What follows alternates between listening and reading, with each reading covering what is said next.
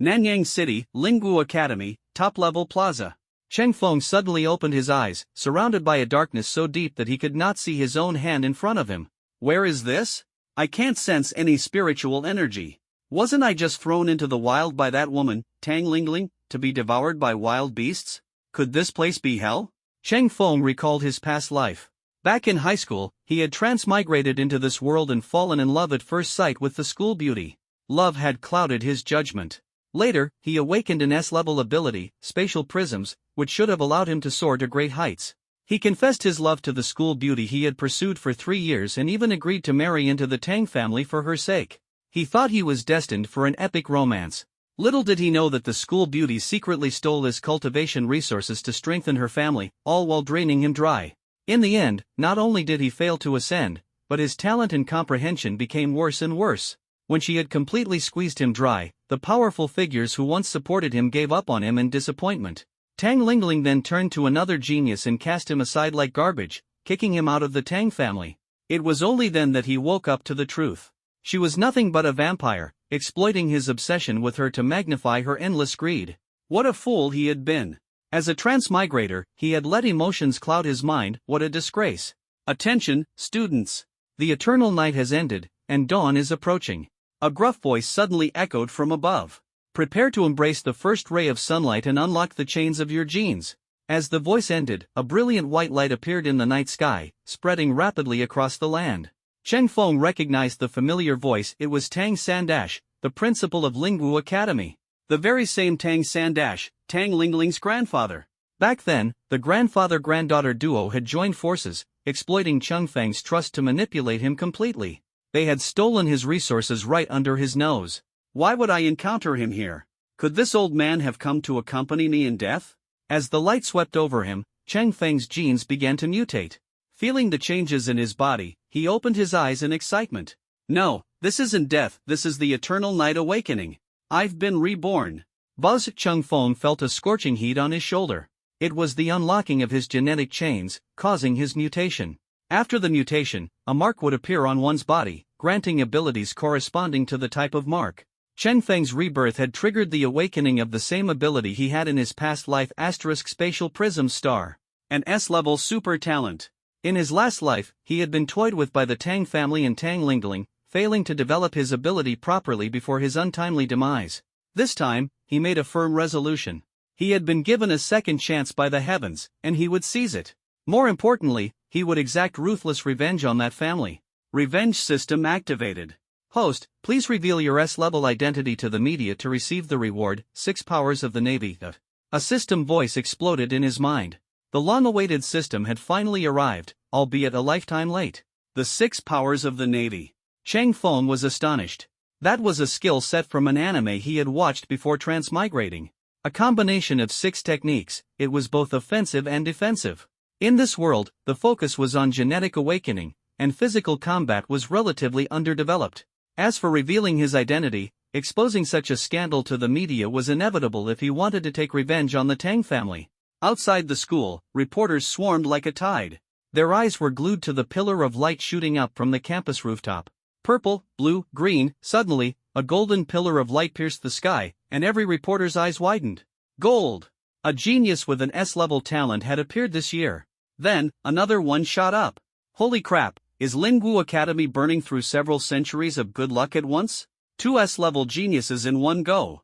I can't wait any longer. Let me in for an interview. Ha, I knew it before the eternal night ended. The school beauty, Tang Lingling, was bound to awaken an S-level talent. I've already secured a private interview with her. It's in the bag. Don't forget young Master Yang. His family has been preparing for his awakening for years. It must be the 2 of them. On the rooftop, the students of Class 9 stared at Cheng Feng in shock. The golden glow surrounding him was gradually fading. Feng, brother Feng, did you awaken an S-level talent? As expected, my bro Feng is a big deal. Brother Feng is incredible. You've got to look out for us from now on. Some sought to ingratiate themselves, while others were consumed with envy. How can a simp like him awaken an S-level talent, while I'm stuck with C-level? You're just unlucky. Looks like Cheng Feng hit the jackpot. Isn't that Mark the tireless right hand? You can take care of yourself from now on. Congratulations. Shut up. Look at the school beauty. At that moment, Tang Lingling was enveloped in a white glow. White represented an F-level mark. That's the most useless ability? You've got to be kidding. With her looks, how could she awaken an F-level talent? They say awakening is random. I didn't believe it before, but now I have to. Tang Lingling's face was filled with shock, unable to believe what she was seeing. F-level, tiger stripes? No way. How could I awaken such a trash ability? She looked up at the golden glow surrounding Chung Feng, her mouth twitching. Her phone vibrated. It was her grandfather, Tang Sandash, calling. On the other end, Tang Sandash's voice was stern and questioning. What's going on? You awakened tiger stripes? Grandfather, Tang Lingling began, but before she could finish. Useless. Our family doesn't support failures. You've wasted so many resources the family invested in you. Tang Sandash's fury was palpable through the phone. Forget it. You're an adult now. Leave the family tomorrow and fend for yourself. Tang Lingling's legs went weak at his words. Grandfather, please don't drive me out. There has to be a way to fix this. Fix it? Tang Sandash glanced at the surveillance data on Chung Feng. Your classmate Cheng Feng awakened spatial prisms. Wasn't he rumored to be your admirer? Use your connection with him to win him over. An S-level talent requires vast resources, and the nation provides free cultivation resources for them. If you can secure those resources under your control, not only will I forgive you, but I'll even add your name to the family genealogy. Hearing this, Tang Lingling's eyes lit up. Don't worry, grandfather. Cheng Feng has followed me around for 3 years, he'll definitely listen to me. Tang Sandash's tone softened slightly. Spatial abilities were rare and highly valuable for frontline logistics. Currently, the Dragon Nation had only one master of spatial prisms, who was one of the nation's top 10 elders. Cheng Feng was bound to attract that elder's attention. He might even earn their favor and inherit their strength. If that happened, the Tang family would rise to unparalleled heights. Of course, the first step was to make Cheng Feng marry into the Tang family. Do you really have a plan? Of course, Grandpa, you know that Cheng Feng has been following me for so many years. The moment I give an order, he never dares to disobey. Tang Lingling spoke with absolute confidence. She knew her beauty was undoubtedly one of the top 3 in Nanyang City, and controlling a man was effortless for her. After reassuring her grandfather with a few words, Tang Lingling hung up the phone and returned to the meeting point. At this moment, Cheng Feng was surrounded by a group of classmates, all eager to curry favor with him. Tang Lingling tidied her stray hair and smiled at Cheng Feng. Cheng Feng, come here for a moment. It must be said, Tang Lingling truly lived up to her title as the campus belle of the academy. Just one smile from her was enough to stir the hearts of a group of innocent young men. In his past life, it was precisely because of her smile that Cheng Feng lost himself, becoming nothing more than a fool who lived to please her. But now, he was no longer that naive boy. Moreover, he was well aware that Tang Lingling calling him over now was to create an opportunity for them to be alone. She would then use a patronizing tone to try to make him her boyfriend. How foolish he had been in his past life. Despite awakening an S-rank talent, he ignored his bright future just to become her lapdog. Since you want to be alone with me, I'll grant your wish. Sure. He responded with a smile, stood up, and followed her. Seeing Cheng Feng's attitude, Tang Lingling's sense of superiority surged. Even if he's awakened an S-rank talent, the nature of a lapdog hasn't changed. It seems my charm is truly extraordinary, these men are so easy for me to control. A group of clueless classmates watched on. The campus belle Tang Lingling is clearly aiming to climb up. With the Tang family's resources backing Cheng Feng, he's bound to grow rapidly now. What Cheng Feng? Call him Brother Feng. He's my sworn brother now. Tang Lingling led Cheng Feng to a secluded corner. She was used to being admired and didn't want anyone to see her taking the initiative to confess to a man. Over the years, she had been very aware of Cheng Feng's devotion. As long as she asked, Cheng Feng was willing to give her anything. Now that she was actively confessing, there was no doubt he would be over the moon. In their past life, this was indeed the case. She had called Cheng Feng over alone, put on a pitiful expression, and Cheng Feng's heart had shattered. He had immediately confessed his feelings to her. Tang Lingling had agreed and even cried, claiming she had awakened a useless ability and was afraid of being looked down upon by her family, making Cheng Feng comfort her for a long time. Later, the two of them set 3 rules for their relationship. Officially, they were a couple, but in reality, they hadn't even held hands. Now, Cheng Feng looked at Tang Lingling with an amused expression. I wonder just how far you'll go this time to take the initiative. He lowered his head, opened his phone, and set up a live stream. The title read, Real-Time Awakening Updates from Lingwu Academy in Nanyang City. Cheng Feng, why are you standing so far from me? Tang Lingling turned around, realizing that Cheng Feng, who usually followed her closely and seemed eager to cling to her, was now standing 10 steps away, casually playing on his phone. Cheng Feng sighed helplessly. Didn't you say last time that, to avoid people misunderstanding our relationship, I should keep my distance? Tang Lingling struggled to suppress her frustration. She brushed her hair from her forehead and said coquettishly, actually, there's no need to stay so far away from me. Cheng Feng felt a chill run down his spine. You're a girl, getting too close to a guy will make people gossip. Ha? Tang Lingling was a little confused. Was it just her imagination, or did it seem like Cheng Feng's enthusiasm for her had diminished significantly? Wait a moment. Cheng Feng replied, finding a spot to set up his phone. Seeing Tang Lingling's puzzled expression, he smiled and explained, when something good happens, I think it's important to record it with my phone. Tang Lingling breathed a sigh of relief. So, it was just her overthinking. Cheng Feng wasn't distancing himself but was instead preparing to surprise her. What good news could he possibly want to record? Was he going to confess to her? It made sense. Previously, he was just a nobody, unworthy of her attention. But now, with an S-rank talent, he must be brimming with confidence. Ha, I won't be won over so easily. I'll have to set some rules for him. Tang Lingling was secretly pleased, completely forgetting that this time she was the one who had approached Cheng Feng first, hoping to get close to him. Cheng Feng noticed her faint smile and guessed this self-centered girl was off in her own imaginative world again. He adjusted the phone and started the live stream. The Eternal Night Awakening was a national event, and with Cheng Feng's attention-grabbing title, a flood of viewers quickly entered the stream. Isn't this Lingwu Academy? Wow, this is a live broadcast from the front lines. Host, wait, I'm going to invite more people. The host is awesome. How did you sneak into Lingwu Academy? I heard the academy closed its gates before the start of Eternal Night. Judging by the host's uniform, he's clearly a student there. A student live streaming? That's even more impressive. You better spill the tea. Who awakened the S-rank talent at Lingwu Academy? The comments section was buzzing, but no one responded. On the screen, there was only a man and a woman talking. Tang Lingling thought he had merely turned on a recording feature to capture this significant moment. She didn't stop him and instead felt a sense of pride. Later, she could show the video Cheng Feng recorded to her grandfather, letting her family see her charm and Cheng Feng's shy confession. With the resources Cheng Feng would bring, the Tang family was sure to become the #1 family in Nanyang City, and her position in the family would be even more secure. Though being with Cheng Feng was a bit of a compromise, the benefits were too tempting. Tang Lingling decided to accept it. Are you ready? Tang Lingling asked as Cheng Feng finished setting up the phone. She struck what she thought was a perfect pose, waiting for his next move. All set, Cheng Feng nodded. Seeing his serious expression, Tang Lingling assumed he was nervous. Although she didn't think too highly of this man with no background, confessions were still romantic, and she was curious if Cheng Feng would surprise her. She felt a hint of anticipation. But after waiting for a while, Cheng Feng said all set and then fell silent.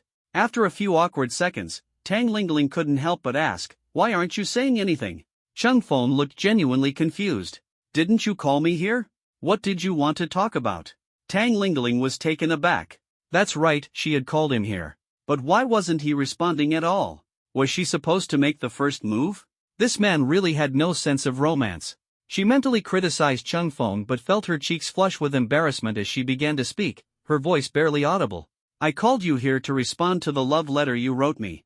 You've awakened an S-rank talent, making you outstanding among the younger generation. Our Tang family has always valued talent. I believe my father and grandfather would accept you into my family, she said. However, while I admire your talent, I am not someone who takes things lightly. Before you make a name for yourself, I have 3 rules you must follow. Cheng Feng smiled, surprised at how direct Tang Lingling was. Are you saying you want me to marry into the Tang family? Tang Lingling nodded. The Tang family was the top family in Nanyang City. Being associated with them was a dream for many people. Yet, she was displeased with Cheng Feng's attitude. This useless guy, sure, he had good talent, but did he really think so highly of himself? The Tang family wasn't just a place anyone could enter. If he wanted in, he would first have to pass her grandfather's test. An S-level talent is impressive, but it also makes you a target. The Tang family can not only protect you but also provide the resources you need for cultivation, she continued. Only by marrying into the Tang family can you avoid unnecessary detours. Alright, let's hear these 3 rules you want me to follow, Chung Feng replied. Seeing him give in, Tang Lingling's expression improved. She held up 3 fingers. First, before you become famous, you are not allowed to get too close to me. Second, you cannot tell anyone that we have any relationship. You can only enter the Tang family as a retainer. Third, you are not allowed to interfere with my social activities. Listening to these terms, which sounded like a literal slave contract, Chung Feng inwardly cursed himself. As expected, being love-struck is equivalent to having a broken brain. In my previous life, was I kicked in the head by a donkey? How did I take such unfair conditions as a sign of her liking me? This is clearly an attempt to string me along. Damn it! Chen Feng laughed bitterly in frustration. Are you done? He asked. Yes, that's all for now. I'll add more rules later if I think of any, Tang Lingling replied. Alright, Chen Feng said. Hearing his agreement, Tang Lingling finally breathed a sigh of relief. After all, this was a task assigned by her grandfather. But having Chen Feng agree so easily made her feel like she was at a loss. Since you've agreed, someone will take you to the Tang family shortly, she said. I said alright to show I understood your conditions, not that I agreed to them, Chen Feng replied. Tang Lingling frowned, not expecting such a response. What do you mean? Are you planning to refuse? With these terms, any self-respecting man would refuse. No matter how pretty the school belle is, it's not worth clinging to one tree. Besides, you said I wrote you a love letter. Where is it? Show it to me. I tore it up. If you tore it up, then that's a rejection. So what do you mean now? Trying to pursue me? Tang Lingling's face turned red with anger. This guy was insufferable. He wasn't reliable at all. So, what are you planning to do? She demanded. I just awakened an S-level talent. You don't even qualify as an F-level waste. What makes you think you have the right to set conditions for me to marry? Into your family? Chen Feng shot back. However, if you arrange 10 maids for me and convince me to take you as a concubine, I might consider it. Before he finished speaking, Chen Feng added, no, wait. Having an F-level waist as a concubine is too embarrassing. My house needs someone to guard the gate. That position is yours. In modern society, maids no longer existed, let alone the idea of being a gatekeeper. Tang Lingling instantly realized Chung Feng was mocking her. Ha, Chung Feng, I tried to negotiate with you nicely, but you refused. Have you thought about what will happen if you go against the Tang family? Do you think you'll survive in Nanyang City? Chang Feng's eyes darkened. Are you implying? You only have 2 choices now, come back to the Tang family with me or be erased by the Tang family, Tang Lingling said, dropping her pretense and issuing a direct threat. The Tang family was one of the top families in Nanyang City, with her grandfather, the school principal, pulling strings behind the scenes. Eliminating someone was child's play. However, Chung Feng couldn't be killed, she was eyeing the resources he carried. The tiger stripes on Tang Lingling's body began to faintly glow as she advanced toward Chung Feng. Tiger stripes might not be a high-level ability, but they grant the strength of a tiger in the early stages. Your spatial prism hasn't even been developed yet, has it? We just came out of class, and everyone saw us. If you return in disheveled clothing, what will your classmates think? Plus, your phone has recordings. If I edit them and claim you violated me, do you think you can escape the Tang family's grasp? Once the Tang family releases the footage, not only will you be condemned by society, but you'll also be forced to marry into the family. There's no escape. With that, Tang Lingling snatched Chung Feng's phone. Chen Feng's livestream had been running all this time. The world was just emerging from eternal night, and it was peak awakening season. Many people were watching his livestream. At first, viewers thought they were witnessing a confession. But as they listened, they realized something was off. The girl was trying to coerce the boy into joining her family, threatening him, and even planning to falsely accuse him. What caught everyone's attention were the keywords: Nanyang City, Tang Family, Academy, S-Level, and Spatial Prism. So, families were now using honey traps to recruit S-Level talents? And since the boy refused, the girl was resorting to coercion, using her supposed purity to bind him? It was utterly shocking. Tang Lingling glanced at the barrage of comments flooding the screen, all condemning her. She froze for a moment before realizing what was happening. Furious, she shouted at Chung Feng, You weren't recording? You were live streaming? I never said I was recording, Chung Feng replied calmly. Looking at the barrage of insults calling her shameless and manipulative, Tang Lingling's blood pressure skyrocketed. She finally understood Chung Feng had been playing her all along. She was so angry she was about to explode. This was utterly humiliating, and it was all happening live for the entire country to see. Damn you! The tiger stripes flared with power, and a loud roar echoed as Tang Lingling swung her fist at Cheng Feng. Exposure task complete. Congratulations, host, on acquiring the 6 powers of the Navy. Memories flooded into Cheng Feng's mind as his muscles adapted to the techniques. Shave! His speed exploded instantly, surpassing the tiger stripes.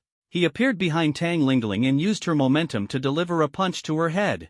Tang Lingling, who had just awakened her tiger stripes, couldn't control her strength properly. She lunged forward but missed, her body thrown off balance. Cheng Feng capitalized on her inertia, and with one blow, her head slammed into the marble floor.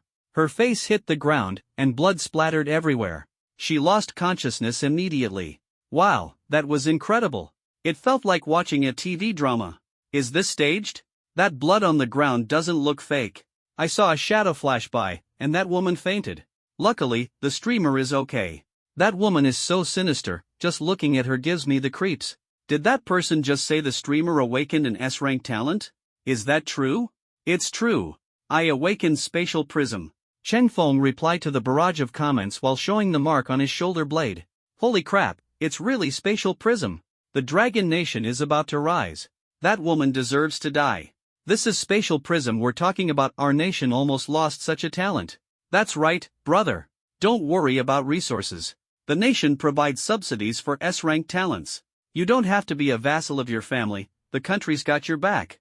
Many streamers and journalists in the live stream room were waiting for traffic, quickly turning the incident into a news story and publishing it online. The news of Cheng Feng awakening the S-rank Spatial Prism had already spread. Cheng Feng's name rapidly went viral online. But it wasn't his name or himself that was trending. It was the reappearance of Spatial Prism, the god-tier spatial ability being awakened by someone again. Additionally, headlines like "The Unknown Side of the Campus Bell" were repeatedly edited and shared across the internet. As Cheng Feng was answering fan questions, he heard his homeroom teacher calling him from not far away. Cheng Feng, head to the director's office. The school has arranged an interview. Cheng Feng responded and turned off the stream. When he arrived at the director's office, there was already another boy waiting, Yang Ming, another S-rank awakener from the academy. Yang Ming was the eldest son of the Yang family and was recognized as a genius among the current students. When he saw Cheng Feng, he nodded slightly, his gaze darkening. With a hint of calculation. He knew this person. He was the star-chasing lackey who always hung around Tang Lingling. And now he had also awakened an S-rank talent? Yang Ming had heard from his family elders that this awakening assessment included high-level examiners from other schools. The school summoning them couldn't just be for an interview, it was likely a test. Just as he suspected, after the reporters set up their cameras, they stepped back. Principal Tang San walked in, accompanied by a woman in military uniform exuding a commanding aura. This is Instructor Li Mingfei from the Kyoto Military Academy, Tang San introduced. Li Mingfei saluted. Hello, as per the military academy's requirements, we will select one student from each branch of the Lingwu Academy to join the military school. The slot will be decided between the two of you. I have some test questionnaires here to assess your military qualities. Please answer honestly. Li Mingfei began conducting the questionnaire with the two of them. The questions were straightforward and basic. When the survey was finished, she announced, "We believe Cheng Feng is more suitable for enlistment." In his previous life, Cheng Feng had also received this opportunity. However, back then, he had just confessed to Tang Lingling and didn't want to be separated, so he declined the offer, giving the slot to Yang Ming. Now, it was only early July. Even if he was admitted, there would still be a 2-month break. Those 2 months were enough time for Cheng Feng to bring down the Tang family. This time, he would not let this opportunity slip away. The Yang and Tang families had always been rivals. After Cheng Feng married into the Tang family, he faced multiple assassination attempts from the Yang family, many of which were orchestrated by Yang Ming. Cheng Feng had no goodwill toward the Yang family. Wait, this isn't fair.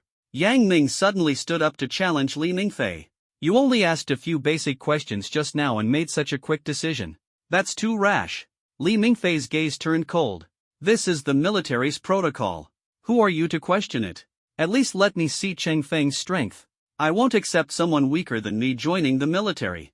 That would only harm the military. I'm not afraid. Let's compare survival skills. If I can survive one day in the Lingwu Mystic Realm, he wins. The Lingwu Mystic Realm was the most dangerous place in Nanyang City, teeming with powerful feral beasts. People. who ventured in usually formed teams of 10 or more. Yet Yang Ming proposed surviving there alone for a day. Outrageous! A flicker of icy resolve flashed in Li Mingfei's eyes. This guy not only questioned his superior's decision but also made such an absurd demand. Someone so narrow-minded and unruly was absolutely unfit for the military. He would become a cancer. Fine. Chang Feng spoke up. The Lingwu mystic realm was exactly where he wanted to go. There were countless treasures there. Let's both go in, and whoever collects the most beast cores by sunset wins. What do you think, Instructor Li? Li Mingfei considered for a moment and finally nodded. Since you both agree, let's give it a try. I'll act as the referee and see who still dares to object afterward. Li Mingfei had initially been dissatisfied with receiving this remote recruitment assignment. She hadn't expected to find someone here who had awakened spatial prism. This was the ability of her mentor. As her mentor's direct disciple, Li Mingfei naturally wanted to bring this student to meet her teacher. As for the other one, Yang Ming's elemental mark, Ice Mark, was a standard S-rank talent. While it might be considered godlike in a remote area, S-rank awakeners weren't uncommon in Kyoto. Moreover, the questions she had asked earlier were fair, and Chang Feng's personality was indeed more suited to the military than Yang Ming's. After all, the military valued not just potential but also willpower and character. Since Cheng Feng agreed to the challenge with Yang Ming, Li Mingfei could use this opportunity to observe his potential further. Meanwhile, Yang Ming was secretly feeling triumphant, thinking he had secured an advantage. Cheng Feng comes from a humble background. Without medicinal baths, how could his physique compare to mine? Besides, the Yang family has a safe zone in the Lingwu mystic realm, guarded by our elite forces. The moment I step in, I can deal with you effortlessly. Tang San was well aware of Yang Ming's intentions but didn't expose him because he also didn't want Cheng Feng to leave. As the academy's principal, he knew Cheng Feng had always been entangled with his granddaughter. If his granddaughter could control Cheng Feng, the Tang family would gain access to endless national resources. Once Cheng Feng went to Kyoto, he would become like a wild horse off the reins. Getting him to obediently serve the Tang family would be nearly impossible. As for the mystic realm, the safe zones were controlled by several families, with the Tang family holding the most influence. Protecting Cheng Feng wouldn't be an issue. Of course, Tang San still didn't know that his granddaughter had suffered a loss at Cheng Feng's hands earlier. This contest was being broadcast live on Dragon Nation's national television. Conflict was always a favorite among viewers. Watching two geniuses compete for a prestigious school slot naturally attracted a huge audience. I'm shocked that such a small place like Nanyang City produced two S-rank geniuses. The spatial ability has reappeared. This guarantees support for the front lines. The military academy should hurry and recruit him. The front lines urgently need talents like this. With spatial abilities, do we even need a test? Just admit him directly. I watched the entire process. That kid was unconvinced and wanted to compete with the guy with spatial abilities. A competition? That's nothing. The front lines are hazardous, resources are hard to transport, and we urgently need people who can use spatial abilities for logistics. That brat with the ice abilities was clearly causing trouble on purpose. It enrages me. I'll offer 1,000,000 spirit stones to anyone who gets rid of him. In a high-ranking office at the military academy, an elder was scraping a poor tea cake with a tea knife while smiling at the barrage of comments on the screen. These young people dare to say anything online. The secretary glanced at the screen and agreed, the internet isn't a lawless place. If they break the law, they'll be held accountable. As long as you understand. I've retired from the battlefield, and my straightforward temper doesn't quite fit in with life now. The elder shifted his gaze and began brewing tea. By the way, where's Xiaotong? Miss, she. The secretary's expression tensed. The elder halted his actions, his sharp gaze making the secretary break into a cold sweat. Miss, she escaped with the recruitment team. Ran away again. That girl, sigh. The elder sighed, taking out his phone and handing it to the secretary. Fortunately, I placed a Tianyan number 10 GPS on her clothes. Track her location and bring her back. The secretary was helpless. This elder truly was a straightforward man. At the entrance of the Lingwu secret realm, Li Mingfei laid out the rules and addressed the two of them. You have one day. Gather here before sunset today. The one with the most beast cores wins. The beast cores obtained during this trial are yours to keep. In this world, beast cores were a hard currency. High-level auctions only accepted beast cores for transactions. In the past, entering a secret realm required turning over 30% of the cores to the family providing the safe zone as a protection fee. Revenge task, kill Yang Ming in the secret realm. Reward, Kamui Mangekyō Sharingan. Hint, deep within the secret realm lies a traitor carrying critical intelligence of the Dragon Nation. The two entered the secret realm from Tang clan territory, though there were also many Yang clan mercenaries infiltrating the area. As soon as Yang Ming entered the secret realm, he contacted the family's death warriors. Soon, over a dozen people gathered. He instructed, Cheng Feng has just awakened his spatial abilities, he's definitely inexperienced. Move quickly, kill him in one strike. On the other side, Cheng Feng received a system message. Perfect. I need to delve deeper to collect beast cores for reserves. Maybe I'll get lucky and run into the traitor.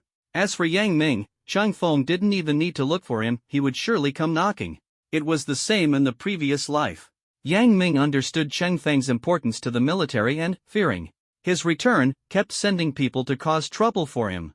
Several times, Cheng Feng had barely escaped death. Before long, Cheng Feng heard the sound of rushing wind. Yang Ming appeared before him with over a dozen figures cloaked in black. Cheng Feng, I didn't expect a waste like you would dare to show up, but have you forgotten whose secret realm this is? Daring to take my spot, get ready for hell. All this over one spot? The Yang clan is truly ruthless.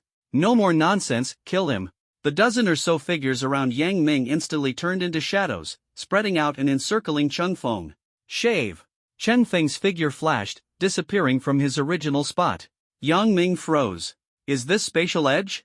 How is he already so proficient at using it? Could that kid really be the genius people say he is? Having grown up showered in praise, Yang Ming couldn't accept the reality before him. I'm the #1 genius of Nanyang City.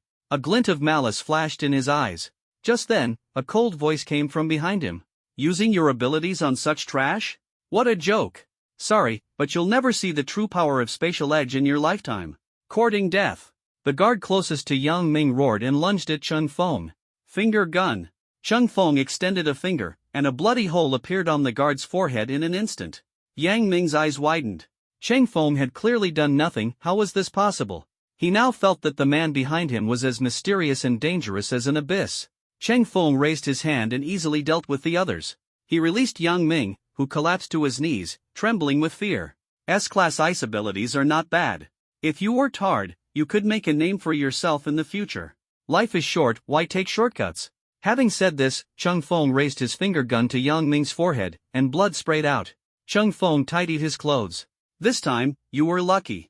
The Tang clan guys won't be so fortunate. Congratulations to the host for completing the revenge task. Reward, Kamui Mangekyō Sharingan. Cheng Feng's eyes transformed into a 3-tomo pattern before evolving into the Kamui Mangekyō form. His vision now revealed the essence of many things. He could also sense the existence of the Kamui dimension. What pleased him most was that the Mangekyō could be toggled freely, saving him a significant amount of spiritual energy. Otherwise, the Rokushiki techniques already drained his stamina heavily, and Kamui consumed spiritual energy. He wouldn't last long, even with 6 lives. Not long after Cheng Feng left, a tall girl with a ponytail arrived. She carried a simple backpack and inspected the corpses. All killed with one strike, this doesn't resemble the traitor's methods. Could there be someone else here? Li Xiaotong gazed into the depths of the secret realm. Deeper in the secret realm, Lan Jiao was slicing open the skull of a fierce beast. Another 3rd-tier beast core. This is such a huge gain. Cheng Feng happily counted his spoils, his tone playful. But after a whole day here, I still haven't come across the traitor. With just one day, they might have already escaped the secret realm. I need to regroup with Instructor Li, I can't keep chasing them. Though the Rokushiki techniques were powerful, they consumed a lot of stamina. Cheng Feng had to rest frequently. After a day, his body was overexerted and in poor condition. He found a pool to rest by, noticing signs of a fight along the shore. Bloodstains covered the ground. As he approached, he saw torn clothing and a severed beast head nearby. His 3-tomo Sharingan spun and morphed into the Mangekyō. The beast head emitted a wave of spiritual energy. Curious, he stepped closer and discovered a ring inside. Someone must have been fighting a fierce beast and got their finger bitten off. Cheng Feng retrieved the ring, sensing a familiar wave of spiritual energy from within. Before he could examine it further, a sound of explosions came from afar, followed by the roars of spirit beasts. Amidst the chaos, a woman's voice cried out. Oh no, there are so many fierce beasts in this secret realm. Help! Hearing the call for help, Cheng Feng looked up to see a young girl being chased by over a dozen wolf beasts. A dozen fierce beasts? This girl must have angered a beast nest. Cheng Feng carefully observed the ferocious beasts and muttered curses under his breath. Their spiritual energy levels were all at tier 3. The young girl, spotting someone nearby, immediately shouted for help. "Big brother, save me!" Chung Feng got to his feet, ready to rush over. "Duck!" The girl, hearing his command, quickly threw herself to the ground, just in time to avoid a slashing attack that flew overhead. With a precise Mangekyō strike, Chung Feng instantly sliced the incoming tier 3 spiritual beasts in half. Shave, he gritted his teeth, ignoring his body's exhaustion, and charged forward. With the assistance of his Sharingan, Chung Feng could discern the beast's movements, adjust his techniques, and pinpoint the most efficient spots to strike. Finally, he managed to eliminate all of the ferocious beasts. The young girl stood up, wiped the blood from her nose, and looked smugly at the dismembered beasts. "Oomph, serves you right for chasing me. This is your bad luck." She turned back. "Thank you, Big." Before she could finish, Chung Feng, overcome by exhaustion, wavered and nearly fell forward. Li Xiaotong quickly moved to support him with her body. "Big brother, are you okay?" "So soft, cough, cough, I'm fine," Chung Feng replied. The girl gazed at Chung Feng with admiration. "What was that move you just used? That was amazing." Just a bit tiring," Chung Feng muttered. The girl gave him a judgmental look that made him uncomfortable. "I saved you with all my strength, and you're still mocking me? I'm just being honest. You're indeed powerful, but did you push yourself too hard to get that kind of strength?" Li Xiaotong smirked mischievously, taking a few steps away as if distancing herself from something dirty. "Young man, don't overdo it. Take care of your body." Even though she teased him, she still helped him up, knowing he had saved her life. Though Chung Feng appeared weak, she was well aware of how strong he truly was. The memory of him effortlessly cutting down several tier 3 beasts with a single strike sent shivers through her body. After all, human bones are far more fragile than those of beasts. If he could so easily kill such creatures, she figured her small frame would shatter instantly if he turned on her. The thought piqued her curiosity. "What technique were you using earlier? I didn't sense any spiritual energy fluctuation. Was it pure physical skill? Do you want to learn? Can I?" Li Xiaotong's eyes lit up, her earlier fear wiped away by excitement. She nodded eagerly. "Yes, I want to learn." "All right, I wish you success in mastering it." Li Xiaotong. "That's it? Just a blessing? Is that the end of the conversation? Ugh, are you messing with me?" She gave Chung Feng a shove, only to accidentally knock him over. He really was weak. Feeling she had gone too far, she quickly helped him sit back up. "How did you end up in such bad shape at such a young age? You need to learn self-restraint, big brother." Chung Feng rolled his eyes, thinking, "I pushed myself like this to save you, didn't I? By the way, where are your teammates? How could they let you roam such a dangerous secret realm alone?"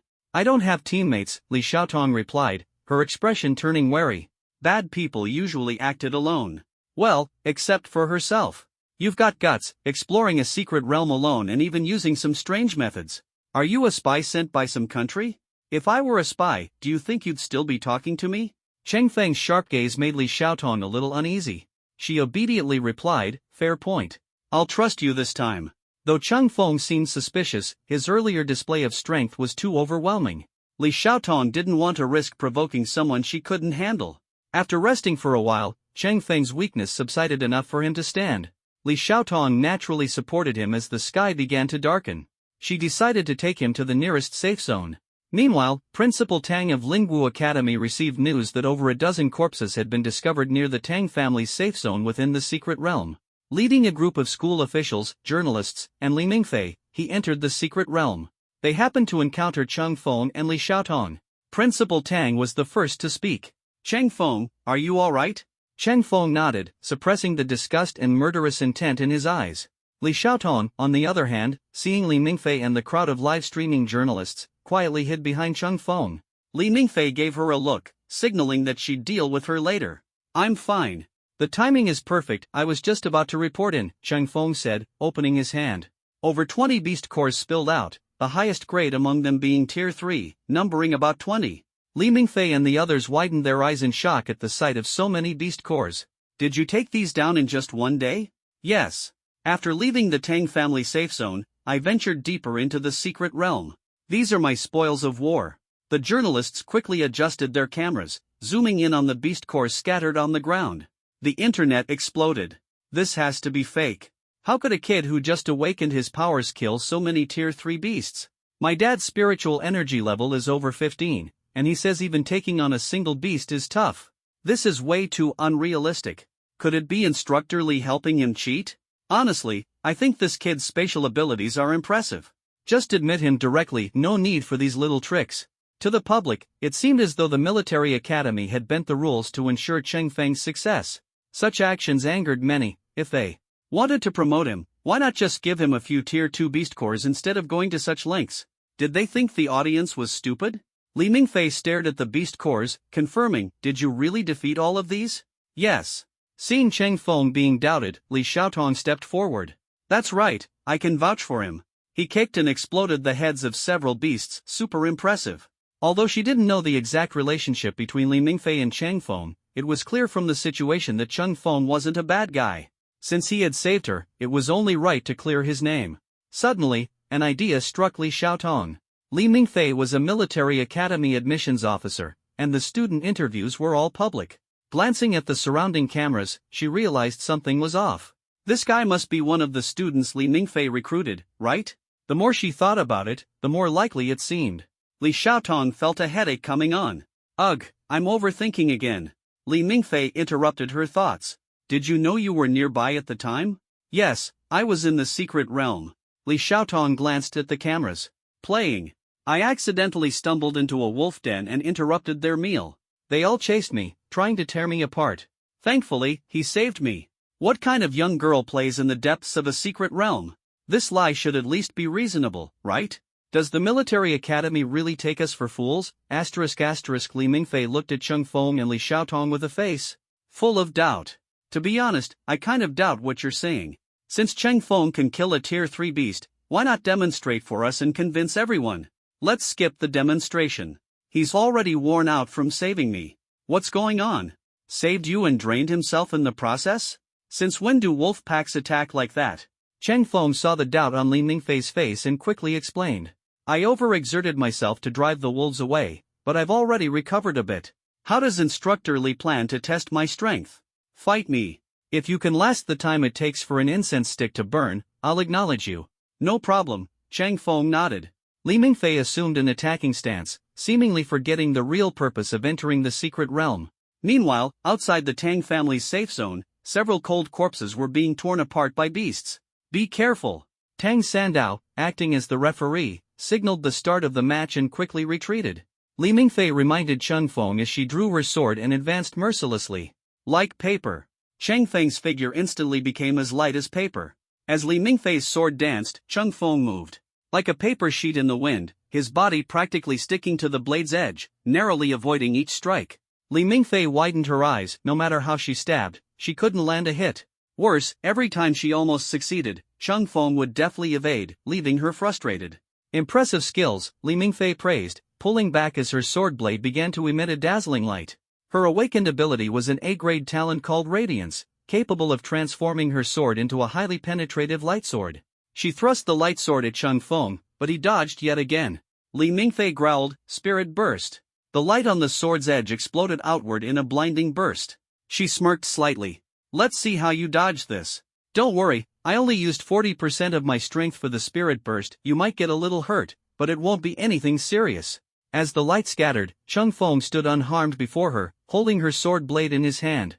"Instructor Li is quite considerate, scratching my itch for me." "You?" Li Mingfei was dumbfounded. Cheng Feng wasn't just uninjured, his arm even shimmered with a metallic sheen. Was he a man of steel? Uncertain, she decided to try again. Without saying a word, Li Mingfei withdrew her sword and launched another spirit burst, this time with full force. The ensuing explosion created vibrations and metallic echoes so intense they hurt the ears of the livestream viewers. Is this guy really made of metal? I've heard some streamers say that implanting chromium into the body can make it resistant to swords and even beast teeth. Could he have undergone some special treatment? Wouldn't the body reject it? Not sure. Let's keep watching. Your body. Li Mingfei halted her attack, her eyes filled with confusion. Cheng Feng waved his hand and retracted the metallic-like defensive layer. Ever since encountering Li Xiaotong, he had been pondering how to explain his 6 techniques martial arts. Now that Li Mingfei had asked, he revealed the explanation he had prepared. Actually, the Cheng family was a prominent household centuries ago. We fell from grace and eventually moved here. Our family had a highly advanced skill, but no one could master it, leading to our decline. The family may have faded, but I've passed on the legacy. Tang Sandao scrutinized Chung Feng. He conducted background checks on all students before they entered the academy. He had never heard of the Chang family's influence, let alone any legacy. This kid was good at hiding things. However, Tang Sandao had to admit that Chung Feng's displayed strength had impressed him. He suppressed the greed in his eyes, wondering about his granddaughter's interactions with this boy.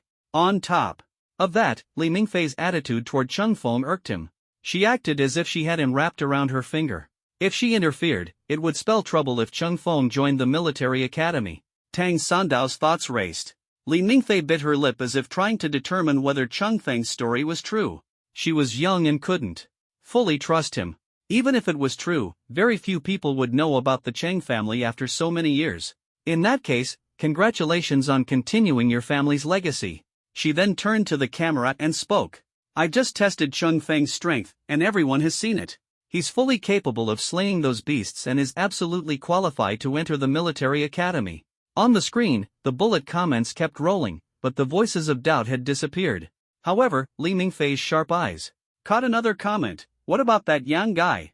Why hasn't he returned yet? Could he have been eaten by the wolves? Only then did she suddenly recall that she and Principal Tang had entered the secret realm because someone reported finding human corpses inside.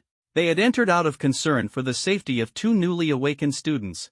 Li Mingfei came to her senses and looked at Tang Sandao, who gave her a helpless smile, indicating that he had also forgotten. Li Mingfei turned to Chung Feng and asked, Did you see Yang Ming in the secret realm? Only then did Chung Feng remember that he had forgotten to deal with Yang Ming and the others' aftermath.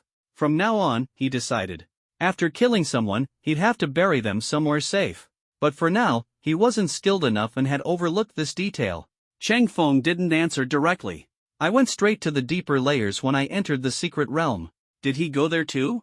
Li Mingfei sighed. Forget it. I'll go check myself. If you're fine, you can head back. Your military academy assessment is over. In the coming days, the academy will formally invite you to enroll. Other academies might also send invitations. You can take your time to decide. Let me know your answer in a week.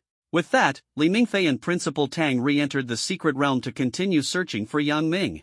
Based on photos provided by Principal Tang's subordinates, the corpses they found were riddled with wounds, their flesh mutilated, clearly dead for a long time and gnawed on by beasts. Li Mingfei couldn't confirm whether Yang Ming was among them, so she decided to search personally. This matter had nothing to do with Chang Feng, so she naturally let him go back first. Since leaving the safe zone could risk beast attacks, it wasn't convenient to bring the news reporters alone. The live stream ended here. The reporters' work, however, was far from over. This live stream had ignited a nationwide discussion, not only confirming the appearance of a new spatial ability user but also the explosive event of a newly awakened student challenging an instructor. Even the yet-to-return S-grade talent student became a hot topic. All the reporters hurried back to revise their articles and edit their videos. Secret Realm Safe Zone, territory under the jurisdiction of the Yang family. Upon receiving the news, the head of the Yang family and his wife rushed over immediately. Yang Kuei held a photo in his trembling hands, his entire body shaking as he the Secret Realm's safe zone, under the jurisdiction of the Yang family. Upon receiving the news, the Yang family head immediately rushed over with his wife. Yang Kuei held a photograph in his trembling hands, staring at the horrifying image of his beloved son. His entire body quivered with rage. Beside him, Madame Yang couldn't hold back her tears. Yang Kuei took a deep breath to stabilize his emotions. He looked at the spy who handed him the photograph. Any news? According to the investigation, before the young master was devoured by the fierce beast, he had already been fatally struck and killed. The surrounding guards met the same fate. Yang Kuei fell silent. He knew his son had sent guards to assassinate someone, guards he had specifically arranged for his son's training. Yet, he never expected such a large group of guards to be completely annihilated, with not a single survivor to bring back the news. Madame Yang stepped forward, standing beside him. The two of them stared at the photograph in silence for a long time. Yang Ming was their son, the most gifted of the younger generation. He had just awakened an S-rank talent, his future brimming with promise. How could something like this happen? Yang Kuei had heard about the incident at the academy that day. He knew his son's temper all too well. It must have been the competition with Chang Feng for the spot that had driven his son to such murderous intent. Although it was his son who first harbored ill intentions, and although his son was ultimately counter-killed, the Death of a murdered child could not be left unsettled. This grudge was now set in stone. It could not be forgiven. The qualification his son had failed to obtain, Chung Feng would never have it either. If you dream of going to the military academy, then your life will be the price. To dare cross the Yang family, that alone is reason enough for you to die. Madame Yang immediately understood her husband's intention and nodded in agreement. In their younger days, the couple had been known as the Twin Evils, making quite a name for themselves. Later, young Kuei took on the role of family head, overseeing external matters, while Madame Yang handled internal affairs. Together, they elevated the Yang family to new heights. Now, the Yang family could almost rival the Tang family. However, with the untimely death of their young heir, the future of the Yang family seemed fraught with peril. Young Kuei's eyes burned with rage like fire. He stood up and went to fetch his weapons. Although he hadn't wielded blades or swords in years, his ferocity had only grown stronger. Chung Feng left the secret realm, accompanied by Li Xiaotong, who had been thrown out by Li Mingfei. Li Xiaotong had also wanted to investigate the case, but Li Mingfei had said nothing, simply handing her over to Chung Feng and instructing her to escort him home. On the road, Li Xiaotong supported the weakened Chung Feng, who had exhausted himself using the 6 styles. She grumbled angrily as they walked. So frustrating. I've read over 100 detective novels. This should have been my moment to shine, and instead, I got kicked out. Chung Feng looked at Li Xiaotong and chuckled. Are you close with Instructor Li? Not close at all, not even a little. When I first arrived, I begged her for so long, and she still wouldn't let me join. But luckily, I'm smart. I snuck onto the recruitment team's vehicle and slipped out of the military base. You snuck out of the military? Isn't that considered desertion? Chung Feng thought for a moment and then pulled out his phone, starting to search for something. What are you looking for? Li Xiaotong curiously leaned over. On the screen was a dark blue webpage, the official military website. Reporting a deserter comes with a 100,000 yuan reward. Chung Feng excitedly raised his phone, pointing it at Li Xiaotong. Come on, give me a smile. Li Xiaotong looked utterly confused. Chung Feng pressed the shutter, capturing a bewildered face frozen on his phone. It took a moment for her to react. You're going to report me? Hey, I've been helping you all this way. Damn it, delete it right now. Revenge quest initiated, eliminate the vengeful young couple. Reward, Demon Blade Yen Mo, physical enhancement. Seeing the word physical in the reward, Chang Feng's eyes lit up. Physical enhancement. It was exactly what he needed at the moment. His body had been severely overstrained, and his legs wobbled as he walked. Li Xiaotong snatched his phone, quickly deleting the drafted report in the photo before reluctantly handing it back. Seeing his limping gait, she couldn't resist teasing. I finally understand why your family stopped passing down that secret technique. I bet practicing that technique made all you men's waists hurt too much to do anything big, right? Couldn't handle it, so the lineage ended? Shut up. Do I look like I've got a problem? Chung Feng retorted, raising his hand to lightly flick the back of her head. Li Xiaotong easily dodged and was about to continue teasing when a sudden chill blew past them. A sinister male voice came from behind. Don't turn around. I'll give you one chance to run. Before the words fully settled, Li Xiaotong, curious as ever, turned her head only to meet the scarred, ominous face of Yang Kuei. The faint smile on her face froze instantly as fear drained the color from her cheeks. Is it still too late if I leave now? Too late. Yang Kuei's face darkened as the blade in his hand slashed swiftly toward her neck. She sidestepped, narrowly dodging, but her right shoulder was still pierced. Blood flowed profusely down her arm. Li Xiaotong quickly retreated, gritting her teeth in pain. Damn, he's fast. His spiritual power must be at level 30. Not bad, little girl. Quick reflexes, Yang Kuei remarked. From his shadow emerged a woman, Madame Yang herself. She held a blade identical to Yang Kuei's and fixed her gaze on Chung Feng. In his past life, Chung Feng had crossed paths with this couple and knew they had awakened the same B-rank talent, Shadow. Though the rank wasn't high, the ability was troublesome, allowing them to move and hide seamlessly within shadows. As a pair, their synergy was unparalleled. They could vanish without a trace and reappear from each other's shadows to execute a silent assassination. This technique had made them infamous. Li Xiaotong retreated to Chung Feng's side, flames igniting on her injured arm. The fire quickly consumed the flowing blood, and her wound began to visibly heal. Chung Feng found this ability oddly familiar. In his previous life, while controlled by the Tang family, he had witnessed their ambition as they climbed step by step to the pinnacle of power in the capital. During a military parade, he had once seen a female general in a golden-red phoenix robe. The flames on Li Xiaotong's body resembled the phoenix emblem on that general's robe. Tang Lingying had once compared herself to the female general, venting her fury on Cheng Feng in the process. Yang Kuei didn't recognize the flames but could tell they weren't ordinary. Could this girl be from some prestigious family? Yang Kuei glanced at his wife, who immediately understood and lunged at Li Xiaotong. Meanwhile, Yang Kuei launched an attack on Cheng Feng. Cheng Feng, severely drained of stamina, could barely move his trembling legs. Using his Sharingan to assist him, he managed to evade a few strikes by a hair's breadth. Suddenly, he sensed a spatial disturbance behind Yang Kuei. Cheng Feng's eyes widened in realization. So shadows can also use spatial fluctuations for rapid movement, but it's not actual space traversal. Seizing the moment, the three tomo in his eyes began to spin.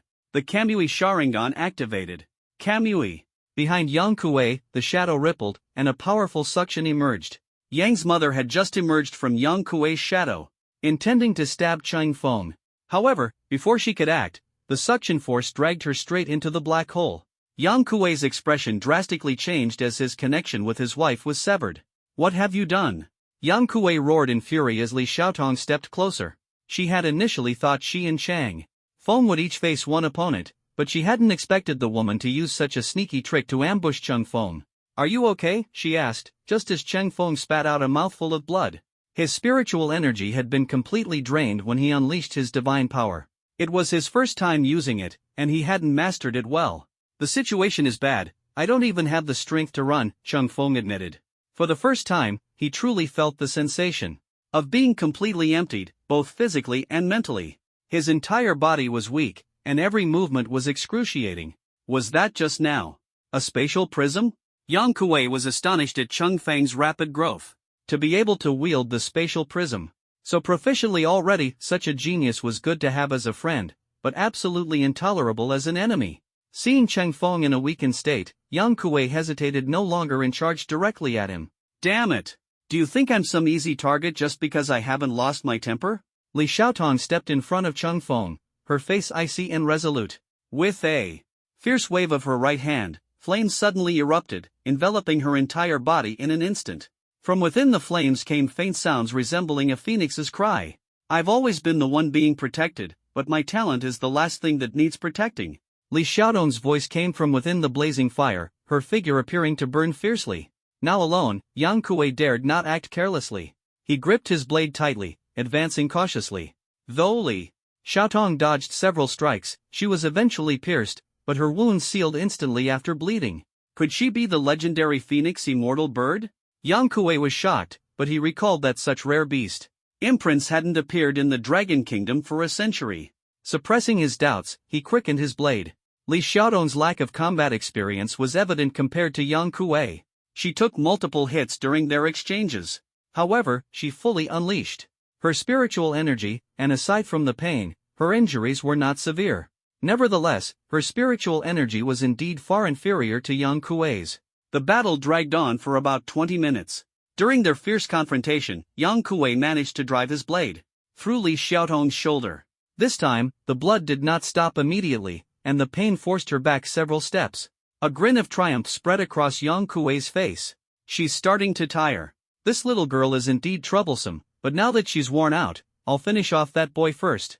Though this girl had great talent, her lack of experience was her downfall. After dealing with her, only Cheng Feng, a useless cripple, would remain, and his vendetta would be avenged. Yang Kuei pulled out his blade and looked up, searching for Cheng Feng's position. Suddenly, the sound of wind slicing through the air cut sharply around him. A buzzing noise filled his ears, the ecstasy of breaking through Li Xiaotong's defense evaporated, and the environment seemed detached from him. The temperature plummeted drastically. Li Xiaotong, clutching her pierced shoulder, looked up to see Yang Kuei stiffly falling backward. A bloody hole had appeared on his forehead. It looked exactly like the bloodied holes on the foreheads of those in Principal Tang's photographs. A chill ran down Li Xiaotong's spine as she slowly turned her stiff body around, only to see Cheng Feng sitting on the ground. He was retracting his hands slowly, panting heavily. Cheng Feng smiled weakly at her. "I just recovered a bit of strength, and now it's all drained again. I'm completely out of moves," he said. Li Xiaotong's lips twitched. "That technique of yours, the people in the secret realm." "Yes, I killed them all," Cheng Feng nodded laboriously. "You know now.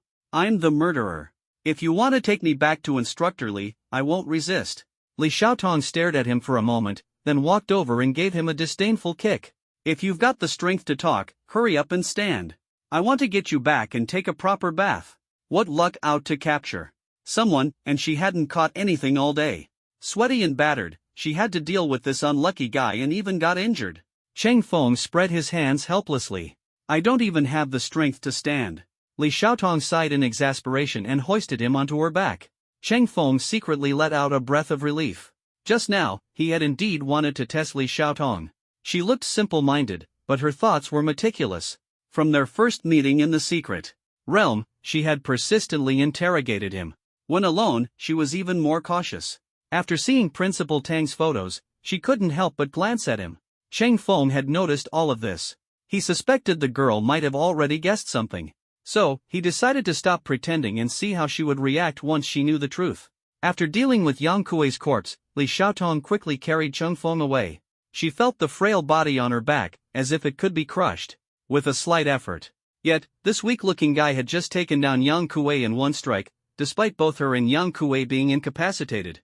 Though Yang Kuei had been somewhat careless, the power of that strike was something even Li Xiaotong couldn't have dodged at full strength. Thinking back, the guy on her back was a sly old fox, trying to manipulate her with his tricks. How infuriating. She had been ready to risk her life to protect him, and he dared to toy with her. Unable to contain her frustration, Li Xiaotong shook the person on her back. Ah! Are you taking revenge on me? Cheng Feng cried out, even the slightest touch was agony for him now. Serves you right. Li Xiaotong retorted angrily. Cheng Feng had just told her about Yang Kuei's identity. While he hadn't mentioned the details of the secret realm, she could guess that those dozen people had tried to kill Cheng Feng, forcing him to counterkill in self-defense. Li Xiaotong, born in the capital, had studied at military school, frequented military camps, and had seen countless life-and-death moments, especially in secret realms. By the way, what about that woman earlier? She's in my space, Cheng Feng replied. To prevent Yang's mother from launching a sneak attack, he had decisively opened the Kamui space and locked her inside. His plan had been to deal with Yang Kuei first and then handle her. But now, upon reflection, he decided to just let her stay there. The Kamui space was vast and secure. Practically a paradise. Let her enjoy herself for 10 days or so. When she was starved thin, he'd release her. It was efficient and saved energy. This was the proper way to use the Kamui space. I, Cheng Feng, declare it the strongest among Mangekyō. The curious Li Xiaotong continued to ask, was what you used earlier the spatial prism? Currently, only that elder among the 10 masters in Cheng Feng possessed the spatial prism talent. The elder had not acted for a long time and had publicly stated that he was still deeply developing the spatial prism's abilities. As a result, many had never seen the spatial prism in action, only knowing it was related to space. This made it an ability that could easily conceal its user's true strength. Yes, Cheng Feng confirmed. The space created by the spatial prism can trap anything. The spatial prism and Kamui can both create space, but the spatial prism reacts slowly when entering space, making it almost impossible to trap an enemy inside. However, the space it creates is much larger than that of Kamui. When he was young, the 10 elders used the spatial prism as a means of transportation, tirelessly traveling to the front lines. As for other abilities, they were never disclosed. In his previous life, Cheng Feng had many bold theories about the spatial prism but never had the chance to verify them due to his low cultivation level. Now that his body was recovering, he planned to study it thoroughly. Dragging his exhausted body, Cheng Feng leaned on Li Xiaotong's back as they walked a short distance. A girl stumbled towards them from the opposite direction. Cheng Feng? The girl paused for a moment upon seeing him, then excitedly called out. This was Lu Jing, one of their classmates and Tang Lingling's closest friend. Is there something you need? Cheng Feng, unfamiliar with her, couldn't understand why she was so flushed and agitated. Do you know? Lingling was beaten up. Weren't you out with Lingling earlier tonight? After the homeroom teacher called you away, Lingling came back with her head covered in blood. Did you provoke someone? Did they take it out on Lingling because of you? Quick, tell me who it was. If you help her get revenge, maybe she'll be grateful to you, and you might still have a chance together. Lu Jing finished her frantic speech, looking at Cheng Feng with eager anticipation. Cheng Feng glanced at her and asked, do you know why the homeroom teacher called me? Wasn't it because you awakened the spatial prism? Our academy only has 2 awakened S-level talents, it even made the news. Exactly. Since I've awakened an S-level talent, why would I bother dealing with an F-level nobody? Do I look like an idiot to you? Lu Jing froze in shock. Move aside. I'm going home. Cheng Feng gestured for Li Xiaotong to leave after finishing his statement. Li Xiaotong, her eyes blinking with curiosity, seemed to be enjoying the drama. Seeing Cheng Feng's sour expression, she supported him as they continued walking home. As they passed by Lu Jing, her large eyes were still observing her surroundings. Lu Jing, too, stared curiously at the girl who was even more beautiful than Tang Lingling. This only confirmed what Cheng Feng just said. He had awakened an S-level talent, and within a single day, a girl more stunning than Tang Lingling was already by his side. The once pathetic loser had transformed into someone admired by all, while Tang Lingling had become the failure instead. Lu Jing had been secretly thrilled upon hearing about Cheng Feng's S-level awakening. Since he and Tang Lingling had a special relationship, if they ended up together, she being Lingling's close friend could also benefit. But Cheng Feng's attitude left her disappointed. Lu Jing glanced at the pastries in her hand, which she had bought for Tang Lingling. Earlier, Tang Lingling had approached her, saying she'd been beaten and was afraid her family would find out, so she wanted to hide for a while. At first, Lu Jing hadn't thought much of it, but after hearing Cheng Feng's words, she suddenly understood. Tang Lingling has awakened an F-level talent, so her family must despise her now. She might even have been kicked out. With her bad temper, I only stayed friends with her to reap benefits. Before, she bossed me around and acted like a spoiled princess. Now that she's fallen, she comes to me? Humph, who would care about her without any perks? With this thought, Lu Jing's hand, which had loosened, clenched tightly again. She threw the pastries she'd just bought into a trash can. Watching Lu Jing leave, Li Xiaotong nudged Cheng Feng's waist as she supported him. Hey! Hiss, what is it? Cheng Feng winced. Li Xiaotong smiled mischievously, her tone full of gossip. Is there a story here? Care to spill a little? I didn't realize you were so devoted. How many years have you been chasing Lingling? Did you have something to do with her getting beaten up after you parted ways? Li Xiaotong's love of detective novels hadn't gone to waste. She had deduced most of the situation even without Cheng Feng saying much. She chattered incessantly the entire way home. Once they arrived, Cheng Feng said nothing and shut the door on her. Li Xiaotong knocked on the door. You heartless man. I went through all this trouble to bring you back, and you won't even let me in for a drink of water? There's a vicious dog inside, it's not convenient for guests. Fine, I'll come back tomorrow then. Li Xiaotong laughed as she bid farewell. At the crossroads, she hesitated briefly before deciding to take the same path back. After returning home, Cheng Feng realized his physical fatigue wouldn't recover through normal rest. The system task hadn't been marked as complete yet, so he hadn't received the reward for enhanced physique. Thinking of Yang's mother in the Kamui space, Cheng Feng let out a deep sigh. I still need to deal with her first. Ever since locking her in the Kamui space, there had been constant commotion inside. After resting for half an hour, Cheng Feng grabbed a bundle of rope and activated Kamui. Inside, Yang's mother was gripping a slightly sharp dagger, sitting on the steps to rest. Seeing Cheng Feng, she immediately sprang into action, her figure flashing as she lunged toward him. Such strong killing intent, as always. Cheng Feng sidestepped with a grin, pressing her head down forcefully. Boom! Yang's mother's forehead buzzed from the impact, and warm blood trickled down her cheeks. Cheng Feng picked up the rope, tied her tightly, and pointed upward with his finger. A prism-shaped space appeared above them. He stuffed the rope into the space, using it as an anchor to suspend Yang's mother, bringing her face to face with him. I was going to give you a quick death, but I have some questions I need you to answer first. Ha! Don't dream of it. Yang's mother spat at Cheng Feng. In response, Cheng Feng swiftly delivered a punch to her abdomen, making her wince in pain. The killing intent emanating from Cheng Feng was suffocating, making her feel like she was facing a god of death. In her eyes, he was terrifying.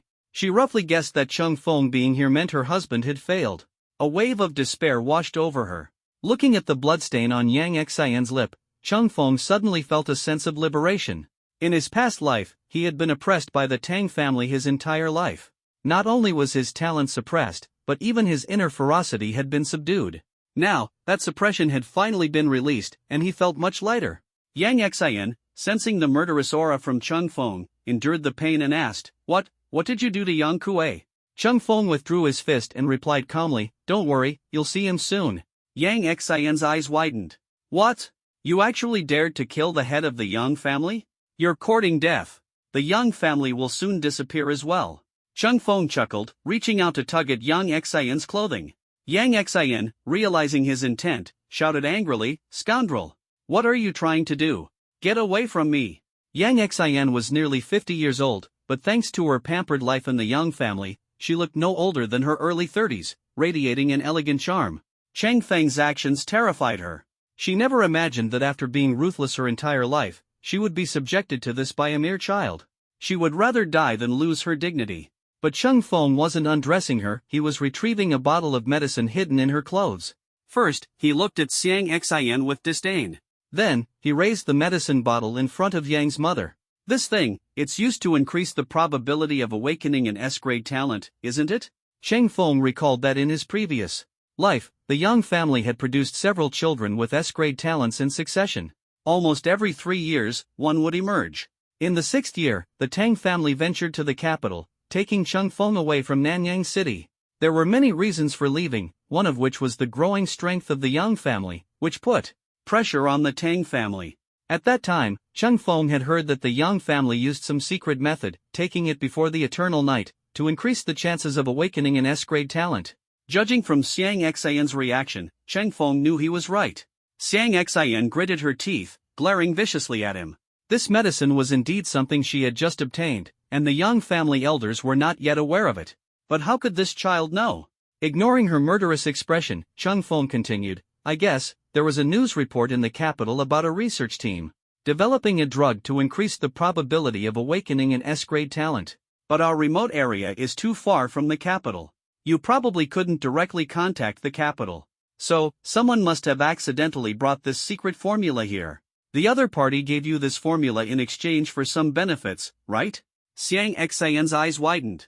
Not long ago, the Yang family had indeed encountered a mysterious man. That man introduced the effects of this drug and also requested the Yang family to help him escape. Initially, the Yang family didn't believe him, but the drug's effects were too tempting. An S-grade talent. In this remote area, one hadn't appeared in years. So Yang Kuei discussed with her, using clan members as sacrifices to test the drug on their son. The result? He truly awakened an S-grade talent. On the day the eternal night ended, the two sought out the mysterious man to thank him and then sent him into the secret realm. The timing was exactly 1 hour before Cheng Feng entered the secret realm. And that mysterious man was the traitor Li Xiaotong had been chasing, a criminal who had stolen national secrets. Looking at Xiang Xian's expression, Cheng Feng already had the answer. Did you know? For someone to possess this kind of technology yet be on the run, they're most likely a national criminal. According to the laws of the Dragon Kingdom, your Yang family should be executed to the last member. Head, Dragon Kingdom's law? Who in this place doesn't have some shady past? You're right, and that's why people like you need to be dealt with harshly. Cheng Feng smiled, pressing his finger against her forehead. Mission accomplished. Weapon obtained, Enma. Constitution +1. Side mission activated. For every enemy killed, earn 1 exchange token. Detected that the host has killed 3 enemies. 3 tokens obtained. Exchange unlocked. New shop item, black medicine. Price, 1 token per bottle. Effect, external use for rapid wound healing. Main mission updated, destroy the Tang family. Additional mission, kill Tang Sanda. 2 updates to the main mission. Listening to the system rewards, Cheng Feng was a little stunned. +1? Based on the host's current constitution of 10, an increase of 1 point. In other words, his constitution had improved by 10%. As the system's voice fell, Cheng Feng felt his fatigue ease significantly. At the same time, he noticed that in the dimensional prism, a luxurious sword rack had appeared, with a sword mounted upon it. It was none other than the newly acquired Enma, the sword known as the King of Hell. Cheng Feng reached out to touch it, and the blade emitted a low hum, clearly resisting him. Based on its setting in the anime, this sword continuously absorbs haki, and only a true ruler can wield it. In this world, there is no haki. He wondered if Enma could still unleash its full power. Cheng Feng tried touching the scabbard, feeling his mental energy being rapidly drained. His recently recovered body instantly felt weak again. Thankfully, after absorbing his mental energy, Enma emitted a faint green glow, seemingly acknowledging him. He remembered the system mentioning the shop earlier, which seemed to have unlocked new items. Focusing his consciousness into the dimensional prism, the system had treated this space as a base, allowing him to change the environment and display the shop interface at will. A shelf appeared before him, with the first slot already open. It read, Black Medicine, 1 token per bottle. Medicine? Chang Feng happened to have one token and immediately exchanged it for a bottle. According to the description, it was for external use. Storing the bottle away, Chang Feng willed the ring he had found in the secret realm to appear in his hand. He felt a bit of anticipation. Could this ring be hiding some secret? Perhaps an old master or something? Curious, he touched it. The texture felt nice. It was made of pure silver. It seemed shinier after touching it. Does silverware have this feature? Suddenly, he became alert and quickly threw the ring away. His expression changed, and he tried to store the ring into the kamui space. However, halfway through the action, the ring exploded in mid-air. Most of it shattered within the kamui space, while the rest of the explosion hit Chang Feng directly. He immediately activated the iron body mode, but to his surprise, the explosion managed to break through his defense. A crack appeared on Chang Feng's arm, and blood flowed continuously. This thing turned out to be a bomb. He quickly took out the black medicine he had just exchanged, not expecting to test its effects so soon. Applying the medicine to his arm, the cool sensation alleviated the pain. The pain relief worked remarkably well. He thought about the novel first he had read before transmigrating, which mentioned black medicine. He wondered if it would have additional effects if taken internally. This tiny ring packed such an explosive punch. If someone wore it, it could probably blow them to pieces. Saves the trouble, I guess. Chang Feng found himself somewhat admiring the explosive ring. It seems the traitor knew someone was coming after him and deliberately set this trap. This grudge, I'll remember. If I catch him, he's mine. He thought of Li Xiaotong, that foolish girl. She likely entered the secret realm to hunt down the traitor. But she probably didn't know the traitor was hiding with the Yang family, nor that he had set traps for her. As for the Yang family, harboring a national traitor was enough to condemn them. But now, without the state's intervention, the Yang family head was already dead. Their internal chaos and other forces vying for territory meant the Yang family wouldn't last long. Snapping back to reality, Chang Feng found himself increasingly intrigued by the traitor. Possessing a drug capable of awakening S-grade talents indicated significant breakthroughs in the nation's top-tier research on the eternal night. The next day, after resting for 5 hours, Chang Feng's body had recovered to its peak condition. The wound on his arm had faded to a faint scar. It was still early morning, and the sky had yet to brighten. He headed directly to the secret realm. Meanwhile, the various factions in Nanyang City had all learned of Yang Kuei's assassination in the streets. They didn't rush to investigate who the murderer was. Instead, they immediately mobilized their family members to protect the safety zone of their own secret realm. The power of Nanyang City was mainly distributed in the secret realm. Whoever controlled a larger safety zone had more confidence. Something happened to the Yang family, and everyone was eyeing their territory. Chang Feng entered the secret realm through the Zhou family's safety zone. The safety zone resembled a city that never slept, with bustling businesses, equipment trading, team recruitment, auction houses, and even numerous underground dealings. Chang Feng swiftly crossed the brightly lit streets and headed straight for the depths of the secret realm. In the shadows of a street corner, a Tang family spy reported Chang Feng's movements to their superiors. Tang Sandash was planning to annex the Yang family's territory when he suddenly learned that Chang Feng had entered the secret realm. He glanced at Tang Lingling beside him. Tang Lingling, possibly due to awakening her tiger stripes, had become taller and more imposing. The once frail-looking girl now exuded a mature and commanding aura. One had to admit, Tang Lingling indeed had a good foundation. Hearing news of Chang Feng, Tang Lingling silently clenched her teeth. She stood at the back of the Tang family's team. The once high and mighty young lady had now fallen to the margins of her family due to a failed awakening. Tang Lin, standing beside Tang Sandash, stepped forward. "Grandfather, that boy sneaked into the secret realm in the middle of the night. He's probably up to no good. Let me take some men to eliminate him." Tang Sandash shook his head. "There are too many people eyeing the fat piece of meat that is the Yang family. A newly awakened kid isn't worth diverting our attention for. Just keep track of his movements. The Yang family will definitely come to submit to us to save themselves. When that happens, we'll have a tough battle ahead. Wait until dawn. After we annex the Yang family, we'll deal with him later." Tang Sandash's eyes were deep and expressionless. A trap was waiting for its protagonist to walk in. In the early hours, undercurrents surged within the safety zone of the secret realm. Chang Feng walked alone in a mountain stream. After a while, he lowered his head and noticed traces of urine on a nearby tree left by wolves. In recent years, wolves had been unusually active in the secret realm, and their tracks could be seen in many places. Wolves were highly territorial. Just yesterday, Li Xiaotong accidentally intruded into a wolf den and was chased by a pack for half the day. As Chen Feng bent down to examine the traces, a young girl was hiding behind a large tree, staring intently at him. Elder Tang had instructed Tang Wu to keep a close watch on Chen Feng, and she didn't dare let her guard down. Tang Wu, older than Tang Lingling, had awakened a B-level ability called breath concealment, allowing her to hide her presence. She was thus tasked with reconnaissance and tracking. Seeing Chen Feng wandering around aimlessly, Tang Wu was puzzled. This guy came to the secret realm in the middle of the night, could he really be here to enjoy the scenery? Has his brain overheated? She muttered softly, continuing to keep an eye on him. But then she discovered that Chang Feng's previous position was now empty.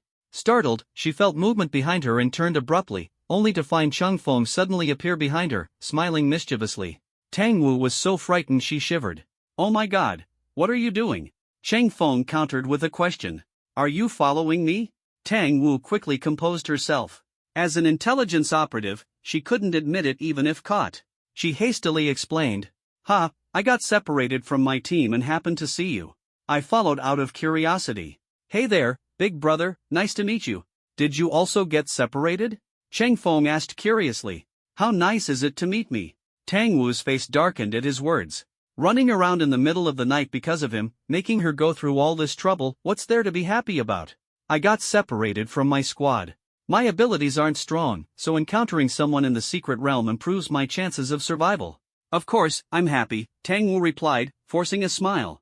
Cheng Feng chuckled. In his previous life, he hadn't interacted much with the Tang family's intelligence personnel and had never met Tang Wu. However, her features bore some resemblance to Tang Lingling's. After all, they were family. Similar genes often brought about recognizable likenesses.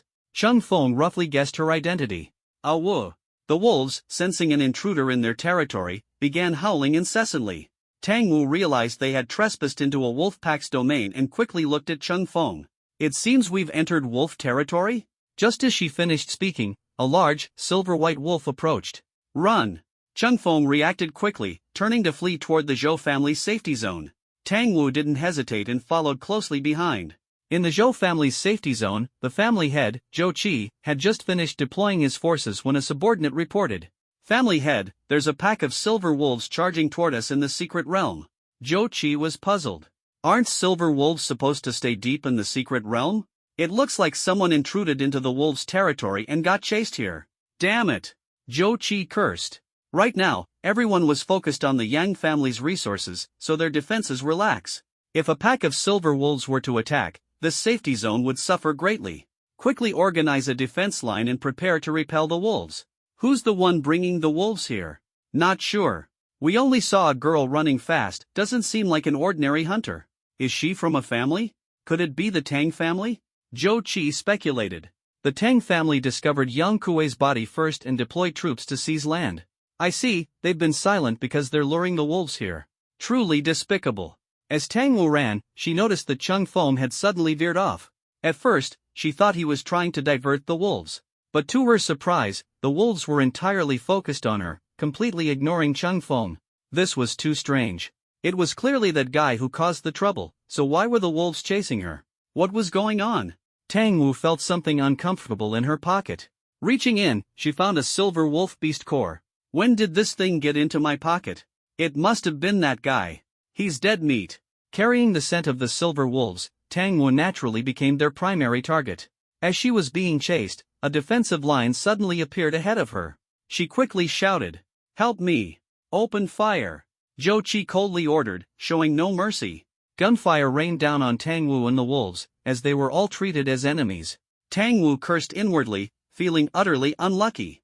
"If you're going to be so merciless, don't blame me for being impolite." She pulled out a level 3 beast core and threw it toward the Zhou family's defensive line. As expected, the wolves immediately shifted their focus to the new target. Zhou Qi's rage intensified at the sight. Damn it, they even prepared a backup plan. Damn those scheming Tang family scoundrels. Just you wait. The wolves broke through the defensive line, and gunfire and the sounds of battle echoed through a corner of the safety zone. Cheng Feng, hiding in a tree, smirked. The Yang family's situation was already chaotic, and the power dynamics in Nanyang City were in turmoil. This was the perfect time for him to stir up trouble. The Tang family was a major force, one he couldn't confront head-on alone. The other powers were also wary of the Tang family and dared not act rashly. At this moment, he needed to lend a small helping hand. Tang Wu successfully escaped the range of the wolf pack's attack and could finally stop to catch her breath. She looked at the densely packed wolves in the distance, estimating there were at least more than 20 third-tier silver wolves. Phew, this boy sure knows how to pick a spot. Since when did the secret realm have so many wolves? After resting for a while, Tang Wu saw that damned Cheng Feng walking over. His steps were steady, without the slightest hint of panic. Tang Wu was furious. Where did you go just now? Scared by the wolf pack, I hid in the spatial prism. Are you alright? Seeing Cheng Feng's concerned expression, Tang Wu didn't flare up. After all, he had just awakened, and being able to remain composed without his legs giving out in the face of such a large pack of wolves was already commendable. As an intelligence officer, she remained relatively calm. I'm fine, though I inadvertently involved the people from the Zhou family. But it's strange, since when did so many third-tier silver wolves appear in the secret realm? Cheng Feng speculated that it might be related to the group of silver wolves lured out by Li Xiaotong the previous day. He feigned ignorance and said, maybe the wolves from the deeper parts of the secret realm couldn't survive there and had to come out. I've heard that in the deepest parts of the secret realm, there are even more powerful beasts, some with the bloodline of ancient spiritual beasts. Tang Wu originally wanted to use the incident with the wolves to scare Cheng Feng into returning to the safety zone. Once inside the Tang family's territory, eliminating Cheng Feng would be effortless, and she wouldn't have to suffer alongside him. But hearing him say this, it seemed like this boy wasn't scared at all. She couldn't help but interrupt. Wait a minute, you're not thinking of going further in, are you? I'm a bit curious. I haven't seen what it's like inside. The part we just entered wasn't that deep. If you can't handle it, you can go back first. The safety zone is just here, you can wait for your teammates there. Tang Wu's mouth twitched. Asterisk, go back? The Zhou family would love to tear me apart. Returning is as good as seeking death. Asterisk. No need, I'm curious too. Let's explore together. Tang Wu understood well that she had a mission entrusted by Elder Tang to keep a close watch on Cheng Feng and figure out what tricks he was up to. Besides, once the safety zone stabilized, Cheng Feng would undoubtedly become their primary target for elimination. The Tang family never spared those they couldn't control. Thus, she needed to maintain constant surveillance of Cheng Feng's movements to ensure the Tang family could act swiftly. The two continued their journey. In the previous life, shortly after the Tang family left Nanyang City, a ferocious beast with the bloodline of the Tao Tai had appeared in the secret realm, taking control of it and causing considerable trouble to the nearby towns. No one knew what had become of that beast now. As Cheng Feng thought this over, he and Tang Wu ventured deeper into the secret realm, one ahead of the other. Using his kaleidoscope, he could see even the most subtle traces and cleverly avoided several ferocious beasts. Tang Wu followed closely behind. As she walked, she found it strange why hadn't they encountered any beasts along the way. Just as this thought crossed her mind, she suddenly saw a rift appear in front of Cheng Feng. Without hesitation, he jumped in. So this is the spatial prism? Tang Wu murmured in awe, but quickly sensed something was wrong. A deep and guttural roar rang out, and an 8-meter-tall flame bear, engulfed in flames, appeared in their line of sight. This flame bear exuded an overwhelming aura, likely having reached the 5th tier. The flame bear seemed to be searching for something, but when its gaze locked onto Tang Wu, it immediately chose her as its target. Tang Wu took a deep breath, trying to hold it and play dead, but a massive fireball came hurtling toward her. With her abilities failing her, she decisively got up and ran. After fleeing the flame bear's territory, its movements slowed. Suddenly, a slashing strike flew out from the spatial rift, and the tempestuous blade severed part of the flame bear's left ear. The flame bear roared in pain, charging at Tang Wu with all its might. Cheng Feng, you little bastard! Wait till I get my hands on you, I'll kill you myself. After the flame bear had left, Cheng Feng reopened the spatial prism and stared in the direction where the beast in Tang Wu had gone, calculating in his mind. If she runs fast enough, she might still make it to the safety zone. Tang Wu wasn't likely to head toward the Tang family's safety zone. After all, other families were currently keeping a close eye on the Tang family's activities there. She was very likely to be ambushed by a ferocious beast, caught off guard. Those families might not recognize Tang Wu, but judging by the current situation, they would inevitably focus their attention on the Tang family. The Tang family had seized the Yang family's resources, sparking jealousy among the other families. However, if the Tang family truly gained control over the ferocious beasts, such power would be intolerable. In the safety zone, the head of the Shan family, Shan Bing, and the head of the Zhong family, Zhong Fan, stood face to face as spies from both families reported simultaneously. Someone is leading a 5th-tier flame bear toward our safety zone.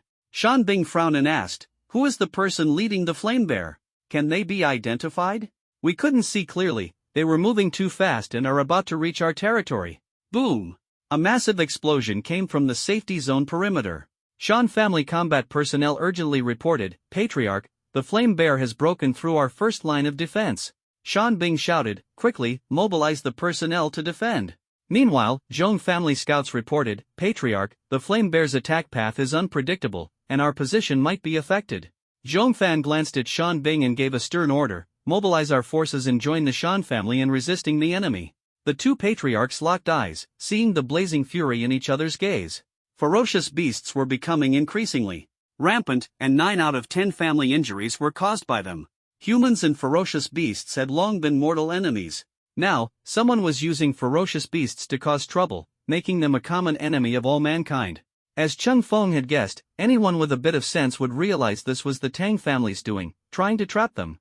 At the Tang family's stronghold, the Yang family's new head, Yang Hai, arrived with his younger brother, Yang Feng, and 100 personal guards to meet the Tang family patriarch, Tang Ren.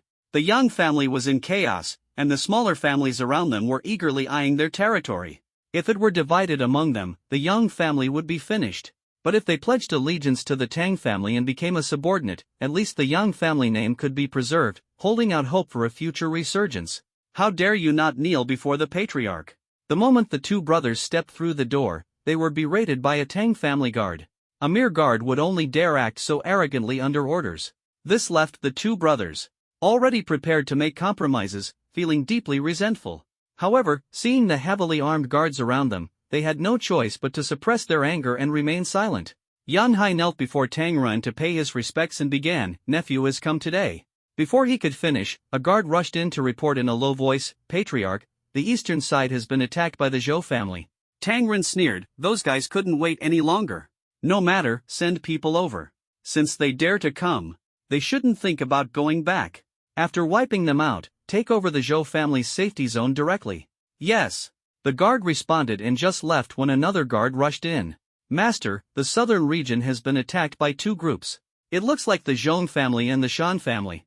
Tang Ren frowned. The Zhong and Shan families have always been at odds. Why would they join forces? He found it strange but couldn't pinpoint what was wrong, so he simply gave an order, "Send more men to the south as well." The guard had just departed when yet another one ran in hurriedly. "Master, a large number of ferocious beasts are heading toward the west." Ferocious beasts? Tang Ren had expected other families to intervene, but he hadn't anticipated them using ferocious beasts. Since the establishment of the safe zone, these beasts had avoided the area. There hadn't been an attack like this in recent years. Why are they attacking suddenly? How many beasts are there? A large number, and they are of various types. There's a young boy running ahead of the beasts. A boy? Yes, from what I saw, it looks like Cheng Feng. The guard had seen the viral video yesterday of Cheng Feng violently attacking Tang Lingling and had memorized his face. Upon seeing the boy, he immediately recognized him. Tang Lin stepped forward. So that brat provoked the beasts in the secret realm. "Father, let me go and stop him." Tang Ren turned to Elder Tang Sanduo, who was seated beside him. Though Tang Ren held the patriarch's position, major family decisions still required the elder's approval. Tang Sanduo nodded, and Tang Lin immediately led a group toward the western battlefield. The Yang brothers watched as one Tang family guard after another delivered reports, and then people and reinforcements rushed out. Even they weren't foolish enough to miss that something was off. Yang Feng whispered to his brother, "I suspect the other families are afraid that the Tang family would monopolize the Yang family and are deliberately stirring things up." Yang Hai's eyes lit up as he whispered back, "It must be that those families are scared the benefits will all go to the Tang family, so they've come to help us." Yang Hai had always fancied himself clever and often presented himself as a scholar, playing the part quite convincingly. Now, knowing that someone had come to help them, his confidence surged. With his younger brother, an A-level martial genius known as a martial fanatic, Yang Feng immediately started plotting. If those families united against the Tang family, both sides would suffer heavy losses. Wouldn't that give the Yang family a chance to catch their breath? "Brother, quickly. Let's fight our way out. We need to throw the Tang family into disarray first to buy ourselves time to regroup." Yang Feng glanced at the surrounding Tang family guards and suddenly felt a bit uneasy. But, though Yang Feng's martial skills weren't bad within his family, his limited real-world combat experience made him nervous in such a chaotic situation.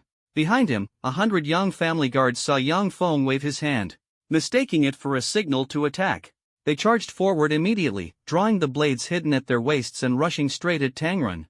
The Yang brothers, still discussing their strategy, were stunned when they saw the guards charge. Left with no choice, they begrudgingly joined the fray. Tang Ren sneered. With just this number of people, you dare act so recklessly? Tang Sanduo stepped forward to shield Tang Ren. Perfect. Let's test out our new weapon. At Tang Sanduo's command, a group of Tang family disciples emerged from the shadows. They simultaneously activated their abilities, startling the Yang brothers. These disciples had all awakened beast patterns, granting them abilities linked to animals. As they unleashed their powers, the air filled with the sound of beastly roars. To the west of the Tang family's safe zone, Cheng Feng, after parting ways with Tang Wu, wandered through the secret realm. Each time he encountered a spirit beast, he would deliberately attack it and then flee. To prevent the ferocious beast packs from giving up the chase midway, Cheng Feng took out the beast cores he had obtained the day before. The spiritual energy emanating from the beast cores caused the beast's eyes to glow eerily as they relentlessly pursued Cheng Feng. Kid, it really is you who brought the beasts here. You're courting death. As Cheng Feng sprinted, Tang Lin suddenly appeared before him. Water elements coalesced around his hands as he prepared to trap Cheng Feng in a water prison. But the boy's figure flashed, and with a single slash, he lunged at Tang Lin. Before Tang Lin could react, the blade's glint swept past him. In the moments before he lost consciousness, he seemed to hear Cheng Feng mutter, "I wasn't even looking for you yet, and here you are offering yourself up for death?" With those words, Tang Lin's awareness faded. It was as if he had come specifically to die. He barely delayed Cheng Feng for even a minute. As Tang Lin fell, a mechanical voice echoed in Cheng Feng's mind, "You have slain your enemy, Tang Lin, and earned one exchange token." Tang Lin hadn't stayed to guard the Tang family's defensive line but instead went after Cheng Feng, only to be instantly killed. This left the Tang family's defenses uncoordinated. Reaching the yet-to-be-formed defense line, Cheng Feng threw several beast cores into the fray. Many were baffled, seeing a boy run up to their formation and suddenly toss a few beast cores their way. They were confused. Was this kid being friendly, going out of his way to give them beast cores? The next moment, several ferocious beasts roared and charged forward. It was only then that they realized the beast cores were bait for the beasts. Damn it, kill that brat. They cursed loudly but found that the boy had already disappeared. Faced with scattered defenses, the beasts charged through with ease. The Zhong and Shan families had prepared for this, coordinating their defenses to successfully block the beasts from entering the safe zone. The Tang family, however, had been left vulnerable due to Tang Lin's rash decision, diverting reinforcements to chase Cheng Feng instead of fortifying their position. This left the Tang family's defenses extremely fragile. Adding to that, the number of beasts Cheng Feng lured was overwhelming. It wasn't long before the beasts broke through the defensive line. After snatching the beast cores, they turned their attention to the Tang family guards. Those who had awakened abilities carried rich spiritual energy in their bodies, making them an irresistible feast for the ferocious beasts. Within the Tang family's safe zone, Yang Feng, cornered, killed 2 guards. His earlier fear vanished as he gathered his spiritual energy and charged toward Tang Ren, aiming for a decisive strike to decapitate him. Buzz! Yang Feng's attack was interrupted. Tang Lingling, radiating a faint yellow spiritual energy, caught the blade with her bare hand. Yang Feng was utterly shocked. His son had once been in the same class as Tang Lingling, and he had naturally encouraged his son to build a good relationship with this promising Tang family protege. He recognized Tang Lingling at first sight. But how could her strength have grown so drastically overnight? Just yesterday, she had only just awakened her powers. And now, she could catch a blade barehanded? Before Yang Feng could react, a tiger's roar echoed behind him, and Tang Lingling's right hand pierced straight into his heart. Yang Hai stared in horror as his brother was instantly killed. Though their father wasn't among the strongest in Nanyang City, he might have still been able to help them escape amidst the chaos. But now that his brother was suddenly dead, how could he possibly escape this mess? As he hesitated, he saw Tang Lingling approaching him. Fear filled Yang Hai's eyes as he stumbled back, but Tang Lingling was far faster. In moments, his pupils began to dilate, and his consciousness faded. Tang Lingling stared at the fallen Yang Hai and took a deep breath. Cheng Feng, now I have become something between a human and a ghost, enduring the torment of drug side effects every day. It's all your fault. Next time we meet, I will personally kill you. Tang Lingling cleaned the filth off her hands, then turned and returned to stand behind Tang Sanda. Tang Sanda nodded slightly, a glimmer of approval flashing in his eyes, not clear whether it was directed at the person or the drug. The other Yang family disciples didn't hold out until reinforcements from other families arrived. They were all annihilated by the Tang family's new weapons. Tang Sanda was highly pleased with the performance of these new weapons and issued a command to his subordinates. Chase down and wipe out the remaining Yang family forces here, then head to the Yang family's territory and replace their banners with ours. Just as this group moved out, 2 more squads of guards rushed in to report. The advances of the Zhou, Shan, and Zhong families have all been suppressed. Although other families also deploy troops, they have been effectively controlled. Some families have even chosen to surrender. Tang Sanda sat calmly in his seat, leisurely sipping tea. The outcome of this chaos was already clear. The era of the major families dividing up Nanyang City was coming to an end. From now on, Nanyang City would belong solely to the Tang family. Tang Sanda stepped forward and announced loudly to the gathered crowd. The Tang family originally intended to support the Yang family, but Yang Feng secretly attempted to assassinate me. The Yang family harbors ill intentions, and having such a family manage the safe zone would only bring trouble. Starting today, the Tang family will temporarily take over the Yang family's jurisdiction. As his words fell, cheers erupted all around. At the same time, a beastly roar echoed through the air. Tang Sanda sensed something was amiss and signaled his guards to remain silent, his gaze shifting westward. A Tang family messenger was seen sprinting toward them at full speed. But before he could reach them, a giant silver wolf lunged forward, biting off the messenger's neck. The silver wolf tilted its head back and howled, then urinated on the messenger's corpse, marking it as its prey. Several other ferocious beasts closely followed. The Tang family quickly realized that Tanglin had fallen. Moreover, the number of these beasts far exceeded 20 or 30, it was at least 100. This was undoubtedly a beast tide. Tang Sanda had no idea what had occurred in the secret realm, but faced with such a large number of ferocious beasts, even someone as composed as him appeared shaken. Suddenly, he felt a gaze upon him and quickly turned to look. On a building to the south, a masked youth locked eyes with him. The youth extended his right hand and made a cutting motion across his neck. Tang Sanda recognized the mask, it bore the emblem of the Shintum organization. The mask depicted the hell demon god, Samel. This was a high-ranking member of Shintum. But he couldn't recall the Tang family ever offending this assassin organization. Suspicion stirred in his heart. In recent years, as the Tang family expanded rapidly, Tang Sanda had meticulously eliminated all potential enemies, leaving no loose ends. He had especially ensured no entanglements with Shintum. What he didn't know was that the person behind the mask wasn't a Shintum member, but Chung Feng. The safe zone was equipped with surveillance cameras. While spiritual energy bursts during battles could interfere with the magnetic field, the equipment functioned normally at other times.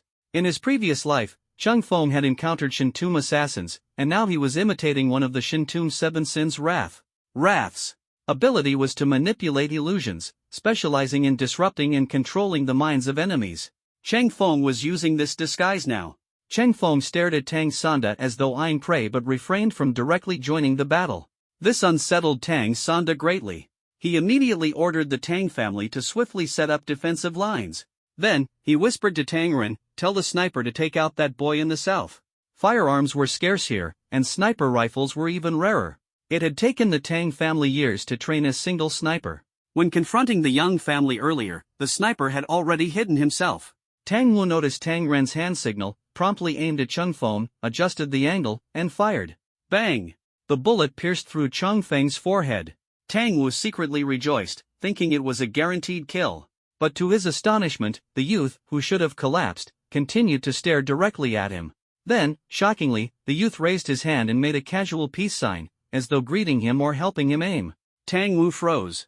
In such a serious sniping situation, was this boy mocking him? No, this wasn't the time to dwell on that. Why hadn't he died? Impossible. I clearly saw the bullet go through his head. He can't be unscathed. Tang Wu suddenly noticed a red glimmer in the eyeholes of the mask. Locking eyes with those crimson pupils, Tang Wu felt his hands grow heavy. The sniper rifle seemingly moved of its own accord, precisely aiming at Tang Sanda. At the same time, the trigger was pulled. Bang! The gunshot echoed, but the bullet was crushed less than a foot from Tang Sanda. Cheng Feng was well aware of Tang Sanda's ability, called Persona Mask. In his previous life, he hadn't learned much about this power. He only knew that one of its functions was to create an invisible shield around him. This shield didn't cover his entire body, but Tang Sanda was lucky this time. Chung Feng hadn't expected that Tang Sanda could now defend against armor-piercing rounds. Shin Tume's wrath, one of the 7 sins. Tang Sanda confirmed the youth's identity. Those glowing eyes, capable of disrupting minds, everything matched the rumors. Yet he still couldn't understand why this person would come looking for trouble. Since the other party initiated the provocation, as the overlord of Nanyang City, the Tang family would not be trifled with. Before long, dozens of the Tang family's death guards had encircled Chung Feng. Death guards were unlike ordinary guards, they possessed unwavering willpower, making them difficult to manipulate. Chung Feng attempted to control them, but they broke free from his influence within a second. He didn't dwell on it. Currently, he was using illusions to command hundreds of ferocious beasts and wasn't yet skilled with the Sharingan's illusion abilities. It was normal for his control to be broken. From behind, he drew Enma. The moment Enma was unsheathed, a chilling aura spread around Chung Feng. The air seemed filled with wandering vengeful spirits. Stepping into this area felt like being watched by thousands of undead souls, sending shivers down one's spine. Taking advantage of their momentary daze, Chung Feng launched an attack. He didn't use any advanced techniques, relying only on the speed of an ordinary awakened being. Yet the Enma blade in his hand was utterly unstoppable. Anyone touched by Enma's blade would die within 10 moves. In no time, the surrounding death guards were transformed into actual corpses. The new weapons had already gone off to pursue the fleeing Yang family members amidst the chaos, leaving Tang Sanda with only a handful of death guards and ordinary guards by his side. Obviously, this level of power was insufficient to contend with Chung Feng and the sudden invasion of ferocious beasts. The Tang family had already begun to collapse, and Tang Rinjin was sent by Tang Sanda to deal with the beasts. Chung Feng walked up to Tang Sanda. Yen Mo, nourished by blood, emitted a ghostly green glow, as if expressing its excitement. Who are you? Chung Feng asked hoarsely. I'm the one here to take your life. In his previous life, Chung Feng had always been at the bottom of the Tang family and had little interaction with Tang Sanda. However, many of Tang Lingling's schemes were orchestrated by this old man. Even after Chung Feng had been utterly exploited, this old man still treated him as an experimental subject. Memories surged, and rage ignited. Yen Mo sensed its master's killing intent, and a sudden burst of ghostly green flames engulfed the opponent. Tang Sanda waved his hand to disperse the flames, his face instantly transforming into a hideous ghostly visage, as if roaring. If you want to fight to the death, then I won't hold back. Due to the Tang family's deliberate information blockade, Li Mingfei only learned of Yang Kuei's death and the bloody battle in the secret realm at dawn. She rushed to the secret realm with the admissions team and the arriving reporters, only to find the place in utter disarray. Most of the battles took place at the outskirts of the secret realm. Though the beasts were ferocious, they had been kept at bay, leaving the merchants and tourists in the safe zone unharmed. The Tang family had narrowly won against the beast tide, but nearly all of their core members had perished. The surviving Tang family juniors, determined to avoid ending up like the Yang family, began packing up to flee. When Li Mingfei arrived, she saw dark mist rising from Tang Sanda's corpse. The reporters immediately began live streaming the scene, and the comments section exploded. I sent this Dean Tang? Yesterday, the Lingguo Academy celebrated 2 S-level geniuses awakening. He was grinning ear to ear. And today, he's gone? I heard that the kid who awakened the S-level ice mark yesterday also got killed by the beasts in the secret realm. Is the Nanyang City secret realm always this dangerous? There hasn't been a beast tide here for years, and now this happens. It's not just the beast tide, look at the knife wound on Tang Sanda's chest. That was clearly from a direct confrontation. The reporters swiftly pulled footage from nearby surveillance. While some close-range recordings were disrupted, distant cameras still captured the events clearly. Li Mingfei also joined in watching. In the footage, a masked man first slaughtered the guards surrounding him, then engaged in an intense battle with Tang Sanda. After several exchanges, the young man's black blade ultimately pierced Tang Sanda's chest. The live-stream discussion buzzed non-stop. That blade is terrifying. I just saw it slice someone clean in half. Is the blade really that powerful? Or is it part of the young man's special abilities? That boy is so strong? When did such a formidable person emerge from a remote place like Nanyang City? Anyone know Tang Sanda's spiritual power level? Though Nanyang City was remote, Tang Sanda's position as the branch dean of Lingguo Academy made his information easy to find.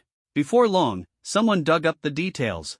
Tang Sanda reached level 43 this year. His awakened ability is the Persona Mask, which acts as an invisible shield. So the young man killed him through the shield? That's terrifying. Li Mingfei then received a call. The deputy principal of the military academy personally informed her to temporarily take over Nanyang City and maintain order. Li Mingfei hated handling such matters. She cursed and argued with the old man on the phone, but eventually hung up, defeated. Fortunately, her role was merely to assist. Although Nanyang City had a city lord, his military power had long been usurped by the families, and the residents had all but forgotten his existence. Nevertheless, his reputation was decent, and he was the most suitable figure to step up and ensure justice. Deep within the secret realm, Chang Feng pressed forward. The system's voice echoed in the space. Congratulations to the host for completing the mission. Eliminate the Tang family. Rewards: Combat State Jiaoshan, Mutated Spirit Artifact, Beast, *1, plus 5 Constitution points. Combat State: upon meeting specific combat conditions, the Jiaoshan state can be activated. Surrounded by flames, the host becomes immune to fire element damage. Mutated Spirit Artifact, Beast unlocks intelligence in a ferocious beast. Appearance and bloodline can be reshaped. Note, currently enhancing. Cheng Feng accepted the rewards and asked, "Isn't there still one task reward yet to be issued?" Bonus mission: kill Tang Sanda. Incomplete. Reward pending. Cheng Feng frowned. "I killed him with my own hands. Yen Mo never leaves survivors. No authorization to disclose. Cheng Feng was speechless. Had he only killed a stand-in? But the opponent's aura and abilities matched the Tang Sanda from his previous life perfectly. Cheng Feng trusted his judgment. There was no way that Tang Sanda had been swapped out. If substitution was ruled out, then this Tang Sanda had always been a fake. Cheng Feng suddenly felt a chill. Could it be that he had never seen the real Tang Sanda in his past life? But if the Tang family was already destroyed, then what had he been relying on all along, if not the Tang family? Thinking carefully, after Cheng Feng had been used as an experimental subject, not only had he suffered, but even some Tang family juniors were dragged into it. A person genuinely concerned about the family's development would never use their own kin as test subjects. Too many doubts remained, but Cheng Feng didn't dwell on them for long. After walking for a while, he heard a pained roar. Following the sound, he found a snow-white unicorn lying on the ground, barely alive. Its every breath caused rhythmic tremors in the surrounding environment. This was a level 6 ferocious beast. Its injuries were severe, and it had no energy to care about the intruding Cheng Feng. He noticed several fist-sized wounds on its body, and its spiritual power was gathering around its abdomen. It was protecting its belly. Approaching cautiously, Cheng Feng used his Sharingan to sense life signs in the abdomen. It was a pregnant female beast. The unicorn noticed Cheng Feng and let out a mournful cry before dying on the spot. Cheng Feng was stunned. "You're not trying to entrust your baby to me, are you? I'm not raising a kid. And it hasn't even been born yet. Even if I cut it out, it probably won't survive." Feeling helpless, Cheng Feng noticed the unicorn's body stiffening. After some thought, he decided to help it by cutting out the baby beast from its abdomen. But how could he ensure its survival? Hint: the mutated spirit artifact can double a ferocious beast's vitality. Cheng Feng took out the mutated spirit artifact and placed it near the barely alive baby unicorn. The little one seemed drawn to it, wriggling closer. The artifact emitted a glowing orb that enveloped the baby unicorn. A few seconds later, the light dissipated, revealing a small creature engulfed in flames. "What is this?" Beast mutation device successfully used. Unicorn, containing a trace of Taodai bloodline, mutated into Fireflame, a mythical beast formed by the world's first flame. Fireflame, mythical beast can integrate abilities into flames. The host can unleash fire-related skills. Reading these descriptions, Cheng Feng suddenly thought of an anime he'd watched before transmigrating. Wasn't this the beast that the Flame Brother subdued with his blazing flames? A mythical beast evolved from the first flame was indeed much more potent than one with a trace of Taodai bloodline. More importantly, it granted Cheng Feng fire elemental abilities. However, system, why has it turned into a puppy? When the flames dissipated, Fireflame trotted over to Cheng Feng's feet and started licking him. Cheng Feng quickly picked up the puppy and scolded, "Stop licking. We can't be lapdogs." Host, don't mind the appearance. Inner strength is what truly matters. Hearing the system's explanation made Cheng Feng feel a little guilty. Could this be a side effect of the mutation device? Such an adorable little creature wasn't intimidating at all to take out. Originally envisioning himself riding his beast pet and showing off, Cheng Feng had no choice but to accept reality. "Since you're following me, I'll give you a name. From now on, you'll be called Buddha. You may not look menacing, but you can't lose in presence. Woof! Buddha nestled in Chang Feng's arms, happily licking its fur before trying to lick his fingers again. Chang Feng quickly dodged and continued to educate. I said, no being a lapdog. The little creature looked up at Chang Feng with its round, innocent eyes, a trace of silliness shining through. It then watched as Chang Feng pulled out the Yanma blade and gestured at its tongue. The unicorn's demise didn't cause much of a stir, but the disappearance of such a powerful creature naturally alerted the surrounding beasts.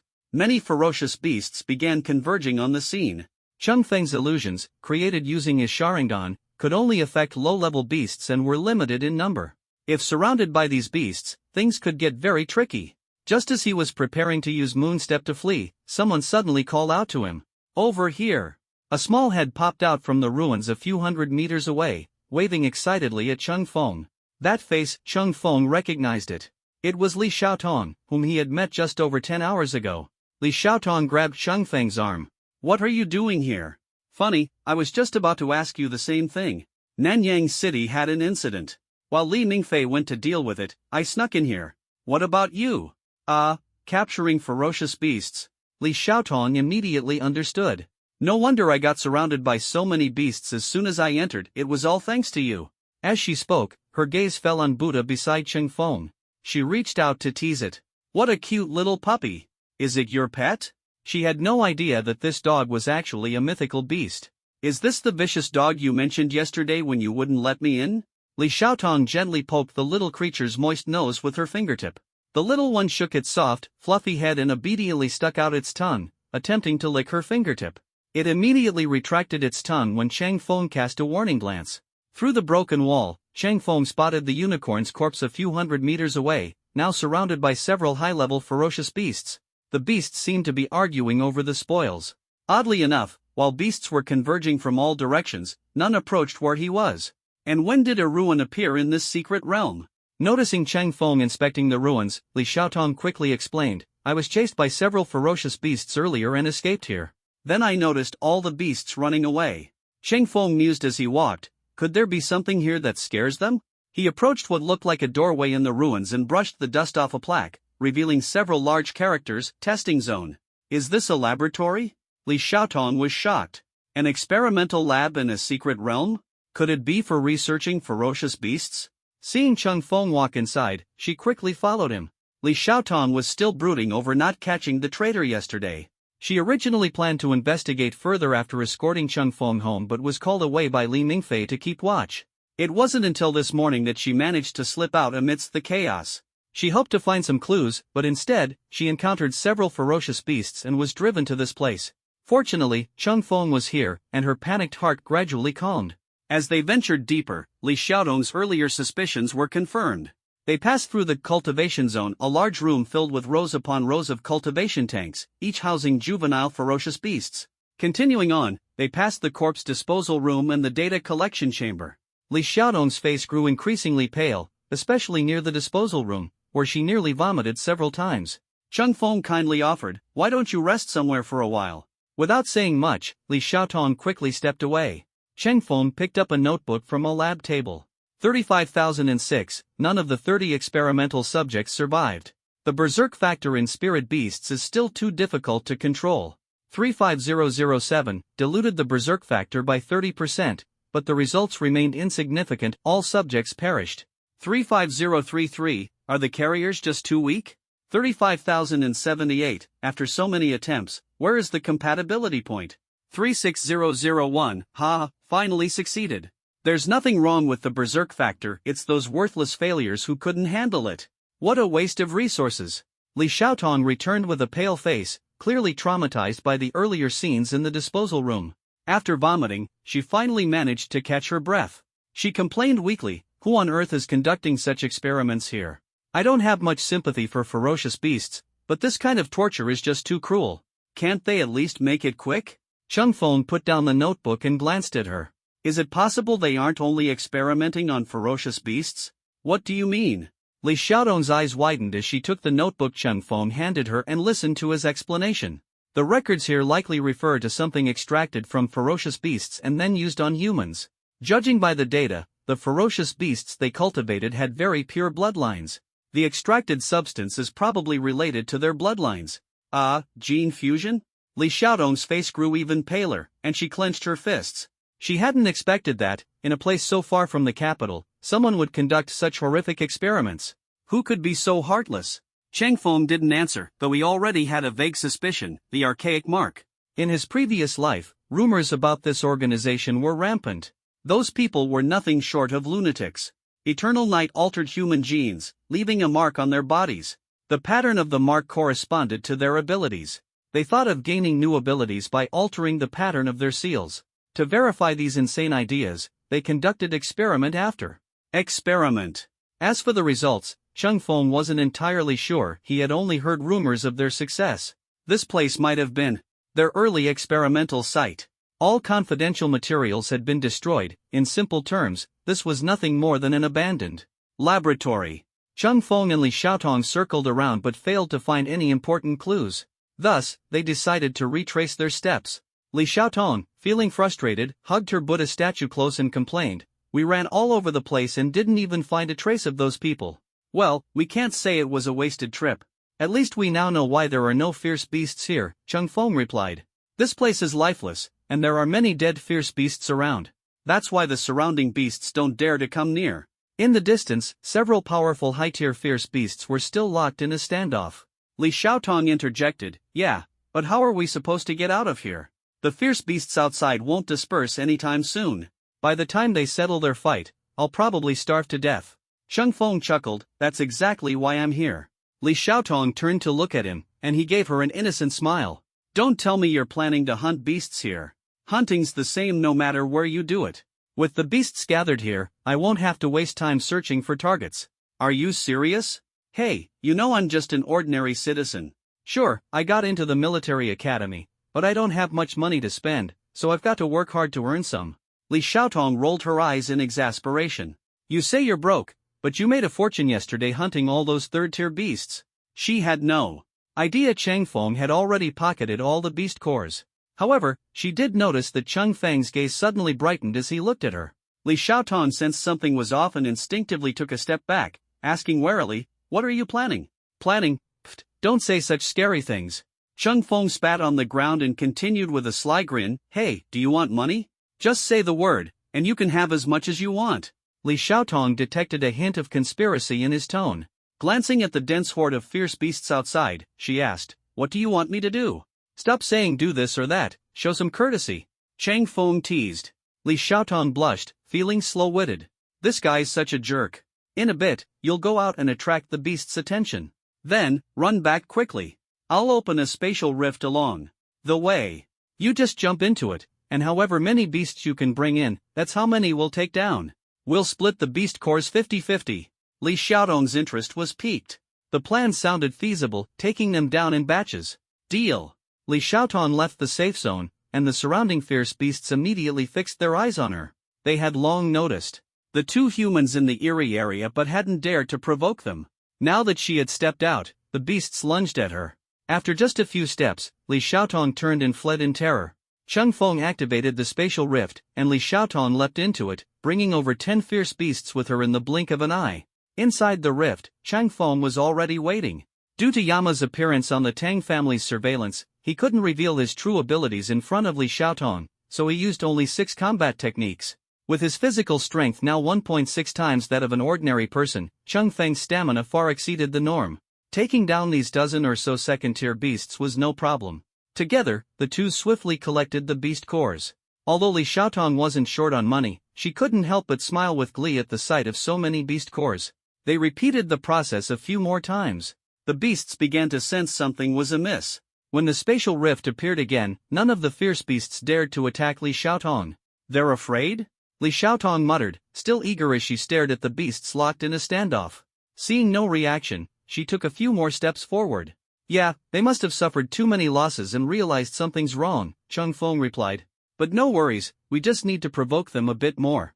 With a smile, Cheng Feng raised his hand and pointed his finger like a gun, aiming at the head of a 5th-tier beast in the center. The shot didn't pierce through, but the beast snarled in pain, baring its teeth.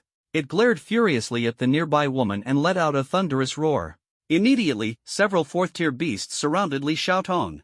Seeing Cheng Feng's sneaky move, Li Xiaotong turned to run, but it was too late. The The beasts had already blocked her escape. "You bastard!" Li Xiaotong cursed, flames igniting around her in an instant. She had fallen into the beast's lair, her life hanging by a thread. Cheng Feng leaped out of the spatial rift, using shave to move at lightning speed. He reached Li Xiaotong in a flash, grabbed her, and hurled her back into the rift before diving in himself. In their panic, neither noticed a small, specialized camera capturing everything that had just unfolded. This time, a fourth-tier beast, a flame-tailed lion, followed them into the rift. "You handle the other beasts. I'll deal with this flame-tailed lion," Cheng Feng ordered. Li Xiaotong glared at him, her face full of fury. But Cheng Feng remained calm, even showing a hint of greed and slyness in his gaze as he looked at the flame-tailed lion. Li Xiaotong was so angry she wanted to explode. This guy had nearly gotten her killed just now, and he still had the nerve to act so composed. If it weren't for the remaining beasts, she'd pin him down and make him suffer. Cheng Feng, oblivious to her glare, focused entirely on the prey before him. This fourth-tier beast, enhanced by spiritual energy, had a protective shield covering its vital areas. Cheng Feng's Tempest Kick failed to take it down in one blow. The flame-tailed lion, enraged by the strike, charged at Cheng Feng. But Cheng Feng's speed suddenly surged, outpacing the lion and swiftly circling behind it. Grabbing its hind legs, he used its forward momentum to flip it forcefully. The lion was hurled far away, and Cheng Feng followed up with a powerful Tempest Kick to its exposed abdomen.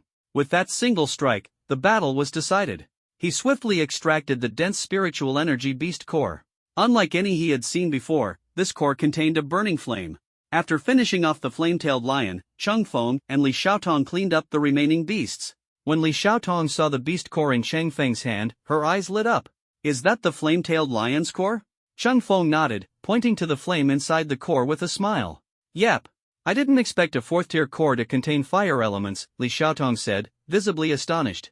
"You're really lucky, stumbling across something this good. My grandpa's people once helped me take down a sixth-tier beast, and its core didn't have anything special in it." The ferocious beasts, when using elemental powers, have a very small chance of leaving remnants of the elements in their beast cores.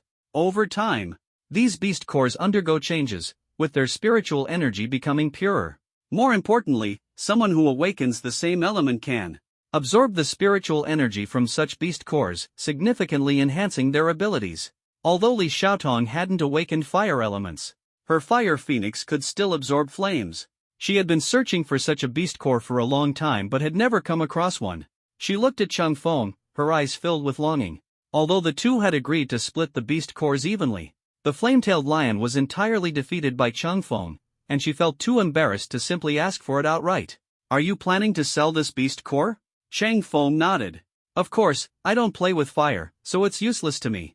Do you want to buy it? Name a price." Hearing that Cheng Feng was willing to sell it, Li Xiaotong was overjoyed. 500,000 spirit stones. "Wow, this thing is worth that much?" Cheng Feng asked with a smile. "Alright, I'll set 500,000 spirit stones as the when ferocious beasts use elemental abilities, there is a minute chance that elemental residue gets embedded in their beast cores. Over time, such beast cores undergo changes, resulting in purer spiritual energy. More importantly, for individuals who have awakened the same elemental abilities, absorbing the spiritual energy from these beast cores can significantly enhance their own powers." Although Li Xiaotong hadn't awakened the fire element herself, her fire phoenix could still absorb flames. She had been searching for such a beast core for a long time but had never come across one. Now, as she looked at Cheng Feng, her eyes were filled with longing. Although they had agreed to split the beast cores evenly, the flame-tailed lion had been solely defeated by Cheng Feng. She felt too embarrassed to directly demand it. "Are you planning to sell this beast core?" she asked. Cheng Feng nodded. "Of course. I don't play with fire, keeping it is useless to me. Do you want to buy it? Name your price." Hearing that Cheng Feng was willing to sell it, Li Xiaotong was overjoyed. 500,000 spirit stones. "Wow, this thing is worth that much?" Cheng Feng asked with a grin. "Alright, then I'll use 500,000 spirit stones as the base price and put it up for auction. Want to try your luck?" Li Xiaotong's face stiffened, and she gritted her teeth in frustration. This guy had only asked for her price to squeeze a base figure out of her. Fooled by him again. She really wanted to choke him. Seeing Cheng Feng extend his hand, Li Xiaotong quickly waved hers. "How about 750,000 for a straight buyout? You really are obsessed with money," Cheng Feng teased.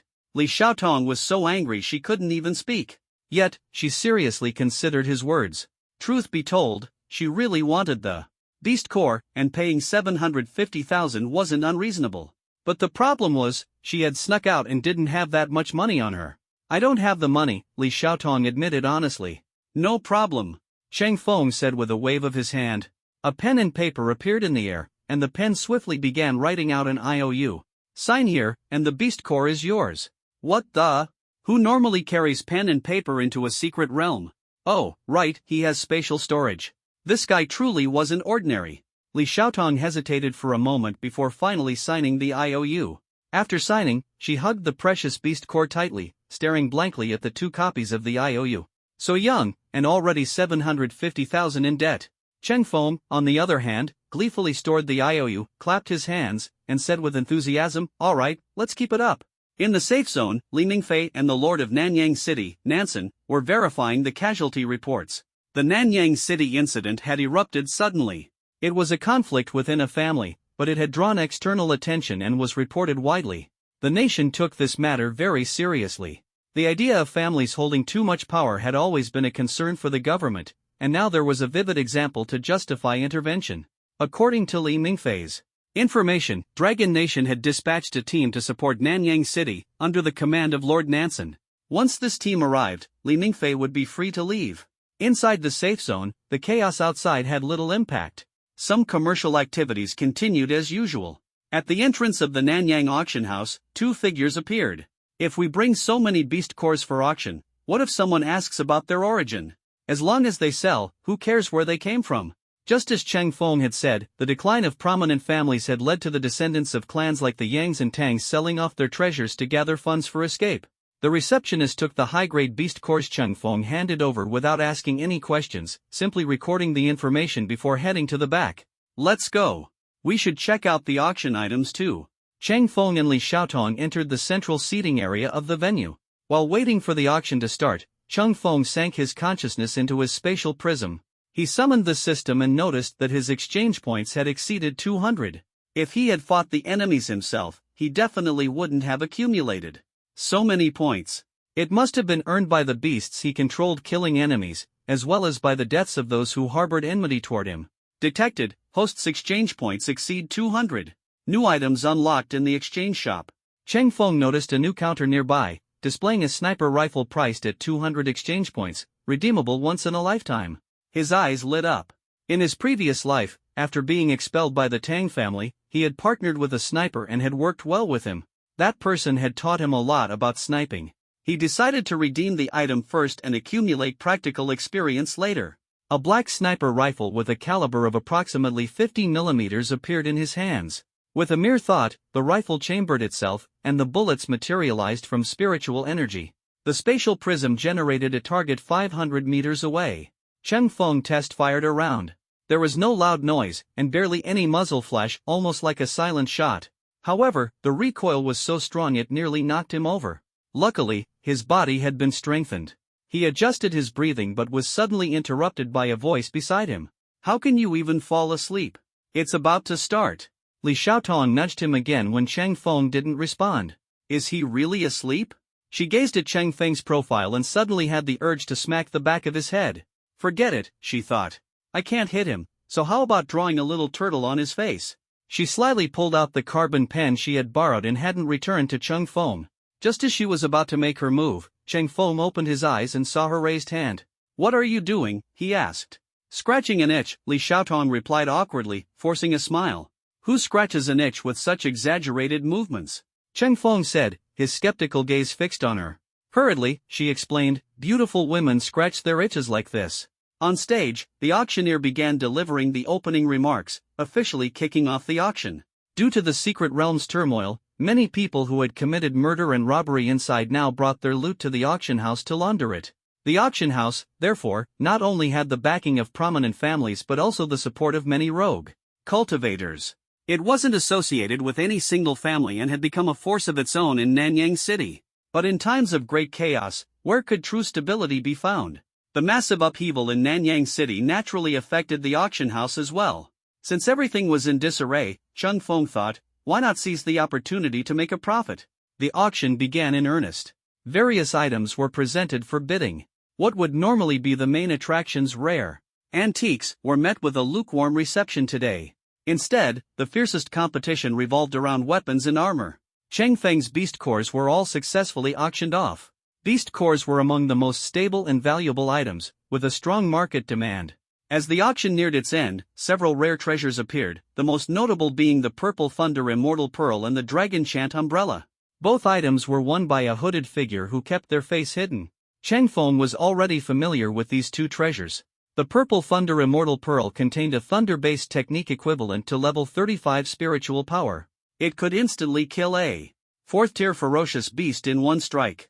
However, it was a single-use item, too flashy for someone who preferred to keep a low profile. The Dragon Chant Umbrella appeared to be an ordinary oiled paper umbrella.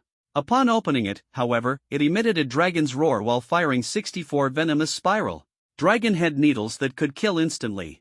But the umbrella's noise made it too conspicuous as a concealed weapon, also unsuitable for someone who valued subtlety.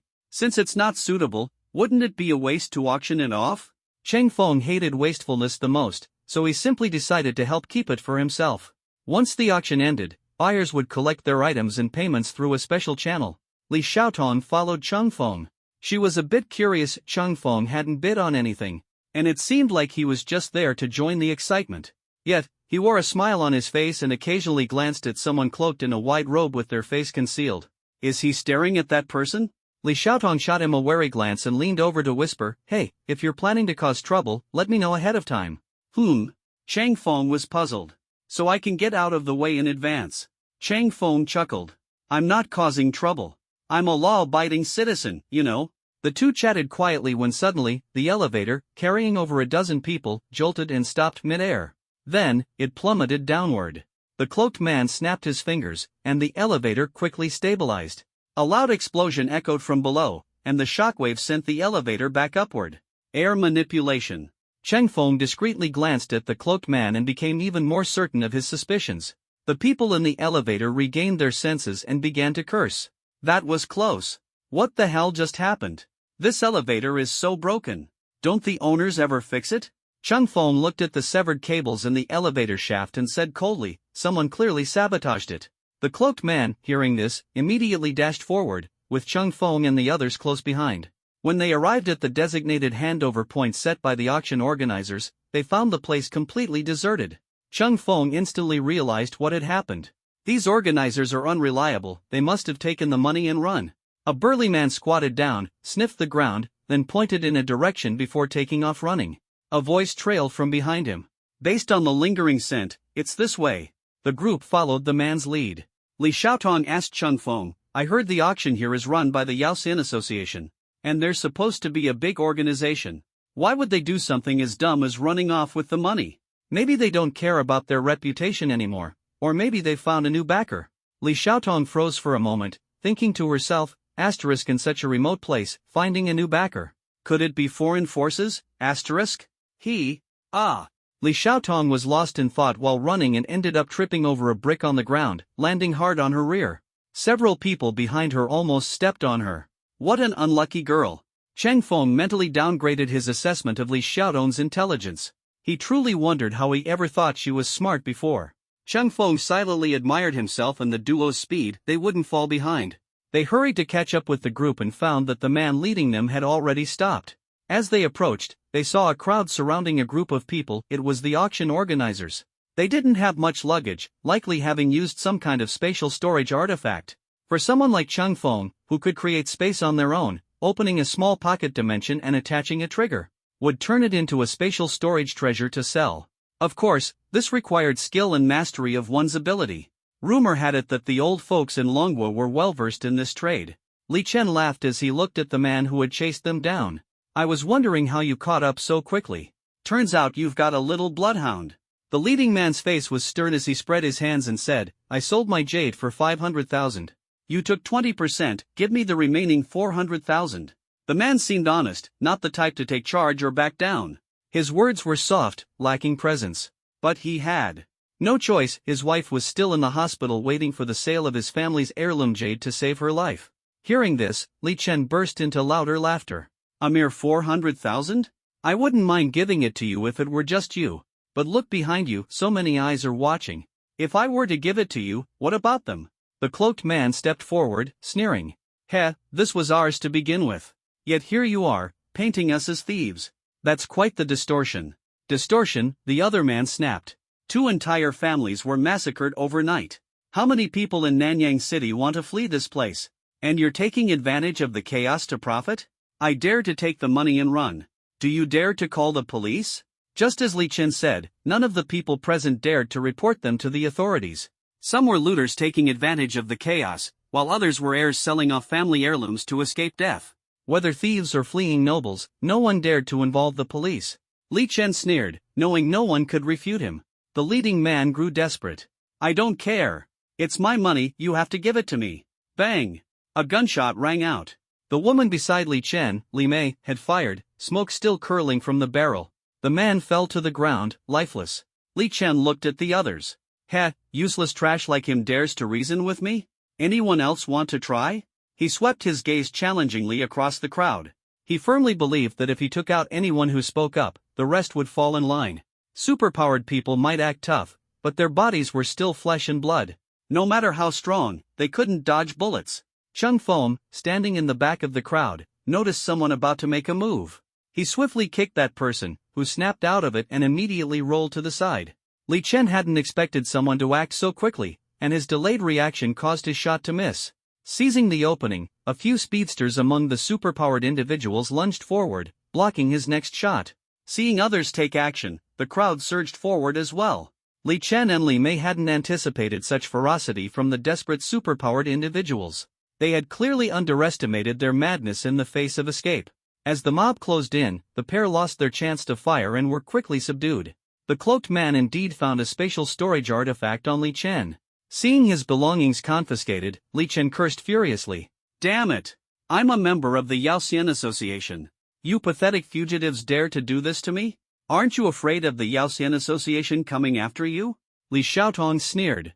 Ha, the Yaoxian Association values its reputation. If they knew they had a disgrace like you, they'd probably have kicked you out already. Realizing that invoking the Yaoxian Association's name wasn't intimidating the crowd, Li Chen raised his voice. I'm now a member of the Divine Tomb. The Tang family that got wiped out today? That was the work of one of the 7 sins, Lord Snakehorn. All of this belongs to Lord Snakehorn. If you dare to take it back, be prepared to face his wrath. Hearing the name Snakehorn, everyone immediately thought of the demon with a single-horned mask, who controlled ferocious beasts, wreaked havoc on the Tang family, and killed many of its core members. The crowd hesitated, unsure whether to reclaim their belongings or not. The masked man held a storage pouch in his hand. Upon hearing the name Snakehorn, his body gave a barely perceptible shudder. Chang Feng observed everyone's reactions and couldn't help but laugh inwardly. Indeed, Snakehorn was the scapegoat for that guy who wore the Hell Demon mask back then. However, the nickname carried more hatred and resentment from people. Now, hearing this name come from the mouth of his own guard added an unexpected twist to the situation. Chung Feng walked up to the hesitant masked man and snatched the item from his hand in one swift motion. You guys clearly can't decide. Let me do it for you. The masked man froze momentarily after his possession was taken, then turned to grab it back. Chang Feng quickly stepped back, putting some distance between them. Then, with a sudden pull, he ripped off the masked man's mask. Underneath was the face of a young man, a member of the Tang family, Tang Jia. Chang Feng had only killed the key members of the Tang family. Those who were powerless, or dragged into the families schemes involuntarily, he had spared. As a result, quite a few had slipped through the cracks, Tang Jia among them. Though Tang Jia held no real power in the family, he did have some history with Chung Feng. This guy had a wild and debauched nature. Despite being powerless, the Tang family's influence was vast, allowing him to frequent brothels and pleasure houses. On multiple occasions, he had even brought girls home, only to get caught and shift the blame onto Chung Feng. This led to Chung Feng becoming a laughingstock instead of getting beaten, to the point where even when Tang Lin arranged a new boyfriend for Tang Lingling, he completely disregarded Chung Feng's dignity. At this moment, Tang Jia didn't recognize Chung Feng. But upon having his mask torn off, he was furious. He immediately drew away the air around Chung Feng. That familiar suffocating sensation struck Chung Feng. In his previous life, Tang Jia had often used this ability to tease and torment him. Though this ability was rated as B class, it could actually qualify as A class. However, Tang Jia's lack of proper utilization made it seem wasted. The air around Cheng Feng rapidly compressed, and a sharp explosion resounded. His figure flickered, and in an instant, he was in front of Tang Jie. He reached out and grabbed Tang Jie by the throat. Since Tang Jie didn't recognize him, there was no point wasting words. Cheng Feng tightened his grip, and Tang Jie quickly lost consciousness. It all happened in the blink of an eye. By the time the others realized what had occurred, Tang Jie had already stopped breathing. "Well, since no one has any objections, I'll be taking this," Cheng Feng said with a smile. After witnessing his methods, who would dare stand in his way? The speed just now easily outclassed the fastest among them. Everyone was thinking about keeping the wealth for themselves, so they were wary of their companions. They never expected the most inconspicuous person in the group to be so powerful. As expected, true experts are always low-key. Li Xiaotong followed Cheng Feng as they left.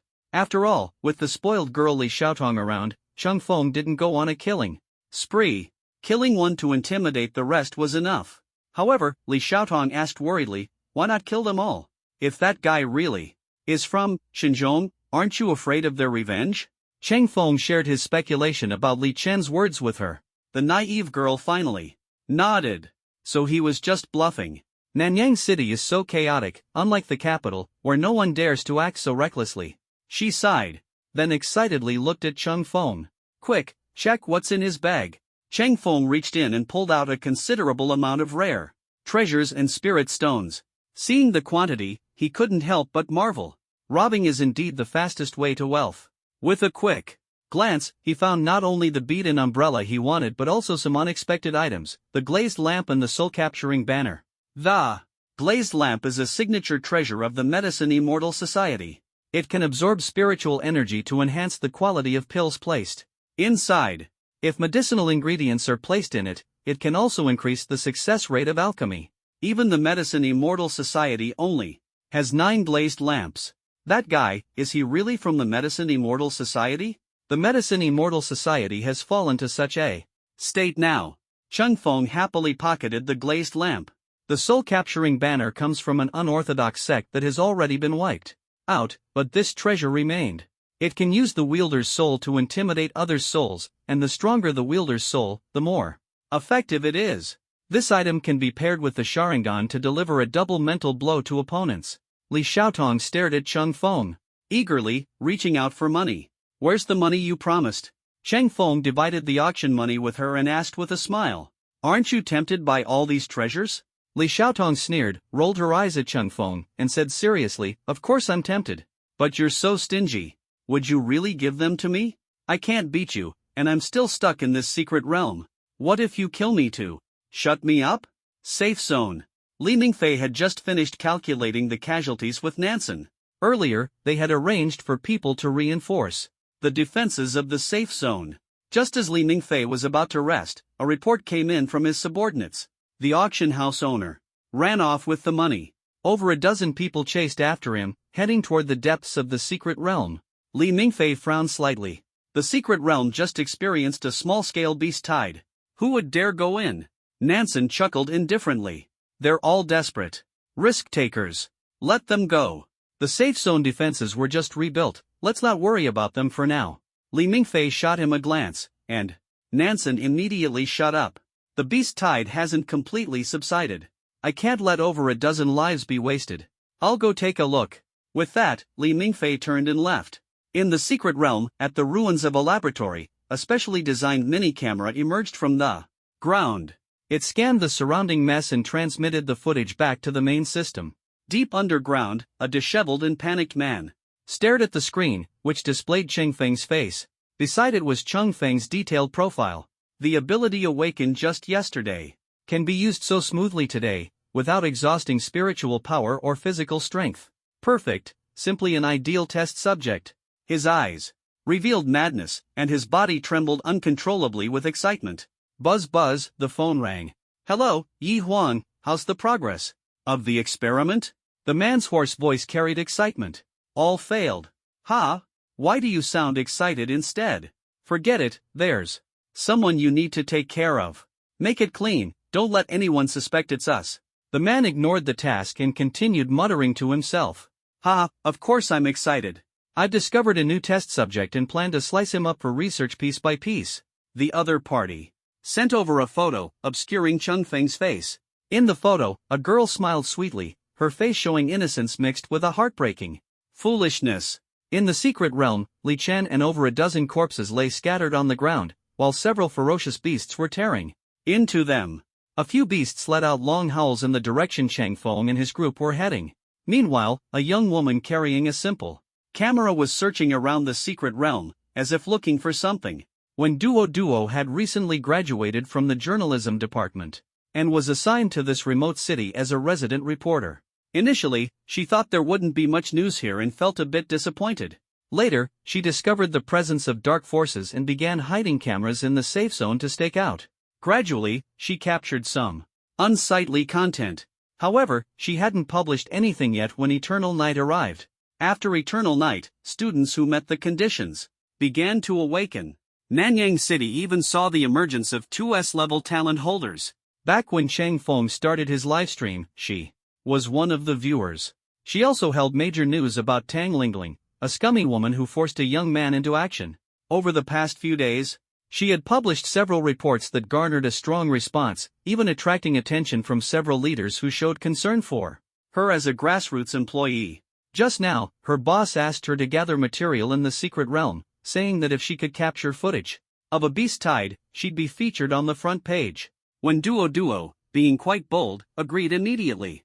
However, venturing into the secret realm alone still made her a bit nervous. As she walked, a sudden roar sounded not far away, startling her. She was also an awakened one, with the ability to enhance her speed, though it was a rather unique ability that she rarely used. Now, with her life in danger, she couldn't afford to hesitate. Her fair legs began to glow, and black stockings instantly wrapped around them, while her sneakers transformed into 20-centimeter crystal high heels. Paired with her captivating appearance, she completely embodied the aura of a strong career woman. The high heels didn't hinder her. Instead, she sprinted at 100-meter dash speed, disappearing in the blink of an eye. Chang Feng and Li Xiaotong walked over. Strange, did you see something run past just now? It seemed like something. Could it be a ghost? Ah, don't scare me. Li Xiaotong muttered to herself, the secret realm in Nanyang City is getting stranger and stranger. Not only are we being chased by ferocious beasts, but now we're being scared by ghosts. Do they have a grudge against you? Don't talk nonsense. I'm a good citizen, how could I have a grudge with ferocious beasts? Li Xiaotong thought to herself, yeah, right. This guy's body was already stained with the blood of dozens of ferocious beasts, surely the scent of blood was attracting them. But she didn't dare complain, since she couldn't beat him. Anyway, she had no choice but to endure. We've got the treasure, so why don't we head out first? All right. Chang Feng nodded in agreement. As they were talking, another group of ferocious beasts charged at them. This time, it was 3 second-tier beasts. Chang Feng raised his foot and delivered a swift kick, easily killing one of them. Li Xiaotong walked over in sync, casually extracting the beast core. This is endless, Chang Feng said, irritated by the relentless attacks of the beasts. He felt a bit suspicious, as these beasts didn't seem to appear by chance. It was as if they were specifically targeting him. Hiding nearby, when Duo stared blankly at the two of them. Li Xiaotong was already accustomed to Chang Feng's strength. Easily taking down 3 second-tier beasts was nothing noteworthy to her. But when Duo wasn't as composed, if she had to deal with 3 second-tier beasts on her own, it would take her quite some time. That young boy didn't look very old, yet his strength was quite impressive. She was contemplating whether to go over and greet them. After all, traveling together for a while would provide a stronger sense of security. However, dressed as she was, would it be too awkward? She hesitated, and suddenly, a roar echoed from not far away. A flame bear appeared in front of Chang Feng, a 5th-tier beast. Li Xiaotong took a deep breath, her eyes fixed on the flame bear, noticing something unusual. Hey, its ear is missing a piece? Chang Feng remained silent. Li Xiaotong exclaimed excitedly, if it drops a beast core with fire elements, I'll buy it outright for 1.5 million. To be honest, the chances of a beast core with elemental attributes appearing were much higher. Before the auction, Li Xiaotong had already absorbed some beast cores, significantly enhancing her fire elemental abilities. If this 5th-tier flame bear dropped a fire elemental beast core, her strength would skyrocket. Li Xiaotong had long forgotten the embarrassment of her first credit purchase and now boldly offered to buy on credit again. This fifth tier flame bear seemed to have some intelligence, but it never expected that the two prey in front of it had already started pricing its life. What was this? A clear price tag for its death? The flame bear saw that the two humans weren't afraid of it at all, and the anger from being bullied by humans before instantly erupted. I couldn't break through the human defenses, but I can't kill these two little brats who came to me? It roared furiously, staring at the boy. Seeing Cheng Feng's signature raised foot and a slash flying out, the flame bear panicked. Immediately, it quickly turned to flee. When Duo, sensing the fifth-tier beast, was already too scared to move. She had thought the two young people in front of her would be frightened and run away, but unexpectedly, the flame bear itself panicked. Then, it twisted its rear and ran off. What shocked her even more was that the young girl beside the boy actually shouted for it to stop running and directly chased after it. They both looked younger than her. Were they really ordinary humans? Without hesitation, when Duo got up and followed them. As she approached, the boy's figure suddenly flickered and stopped in place, motionless. She was puzzled, then saw the figure slowly disappear. It was an afterimage. How fast must he be? Although when Duo was quite fast herself, she could only watch helplessly when compared to Cheng Feng's speed. While she was still in a daze, Cheng Feng had already dealt with the flame bear. When Duo suppressed her shock and patted her chest to comfort herself. It's fine, I'll just watch the recording later. Stop patting, if you keep patting, it'll be over. An abrupt voice sounded. When Duo then realized that in her full effort to chase Cheng Feng earlier, she had completely neglected to stay hidden. The other party turned around and saw her. Cheng Feng and Li Xiaotong were filled with curiosity about this professional-looking female white-collar worker. Li Xiaotong's gaze swept over the older sister, pausing briefly on the fierce beast as if confirming what Cheng Feng had said. Finally, her eyes landed on her legs. Such straight legs. Ahem, that was a bit impolite. Li Xiaotong quickly averted her gaze and curiously asked, "Hey, have you been following us in that outfit this whole time?" When Duo gave an awkward smile, feeling as if Li Xiaotong's gaze was like a knife scraping over her. This felt like a public trial. If I'm guilty, just let my news reports go unwatched.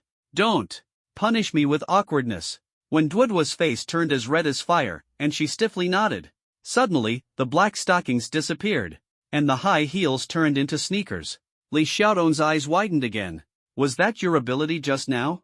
Li Xiaotong silently swallowed, realizing that not only were her legs straight, but they were also glowing white. When Duo noticed Li Xiaotong's aggressive gaze and fearfully took a step back. Now it was Cheng Feng's turn to roast Li Xiaotong. You need to tone down that look. Why is your reaction to seeing a beauty even bigger than mine? Haven't you seen a beautiful woman before? I was just a little envious, that's all.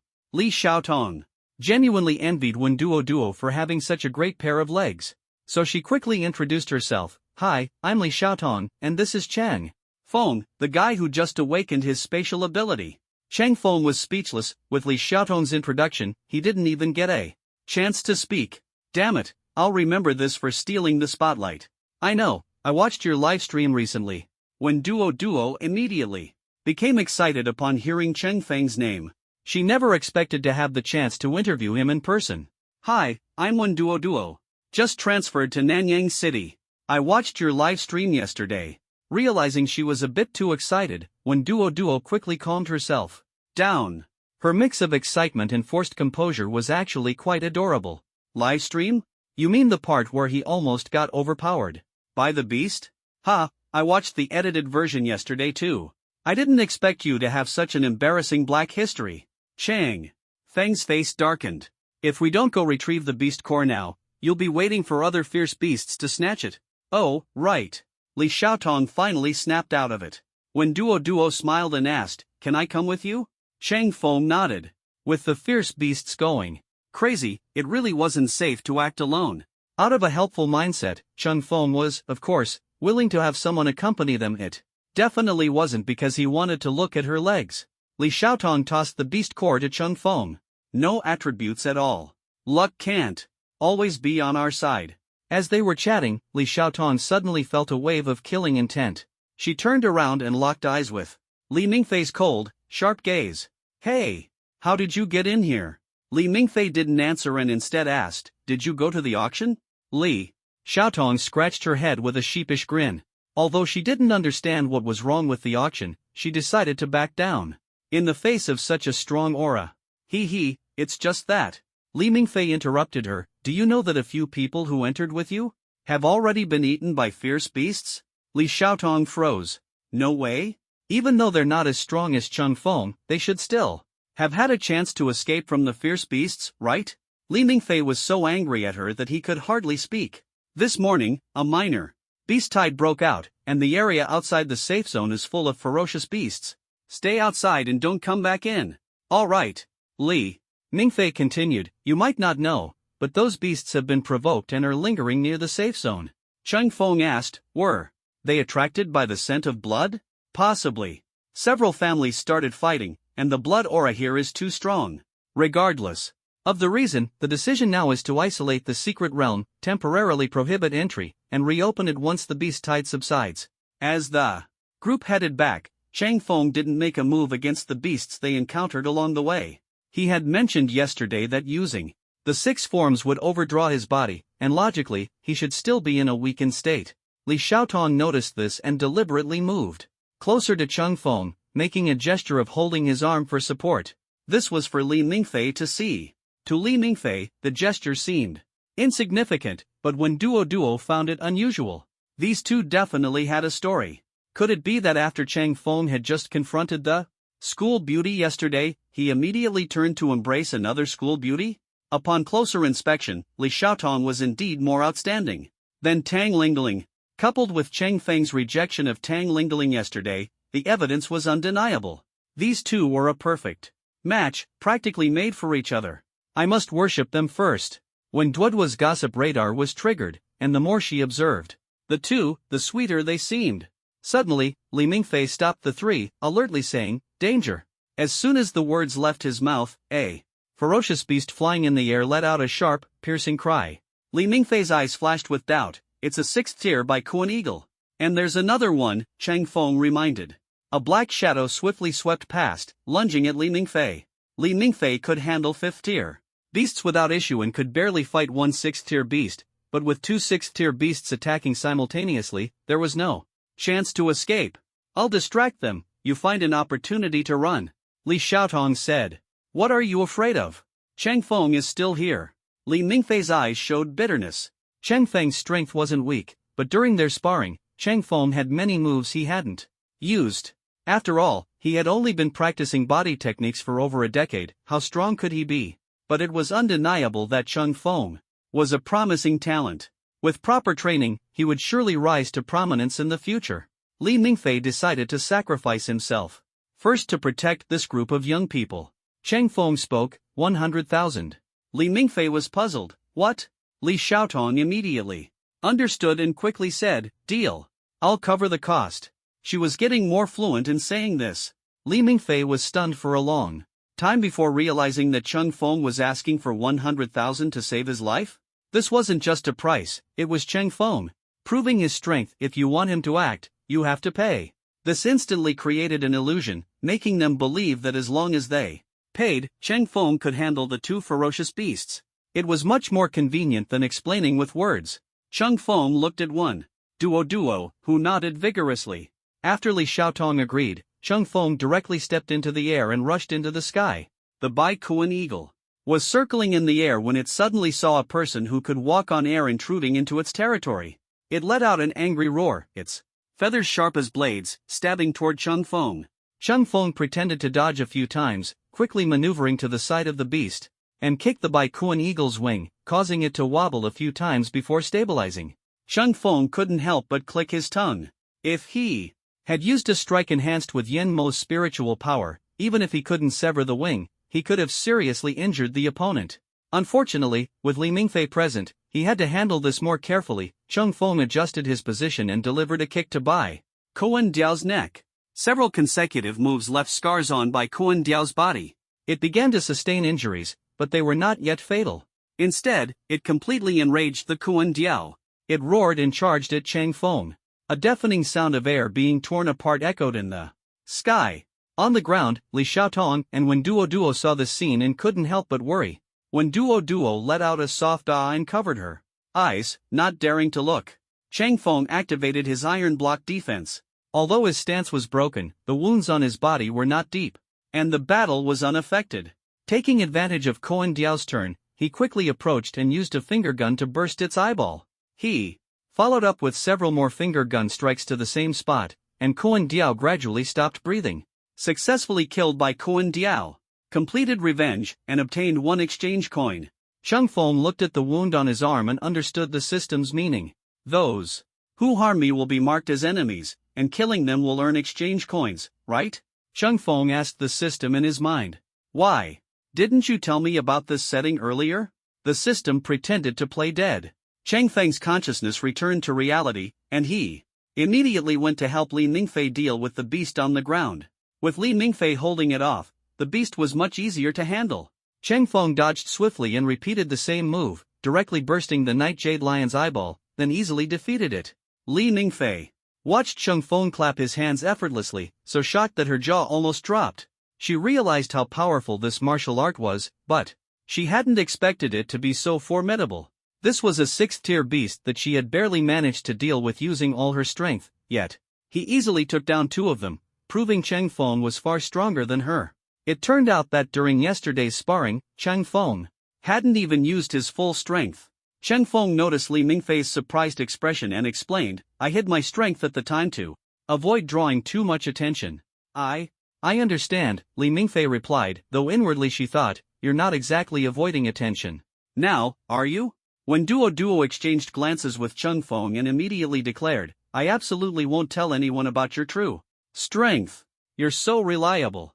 When Duo forced a smile. She was the most shocked among the group. She had heard Chang Feng was strong, but she hadn't expected him to hide his strength, and his true power could easily take down 6th-tier beasts. If this were spread around, no one would believe it. Sigh, how could someone like him have been a simp before? And Tang Lingling too, she once had the chance to soar but missed it, and now it's too late. When Duo didn't know when she started admiring Chang Feng, she had already become his superfan. On this trip, she had gathered a lot of material, but there was so much that she didn't know how to write it all. This must be the joy of having too much inspiration, right? At the safety zone's defense line, Nansen greeted Li Mingfei's group returning from the secret realm with a flattering smile. The reinforcements from above hadn't arrived yet, so most of the defense line was under Li Mingfei's command.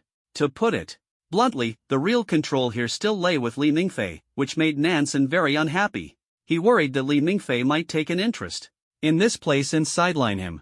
He had been suppressed by his family for years, and now that he finally had a chance to rise, he couldn't let anyone take it away. In truth, Nansen was overthinking. Li Mingfei had long been urging the reinforcements to arrive quickly. She didn't care for the mess that was Nanyang City. After returning to the town, Li Xiaotong collapsed directly onto the sofa in the hotel lobby. Sigh. So tired, I don't want to move anymore. Beside the trial area of the secret realm, she had been running back and forth. Fortunately, her physical condition was good, otherwise, she would have been exhausted. When Duo also slumped on the sofa. Although she wasn't as tired, she was deeply shocked. Holding a pile of documents, she hesitated about what to use as the opening to grab attention. As when Duo lay down, her clothes automatically transformed into a set of comfortable pajamas. Li Xiaotong envied her and said, what kind of ability is this? It's so convenient. Changing outfits, it can provide some basic attribute conveniences. For example, this outfit can relieve physical fatigue. Li Xiaotong blinked curiously and asked, then are the black stockings and high heels for increasing movement speed? When Duo felt a bit awkward. Although it sounds strange, that's indeed the case. The two chatted for a while, and Li Xiaotong fell asleep on the sofa.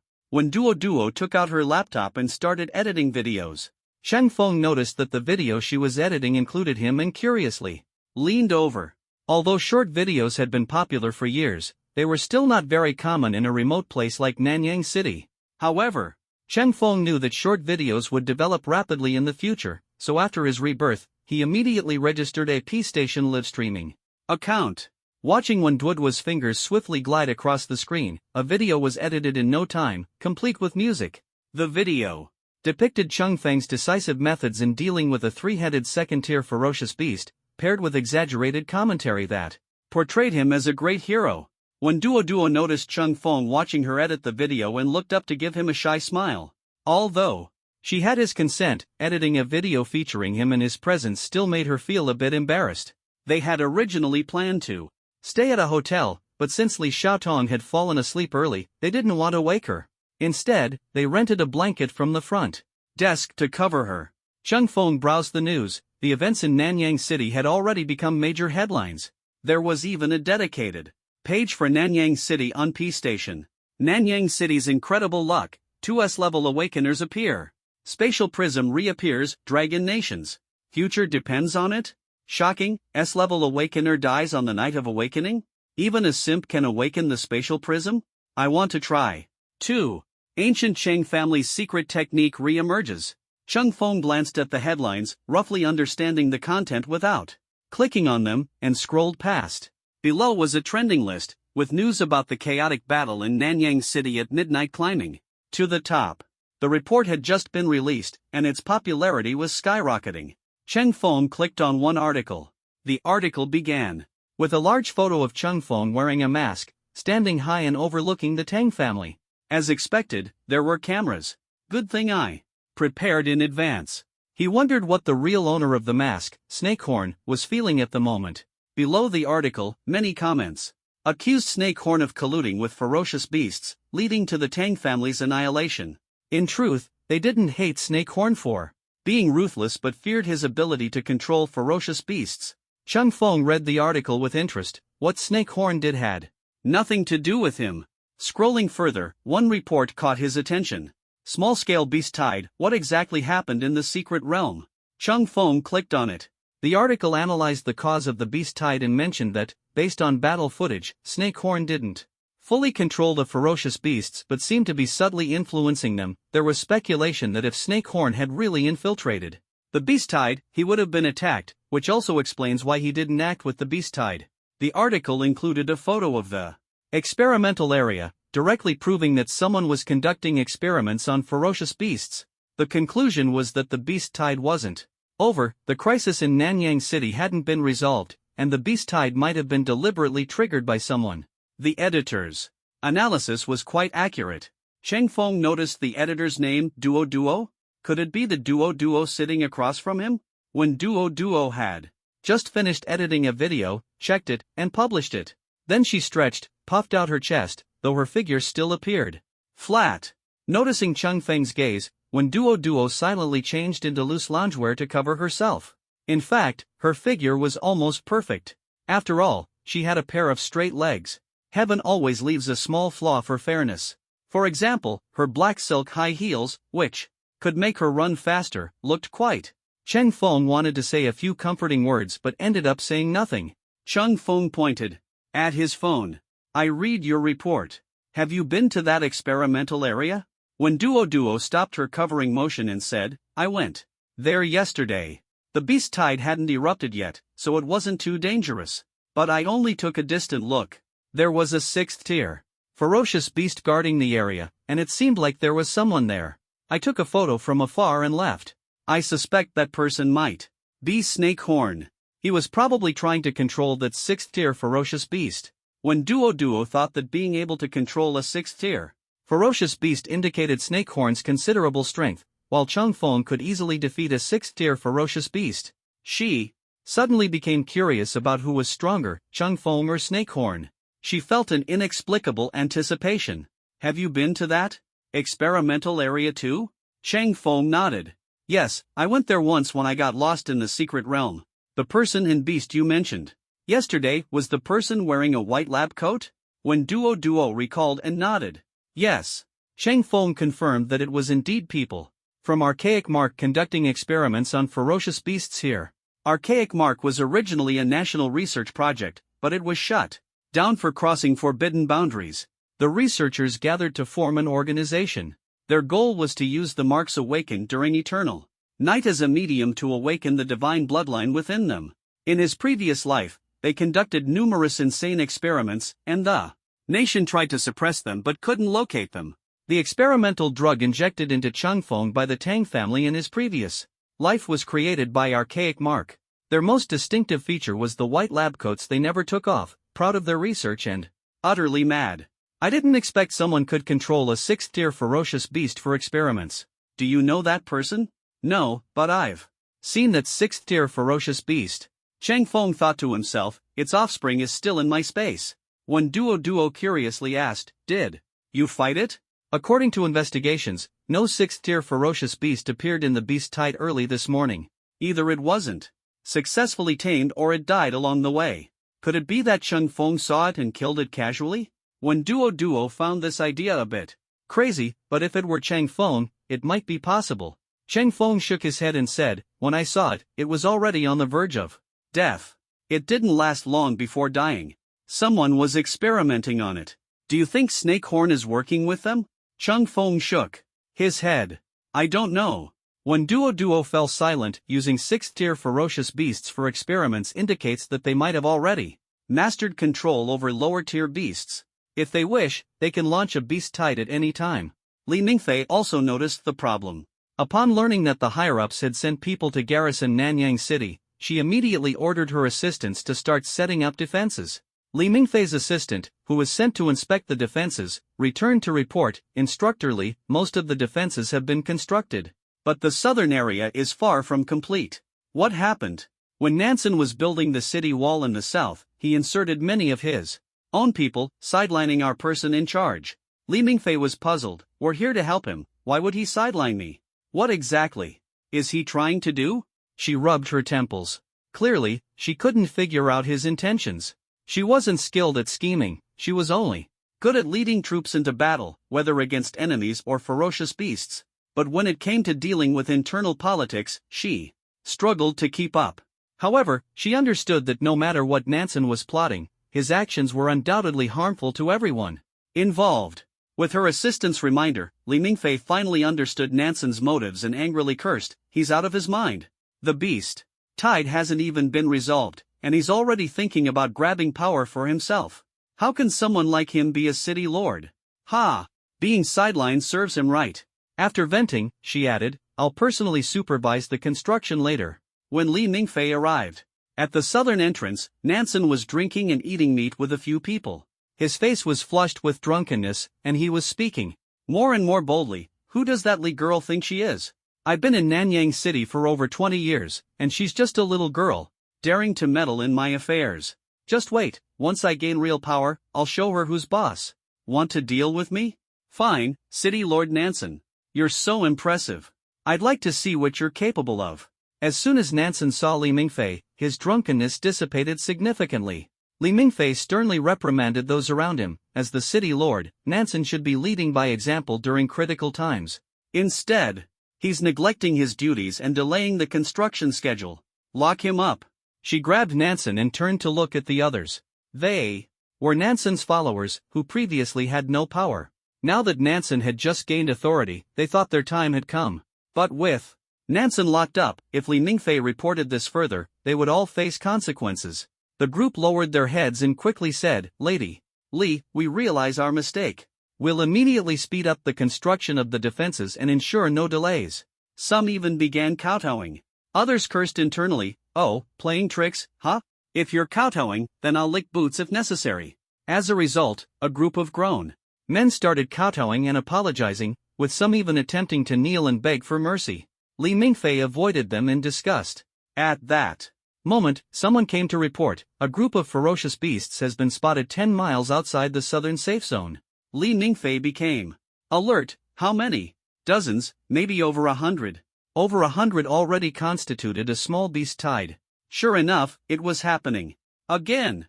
Li Mingfei ordered, everyone, be on high alert. Make sure to stop them and prevent them from entering the safe zone. Wait. Before the message could spread, someone shouted, it's not just 100. Through his long-range imaging device, ferocious beasts appeared densely packed, seemingly trained, forming formations as they advanced.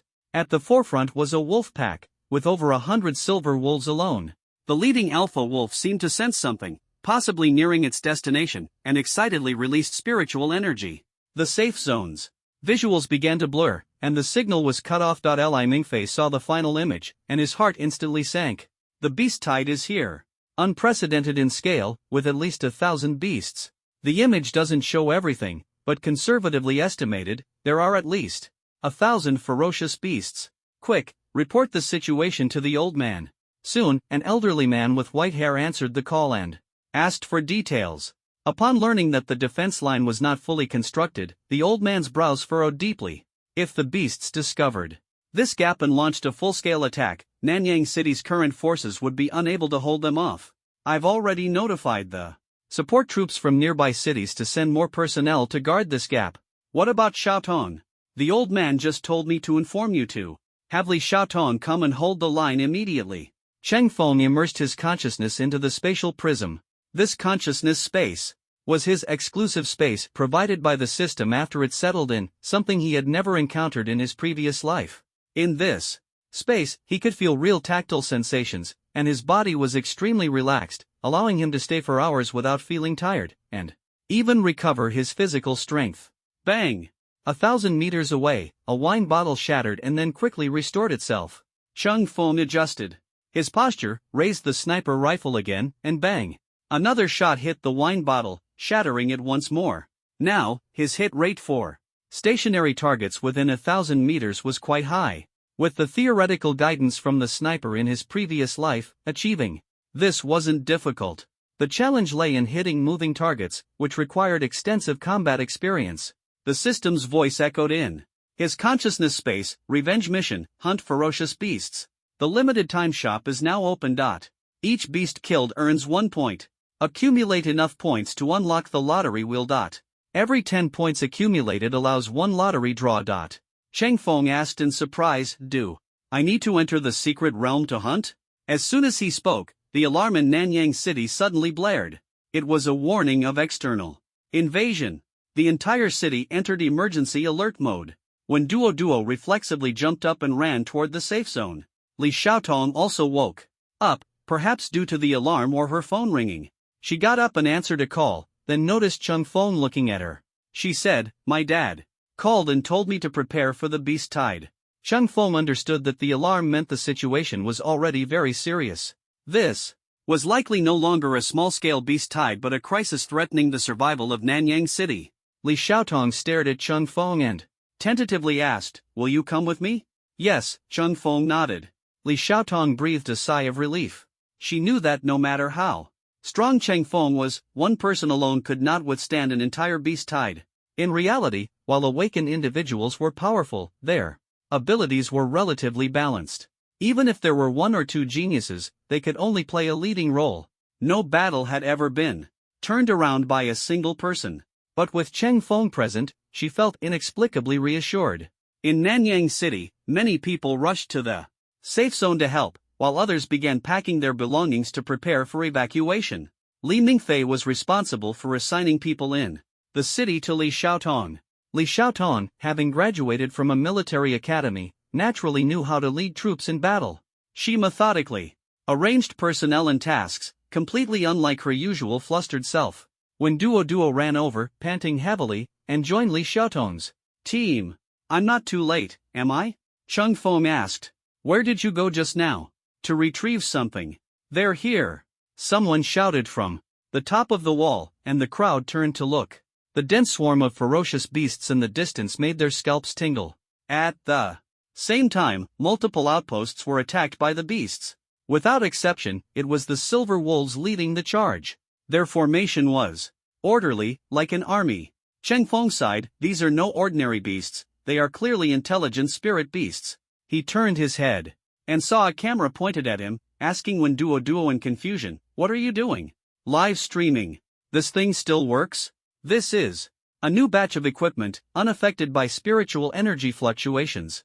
In his previous life, interference-resistant equipment took years to develop, but now it had already been created. Although still in trial use, it didn't matter. When Duo wasn't skilled in combat or martial arts, going to the front lines would only provide supplies to the beasts. It was better for her to stay safely in the rear. As a war correspondent, she was responsible for reporting the battle in real time.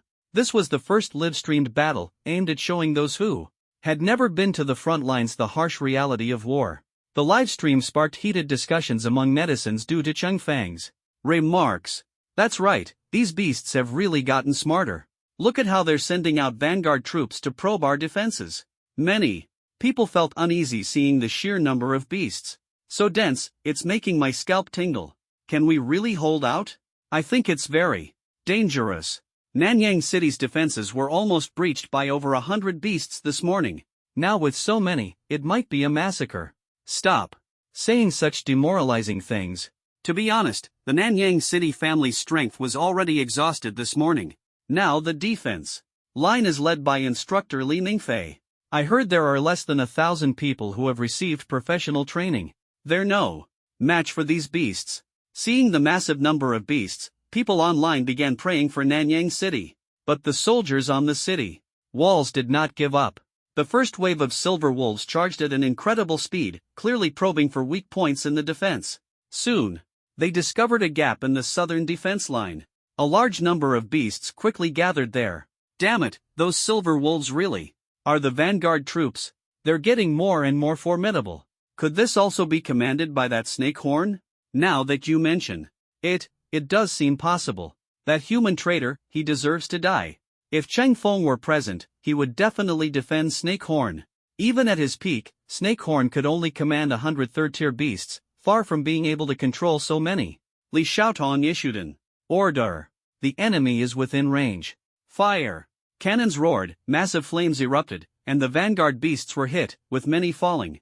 But against the massive beast horde, this firepower was like a drop in the ocean, far from enough.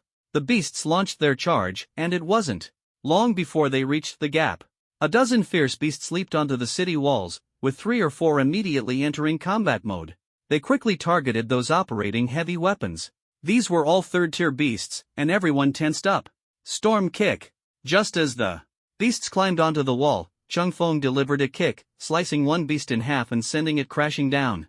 The young man's heroic figure appeared in the live stream, catching the audience's attention. This guy looks so familiar. Isn't he that recently popular figure?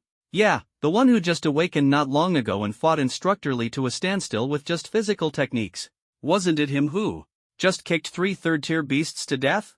Didn't he just awaken? Someone tell me I didn't see it wrong? No, you're right. I didn't expect Cheng Feng to have such incredible skills. I'm willing to take him as my master. Boss, take me in. Cheng Feng sealed the breach. But the city wall had more than one weak point. Despite timely repairs, the wall remained precarious. As waves of ferocious beasts attacked, the wall gradually deteriorated. After holding out for an hour, night fell. The beasts, instead of tiring, grew even more frenzied, their howls echoing through the night. Li Mingfei suddenly received orders from his superiors to prepare to abandon the city. At that moment, the southern wall finally gave way and collapsed. The beasts, like wild horses breaking free, charged madly into the safe zone. Li Xiaotong received the order and shouted loudly, "Retreat! Prepare to abandon the city and fall back to Luo City." Li Xiaotong was busy organizing the retreat and didn't notice that Cheng Feng had already quietly left the group. Congratulations to the host for winning in the lottery, star. Transformation, mask upon wearing, you can freely change the mask's appearance while concealing your aura and spiritual power. Cheng Feng had killed about 100 ferocious beasts on the wall, using all the accumulated points for a single lottery draw. As he read the system notification, an image of an old man appeared in his mind. He put on the mask, and his appearance began to change. Wrinkles appeared on his face, making him look much older and more weathered. Although I've suffered a lot here, seeing the city destroyed still makes me feel sad. Big Buddha, should we give it one last shot? The little creature wagged its tail excitedly and let out a bark. Woof! Big Buddha remained obedient, its small size making it no match for even a single bite from the beasts. Cheng Feng patted its furry head and said softly, "Fire ferret." As Cheng Feng's words fell, Big Buddha was instantly engulfed in flames, transforming into a long, fiery ferret cloth. The entire cloth burned with intense flames but was never consumed. It wrapped around Cheng Feng, and he gradually felt the power of the fire. Li Xiaotong was leading the retreat when she suddenly saw an old man moving against the flow. The old man was hunched over, staggering as if he might collapse at any moment. Li Xiaotong wanted to help him, but the old man nimbly dodged her. The old man's back slowly straightened, his movements shifting from staggering to brisk walking, and then to running. His appearance even seemed to grow a few years younger. Li Xiaotong was shocked and recalled hearing about an old man. That man was called Li Kong, someone from her grandfather's generation, though she had never met him. Her grandfather had said that old Master Li Kong suffered backlash from overusing his abilities and could only survive in specific environments. Experts had speculated that the last time old Master Li Kong used his powers might be when his life reached its end. Li Kong's ability was to exchange his life force for temporary strength, gaining new powers with each sacrifice. Li Xiaotong stared at the flames surrounding him, guessing that this was his latest power. She hadn't expected old Master Li Kong to choose to spend his twilight years in Nanyang City. But in the end, he couldn't live out his days in peace. Li Xiaotong silently prayed for the old man in her heart. Wive. Duo saw the flames charging into the beast tide and mustered the courage to stop retreating, broadcasting the scene live to the entire nation. At first, no one knew who this daring individual was, but they all praised his bravery. As netizens dug deeper, Li Kong's name began to appear in the comments, and the live stream was filled with messages bidding him farewell. On a certain island, Li Kong was leisurely enjoying his vacation when he suddenly sneezed. Rubbing his nose, he muttered, "At this age, I really can't handle it anymore. Even a little breeze can make me catch a cold. I'll call that brat later and ask him to bring me some clothes." Before he finished speaking, the phone rang. As soon as the call connected, the person on the other end paused for a few seconds, then burst into tears. "Dad, I can't believe you can still answer the phone on the battlefield. Do you have any last words you haven't said? Quickly tell me where your secret stash of money is, and I'll make sure to spend it all for you." "What kind of nonsense is this? I just wanted to wear more clothes. How did it turn into last words? You brat, crying like this, what are you saying? I'm still alive and well. But, didn't the doctors say you can't go to the battlefield anymore? I'm enjoying my vacation on the island. Where's the battlefield? Can you even make phone calls from your place?" The old man, hot-tempered as ever, couldn't explain clearly over the phone, so he got up to settle the score with the brat. After taking a few steps, he turned back and picked up a bamboo stick he had found a few days ago. Meanwhile, the audience in the livestream was still watching Li Lao, the battle expert, in action. Li Lao is truly amazing. His movements are incredibly fast. He's already behind the beast in the blink of an eye. Li Lao's footwork is incredible. He can even unleash slashes. Li Lao's grip is no joke. He can use it like a gun. Isn't this the legendary striker? Li Lao's body seems made of iron. Even after being bitten by the beast, he's completely unharmed. Li Xiaotong stared blankly at Li Lao in front of her. Why did these moves look so familiar? If she hadn't seen his appearance change right before her eyes, perfectly matching Li Lao's abilities, she would have almost believed this person was Cheng Feng. But Cheng Feng's ability was spatial slicing, which had nothing to do with appearance. So the two should be unrelated. Li Lao charged into the enemy ranks like a pack of hungry wolves attacking a flock of sheep. The usually ferocious beasts now seemed like lambs awaiting slaughter. Li Mingfei arrived to retreat with Li Xiaotong. When he arrived, he saw a person engulfed in flames landing amidst the beast horde. Initially, he thought it was Li Xiaotong fighting, but upon approaching, he realized Li Xiaotong was also staring in shock. From her, he learned that the old man was Li Lao. Li Mingfei fell silent. The higher-ups had already ordered a retreat. What was Li Lao doing? Was he covering their retreat? In the midst of battle, that small figure suddenly seemed incomparably tall in her eyes. Li Mingfei instantly understood and quickly commanded the others. Li Lao is buying us time to retreat. Everyone, move quickly and don't waste his efforts.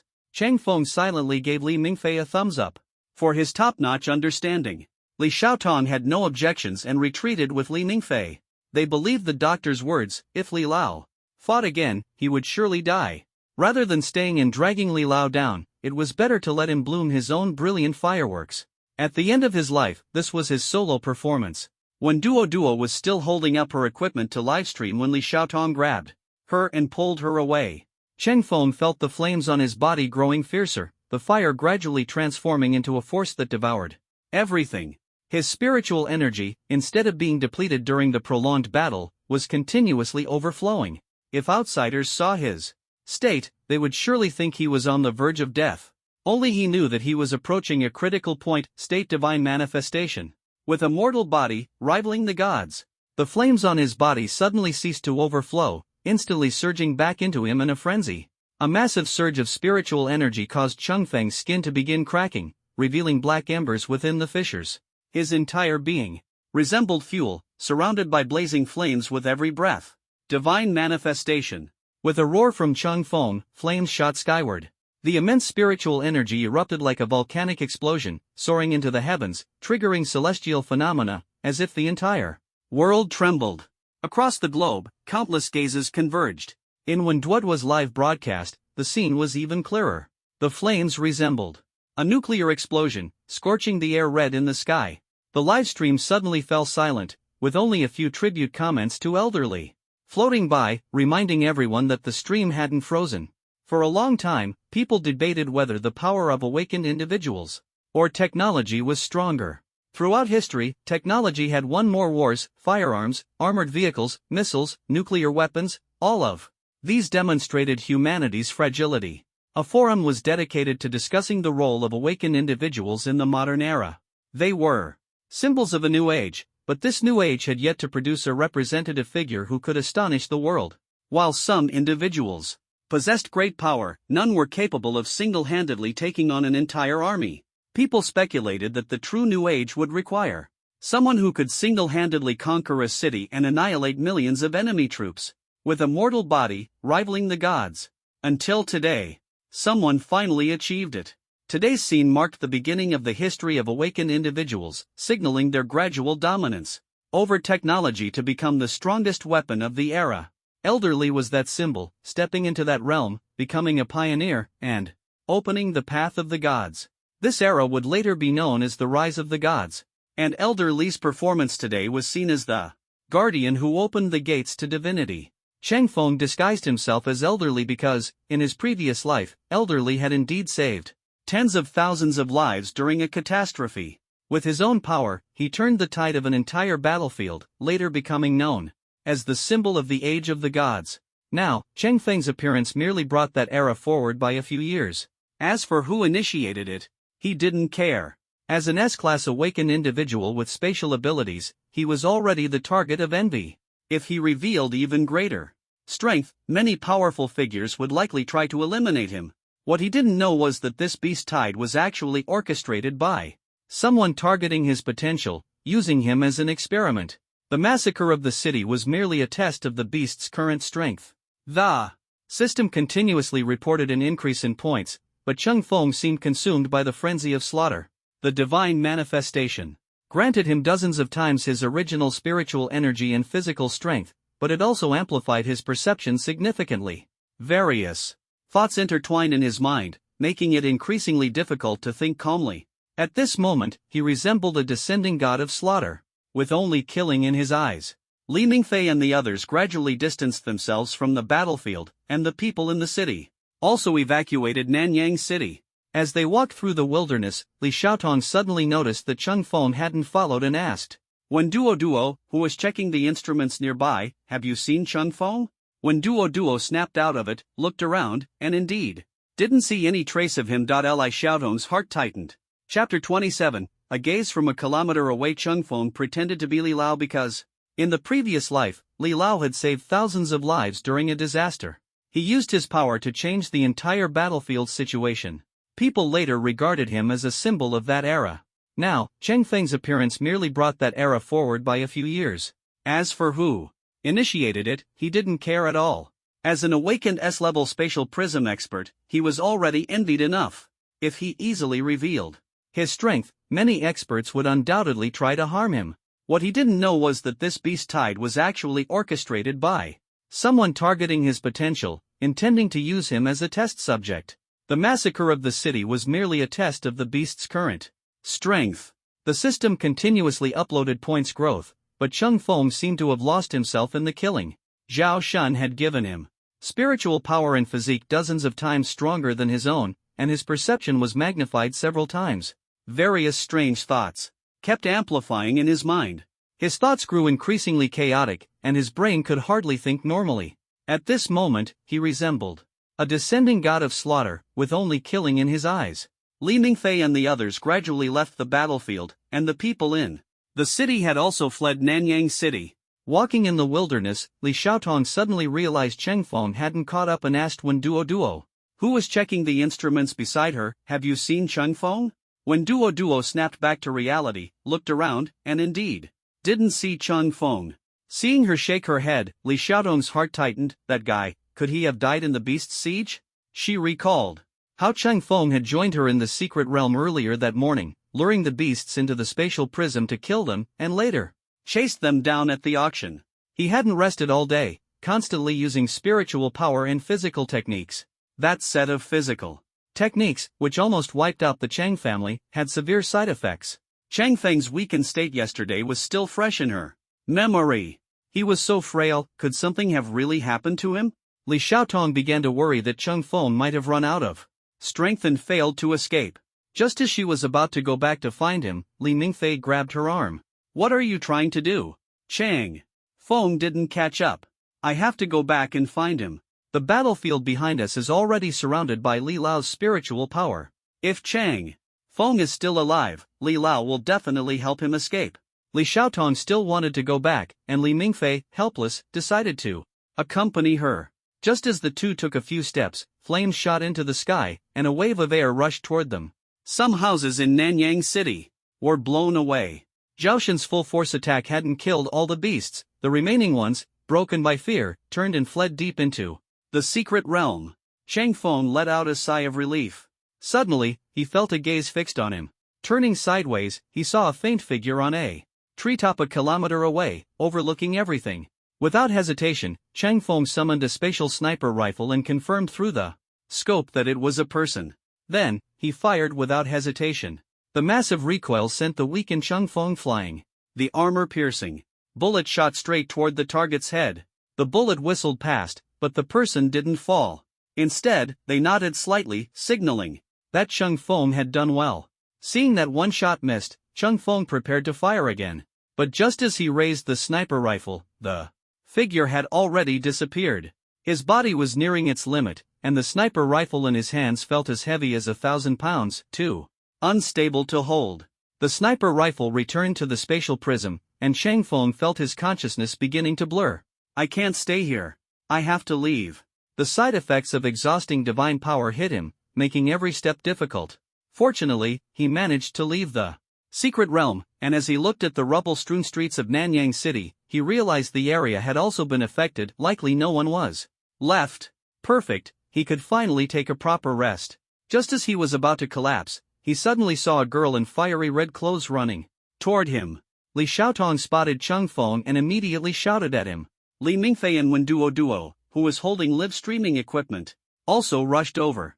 As Cheng Feng lost consciousness, he felt his head hit something soft, like cotton, completely painless.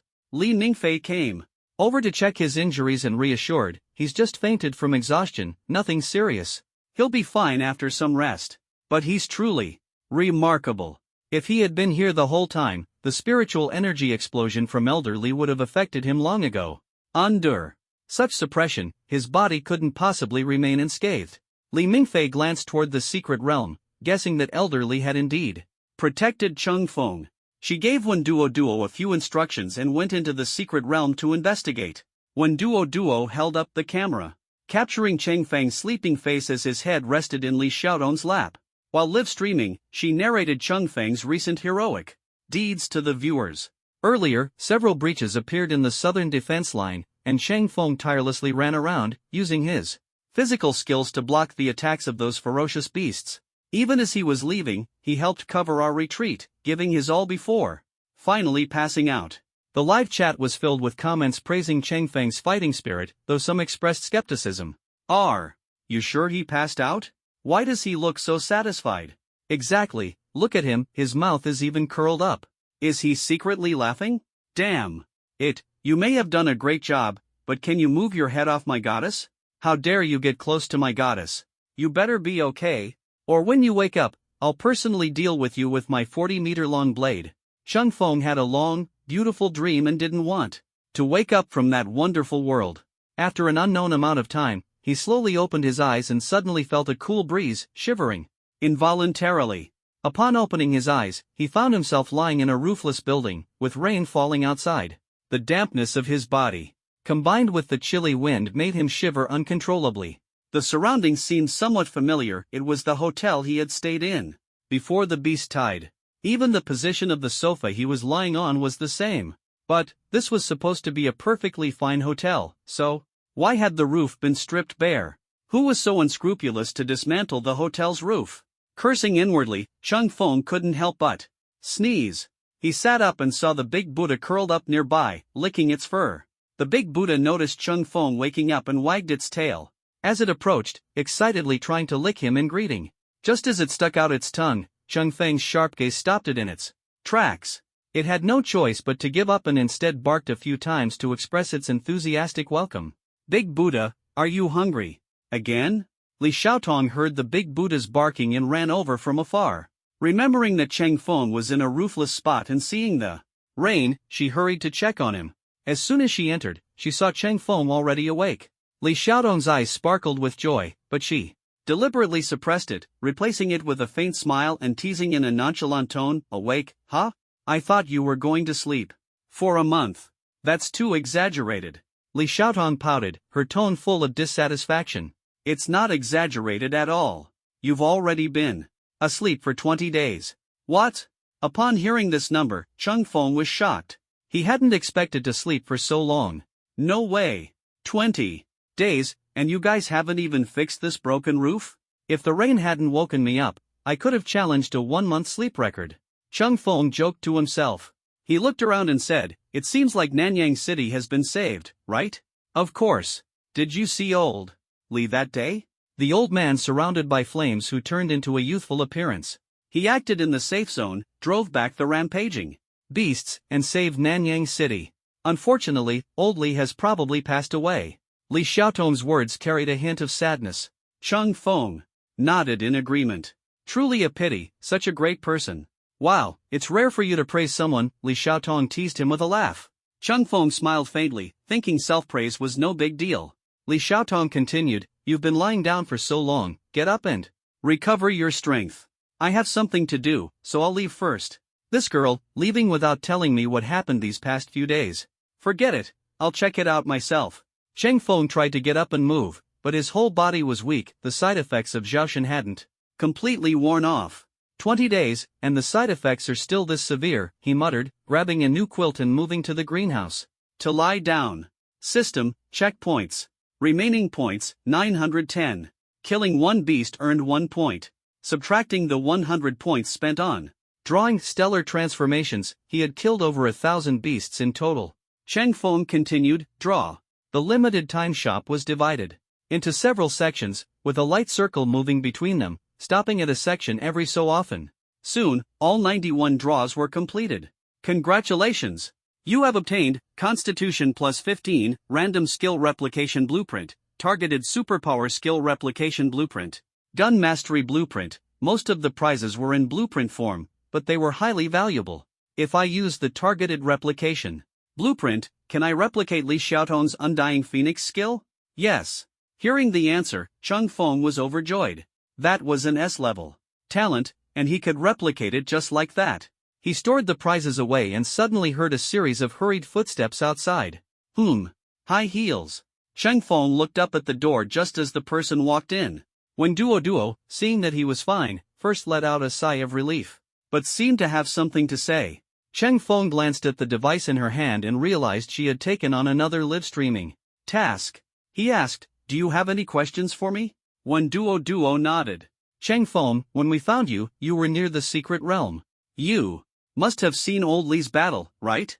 Cheng Feng stared at Wen Duo and noticed the equipment on her shoulder. He understood that he was now being watched by a national audience. After thinking for a moment, he replied, "After exhausting my spiritual energy, I found a hiding spot.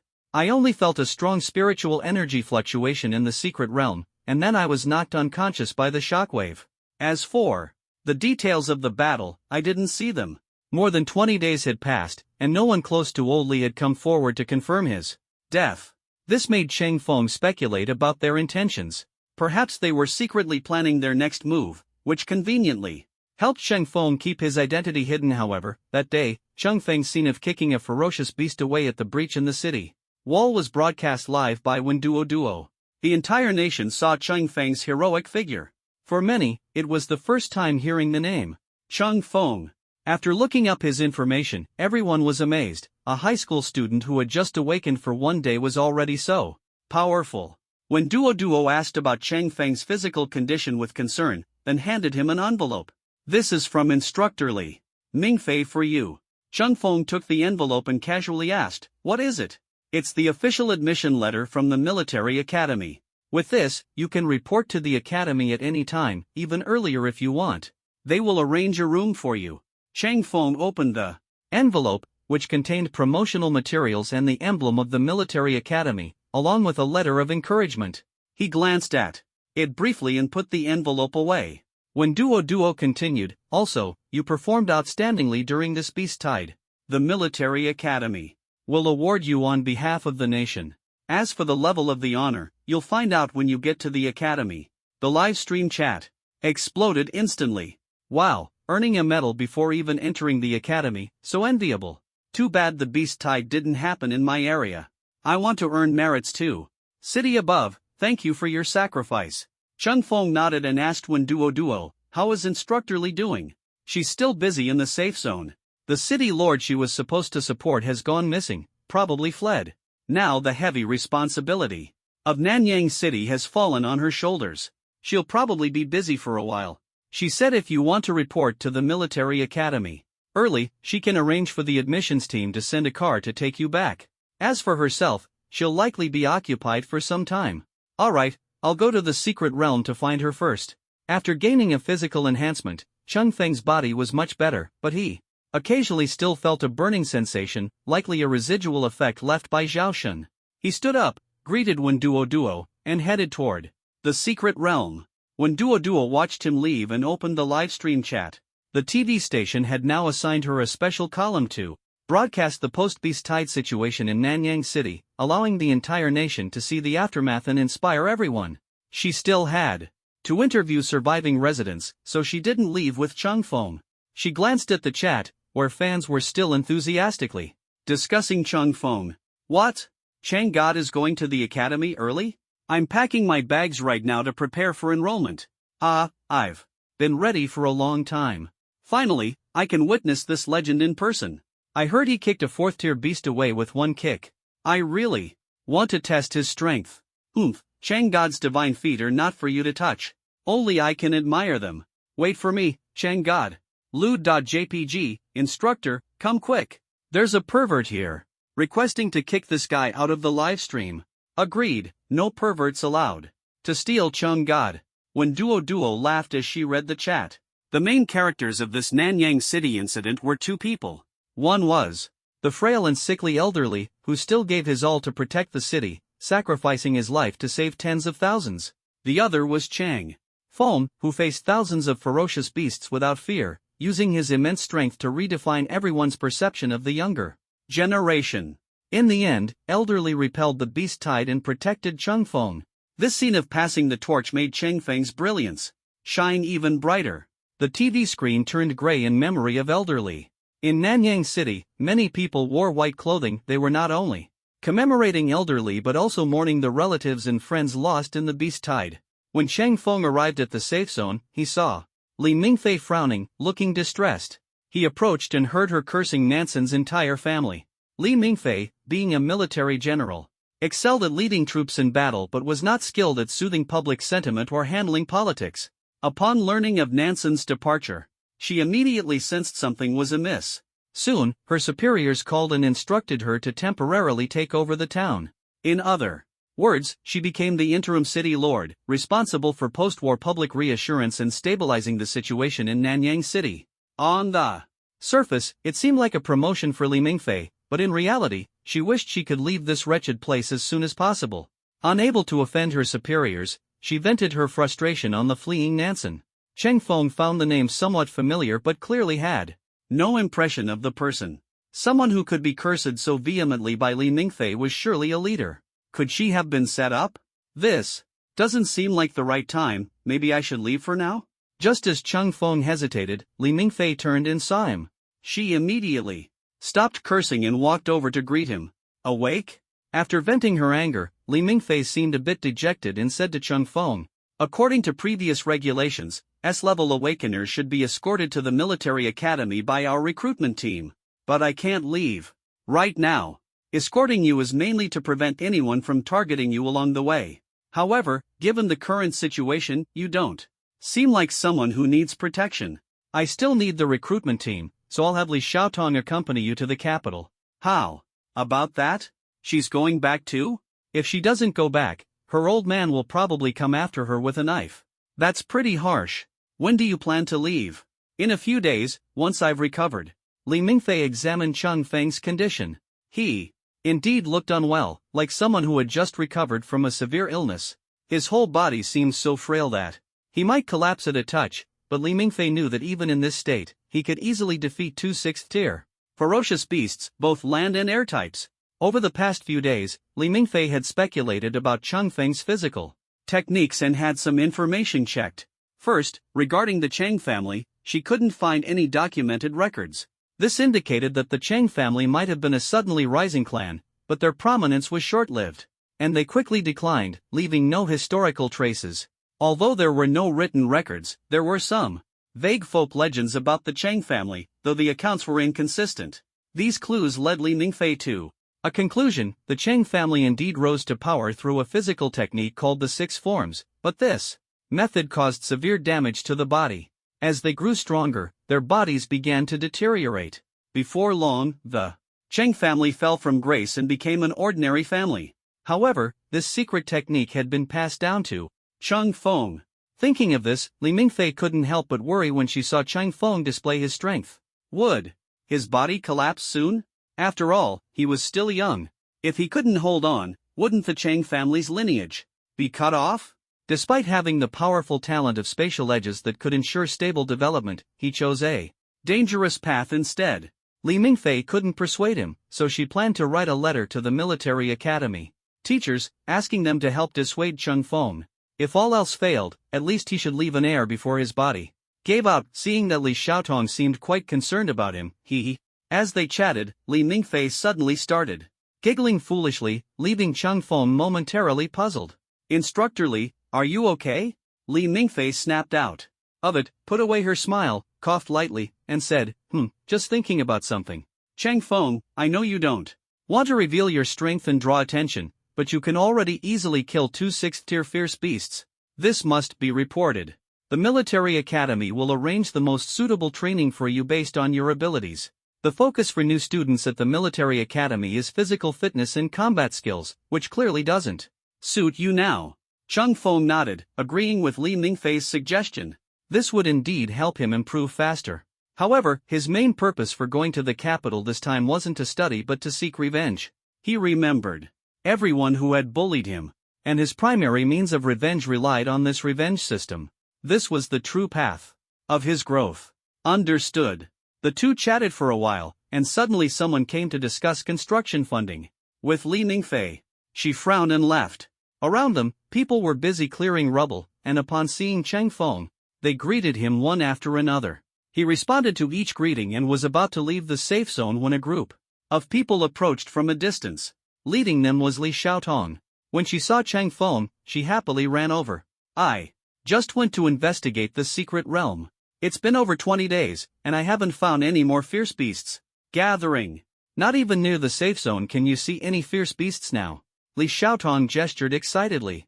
Today is the final round of inspections, and my task is complete. Chang Feng noticed two people following behind her, dressed in uniforms similar to the admissions team, but it was clear they weren't brought by Li Mingfei.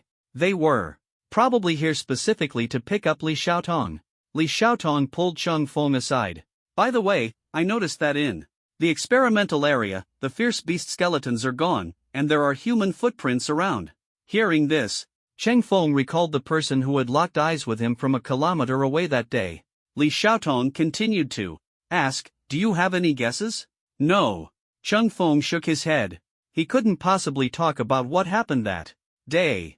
If he did, it would be equivalent to admitting that he was Li Lao. Was this girl testing him? He looked at Li Xiaotong's innocent, silly smile and couldn't quite figure out her intentions. Chang Feng spoke up. Since your task is done, let's head to the capital tomorrow. So soon? Is your body okay? Chang Feng's body still experienced an unbearable heat, a side effect brought by Zhao Shun. But after so many days, he had almost adapted to it. I'm used to it. It doesn't affect my daily life much. Li Xiaotong smiled. Not bad, you've already adapted. So this is what they mean by you'll get used to it, huh? She turned to one of the two elderly men beside Cheng Feng, whom she hadn't seen before, and said, Uncle Day, shall we set off tomorrow? Chang Din nodded. No problem. Tomorrow. We'll first head to Blade City. The master has already arranged for a helicopter to pick you up. Li Xiaotong pouted. Such a big fuss. Chang Di explained with a smile, it's for the young lady's safety. Li Xiaotong said no more. When Chang Feng heard the name Blade City, he was somewhat shocked. He tried hard to recall and finally found fragments of memories related to Blade City. Destruction.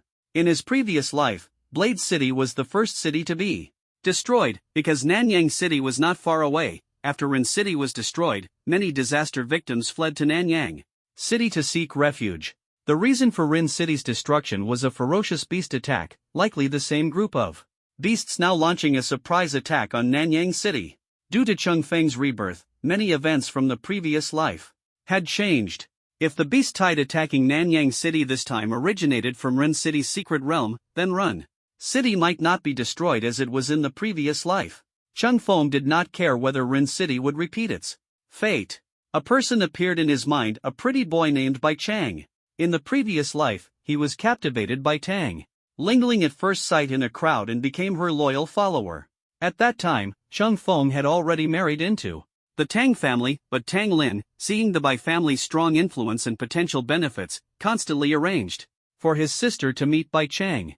Later, Cheng Feng caught them together several times, and they stopped hiding it altogether, even openly humiliating him.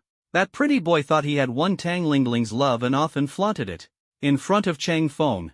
Later, the Bai family was annexed by the Tang family, and Bai Cheng lost his value. He was only kept around because Tang Lingling liked his looks. However, even so, his situation was still much better than Cheng Feng's at the time. Every time Bai Cheng was upset, he would vent his anger on Cheng Feng. The Bai family was a power in Rin City. Before the city's downfall, they were considered a prominent local family. After the disaster, the Bai family followed their patriarch to seek refuge with relatives in the capital, thus preserving their lineage. Now, the Bai family controlled most of Rin City's territory, acting as the local overlords. Since Cheng Feng was heading to Rin City, he would inevitably have to deal with the Bai family. The next day, when Duo heard that Chang Feng and Li Xiaotong were leaving Nanyang City, they were among her few friends in the city. Having only known them for a few days, she felt reluctant to part ways, but her superior's orders left her no time to dwell on it. With her courage, she had ventured into dangerous traps multiple times, gaining a significant following. Now, she had transformed from an unknown rookie into a skilled livestreamer capable of handling things on her own. However, the increasing number of tasks left her feeling overwhelmed. After bidding a quick farewell to Cheng Feng and the others, when Duo changed into a black bodysuit and headed to the secret realm for deeper exploration. After saying goodbye to Li Mingfei, Cheng Feng and his group set off for Rin City. There were 4 people in total: Cheng Feng, Li Xiaotong, and 2 of Li Xiaotong's bodyguards. To travel between cities, they had to pass through an uninhabited zone. This area, much like a secret realm, had been abandoned for years and was home to many ferocious beasts.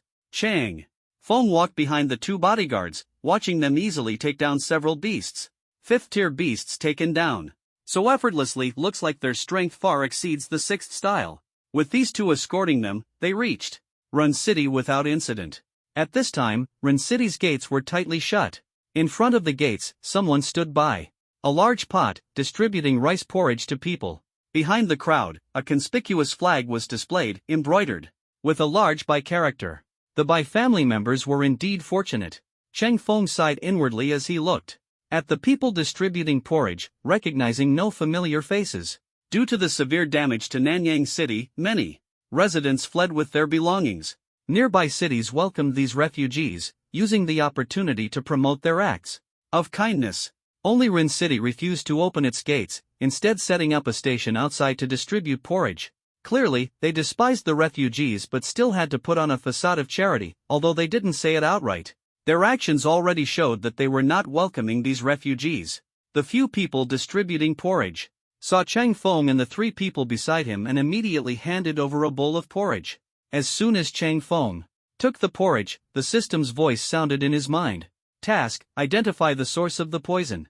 Rescue mission: help the poisoned refugees around you disperse the toxic gas. Completion reward: Constitution +1. The porridge is poisoned. Chang Feng fell silent. He stared at the bowl of porridge in his hand and took out a silver needle. Li Xiaotong, noticing Chang Feng's actions, looked puzzled and curiously asked, "Are you testing if the porridge is poisoned?" Chang Feng nodded. Li Xiaotong couldn't help but say, "This is all relief food meant to help the people. Who would poison it and then try to rob the refugees? There's no need for that." Before she could finish, she saw the silver needle in Chang Feng's hand suddenly turn black. Li Xiaotong stared at him in shock. Chang Feng explained, "Poisoning isn't necessarily for robbery, it could be to take lives." He mentally asked the system, "Can this black medicine neutralize the poison in the porridge?" "It can," the system replied. After receiving the response, Chang Feng directly took over the porridge distribution stall, quickly mixed the black medicine into the porridge, and continued distributing it to everyone. Gradually, more and more people noticed him. Those who ate the porridge he distributed were initially weak and suffering due to the Bai family's actions, thinking they wouldn't survive much longer. But suddenly, they felt their strength returning. The only thing that puzzled them was that a certain part of their body seemed to awaken, standing firm and not calming down. The effect of the black medicine was indeed as described. In the novels Chang Feng had read, it could enhance a certain ability in men. But why could it also neutralize the poison? The system uncharacteristically provided an explanation. The Bai family used a slow-acting poison. Initially, it has no noticeable effects, but over time, the poison seeps into the kidneys, causing damage. Prolonged exposure leads to kidney disease. So their real purpose in distributing porridge was to poison these people to death. Chang Feng finally understood the Bai family's scheme. The Bai family had recently taken control of Rin City, and the city had not yet stabilized. They couldn't afford any further unrest. Thus, refusing refugees entry into the city was the simplest and most direct solution. However, this would make Rin City appear cold and heartless, and if word got out, their reputation would suffer. So the Bai family came up with a sinister plan. They opened their granaries to distribute food, appearing to provide disaster relief, but laced the food with slow-acting poison. Once the refugees died, the Bai family would bear no responsibility. The Bai family members saw Chang Feng taking over their stall and even shouting that there was no limit to how much porridge people could have, urging them to eat their fill. They cursed him in their hearts for being wasteful. Some wanted to step forward and reprimand him, but their companions held them back. The group exchanged glances and quietly left. Li Xiaotong was utterly confused by Chang Feng's sudden actions. "Didn't you say the porridge was poisoned? Why didn't you just overturn the stall and report it to the authorities? Why are you helping them distribute porridge instead? Wasting plain porridge would be such a pity. I happen to have an antidote that can neutralize the poison in the porridge and also treat the poisoned bodies of these people." Li Xiaotong's eyes widened in astonishment. "You have something like that? How do you know? What kind of poison they used?" Our Chang family is a prominent family with an extensive collection of books. I've read quite a few medical texts and learned some medical skills, Chang Feng calmly explained. Li Xiaotong knew the Chang family. She had previously sent Chang Feng home, but was turned away at the door. However, that place was old and remote. Could it really harbor advanced medical skills? Did he think he was some reclusive master from the Shaolin Temple? Seeing Li Xiaotong's skeptical expression, Chang Feng scratched his head. Forget her doubts, even he found it hard to believe. Fortunately, Li Xiaotong didn't press further and instead turned to Chang Di beside her, saying, "Uncle Di, go investigate what's really going on. The refugees outside Blade City need an explanation. Miss, you should return to the capital first. Leave this matter to me, and I'll make sure you get a satisfactory answer," said the elder beside Uncle Di. "All right, I'll leave it to you, Grandpa Yu." Eugene nodded. Chang Feng handed Eugene some black medicine. "This can alleviate the poison symptoms. Just mix it into the porridge and eat it. Also, it's best to have people take the porridge home to eat.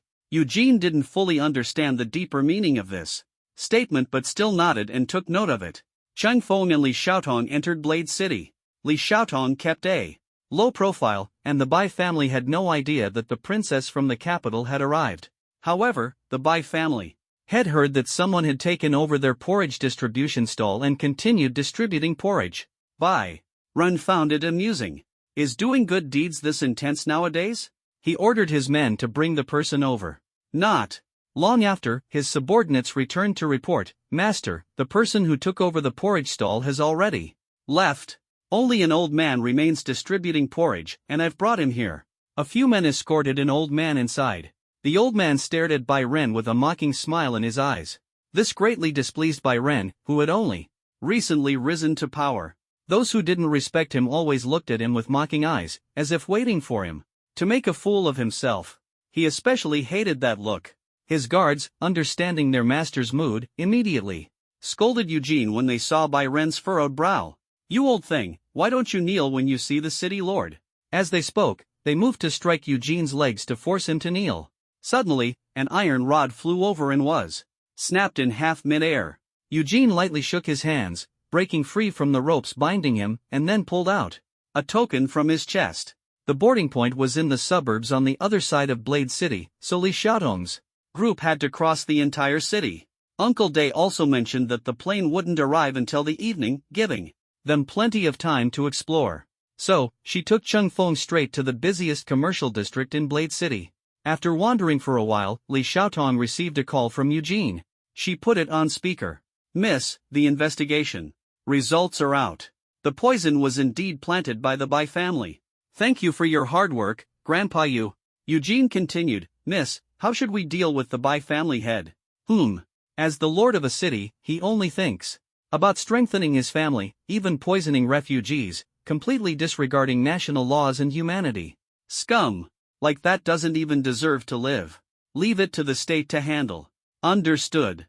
Just as Li Xiaotong was about to hang up, Chang Feng leaned over and asked, "Can you help me look into someone named Bai Fei?" Eugene looked at Bai Ren, who was kneeling on the ground, and relayed Chang Feng's question. Bai Ren froze for a moment. Seeing the fierce expression on the other party's face and the military token in his hand, he could only answer honestly, "Bai Fei is my nephew. He left Blade City some time ago to train outside. I don't know his exact activities." After hearing this, Chang Feng couldn't help but laugh. Bai Fei privately mentioned that his so-called cultivation was actually just being a playboy, traveling around with a group of followers. If you asked what he was cultivating, it was probably the art of flirting. Thanks to his usual practice, he was quite good at talking. Li Xiaotong curiously asked, "Is that person your friend?" Chang Feng shook his head. "Then is he your enemy?"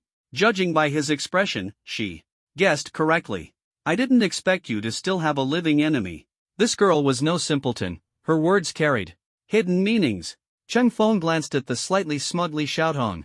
With Uncle D around, her little smugness was completely unhidden. Chang Di and Eugene, though merely bodyguards by Old Master Li's side, had become formidable generals commanding respect during the war. Chang Feng wasn't sure of their current strength, but both had surpassed level 80 later on. Breaking through level 80 meant they were among the world's top heroes. Chang Feng pulled his thoughts back. Perhaps because of his rebirth, he tended to think far ahead. Since he had been reborn, living well in the present was the proper thing to do, rather than always thinking about the future. If others knew, they might think he was overcomplicating things. After Li Xiaotong gave Eugene a few more instructions, she hung up the phone. Chang Feng also heard the system's reward notification, indicating his physique had improved slightly. At that moment, a little girl holding a bouquet of flowers blocked his path. "Big brother, these roses just arrived. They symbolize love. Buy one for your girlfriend." The little girl held a few not-so-vivid roses, raising one as her bright eyes looked at Chang Feng. Hearing the words girlfriend, Li Xiaotong couldn't help but laugh and quickly snatched the rose. "Call me sister, and I'll buy it." The little girl's eyes curved into crescents as she sweetly called out, "Sister. Good girl."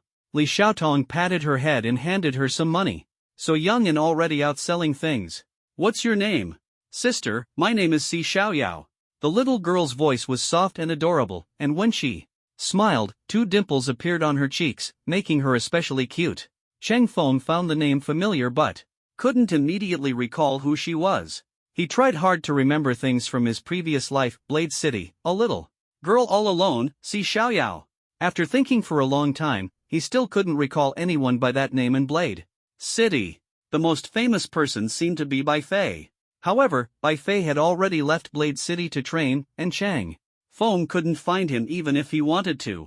Suddenly, a commotion arose in the distance as several burly men pushed through the crowd and approached. One of them pointed at Si Xiaoyao and shouted to his companions, "Found her! It's this girl! Ha, Shui Ling, you gambling addict, give me this girl, and your family's debt will be cleared." Humph! Lucky for you, old gambler. A middle-aged man behind the group of men looked on coldly without speaking. Seeing someone coming to grab her, Si Xiaoyao immediately struggled and resisted. "What are you doing?" Xiaoyao said she would repay her father's debt. "I have money here." Si Xiaoyao took out all the money Li Xiaotong had just given her, but one of the men snatched it away. "This little bit of money is far from enough, little girl. This money is mine now, and your father has already sold you to me. Serve me well in the future, and I won't treat you badly." The man grinned, his fat face jiggling, making Li Xiaotong feel utterly disgusted. Seeing such a cute little girl fall into the hands of someone like this, she couldn't help but feel a surge of revulsion. "How much does he owe you?" "I'll pay it." The man, seeing Li Xiaotong standing in front of Si Xiaoyao, was immediately captivated by her beauty. Si Xiaoyao, though quite pretty, was still young, her body not yet developed, looking like an adorable little dumpling. Li Xiaotong, however, was entirely different, flawless in both appearance and figure. The man's eyes revealed greed as he unabashedly sized up Li Xiaotong, which made her very displeased. "You'll pay? Haha, little girl, he owes 1,000,000. Can you afford that?" I can write an IOU. "Heh, don't joke around, little girl. Since you want to help this gambling addict pay his debt, then pay with your body. Boys, take her away too." The surrounding residents clearly recognized these men. Seeing them snatch people in broad daylight, no one dared step forward to help. Cheng Feng chuckled and teased, "See, not everyone is willing to write you an IOU. Honestly, you should thank me for trusting you." Li Xiaotong was amused and didn't rush to deal with the men, replying with a smile, "Thank you, my foot." Chang Feng glanced around. Judging by everyone's reaction, these guys seem like repeat offenders. Li Xiaotong immediately understood his meaning. She turned to the men and asked, "Do you guys know me?" "Ha? Little girl, are you a celebrity?" "No. Since you don't know me, this will be easy." Li Xiaotong smiled, extended her hand, and flames suddenly burst from her fingertips. "Nobody move. I'm robbing you." "What?" The leading man froze, then burst into laughter. "You, robbing us? Don't be ridiculous." Before he could finish, a blade seemingly out of nowhere suddenly severed the arm he was pointing at Li Xiaotong with. Blood gushed out wildly. The man froze for a second, then writhed on the ground in pain, clutching his severed arm. Li Xiaotong glanced at the others, then smoothly took the veil Chang Feng handed her from a distance. She stared at the remaining men. "I said, I'm robbing you." The men finally reacted and hurriedly emptied their pockets. Even the man writhing on the ground had his pockets emptied. Li Xiaotong scanned the money. It was already tens of thousands. These guys were indeed loaded. Cheng Feng was right, the fastest way to make money was to rob them. Li Xiaotong was secretly delighted, though her face remained calm, even showing a hint of disdain. "Is this all the money you have? Go back and bring me 1,000,000. I'll be waiting right here." The men glanced back at Cheng Feng and Chang De behind Li Xiaotong. They hadn't seen clearly who had acted earlier, but it was obvious they had hit a hard wall this time. Resigned, they slinked away. Li Xiaotong took Si Xiaoyao and left the area. After confirming no one was around, she pulled out half of the money she had just robbed and handed it to Cheng Feng. "This is your fee for stepping in." Cheng Feng nodded approvingly. "Righteous." Chang De looked at the young lady with a complicated expression. She had been out for less than a month, yet her demeanor had completely changed. She had lost her previous nobility and gained a bit of roguishness. However, he agreed with her approach. Dealing with bad people required using their own methods. "Little girl, you saw it just now. Your father wants to treat you like a commodity and sell you. Now, I'm giving you two choices. One is to go home, but you'll likely be sold by your father. Another option is to come with me to the capital. Although I can't guarantee complete safety, I can promise you a life without worries about food and clothing. Si Xiaoyao blinked her big eyes at Li Xiaotong, her gaze sparkling with determination and not a hint of hesitation. I want to go with sister. Si Xiaoyao threw herself into Li Xiaotong's arms, her small, soft body carrying a faint milky scent. Li Xiaotong also liked this little one very much and comforted her indulgently with a few words. Si Xiaoyao happily shook her little head, as if responding to Li Xiaotong's gentle touch.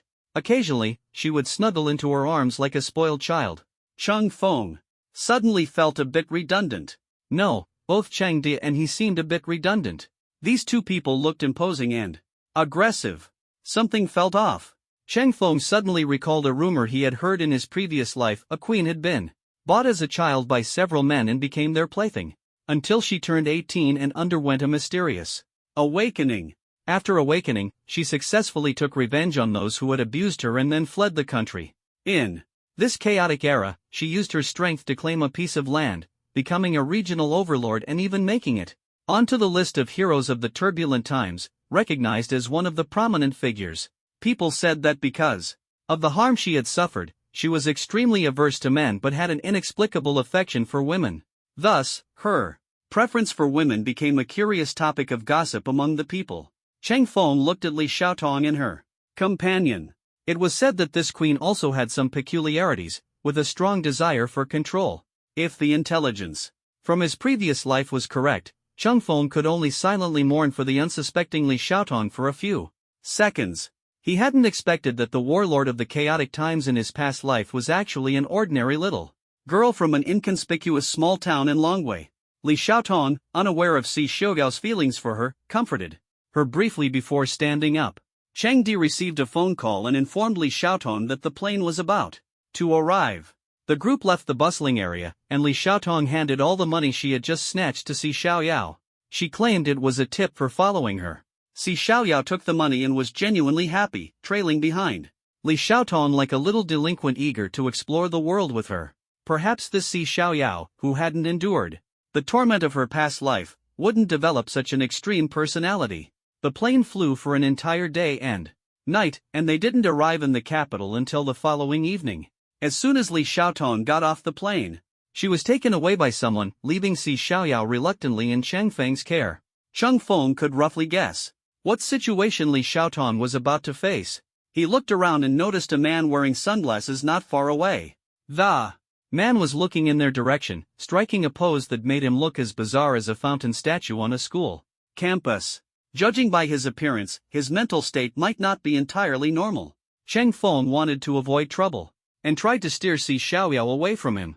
The man, having waited for a long time, finally couldn't hold back and spoke up.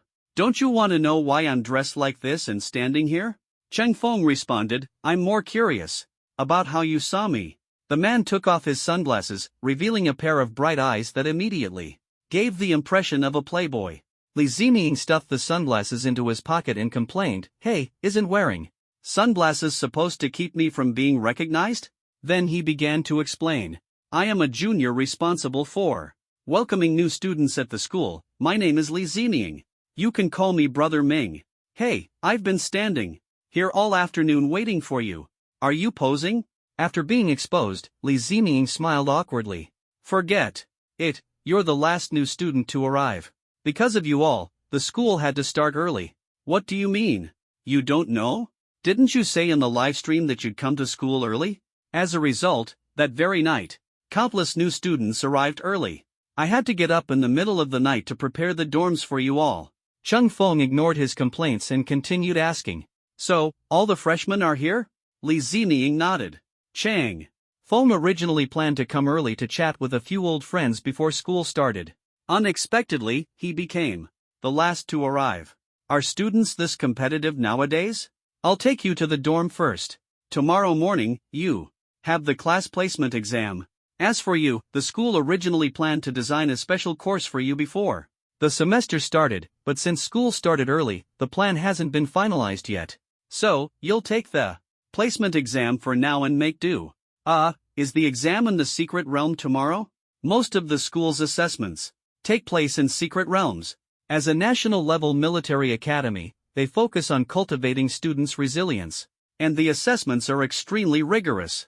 Students are directly placed into secret realms with a danger level of B. Secret realms are classified based on the spiritual energy and spirit beast levels inside. For example, the secret realm in Nanyang City was originally F level, but in recent years, due to increased deaths and upgraded beasts, its level rose to C. And that was data from before the beast tide outbreak. Li Zining glanced at the little girl beside Cheng Feng and asked, "Is she someone you brought along?" "No, I met her by chance on the way and brought her to the capital together.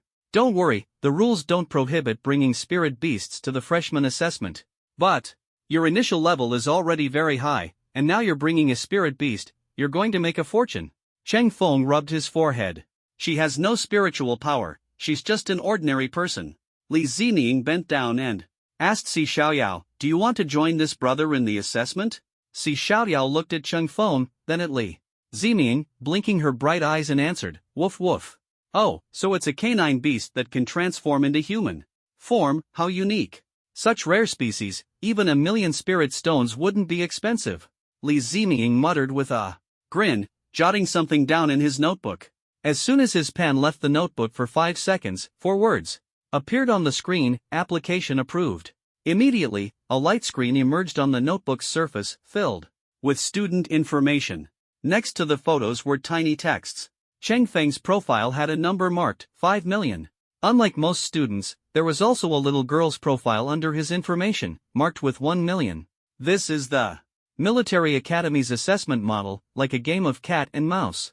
Sophomores and above are the cats, while freshmen are the mice. Each mouse has a specific price, determined by the freshman's abilities and recent performance. Evaluations at Cheng Feng, due to his outstanding performance far exceeding the standards of his grade, became a rare historical figure at the 5 million level. Even Si Xiaoyao, simply because she knew Cheng Feng, was marked at 1 million. On Li Zining's tablet, the screen was filled with discussions among upperclassmen about this ranking list. Tomato. Business. Wow, Li Zining, you're really something. Even such a cute girl is priced at 1 million? Cool guy. Wannabe, haha, how could you guys even think of it? Leave her to me. Snowy years, I see the problem. Tomato. Business, stop talking nonsense. If we all act together, what if she gets hurt? Little Blaze, although Cheng Feng is strong, it's hard for him to protect others in continuous battles. Willow Brows, that's the point of the assessment. If he can't protect her, it shows his limitations. If he can protect her while surrounded by us, his value is far beyond this. Cool guy wannabe, I can't wait. Once it's past midnight, I'll strike first and take her down. Little Blaze, upstairs, I know you. Last year, you caught several girls and almost got arrested by the patrol. Cool guy wannabe, ahem, you must have mistaken me. Such sleazy things are definitely not something a cool guy like me would do. Little Blaze, impossible, I was one of the girls you caught. I recognize your face. Cool guy wannabe. Cheng Feng watched Li Zining operate on his notebook, then suddenly froze. Li Zining snapped out of it, closed the notebook, and turned it back into an ordinary paper notebook. Ahem, it's nothing. We were just discussing your dorm situation. Originally, there was only 1 bed left in the dormitory. But considering the 2 of you coming, and your reputation, to avoid being surrounded, we've arranged a house for you. Guaranteed no disturbances. Li Zining led Cheng Feng to a secluded area surrounded by withered branches and leaves, resembling an abandoned wasteland. The house was large, a 3-bedroom unit with a small courtyard. Though the surroundings were dilapidated, the courtyard was exceptionally clean, clearly having been tidied up. How is it? Very thoughtful. Cheng Feng liked it here. It was only 10 kilometers from the dormitory building, not far, yet very quiet. If you like it, stay here for now. Let's exchange contact information. Reach out to me anytime if you need anything.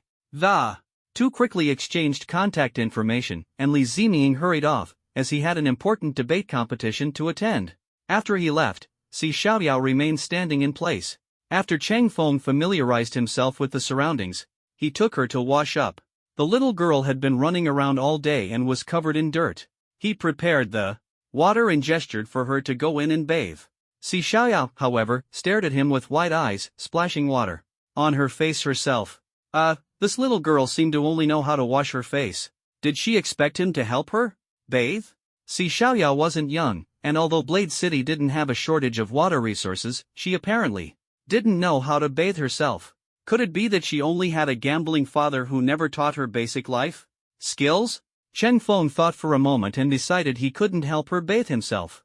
Li Xiaotong was probably busy with other matters and likely couldn't assist. That left finding a female classmate to help. But for now, he glanced at the clock on the wall, click. The hands overlapped at the number 12. It was already midnight, better not disturb the seniors. Just then, the surrounding space suddenly fluctuated. Cheng Feng's expression tightened. Someone nearby is using spatial abilities. He quickly deployed a spatial shield, merging the villa's space with his own to enhance defense. The opponent's suction force gradually weakened, and just as he was about to relax, a powerful suction erupted again, directly pulling Cheng Feng and the entire house into a wormhole. Moments later, the force disappeared. Cheng Feng stepped out of the room, looked around, and found the environment had completely changed. What was going on? He had been transported along with the house to another place. Could it be a time travel? Transported to ancient times with the house, then using the tools inside to become the top powerhouse of that era. This life really had something to look forward to. As Cheng Feng's mind raced, many freshmen around him were also stunned, blankly surveying the unfamiliar secret realm. They had all been sent here together with their dormitory. A few roommates who had been arguing fiercely now exchanged glances, not even noticing when their phones stopped receiving messages. A group chat on their phones still had messages popping up. Death Scythe group for cutting celery, 5, want to be a cool male god at Little Lioli. This time the action group is full of seniors, you need to learn well. Little Lioli, big brothers and sisters, I will obediently listen. Want to be a cool male god at Little Lioli, send your location quickly, hurry and gather, we're going to pull off something big. Little Lioli, coming right away. Cherry Little Trouble, who created this group? What does cutting celery mean? Was it a typo? Your piggy got pulled in for no reason. Is the group owner I am a cool male god? Li Zining, what are you up to? I am a cool male god, hee. Didn't the rules say groups with fewer than 5 people don't get security funds? I specifically made a small account for this. Little Lioli, is it still possible to leave now? Want to be a cool male god, no leaving. The security funds have already been applied for, 1,000 work points per person. Little Lioli, full of motivation. Who's the target? Want to be a cool male god, Cheng Feng, and the girl beside him, Si Xiaoyao. Want to be a cool male god, several groups are probably targeting him. We'll strike later, let them wear Cheng Feng down first. Then we'll swoop in and reap the benefits. This is called sitting back and enjoying the spoils. Little Lioli. Should we catch a few freshmen first for practice? I've never caught anyone before, feeling a bit nervous.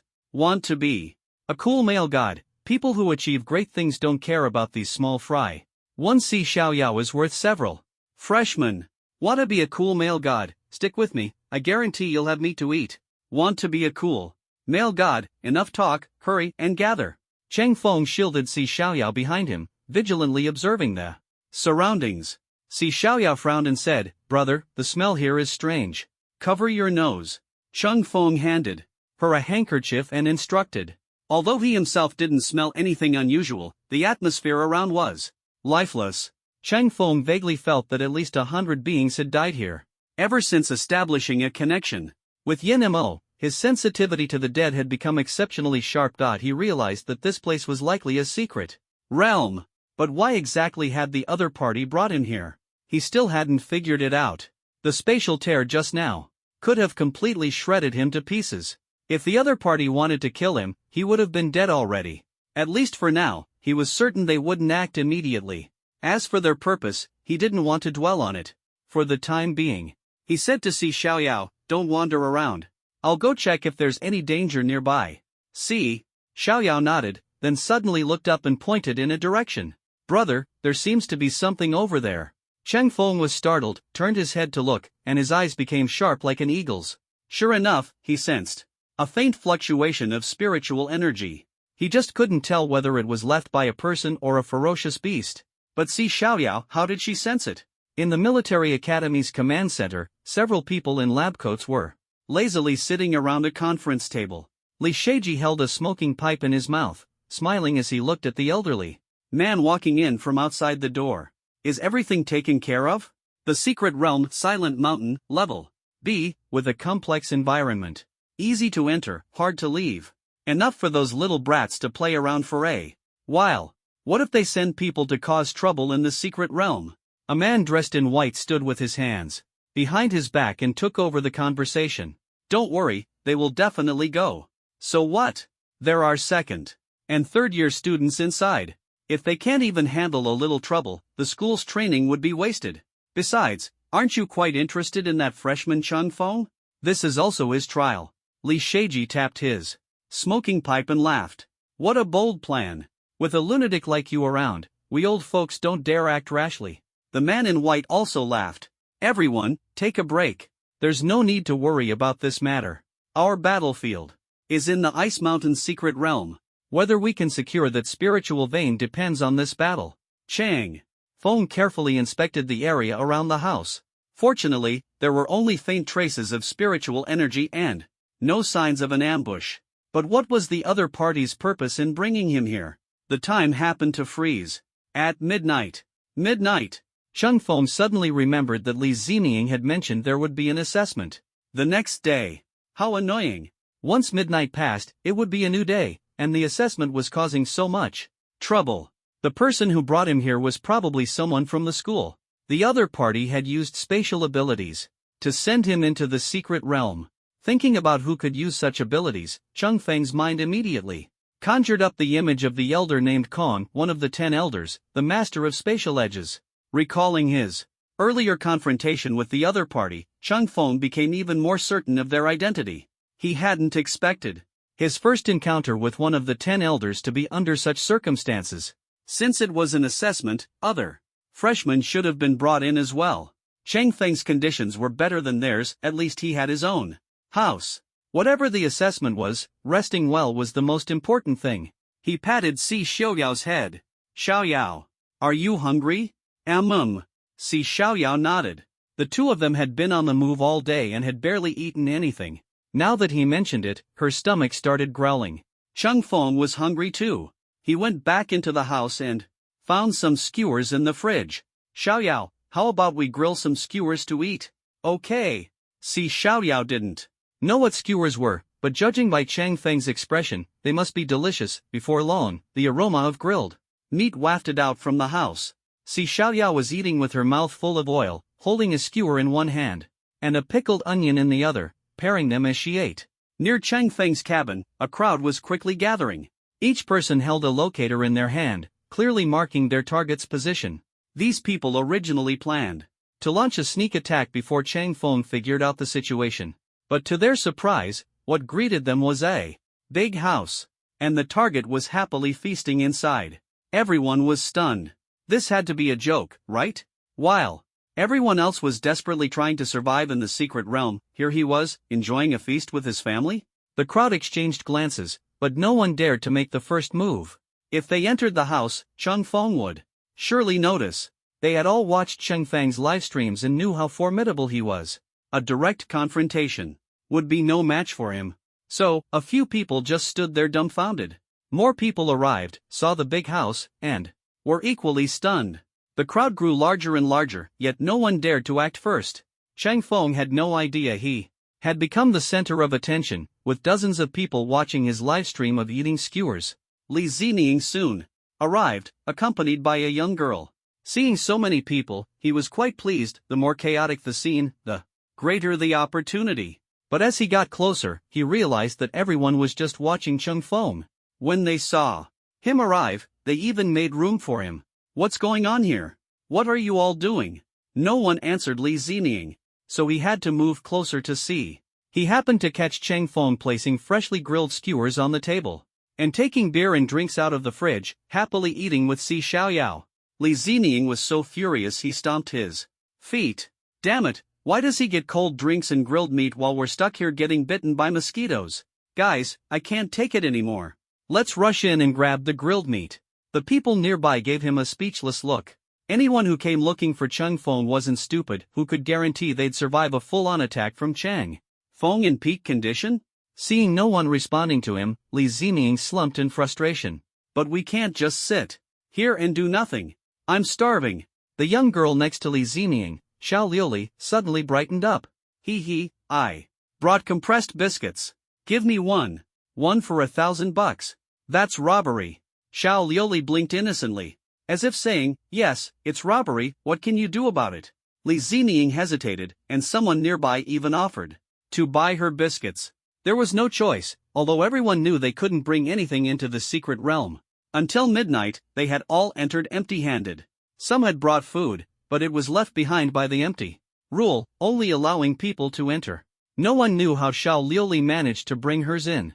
Li Ziming glared at Xiao Liuli angrily. Fine, she really had skills. Noticing Li Ziming's gaze, Xiao Liuli turned slightly and said, if you keep looking at me with those lecherous eyes, do you believe I'll punch you?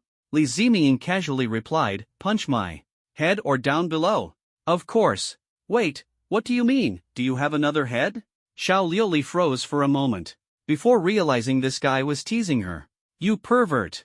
She immediately swung her soft, pink fist at him.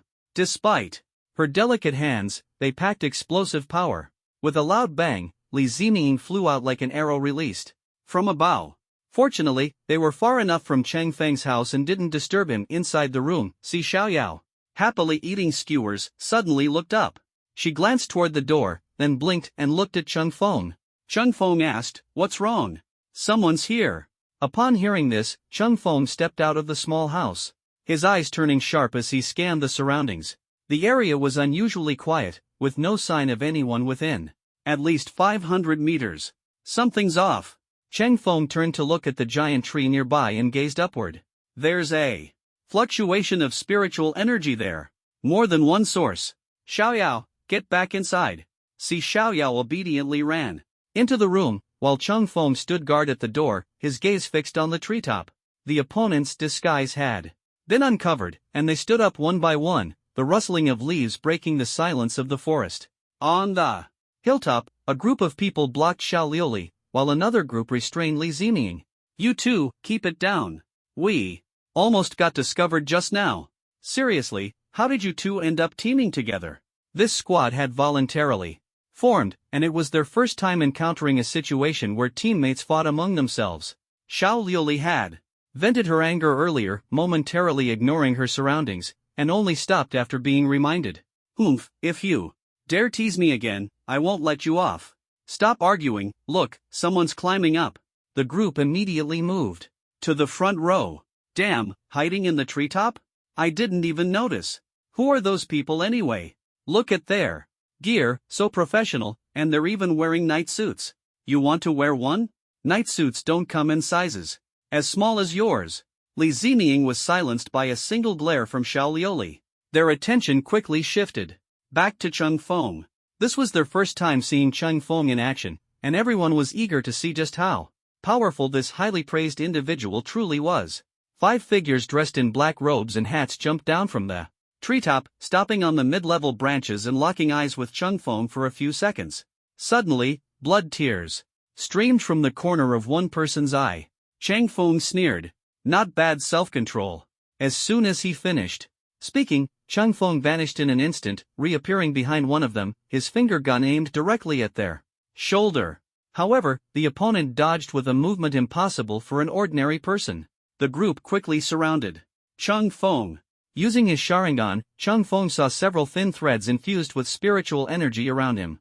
The spiritual energy flowed continuously through the threads. The 5 individuals formed a large net, tightly trapping Chang Feng. The threads in the air multiplied rapidly, soon completely encasing Chang Feng before suddenly tightening. A chunk of iron flew toward him. Bang! Sparks flew as Chang Feng darted out from the firelight, retreating several steps. That was close, he was almost hit by the iron chunk. These guys are tough. The brief exchange completely shattered Chang Feng's expectations. This is definitely not a test. He could clearly sense their killing intent. This was obviously an assassination attempt. What on earth is that old man Kong up to? The opponents didn't give Chang Feng a moment to breathe, as another wave of threads swept toward him. Chang Feng didn't resist head-on, instead retreating to evade. These threads were originally transparent and invisible, but the Sharingan allowed him to clearly see the spiritual energy attached to them. Chang Feng unleashed his power again, sending out a slash with his Tempest Kick, but the opponent dodged it with a movement that defied human limits. Chang Feng felt something was off. To execute such a move, one would have to compress their chest, almost folding their body in half. Not to mention his ability to instantly fold his body. The fact that he can remain unharmed after folding is bizarre enough. That posture would surely compress the internal organs, causing internal injuries at best, or rupturing them at worst. There's no way he could continue fighting so intensely. Chang Feng asked the system. System, can you identify what ability that is? Ability name, Marionette. Effect, complete control over the controlled individual. In his previous life, Chang Feng had never heard of this ability, though he had seen it in novels before his transmigration. Could it be that the awakening of abilities here is starting to overlap with his original world? Chang Feng felt a bit excited. He still had many trump cards he couldn't use lightly, but if he used Marionette, things would be much more convenient. He noticed that when the opponent activated the ability, spiritual energy flowed along thin threads into the bodies of the other four puppets. Following the flow of spiritual energy, Chang Feng quickly pinpointed the controller. He struck again, delivering a heavy kick to the opponent's chest. The opponent was sent flying several meters, with several ribs broken. Chang Feng swiftly disabled his limbs. Your ability is decent, but you rely on it too much. Your body is so fragile. The opponent coughed up several mouthfuls of blood, unable to move, yet stubbornly refusing to admit defeat. You just got lucky and guessed right. Tisk, even your words carry killing intent. You're from Qingfeng Sha, aren't you? Chang Feng had heard of this assassin organization. Others use Qingfeng to dispel killing intent, but you all use Qingfeng to nurture it, defying common sense. Weak bodies are inevitable. Chang Feng commanded the system. Used the random ability replication blueprint. Successfully used. Acquired the target's ability. Congratulations on obtaining the awakened ability, Branch Marionette. The abilities replicated from the random blueprint not only include awakened abilities but also some mastered skills. Chang Feng was quite fortunate. The Qingfeng Sha group, apart from relying on Qingfeng to nurture killing intent, focused solely on enhancing their abilities. He had no interest in learning such sinister methods. Suddenly, Chang Feng felt a burning sensation on his arm, and a thin, fiery thread-like mark appeared on it. This was the mark of an awakened ability. In other words, Chang Feng now truly possessed two abilities. After acquiring this ability, he could even see the threads in the air. What shocked him even more was that there was a thread behind the Qingfeng Sha member. It turned out he was being controlled by someone else. Chang Feng's eyes narrowed slightly. The opponent noticed Chang Feng staring at his back and grinned. Kid, it seems you really have some skills. Not only did you see through my ability, but also, he struggled to turn slightly, glancing at his own back. What a pity, such a talented individual can't be used by me. His pupils contracted as he roared at Chang Feng, then die. With a loud explosion, the spiritual energy of the five black-clad men was instantly detonated, creating a fiery blast that leveled everything within a 100-meter radius. Chang Feng stood calmly in place, watching the explosion site. This method is indeed typical of the Qingfeng Sha group. Although I don't know who sent you to kill me, this battle has already set the stage for our enmity. The next time I encounter Qingfeng Sha, I'll make sure they suffer. With that, Chang Feng returned to the small house. The opponent seemed to understand his six forms very well, even managing to defend against its attacks, but they overlooked Chang Feng's other abilities, such as his insight, and also his control over space. Perhaps the six styles were too dazzling, or maybe it was because Chang Feng had only awakened his spatial abilities just over a month ago. This caused them to unconsciously ignore his spatial abilities when formulating their strategies. They didn't know, nor could they believe, that Chang Feng's mastery of space had already reached an extremely high level. During the explosion just now, he used the power of the Sharingan and his spatial abilities to perfectly hide himself in another dimension. And this was when he was still unfamiliar with controlling Kamui. He believed that in The future, he would definitely be able to make himself intangible at will, just like Kamui's previous user. The intangible mentioned here is not in the ordinary sense of the word. Cheng Feng walked to the front of the house and sensed more than a dozen traces of spiritual energy around him. His heart tightened. There were not just 5 people, but dozens. Was their target Si Xiaoyao? Cheng Feng was a bit puzzled. Si Xiaoyao hadn't even awakened her abilities yet. She was just an ordinary little girl, with no power and no background. Why would they want to capture her? Without thinking further, Cheng Feng rushed into the house, only to be stunned by the scene before him. He saw more than a dozen people gathered in a circle, arguing fiercely. And the Si Xiaoyao he was worried about was actually on the side, trying to mediate? Big brothers and sisters, stop arguing. How about you sell me, split the money, and everyone gets a share? As soon as Cheng Feng entered the door, Si Xiaoyao's words left him completely dumbfounded. The arguing group stopped when they heard her. That makes sense. After all, it's $1 million. Each of us getting tens of thousands isn't bad. This group was arguing so intensely that they hadn't even noticed Cheng Feng had already entered. Cheng Feng asked with a dark expression, "Do I get a share? You're new here, right? Newcomers don't count." Li Zining waved his hand, ready to teach this newcomer, who hadn't contributed but wanted a share, a good lesson. But then he saw Cheng Feng standing there with a dark expression. Oh, it's an old acquaintance. Cheng Feng's smile made Li Zining's heart skip a beat.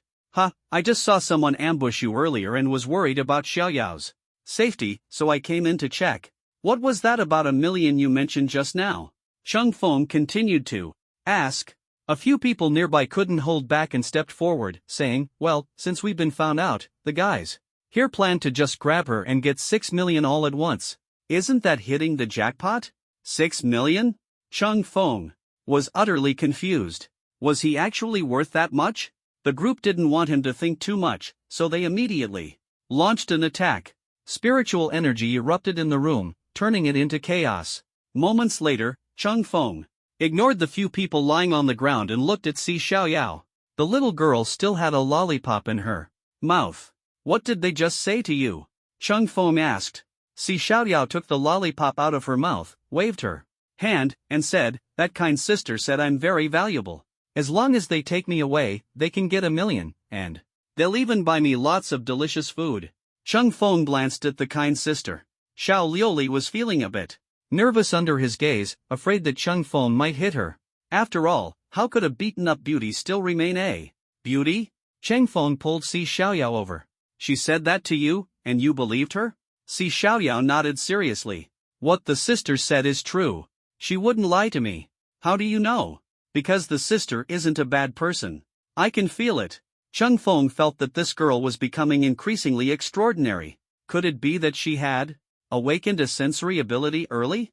18 was the optimal age for awakening abilities, but there were cases where people were accidentally exposed to the first ray of sunlight after the eternal night before turning 18, thus awakening their abilities. Research showed that those who awakened before 18 often missed the golden period of rapid ability growth due to a lack of understanding or poor control over youthful impulses.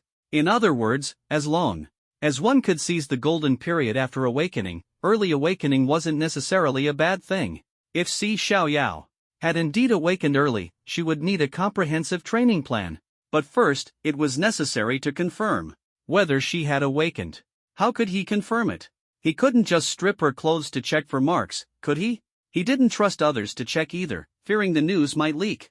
It would be better to wait for Li Xiaotong to return and have her help with the examination. After thinking it through, Cheng Feng's gaze fell on the group of people on the ground. It was time to deal with them. He smiled at Li Zining, who immediately felt guilty and voluntarily revealed the matter of the assessment. Brother Feng, isn't this just a tradition passed down by our school? It's also a way to teach those kids a lesson and temper their spirit. So you all came to me? Hee, just passing by. Cheng Feng shifted his gaze to the group of people he had just knocked down. These were the real students. Then who were those people outside earlier? Could they have broken in? Are there other entrances to this secret realm? This is a school-exclusive secret realm. Apart from the instructors, no one knows how to get in. Then could those people be students? Cheng Feng recalled the fine threads on that person. Could someone be controlling the students, or had someone disguised themselves as students to enter? How long does the assessment last? Until dawn. There were still 5 or 6 hours until dawn. It seemed this assessment wouldn't end peacefully. Chung Feng rubbed his temples. Forget it, you all leave first. I need to rest. Ha? You still want to rest? It's the middle of the assessment. Aren't you afraid they'll come back for you? I think you're more likely to come back and cause trouble. Should I knock you out and tie you up here? Li Zining gave an awkward laugh. Brother Feng, sorry to bother you. Good night. As soon as Li Zining left, the group on the ground felt Cheng Feng's gaze and quickly stood up, staggering as they left. Si Xiaoyao asked, Brother, did you chase away those bad guys? Don't worry, they won't come back. You should rest now. Cheng Feng coaxed Si Xiaoyao into the house and lay down on the sofa in the hall. The bad guys from earlier were dealt with, but this secret realm was so vast. How many more enemies were hiding? Li Zining left Cheng Feng's house dejectedly. What a miscalculation. He had prepared extensively, but who would have thought Cheng Feng's strength was so formidable, even more so than in the videos? Earlier, so many second and third year students had joined forces, yet they hadn't managed to inflict any damage. How could there be such a huge gap when they were all students? Li Zining suddenly remembered the wounds he had seen on Cheng Feng earlier. Those definitely weren't caused by the students. Then who was it? He thought of the 5 people who had lured Cheng Feng away. Whether in appearance or methods, Li Zining had never seen them before. And to be able to injure Cheng Feng, they must be experts from the military academy. But he had no memory of anything like this. Xiao Liuli followed him out from behind. Hey, the operation failed. What about the money you promised me? Ahem, Cheng Feng is too strong. Change the target, practice on a few freshmen first. Xiao Liuli felt this sounded very familiar. Wasn't this her original suggestion? Just as she was about to retort, Li Zining suddenly stopped in his tracks. Caught off guard, Xiao Liuli bumped right into him. Li pervert, what are you doing? Xiao Liuli followed Li Zining's gaze and suddenly saw an oval-shaped crater ahead, with wisps of white smoke still rising from it. Clearly, a fierce battle had just taken place here. The students who had come out with Li Zining also noticed the scene, stopping in their tracks, dumbfounded. What kind of power could cause such massive destruction? Li Zining also noticed several figures lying haphazardly in the pit. Upon closer inspection, they were actually corpses. Cheng Feng killed someone? Although the assessment was brutal, students would never kill each other. As Li Zining frowned, he suddenly saw several black shadows darting out from the distance. The black-clad figures first noticed the large crater on the ground, then coldly scanned Li Zining and his companions. In an instant, one of them shot hundreds of cold needles from his sleeve. Watch out! Li Zining shouted, pulling Xiao Liuli and running back. They didn't even knock on Cheng Feng's door, barging straight in. Seeing Cheng Feng, Li Zining shouted for help and hid behind him. Why are you back again? Some men in black are trying to kill us. Men in black. As expected, there was more than one group of them. Cheng Feng looked out the window. The black-clad figures didn't rush in directly but first went to the site of his earlier battle. Among the 5 black-clad figures, the leader looked at the corpses. That Qing Feng Sha group, boasting about being the vanguard team, and they were wiped out in just a few minutes. A bunch of useless trash. Could it be that the military academy people discovered them? According to the information they sent back, it was a young man who killed them, the one who's often on TV, named Cheng Feng. Impossible. No matter how strong that guy is, he's only just awakened his abilities. I heard his family has a powerful martial art technique, but taking on 5 people alone, that kid must be seriously injured by now. Boss, should we drag him out and finish him off? The leader nodded. Move quickly. Killing isn't the main objective of this mission. The higher-ups are still waiting for us to gather intel on the other side. Understood. The 5 headed toward Cheng Feng's house. But they didn't notice that after they left the crater, the 4 corpses lying there suddenly stood up. At first, they moved stiffly, then began walking freely. 3 of them spread out, forming a fan-shaped encirclement around the house, while the 4th climbed to the treetop of a nearby tall tree. Not too difficult to control, Cheng Feng murmured softly as he manipulated the 4 corpses. Li Zining, watching the approaching group, remained unusually calm. He directly pulled out his officer's badge. The moment everyone saw the insignia, They immediately quieted down and followed Li Ziniang's commands. Li Ziniang calmly gave orders. Set up 2 defensive lines at the entrance. Create crossfire. Hearing this, everyone quickly pulled out their guns. Cheng Feng cursed Li Ziniang in his heart. Seriously, couldn't he have explained earlier? Clearly, Li Ziniang knew something. And these people, when they were fighting earlier, they didn't even take out their guns. Of course, some people on the scene were still completely bewildered. Little Lioli was one of them. She stared blankly at Li Ziniang commanding, thinking to herself that this guy had tricked her again. He really wasn't a good person. 5 men in black walked to the front of the house. The leader saw that it was quiet inside and signaled the second-in-command to go forward and open the door. The second-in-command obeyed and walked over, but as soon as the door opened, several dark gun barrels were pointed at him.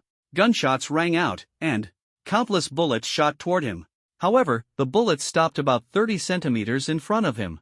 A metal ability awakener, someone who could control metal within a certain range. The leader looked at the fourth-in-command beside him, who nodded and charged forward with his gun. The two cooperated seamlessly, treating the students' bullets as mere decorations. Li Ziniang hadn't expected the enemy to be able to control bullets. With bullets rendered useless, close combat was the only option. He knew he couldn't let them escape. As a senior, if he fled, the juniors in the secret realm would have no chance of resisting. The second-in-command used the bullets to form armor and smiled at Li Ziniang. TSK, so it's just a little kid leading the troops. As he spoke, he saw a petite girl angrily running toward him, swinging her fist to strike him. Little Lioli looked like a spoiled child, but her fist was soft and weak. Her small fist hit the second-in-command's chest. The bullet-made armor instantly dented. Immediately after, a tremendous force sent the second-in-command flying. The fourth-in-command widened his eyes and fired at little Lioli.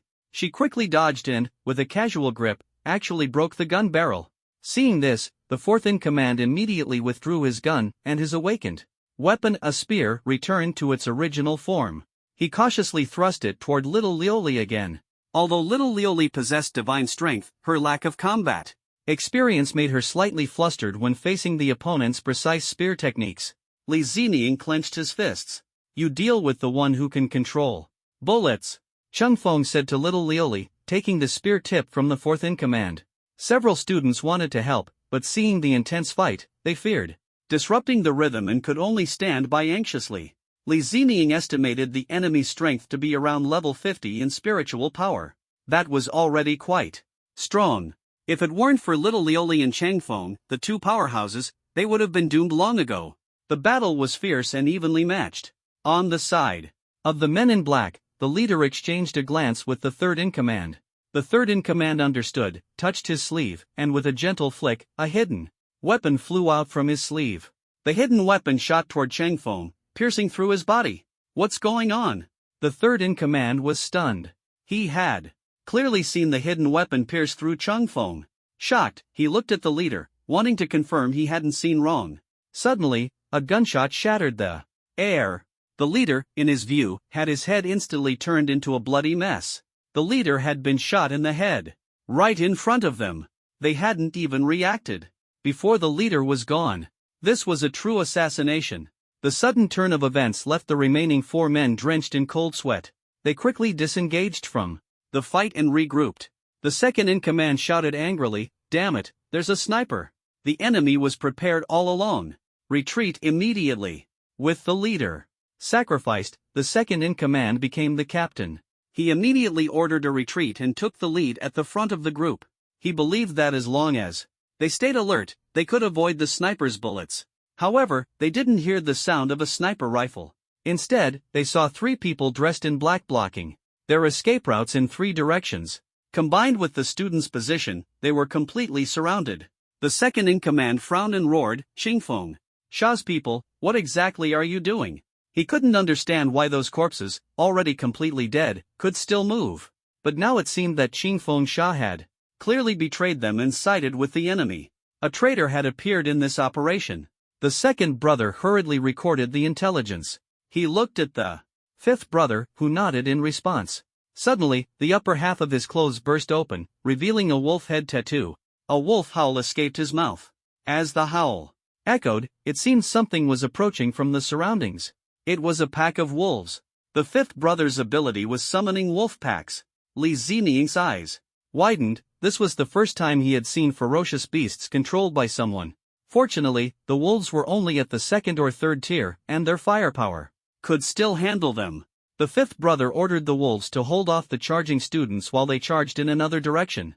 The other three directions were guarded by men in black, and they chose a seemingly weak person to break the formation.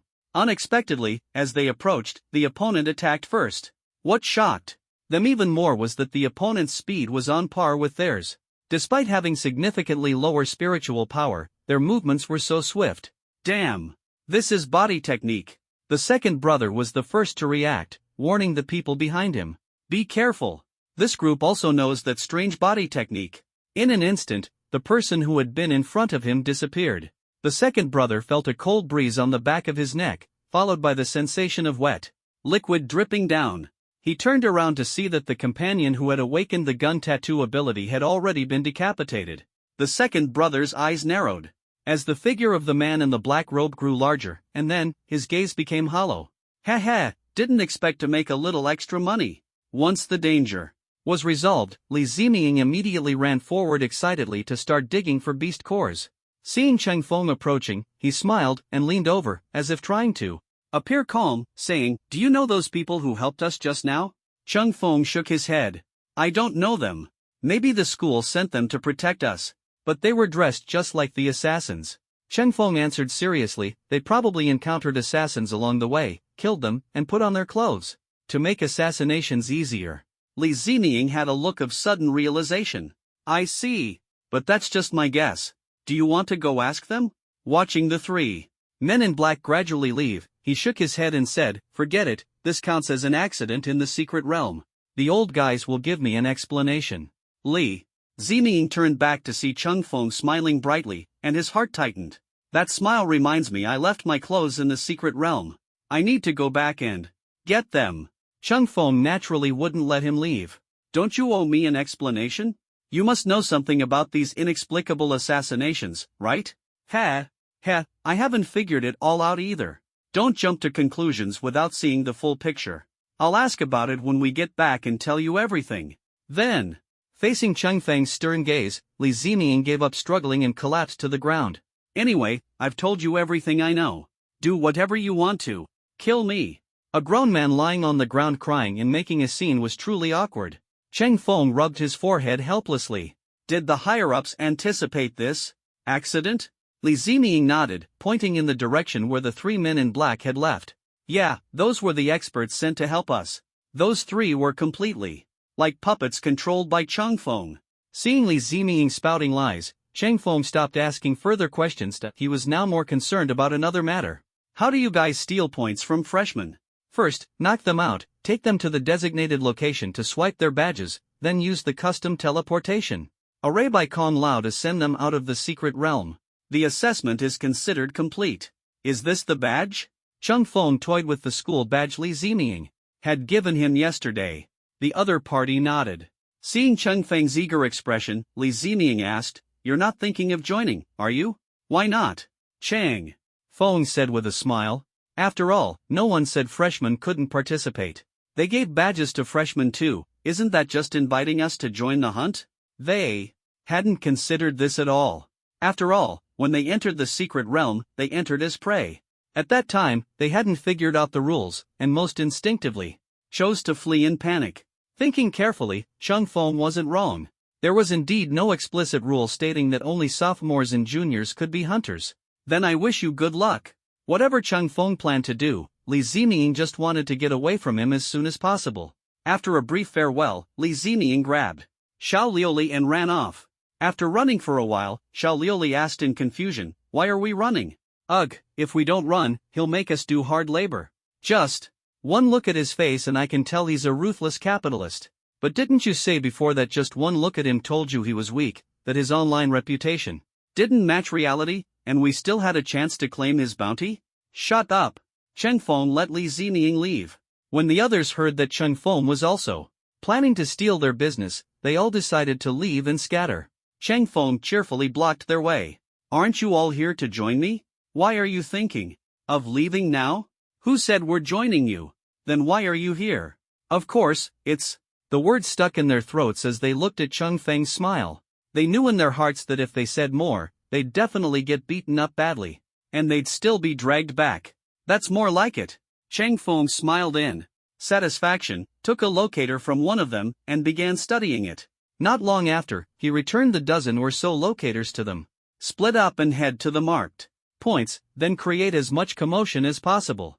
Remember, just make noise, don't take action. Also, I've noted all your names. If anyone dares to run away, you'll face the consequences. Everyone nodded bitterly and turned to leave.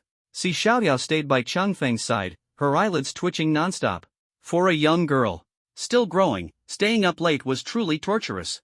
Go get some sleep first. Si Xiaoyao nodded drowsily, then staggered back to her room. Looking at the little girl, Cheng Feng couldn't imagine that in her previous life, she had been a cold-blooded assassin, let alone a fearsome overlord who commanded respect far and wide. In this life, she wouldn't walk the same path as before, wouldn't endure those pains, nor would she have millions of followers. She could simply live peacefully as a little girl. This was Cheng Feng's way of repaying her for indirectly saving his life in her previous life. Cheng Feng withdrew his gaze and looked in the direction where the others had scattered.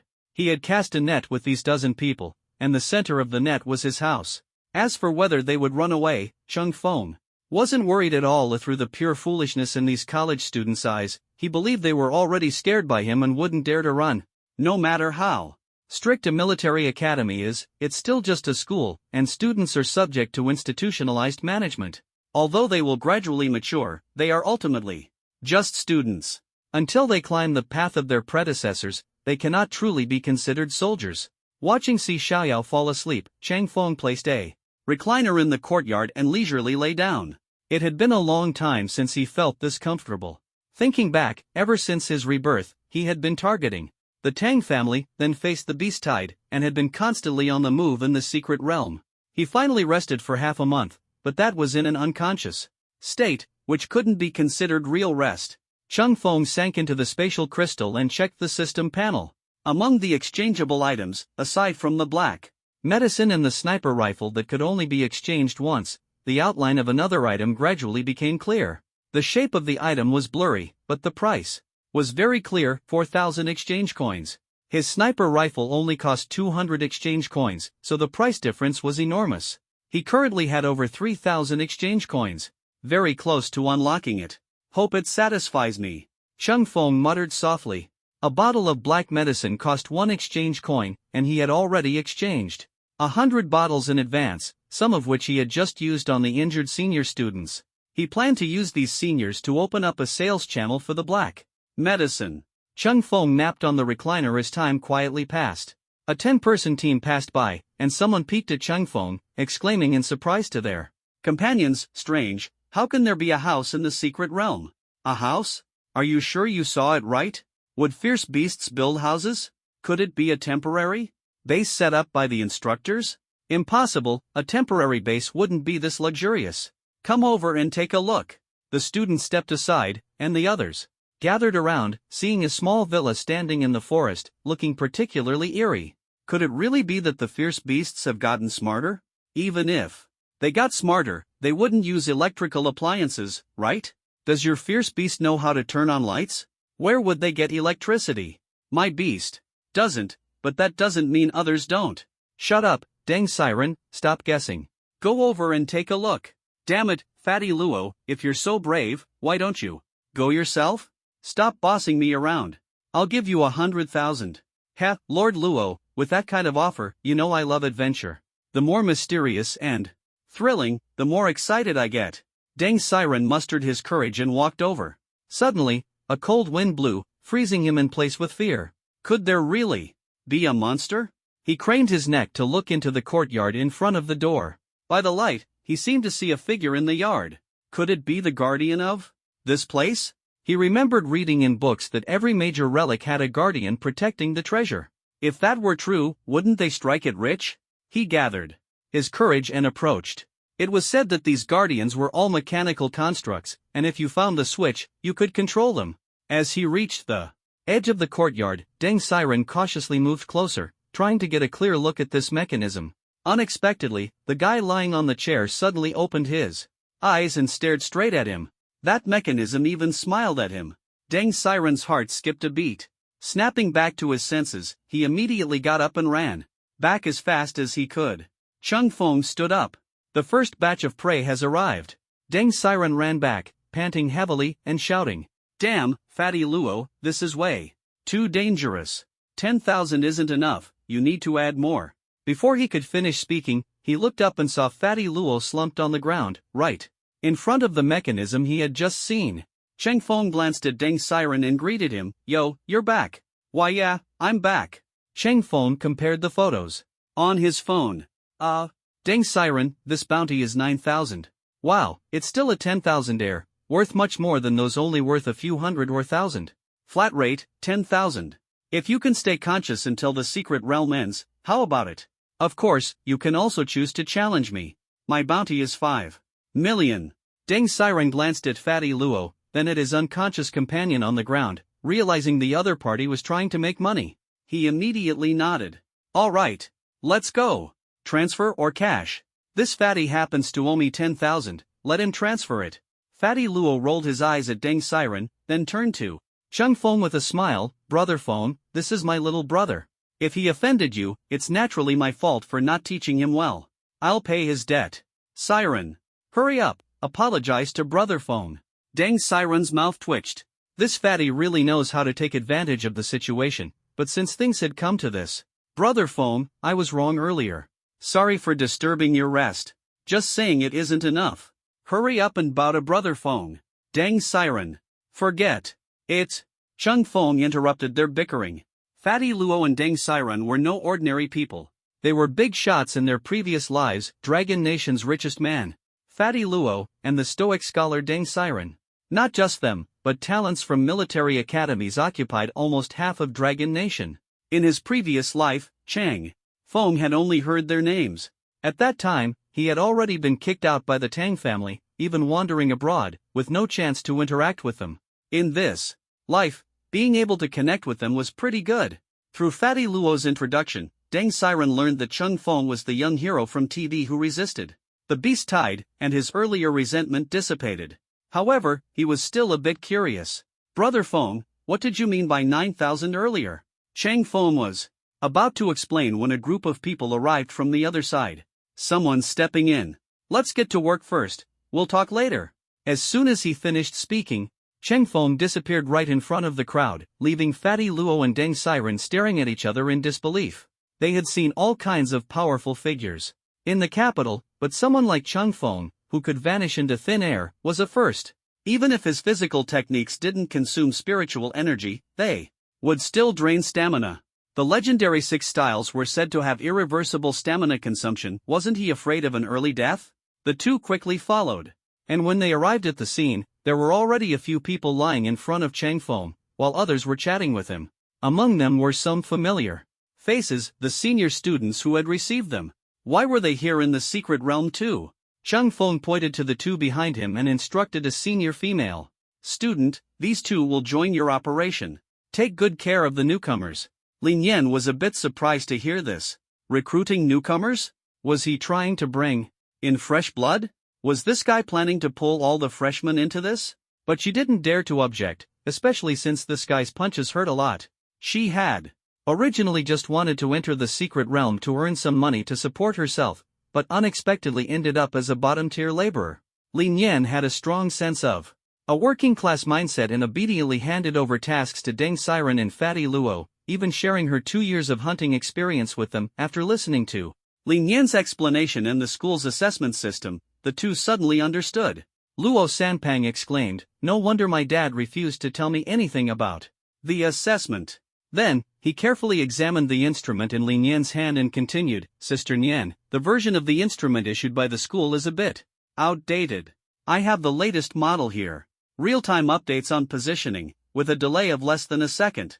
It can even predict their movement trajectory and help you devise the best interception plan." Lin Yan was stunned, not expecting this chubby guy to get the hang of it so quickly. "I'll thank him on behalf of your classmates." After dealing with the group of students in front of them, Luo Sanpang and Deng Xiren quickly got to work. Chung Feng, on the other hand, simply lay back in his chair to rest. Soon, more students were guided to the area. Along the way, several hunting teams passed by, intending to ambush Cheng Feng while he was resting. However, none succeeded. Instead, they ended up becoming helpers for Cheng Feng's squad. Li Zining wandered around the area with Xiao Liuli for a long time but still didn't spot a single freshman. Xiao Liuli followed behind Li Zining, looking dejected. Last year, when she had just entered the secret realm, she became Li Zining's first prey. She hadn't even spent an hour in the secret realm before being captured by him. To make matters worse, Li Zining got lost while taking her along. When she woke up, her hands and feet were tied, and she had to hide with him to avoid being chased by fierce beasts. Now, she had finally made it to her sophomore year. But the situation wasn't much better than her freshman year. Sensing Xiao Liuli's dissatisfaction, Li Zining smiled reassuringly and said, "Don't worry, there are plenty of freshmen this year. We'll run into them sooner or later." Staring at the instrument in his hand, Li Zining suddenly noticed a bright spot nearby. Not just one, but two. One worth 90,000, the other worth 100,000. Together, that's a total of 190,000. Jackpot! Xiao Liuli also saw the data on the instrument. The two exchanged a delighted glance and quickly found a place to hide. Meanwhile, Luo Sanpang was still fiddling with Li Nian's instrument. "Sister Nian, this instrument can also collect surrounding signals. If we apply for permission, we can even see the locations of other hunters." Using his own credentials for verification, Luo Sanpang soon added several red dots to the compass. Green dots are prey, red dots are hunters. Amazing! Li Nian marveled at the advancement of technology and leaned in for a closer look. Why were there only 2 red dots nearby? Were people coming to join them? But the other party didn't show themselves. Instead, it seemed like they were hiding. Li Nian tapped on the red dots to check, and the information appeared on the tablet.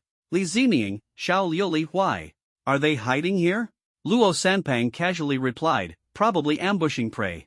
Deng Siren frowned and interrupted, "Wait. Our badges haven't been swiped yet, right?" "Yeah, look, we're still green dots on this." "Then are they ambushing us?" Deng Siren's heart sank. They had just escaped, only to be targeted again. "Run!" Luo Sanpang immediately reacted, darting away quickly. Li Nian knew she wasn't a match for Li Zining and that sophomore prodigy, so she followed suit and fled. "Ha! Something's off, the prey is running away? Could they have noticed us? No way, we're still far away. Forget it, we can't let them escape. Chase them." This was a reward worth 190,000, except for that monstrous Cheng Feng with the $1 million bounty. They were the most valuable group. Luo Sanpang ran while checking the locator. Damn, they're catching up. He deliberately chose a place with fewer red dots to escape, completely ignoring the surrounding environment. Unknowingly, he ended up in the Gobi Desert. No way out. "Ha, finally found you guys. Brothers, we must be destined to meet, so don't mind if I help myself." Li Zining finally caught up with them, stretching his arms and legs, ready for a fight. Seeing his peer Li Nian also there, he paused for a moment. "Why are you here too? Are these your targets?" They were competitors, so fighting over prey was normal. Li Zining clearly had no intention of giving up this juicy target. But he remembered. "Wasn't your group captured by Cheng Feng?" "What Cheng Feng? That's my brother Feng," Luo Sanpang retorted, holding up the device in his hand. "I'm brother Feng's man now. Dare to touch me and see what happens." Damn, Cheng Feng is too much. Forcing seniors to work is bad enough, but now he's even exploiting freshmen who just suffered. Truly exposing the face of a capitalist. Xiao Liuli asked from the side, "Should we go for it?" "Go for it. Anyway, Cheng Feng isn't here. After the assessment, we can hide for a while." "Ha, do you think you can beat us? Our combined bounty is 190,000. The bounty was calculated based on overall strength, and this number was enough to prove their capabilities. Alright. Xiao Liuli ignored Luo Sanpang and directly responded to Li Zining with a crisp alright, then immediately closed in on Luo Sanpang. Xiao Liuli punched straight at Luo Sanpang's chest, but it felt like hitting soft cotton, completely powerless. A protective artifact. She quickly changed tactics, grabbing Luo Sanpang's arm and easily subduing him with a simple grappling move. Luo Sanpang's protective artifact could withstand powerful attacks. The stronger the attack, the better the defense. But for simple contact, it was completely ineffective.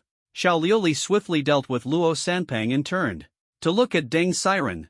Deng Siren raised his hands. I can't fight. I surrender. Li Zining said to Xiao Liuli, for safety, take Li Nian out of the secret realm. 2. Alright.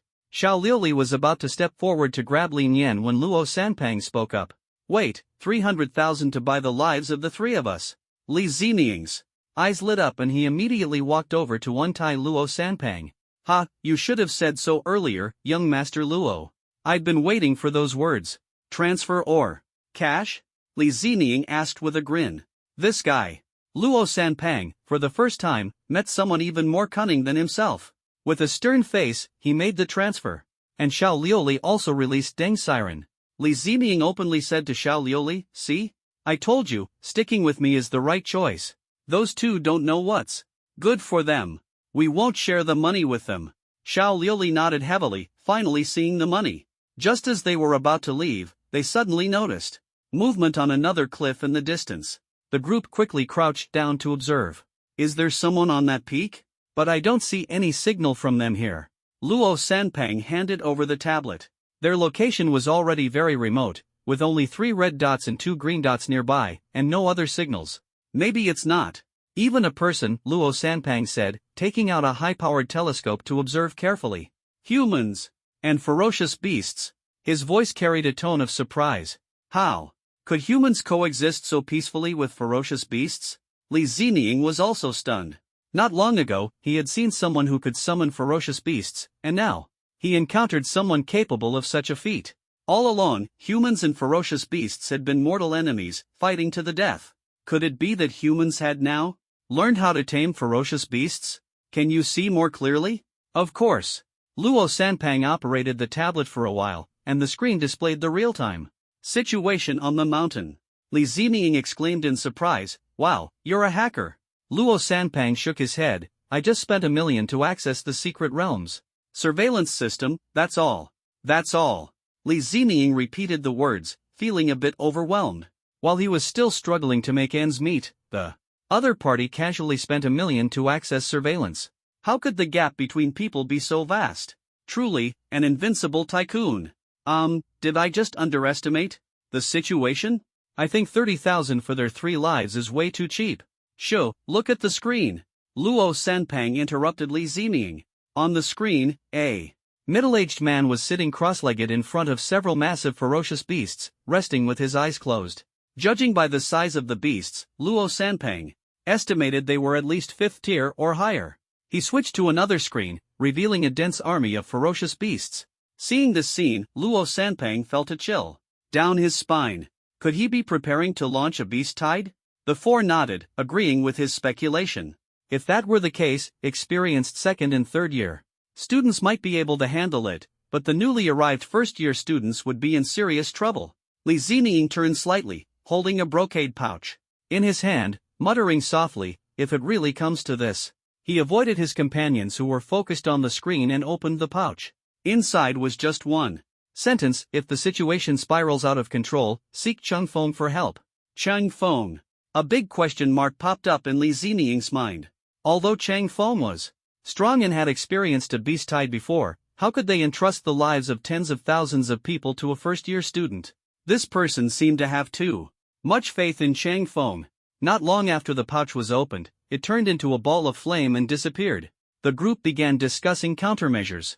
We need to inform the instructor about the situation. Li Nian looked at Li Zining. Can you contact the person in charge? Li Zining shook his head. This assessment has no overseer. The results are entirely based on performance. Not even an instructor to ensure student safety? No. Li Nian was puzzled. The school had always had overseers to ensure safety in the past. Deng Siren suggested, let's go back and inform Brother Feng about the situation here first. Everyone nodded in agreement. Let's head back. On the way, Li Zining was still thinking about the words in the pouch. Actually, if you think about it carefully, Cheng Feng's current actions are actually helping the newly enrolled freshman. Cheng Feng, with his eyes closed, heard the system's voice. Mission: stop the beast tide from impacting the secret realm. Beast tide? Hearing this term, Cheng Feng was a bit surprised. What was happening in the secret realm now? Why were beast tides suddenly appearing? Ever since Encountering those men in black, he had sensed something was off about the secret realm. After repelling 2 waves of enemies, no one had come to challenge him again. Chang Feng had a vague feeling that the enemies entering the secret realm wouldn't stop at just those. Perhaps they had realized Chang Feng was difficult to deal with and had gone after other targets. Regardless, the secret realm was no longer safe. However, he hadn't expected the greatest threat to be a beast tied to the system. Had just released the task when Chang Feng saw 5 people running from afar.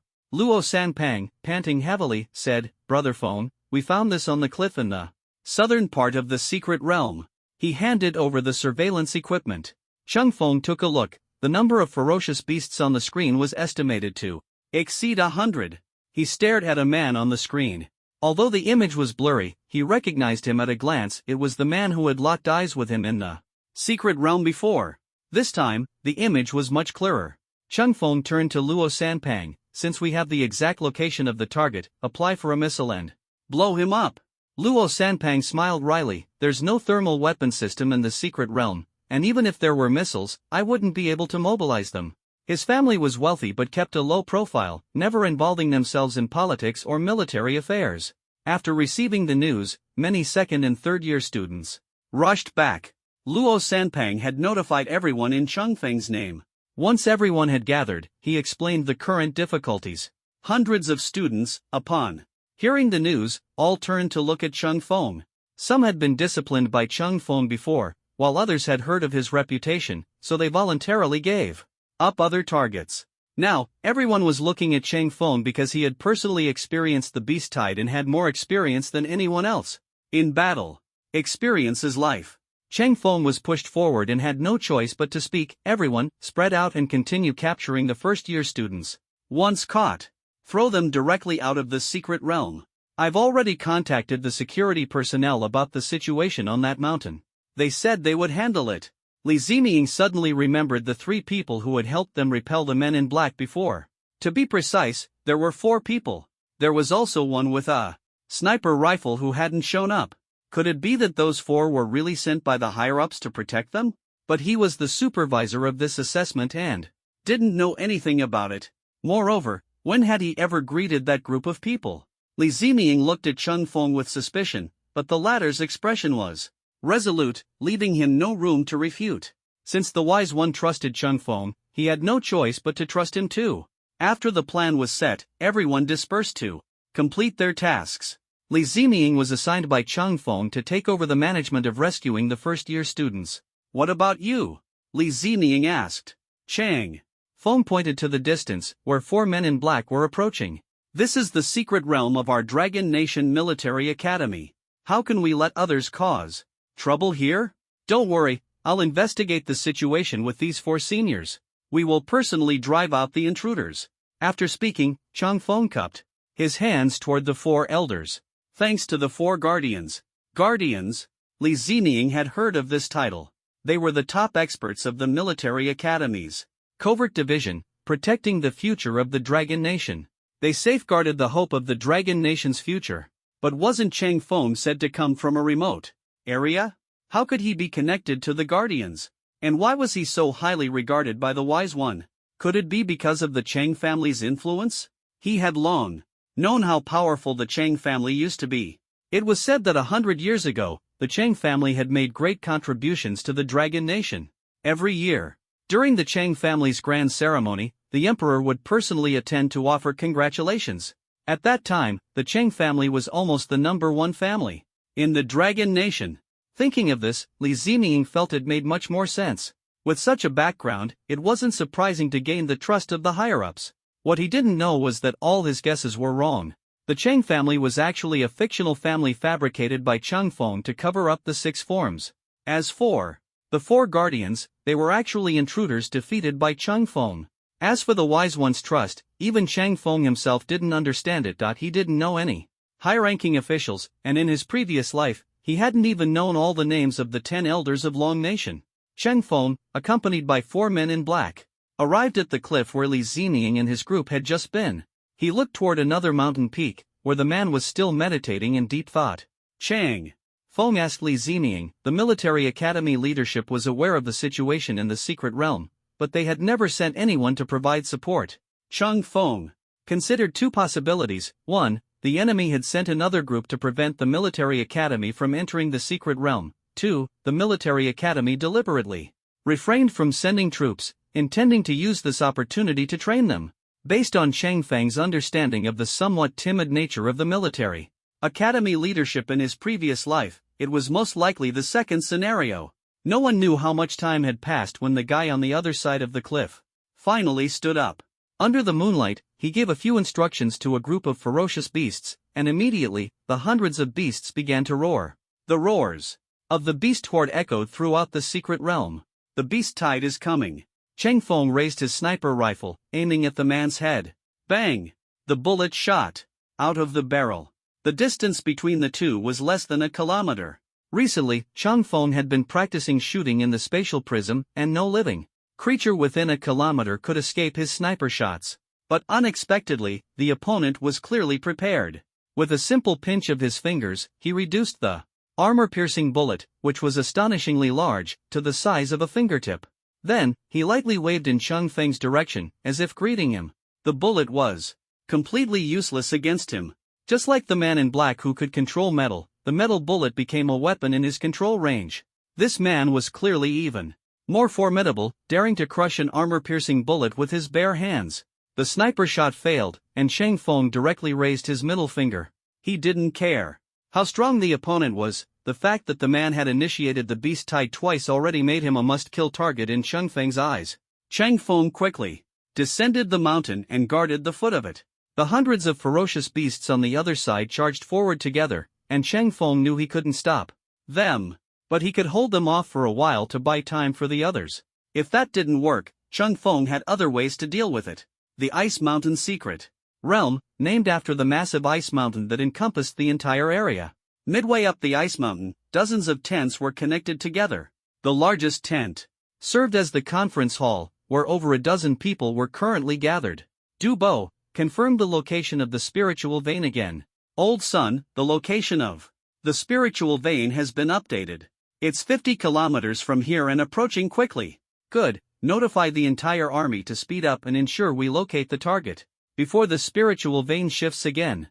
Understood. Du Bo immediately issued orders to the entire army. Stop resting, pack up within 10 minutes, and assemble. Immediately, the camp became a flurry of activity, but soon returned to silence as the soldiers stood in neat formation before Du Bo advanced southeast from here. A 1,000-strong force set out in grand formation. The man referred to as old son walked alongside Du Bo, deep in thought as they moved. Those mad dogs should have noticed some activity in the Ice Mountain secret realm by now, even if they're slow to react. Why is there still no news? Du Bo responded, at the front lines, both sides are locked in intense combat, and manpower is stretched thin. They've discovered the loophole in the military academy's assessment and will definitely try to exploit it to deal us a heavy blow. Those mad dogs may be impulsive, but they're not stupid. They definitely won't send their main forces directly into the secret realm. The news of the spiritual vein's appearance won't stay hidden for long. They'll soon realize that the secret realm assessment is just a decoy, and the real battle lies ahead. Long Nation and Jiang Nation were neighboring countries, frequently clashing over resources. After the Dragon Kingdom received news of the birth of a spiritual vein, they began to devise a plan. First, they sent spies to leak false information about loopholes in the military academy's assessment, then mobilized troops to create the illusion of guarding the secret realm, making the enemy believe there was a security issue with the secret realm. The military academy is the primary source of talent for the army, and its importance is self-evident. If they could deal a heavy blow to the freshmen, the Dragon Kingdom's military strength would undoubtedly decline in the coming years. The Dragon Kingdom had always controlled the entrance to the secret realm through instructors, never allowing others to enter. However, the Jiang Kingdom remained skeptical of this information and first hired some forces to test it. At this moment, in the Jiang Kingdom's command center, Zhang Jia was waiting for intelligence from the mercenaries. Commander Jiang, personnel from King Fengsha and Leihua Tower indeed entered the secret realm using the method described in the intelligence, but communication was lost after they went in. What about the archaic mark side? Unclear. Get me in touch with Ming Zhe. Zhang Jia quickly contacted Ming Zhe from Archaic Mark. Mr. Ming, as per our agreement, 2 hours have passed since the assessment. What have you discovered? On your end? A lazy voice came through the phone. Well, using the method you provided, it is indeed possible to enter the secret realm, proving there is a loophole at the entrance. However, our people encountered trouble in the secret realm. His superiors seized control of my command authority, so I don't know the situation of the infiltrators now. What? Zhang Jia was unfamiliar with the internal workings of Archaic Mark. Ming Zhe was the leader, how could there be someone he couldn't control? Mr. Ming, this is no joke. I need a reasonable explanation. Oh, an explanation? Ming Zhe replied calmly. From what I can see, the loophole in the secret realm is real, and there is indeed a powerful force from the military academy guarding it. The initial purpose of hiring him was to test whether the loophole in the secret realm was real and whether the military was truly guarding it. The Dragon Kingdom had suddenly redeployed part of their troops from the front line, and Zhang Jia planned to personally take control of these units. If they were indeed sent to guard the secret realm, it would confirm the intelligence that there was an issue with the secret realm. In that case, he could lead an elite force to launch a surprise attack. Zhang Jia analyzed Ming Zhe's words. King Fengsha and Leihua Tower had maintained communication with them, but now the sudden loss of contact indicated that they might have encountered significant trouble. Coupled with the difficulties Ming Zhe mentioned, it seemed there were indeed troops stationed there. Zhang Jia gave the order, notify all units to prepare for deployment. Commander Jiang, the Dragon Kingdom's front-line defenses are currently weak. Why not directly seize the front-line positions? A subordinate asked. Ziliang from the Dragon Kingdom is currently at the front line, and the troop redeployment was done without any concealment, clearly signaling that their defensive strength remains sufficient. That young man is deeply cunning. A rash attack might lead to significant losses. Zhang Jia glared at him, signaling him to stop talking. The subordinate immediately realized he had asked an inappropriate question and quickly averted his gaze. Understood. He accepted the order and left. But not long after, he hurried back in a panic. Commander Jiang, we've just received news. An unusual phenomenon has appeared in the sky near the Ice Mountain secret realm. Scouts in the area also reported seeing what seems to be a military unit arriving near the secret realm, most likely the troops redeployed by the Dragon Kingdom. What? Zhang Jia's previously relaxed expression tightened again. The Ice Mountain secret realm. Seeing him deep in thought, one of his subordinates asked in a low voice, Commander Jiang, should we continue attacking the secret realm? Zhang Jia nodded. Although he felt something was off, he still ordered, continue the attack. Then he instructed, notify the troops near the iceberg secret realm to head there immediately, investigate the abnormal phenomenon in the sky, and assess the strength of the opposing army. Inside the iceberg secret realm, thousands of soldiers had set up layered defenses to fend off the ferocious beasts' ambushes. Within the defensive lines, Sun Tianyang was leading soldiers in assembling a large device. Once the device was assembled, he activated it with spiritual energy. The device roared to life, and a beam of light shot straight into the sky. People within a 100-mile radius could see the beam. Many recognized it as a spiritual vein detector. When Zhang Jia heard the news, he was so furious he almost spat out blood. The value of a spiritual vein far exceeded that of a new recruit. With a spiritual vein, the Dragon Nation could cultivate hundreds of top-tier experts. Even if all the new recruits perished, with such experts as a backbone, the Dragon Nation would not decline for years to come, it might even grow stronger. He had initially been excited about suppressing the fresh blood from the military academy, but he hadn't expected to be played like this. At this point, a trace of madness flashed in Zhang Jia's eyes as he ordered, notify the troops near the iceberg secret realm to hurry over and cut off their spiritual vein collection. Everyone else, follow me into the secret realm. Begin the slaughter. A massive force of thousands of soldiers surged toward the secret realm. Chung Feng stood at the foot of the mountain, watching the ferocious beasts swarming down from above. The weakest of these beasts were at the 3rd tier, and the strongest was the leading 6th tier beast. If they came one by one, Chung Feng naturally wouldn't be afraid. But with over 100 moving together, Chung Feng couldn't help but feel a bit strained. Even with the help of his 5 companions, it was still challenging.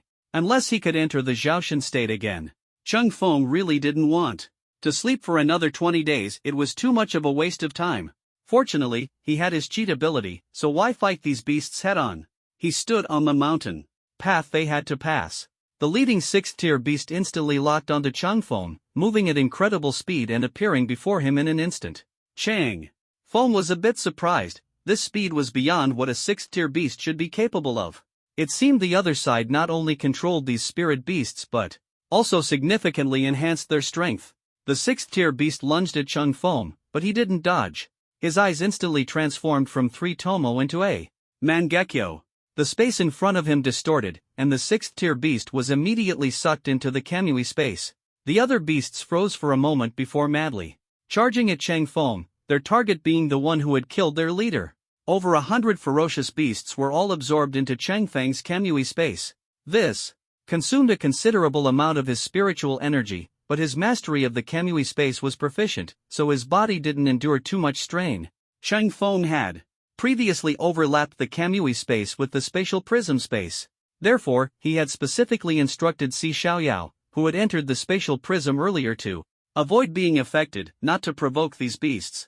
The spatial prism and Kamui were separated by a barrier like an iron net. As long as Si Xiaoyao didn't actively enter the Kamui space, the beasts couldn't harm her. After reminding Si Xiaoyao, Chang Feng began climbing the mountain. At the summit, the mysterious figure was still seated.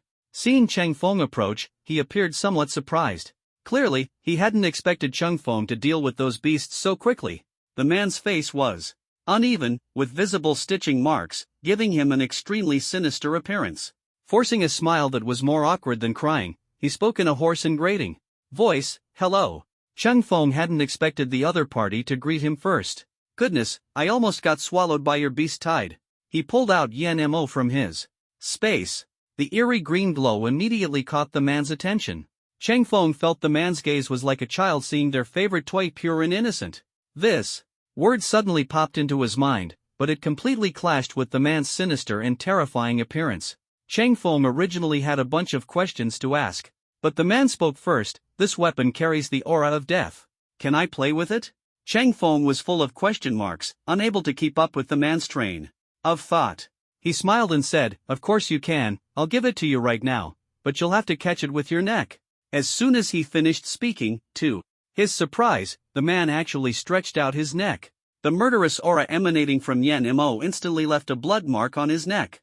The man touched the blood mark and then reached out to Chang Feng for Yan Mo, as if he believed he had already caught it with his neck and now Chang Feng should fulfill his promise. Chang Feng was speechless. He had so many questions he wanted to ask, like why he had launched the beast tide in Nanyang City back then, and why he suddenly appeared in the military academy's secret realm now. But looking at the man's silly demeanor, he couldn't help but ask directly, "How did you get into the secret realm?" The man stared at Yan Mo, full of curiosity, and looked at Chang Feng, saying, "Someone sent me in." "Who sent you?" "A person." A perfect answer. Chang Feng was speechless. If not a person, then what could it be? This conversation was simply impossible to continue. He felt the man's mind was somewhat abnormal. From afar, he had thought this guy was a powerful figure. Back then, he had even caught Chang Feng's bullet with his bare hands, provocatively pinching it between his fingers. Thinking back now, that was simply because this guy was curious about the bullet and was just playing with it. When he waved his hand back then, was it merely a greeting? The man seemed unhappy that Chang Feng wouldn't give him Yan Mo, acting like a child throwing a tantrum, reaching out to grab it. Chang Feng quickly dodged and stepped back a few paces. The man reached out again to grab it. At this moment, Yan Mo emitted a metallic hum. A force was pulling, as if fighting for the weapon. This was the ability to control metal, just like the skill that assassin used back then. Chang Feng was shocked and quickly stored Yan Mo back into his space. The man seemed to feel tricked, his emotions fluctuating greatly, and suddenly reached out to grab Chang Feng. Chang Feng sidestepped to dodge. The man's strength wasn't great, so Chang Feng struck the back of his neck, intending to knock him out and take him back to the military academy. But unexpectedly, this strike directly severed the man's neck. His head flew off. Strangely, the neck didn't bleed. Instead, there was the sound of electricity. This guy was definitely not human. The headless body on the ground emitted a gas-like substance. Using his Sharingan, Chang Feng observed and could see many essences.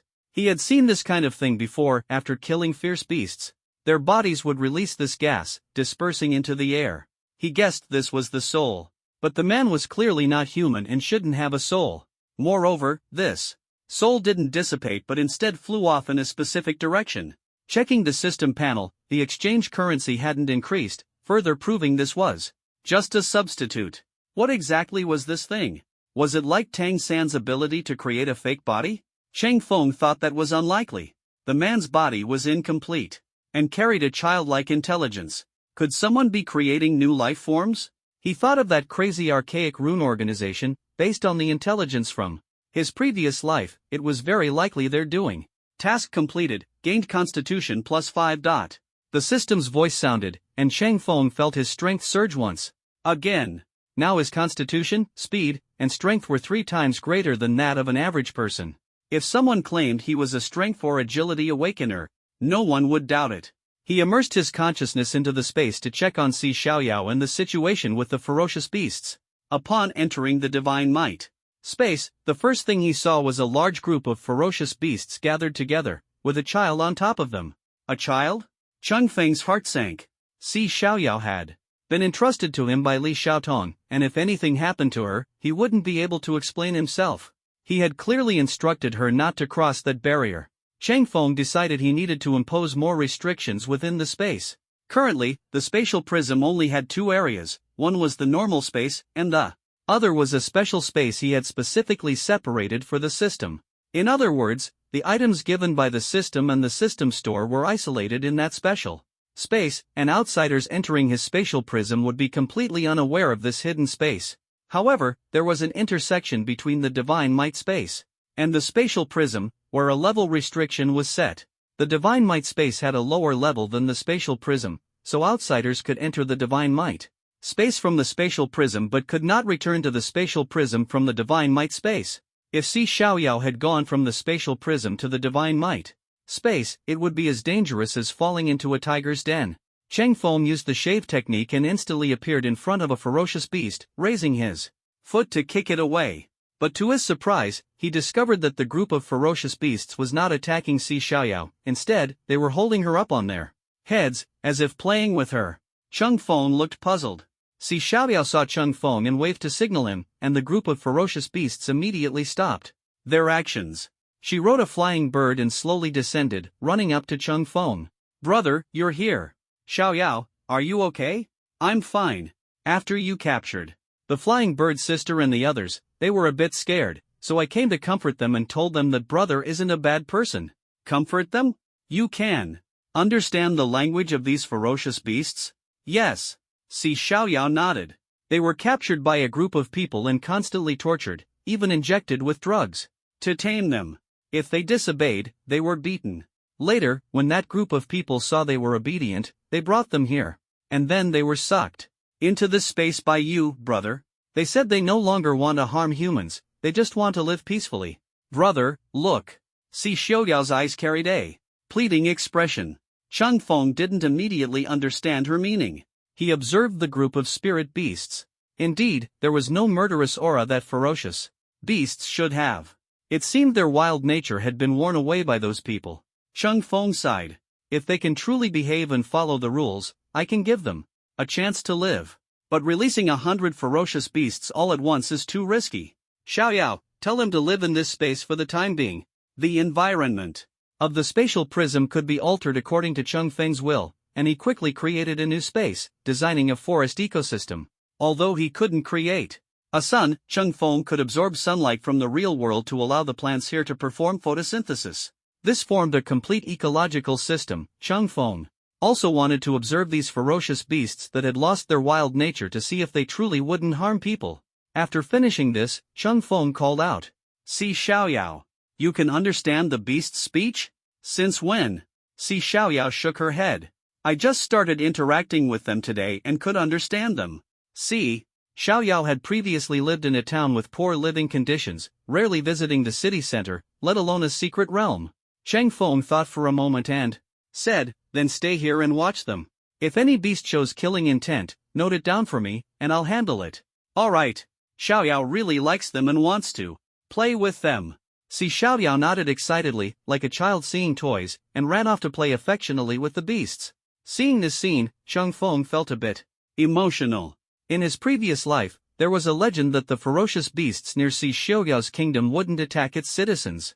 People said it was because the queen had shown kindness to the beasts, and they protected the kingdom in return. This legend sounded unreliable, as no one believed beasts would protect humans. But now, it seemed this information might be true. Si Xiaoyao could communicate with the beasts and sense their goodwill and malice.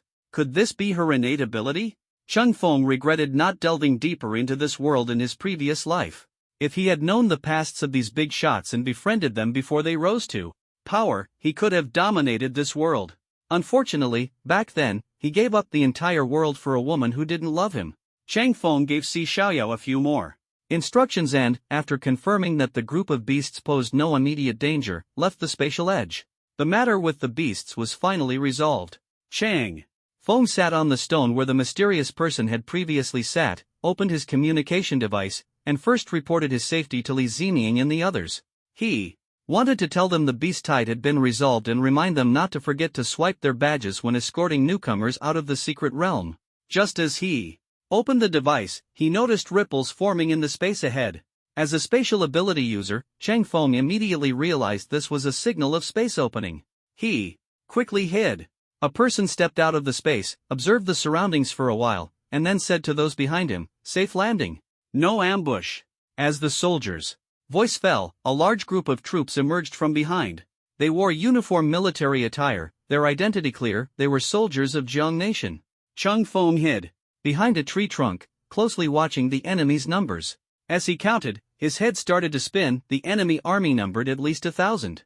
How could Jiang Nation's forces appear in Long Nation's assessment's secret realm? And with such a large troop, could it really be an ambush?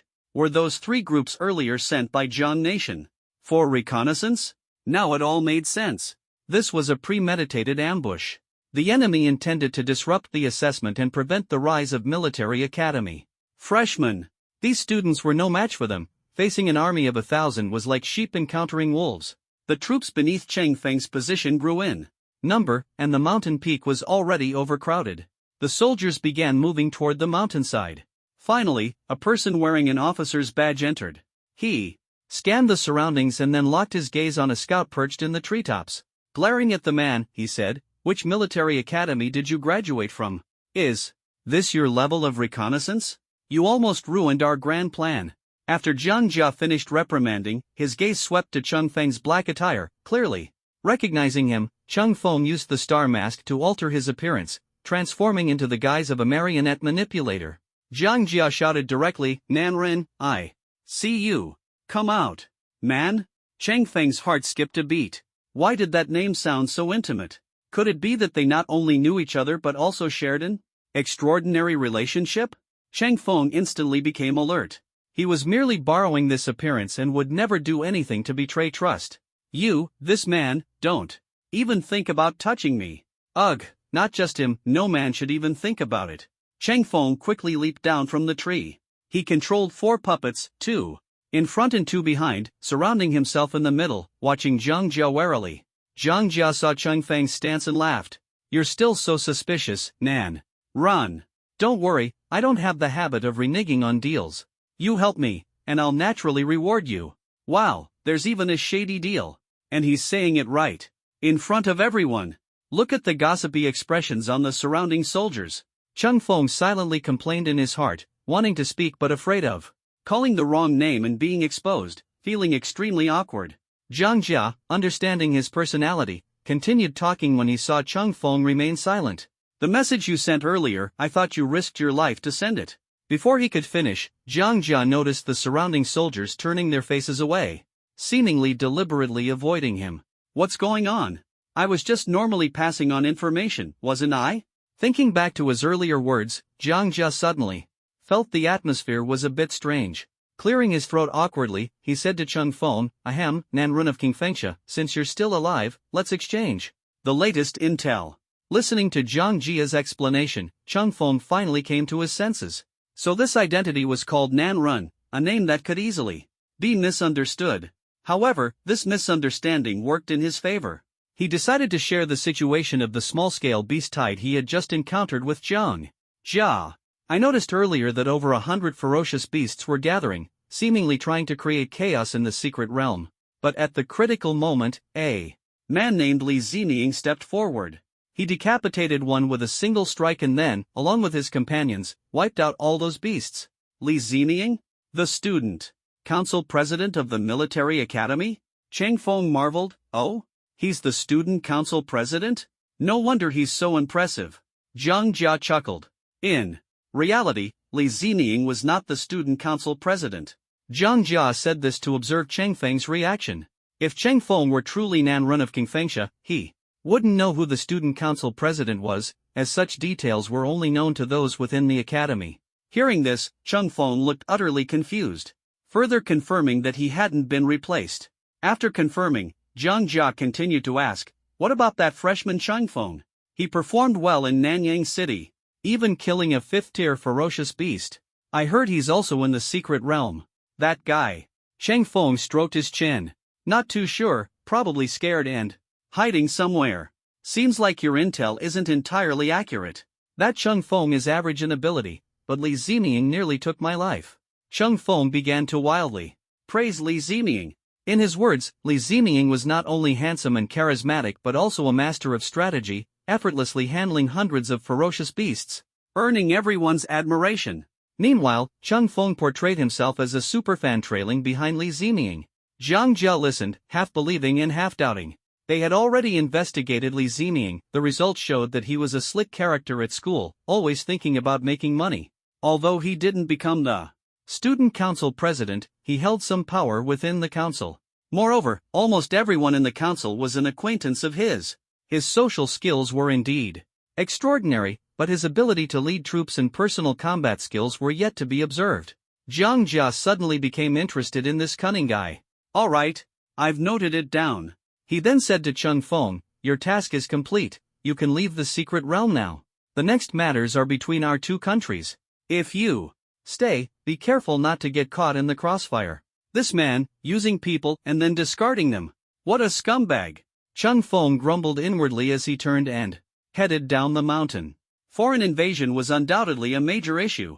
As he descended, he promptly contacted Li Zining to inform him of the situation so that preparations could be made in advance.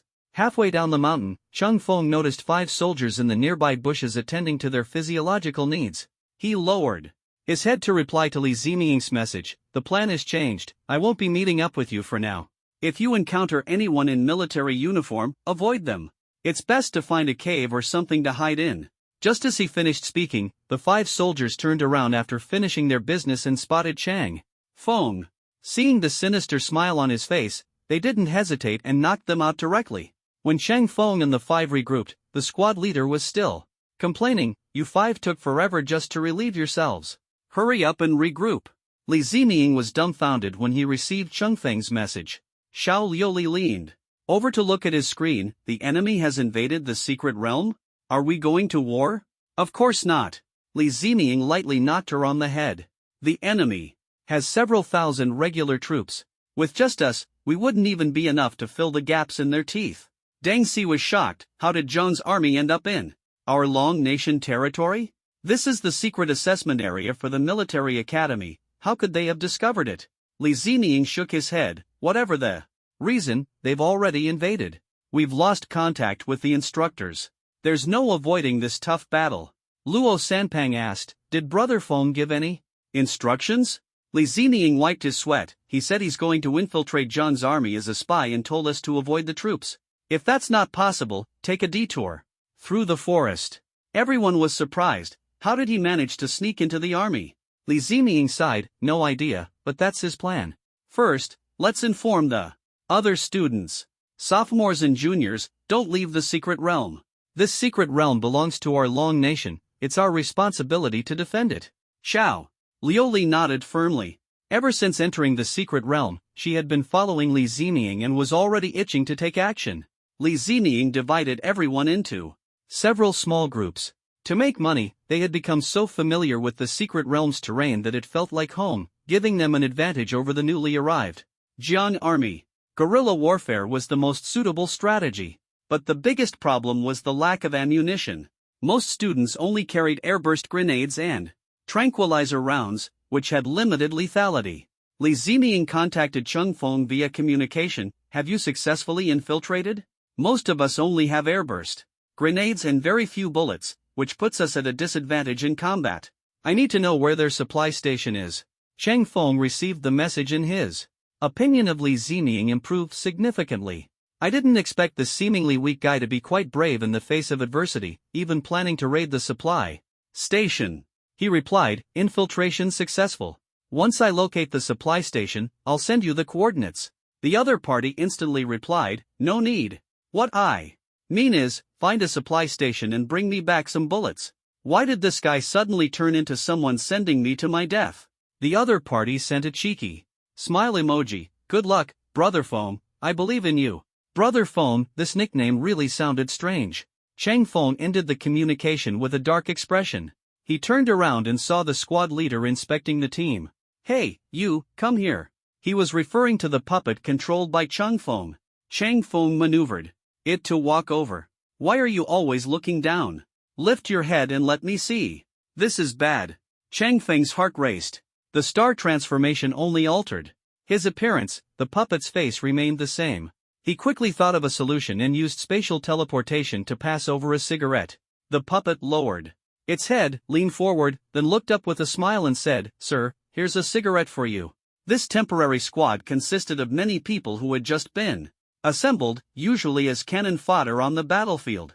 The squad leader was well aware of this. He noticed that Chang Feng was a new face and also took note of the cigarette pack. Wow, White Pagoda brand, good stuff. Chang Feng controlled the puppet, smiling as it opened the cigarette pack. Inside, there were no cigarettes, but instead a thick stack of cash. The squad leader's eyes lit up, and he gave the puppet an approving look, thinking, this guy knows how to play the game. He silently accepted the cigarette pack. Everyone knew this squad was essentially being sent to their deaths, but these people had been captured and had no chance of escape. As a result, the wealthy would pay a high price to bribe others to take their place, and naturally, the squad leader would benefit from this. They would turn a blind eye in exchange for their cut. After being abandoned by the Tang family, Chang Feng had struggled at the bottom and was well versed in these survival rules. The squad leader accepted the cigarette pack, feeling overjoyed. The money Chang Feng had just given was clearly much more than what ordinary people could offer. He must have some powerful backing. The squad leader decided to take extra care of him. Who knows, maybe he could build a connection for the future. You seem strong. Come over and be my deputy. Chang Feng maneuvered the puppet to stand beside the squad leader. The leader inspected the group for a while longer before addressing them. All right, brothers, soon someone will distribute weapons to us. Our mission is to enter the secret realm and take out those unarmed college students. Not a bad gig, kill them and exchange their school badges for military merits. This is our chance to turn our lives around. Hearing this, the surrounding people immediately became excited. Chang Feng waved his hand symbolically. Everyone here had already been marked with a countdown to death. Even if they earned military merits, it would all go to the squad leader, and they wouldn't get a single share. Although the regular army was powerful, they also had their dark side. Before long, a group of people came down from the mountaintop to distribute weapons. Leading them was a short, skinny man.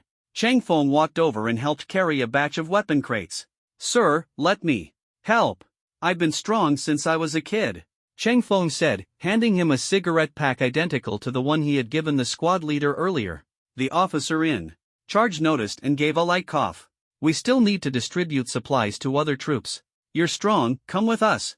His rank was clearly higher than the squad leader of the suicide squad. With just one sentence, he took Chang Feng away. The squad leader watched Chang Feng's back, spat on the ground, and cursed, traitor. Serves you right for not getting any military merits. These words were transmitted to Chang Feng's ears through the puppet's threads. He smiled indifferently and continued chatting with the captain of the arsenal. Sir, is this the last batch of weapons? The captain looked at Chang Feng carrying so many boxes alone and couldn't help but admire him, thinking this kid was quite sharp. He started talking more. We have thousands of people here. These are just the worn-out weapons for the Mid-Mountain Suicide Squad. The truly advanced weapons are all reserved for the regular army. You're pretty good. Later, come with me to deliver weapons to the regular army. Those people are big shots. If they take a liking to you, you'll definitely rise to prominence. With such foresight, it was no wonder he could be the supply station captain.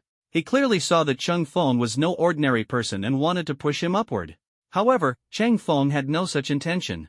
He casually chatted with the captain for a bit. The group arrived at the temporary supply station, and the captain instructed, "Load these weapons onto the truck first, take a break, and we'll set off soon." Chang Feng nodded, turned, and entered the temporary shed where the weapons were stored. The soldiers brought their own firearms into the secret realm, while this place mostly housed large weapons and ammunition supplies. Seeing so much ammunition, Chang Feng felt it was worth it.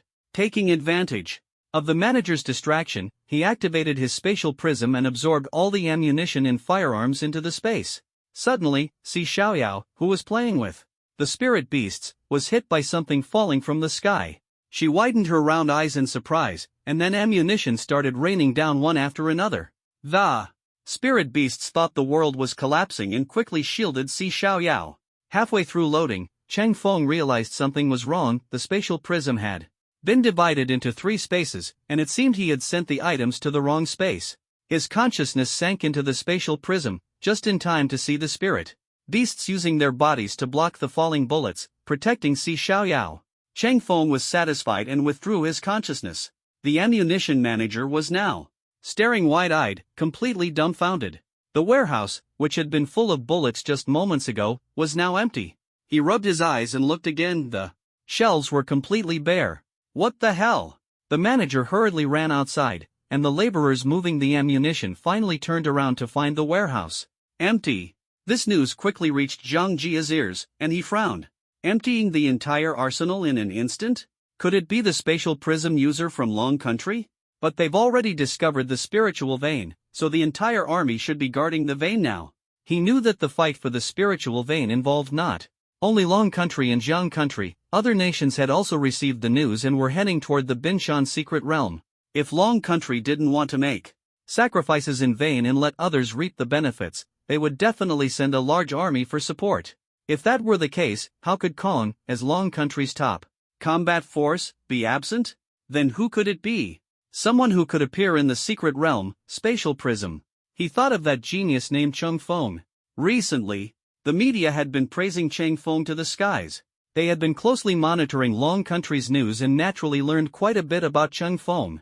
It was said that he was a physical combat expert and had never used the spatial prism in previous battles. Experts even analyzed that Chang Feng had abandoned developing his awakened ability and focused solely on physical training. Thinking of the earlier evaluation of Chang Feng by Nanren, Chang Feng was actually just a decorative figure deliberately packaged by Long Country, mainly used as a tool to boost national confidence. If that were true, then this incident couldn't possibly have been done by Chang Feng. Then who could it be? That expert Li Ziming? Zhang Jia speculated as he led his men to the scene. Cutting off supplies before deploying troops is not a good omen. No matter who was responsible, he had to say a few motivating words in front of the soldiers. Upon arriving at the scene, the armory manager and a group of porters were kneeling on the ground being scolded. The captain saw Zhang Jia arrive and immediately saluted respectfully. Zhang Jia, however, ignored him and walked straight to the manager and the laborers. Who was the last to see those weapons? The manager trembled and pointed at Chang Feng. Commander Jiang, I was supervising their work at the time, and only Chang Feng was slacking off in the armory. It must have been him. Hearing this, everyone turned their gaze to Chang Feng. Chang Feng raised his hand in protest. Commander Jiang, I didn't do anything. If the missing weapons had anything to do with me, where would I even hide them? I did see a shadow quickly dart past the shelves, and then the weapon suddenly disappeared. Did you see who it was? I couldn't see clearly, but the person was incredibly fast. I suspect it was Chang Feng. Zhang Jia clenched his fist and ordered, pass the word, capture Chang Feng and reward 10,000 spirit stones. Jiang Jia then pointed at Chang Feng and said, you, come with me and describe in detail what that shadow looked like. Sir, I didn't see clearly, I only caught a glimpse of a fleeting shadow. Zhang Jia squinted his eyes. Then draw me that shadow. Chang Feng sensed the tension but, under the watchful eyes of everyone, had no choice but to follow Zhang Jia into the tent. Zhang Jia handed him paper and a pen. Chang Feng reluctantly took them, sighed, and began to draw. After all, he had received 9 years of compulsory education. A simple sketch was no challenge for him. In no time, he handed over an extremely abstract drawing. Zhang Jia looked at the messy, stick figure-like sketch, his mouth twitching. Still trying to play dumb? But I don't have time to play with you. Do you know? I'm an awakened soundwave ability. User. There's no way I can't distinguish your voice. Men, seize this Nan run. Cheng Feng thought his identity had been exposed, but to his surprise, it was Nan Run who was recognized. He immediately tore off the mask on his face, revealing Nan Ren's face. Back then, Nan Ren had been cautious and didn't speak when meeting Zhang Jia. It wasn't until their meeting at the mountaintop today that they talked, and Zhang Jia remembered his voice. So, as soon as Cheng Feng spoke, Zhang Jia knew it was an imposter. As soon as Zhang Jia finished speaking, soldiers surrounded them. Cheng Feng's 4 clones were still outside, one of them even acting in the suicide squad. In this situation, they couldn't help. I don't care how you stole the ammunition, return it immediately. I can still consider your contributions to Jiang Nation and let you go. Looks like I'm surrounded. Cheng Feng looked at the dense array of gun barrels aimed at him and could only raise his hands and shout, Cheng Feng, save me. At the same time, spatial ripples appeared in front of him. Dozens of spirit beasts charged out. As soon as they emerged, they frantically attacked in all directions. The soldiers, seeing this, opened fire wildly, and the sound of gunfire filled the air. Cheng Feng quickly entered the spatial prism, and his 4 clones took the opportunity to break out, coordinating with the spirit beasts to provide support from outside. These well-trained soldiers had never encountered humans fighting alongside ferocious beasts. The beasts had unique physiques, making them difficult to penetrate with ordinary bullets, but humans were a different story. The veteran soldiers immediately diverted part of their forces to deal with the 4 clones. To their shock, they discovered that these individuals could block bullets with their bodies and were completely unaffected by the gunfire. The ferocious beasts could still be hindered by the firepower net, slowing their advance. But these people seemed impervious to pain, charging forward at full speed. The 4 clones quickly tore open a gap in the formation of Zhang soldiers. Cheng Feng instructed Si Xiaoyao to recall the spirit beasts, while he himself dashed out of the space, instantly using his shaving ability to sprint several meters away. Amid the chaos, Zhang Jia spotted Cheng Feng trying to escape. He extended his hand, and a sonic boom blasted toward him. The sound wave rapidly flew at Cheng Feng, followed by a deafening explosion. Fortunately, Cheng Feng had already moved a distance away, so he wasn't severely injured. The unlucky ones were the Zhang soldiers. Zhang Jia's move caused more harm to his own side, though the enemy didn't escape unscathed either. Cheng Feng used the airflow generated by the explosion to swiftly leap down from the air. Zhang Jia was so furious he was grinding his teeth. Cheng Feng, Nan Run. Just you wait. Issue a wanted order immediately, with a reward for capturing Cheng Feng and Nan Run. The nearby attendant quickly tried to console Zhang Jia. Sir, he jumped off the cliff. This cliff is so high, he's probably... Before the sentence was finished, everyone was shocked to see Cheng Feng stepping on air, running from one mountain peak to another. How is this possible? Get out of my sight. Zhang Jia grew even angrier, slapping the attendant beside him. Quick, bring the sniper rifle. Sir, the weapons have been taken. Zhang Jia finally snapped out of his rage, realizing his mind was in chaos. The soldiers, seeing this, didn't dare make a sound. It was their first time witnessing their commander lose control like this. Cheng Feng, meanwhile, sent a message to Li Ziming as he walked. Location, I've sent you the location, come quickly to retrieve the weapons. Damn, you got it done so fast, truly Chang God. Chang Feng was indifferent to the praise. Is Luo Sanpang next to you? Have him answer the phone. The voice on the other end changed. Brother Feng, it's Fatty. Did you bring signal blocking equipment? With Luo Sanpang's family resources, everyone had at least one storage device, so they were well equipped. Yes. Do you need it, Brother Feng? I'll come over right away. Cheng Feng hung up the phone, just as he reached another mountain peak. He released 4 combat puppets. Although these puppets lacked consciousness, they were still flesh and blood, and had been beaten to a pulp earlier. Looks like they're unusable now. Cheng Feng instructed them to dig a large pit, then lie down and bury themselves. While the puppets busied themselves with self-burial, Cheng Feng didn't idle either. He pulled out the weapons he had just seized from his spatial storage. Among them were quite a few cannons. He quickly estimated the distance between the 2 mountain peaks. The cannon's range was sufficient.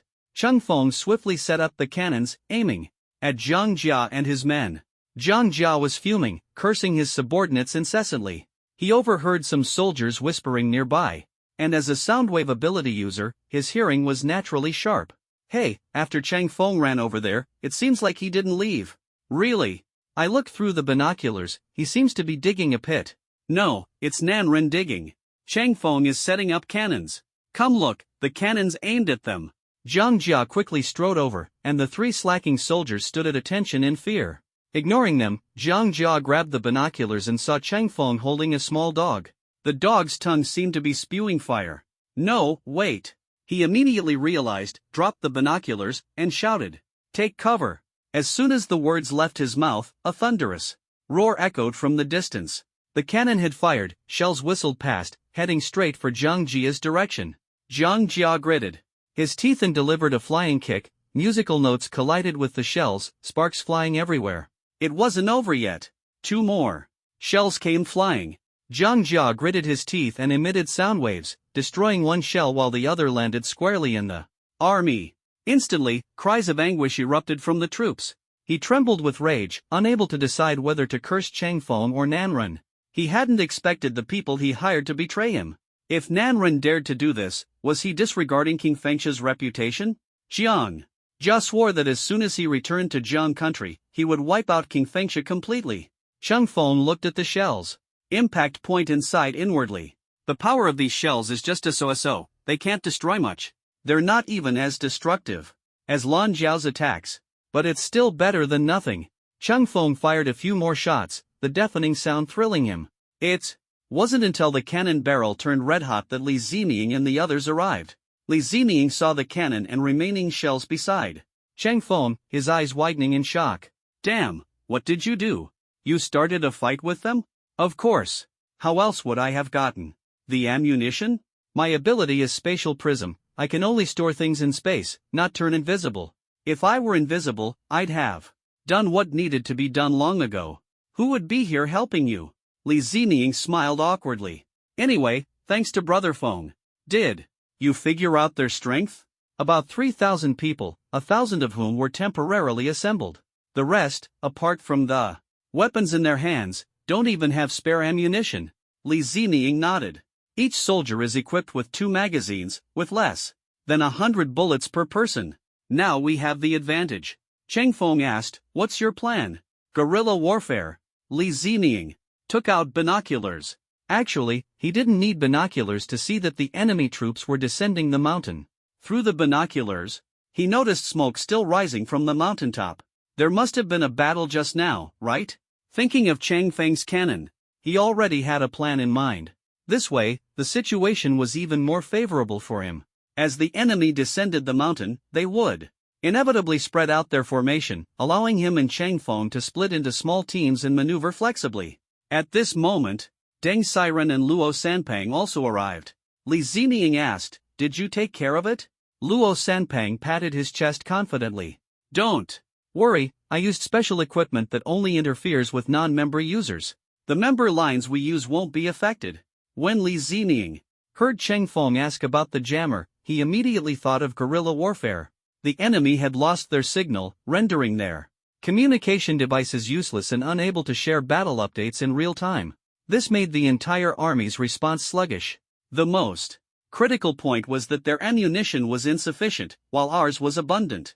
As long as we lured the enemy into exhausting their ammunition, the subsequent situation would be completely one-sided. Chang Feng had no objections to Li Zining's tactical arrangements. Li Zining formed a special operations group with Chang Feng, Luo Sanpang, and Deng Xiren. The others were divided into teams of 20. Chang Feng's trio was the first to arrive at the enemy's position, tasked with drawing their fire. Li Zining used cannons and other heavy weapons to deplete the enemy's resources. Chang Feng boldly placed 3 cannons along the road.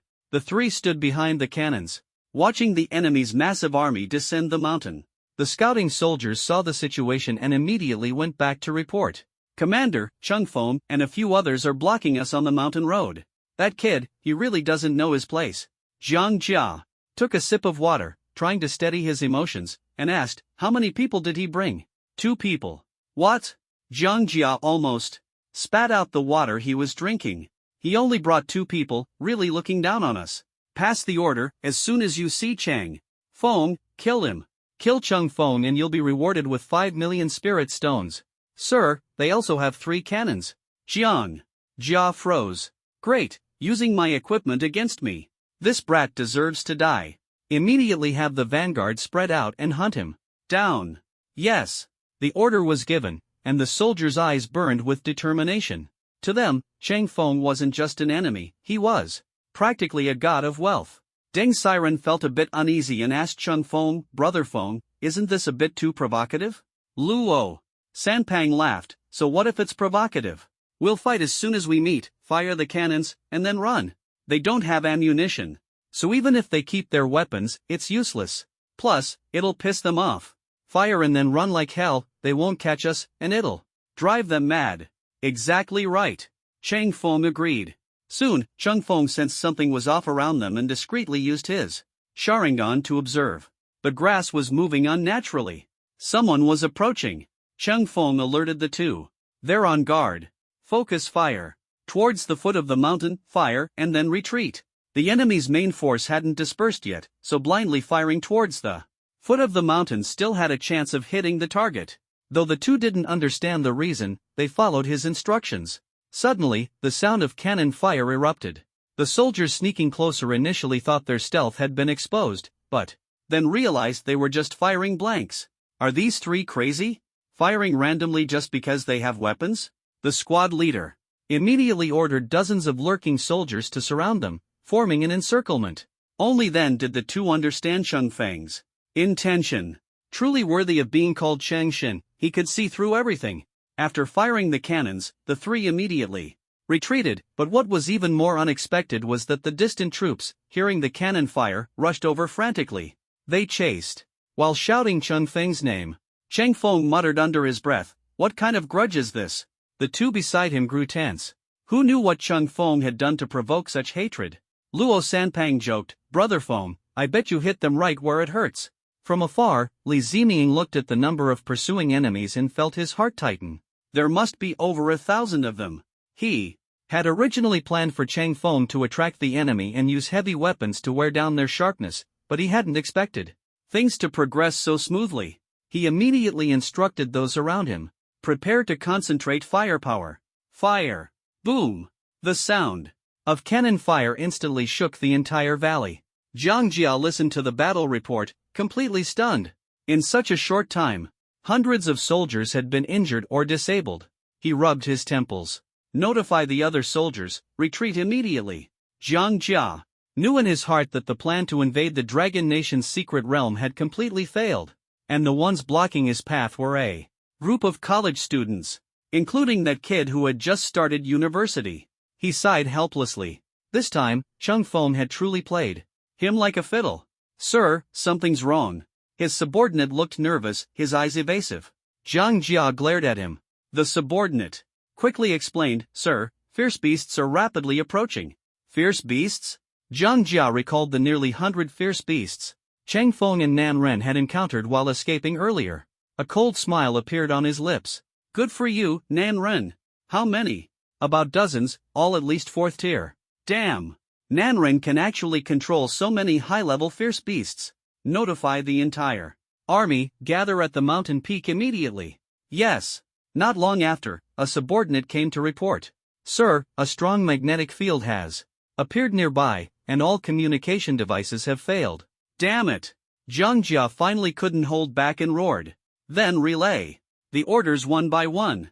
The operation has failed, everyone retreat, gather at the mountaintop and prepare to leave the secret realm." Brother Feng, these fierce beasts. They were probably attracted by the sound of the cannon earlier, let's go around them. Chung Feng and his group looked at the fierce beasts drawn by the cannon fire and chose to avoid them.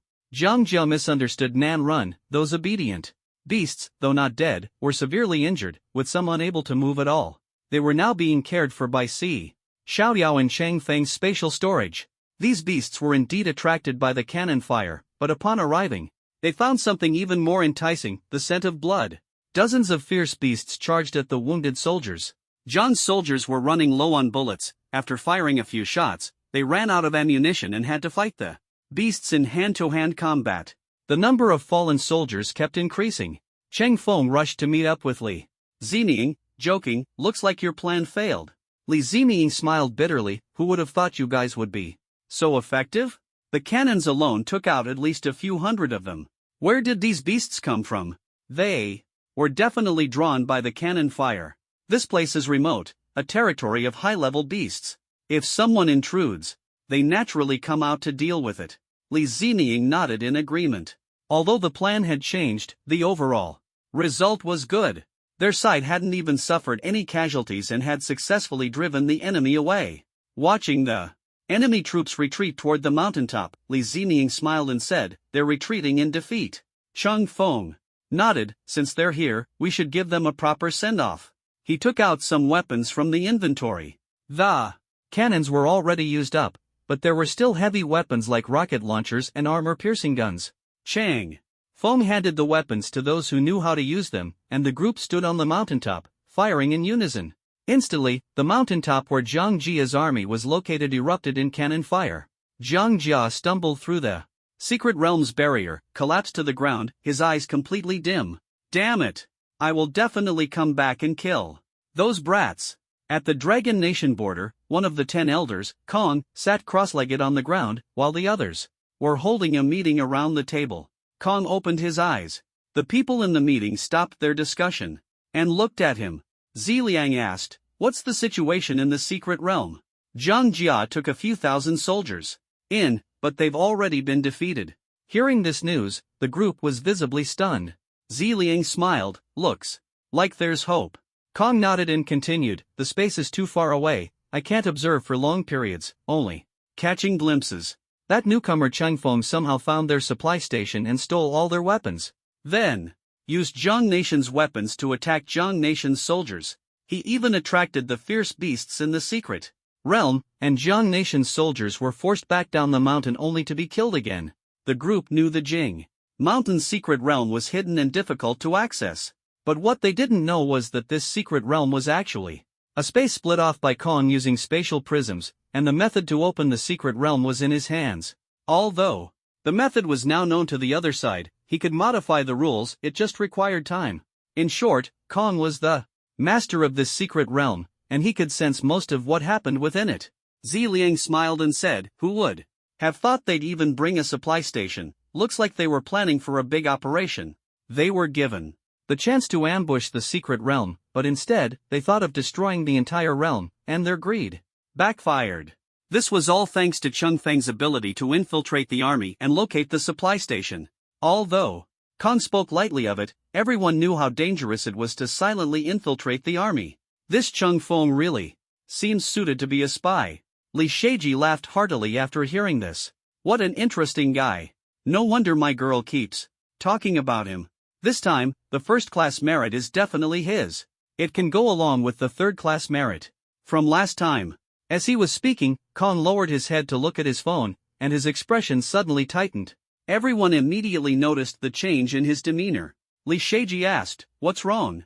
Did something happen in the Secret Realm again?" Kong's mouth twitched, and he shook his head. He shared the news he had received from the Guardian of the Jing Mountain's Secret Realm. "It's nothing, just that after that kid finished dealing with Jianghua's matters, he teamed up with Li Ziming and the others to hunt down the remaining freshmen. I just checked the data, they've already made several million. Haha, that kid is really impressive. We should really bring those new photography devices in to properly document this exciting assessment." Li Sheiji first saw Chang Feng on television. At that time, Chang Feng had just awakened his spatial ability and was being questioned by another S-level ability user during a military academy assessment, betting on a competition in the Secret Realm. Later, he revealed his family's secret technique, the 6 forms. Then came the Beast Tide incident, when the imposter pretending to be elderly showcased his skills during the Beast Tide. Chang Feng happened to lose contact with everyone. Several people had long suspected that the imposter and Chang Feng were closely connected. They also knew that the Chang family Chang Feng mentioned didn't exist at all. He was merely covering up the true origin of the 6 forms. The group had already analyzed Chang Feng's information thoroughly, and the imposter elderly was very likely his teacher.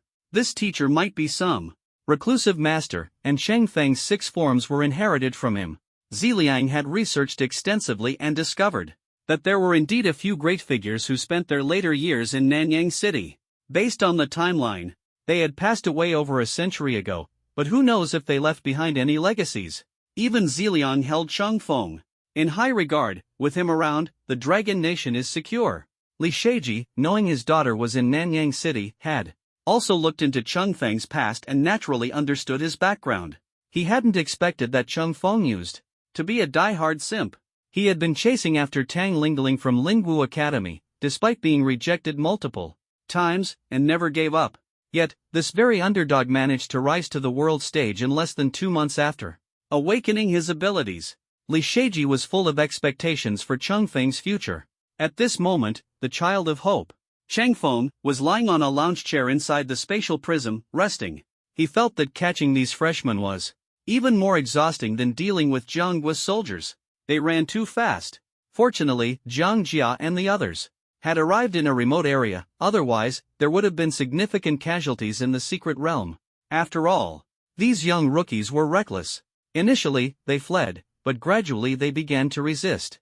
They guessed it was an assessment and stopped surrendering easily, with many forming alliances. When Cheng Feng's 5-person team approached, they were beaten up by a group of 20 or 30 people. They had to split into 10-person teams, but efficiency dropped significantly. Cheng Feng had no choice but to personally join the search teams. After some action, he decisively chose to return to the spatial prism to slack off. At this moment, Si Xiaoyao was applying Cheng Feng's black ointment to the wounds of the injured spirit beasts. Over 100 spirit beasts had gone through a fierce battle, leaving them covered in scars, though all were external injuries. Cheng Feng's black ointment was highly effective for treating such wounds. As soon as the ointment was applied, the spirit beasts, which had been softly whimpering, quieted down. However, they soon began restlessly running around. Si Xiaoyao curiously watched 2 spirit beasts huddled together, their bodies trembling uncontrollably, and asked Cheng Feng worriedly, "Brother, why are they suddenly trembling? Are their injuries too severe?" Cheng Feng looked over and discovered that the 2 spirit beasts were live-streaming their mating. He immediately pulled Si Xiaoyao aside. "Xiaoyao, don't worry. Their wounds are healed. This is their way of expressing excitement after recovery." Si Xiaoyao clapped her hands and said, "I see. I also feel they seem quite excited." "Well, who wouldn't be excited about this? Your ointment is truly miraculous. Can you give me some?"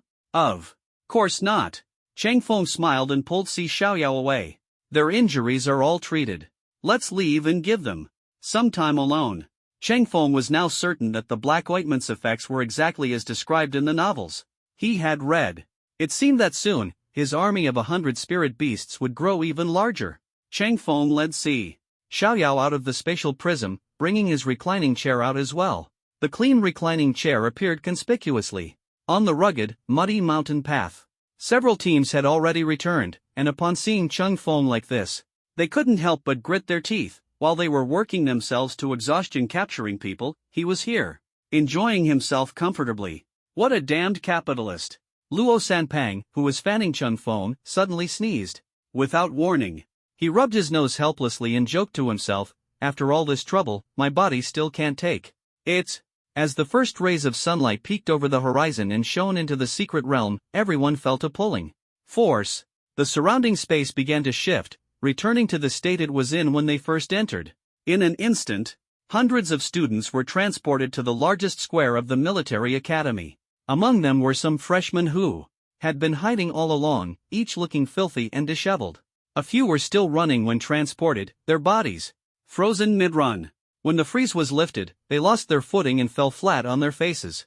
The eliminated freshmen gathered in the square, while second and third-year students who hadn't participated came to join the spectacle, eager to watch the drama unfold. However, everyone's attention quickly focused on the most conspicuous young man. He was sitting on a reclining chair. Why did he have a reclining chair? In an instant, thousands of eyes were fixed on Cheng Feng, and many freshmen gritted their teeth in anger as soon as they saw his face. The upperclassmen who had captured and brutally eliminated them had said, "It's all because Cheng Feng forced us to do this." When they woke up, they found many of their peers had also been transported to the square. Sometimes, someone would ask, "Were you eliminated by Cheng Feng's people too?" Cheng Feng had no idea that he had been set up, accumulating thousands of grudges. These freshmen now wanted to confront him face to face and ask why he had done this. But seeing this Chun god sitting on a reclining chair, exuding an imposing aura, they all fell silent. Soon, several teachers approached. One of them picked up the microphone, stopped the students' commotion, and introduced himself. Hello everyone, I am your grade director, Lu Yishou. Next, I will announce the results of this assessment. A total of 219 new students will be held back and divided into 3 classes to form our elite classes. The rest of the eliminated students will be randomly assigned to other classes. For those of you who were eliminated, don't lose heart. There will be comprehensive tests every month, and at that time, 27 more students will be selected for the elite classes based on their scores. Based on past experience, military academies typically have an average of 30 elite classes per grade each year. This time, Chung Feng drastically reduced that number by 90%. Hearing that there was still a chance to enter the elite classes, the students breathed a sigh of relief. Lu Yishou continued, next, several hundred senior members of the student council will score the freshmen who persevered until the end. Scoring? Cheng Feng glanced at Li Zining in confusion. Li Zining explained, it's to select the most difficult person to deal with during the capture process. Is there any reward? There will be some bonuses or something. Cheng Feng squinted his eyes and stared at Li Zining, making the latter feel uneasy. Li Zining couldn't help but whisper, don't worry, as long as they don't hold grudges, the seniors will vote for you. With that, the voting began. Li Zining decisively used his phone to vote for Luo Sanpang. They had discussed it beforehand and deliberately decided not to vote for Cheng Feng.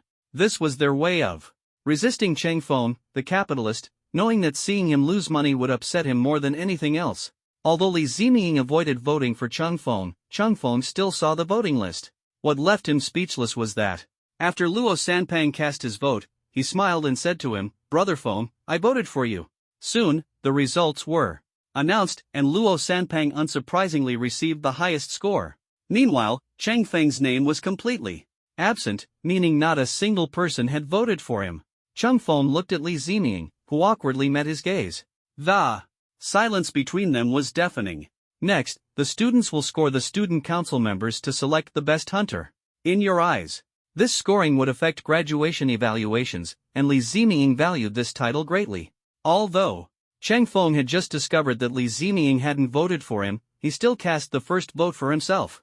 His name instantly appeared on the leaderboard. You can do that? No one said you could only vote for second or third year students. I'm playing the hunter role this time. What's wrong with voting for myself? Many freshmen, upon seeing Cheng Feng's name on the leaderboard, recalled their own experiences of being eliminated by him. Furious, they treated their votes as weapons and cast them with vengeance. In their eyes, this leaderboard was meant for venting, and the top spot represented the most disliked person. As a result, Cheng Feng's votes skyrocketed, far surpassing the second place. In the end, over 80% of the freshmen cast their votes for Cheng Feng. This led to an unexpected outcome. The most promising rookie failed to make it onto the assessment leaderboard but firmly held the top spot on the hunter leaderboard. In a conference room at the border, Kong and the others, upon learning that the Jingshan secret realm was fine, immediately refocused their attention on the current situation. In front of them was a strategic map encircling Longhua, marked with the deployment of various national armies.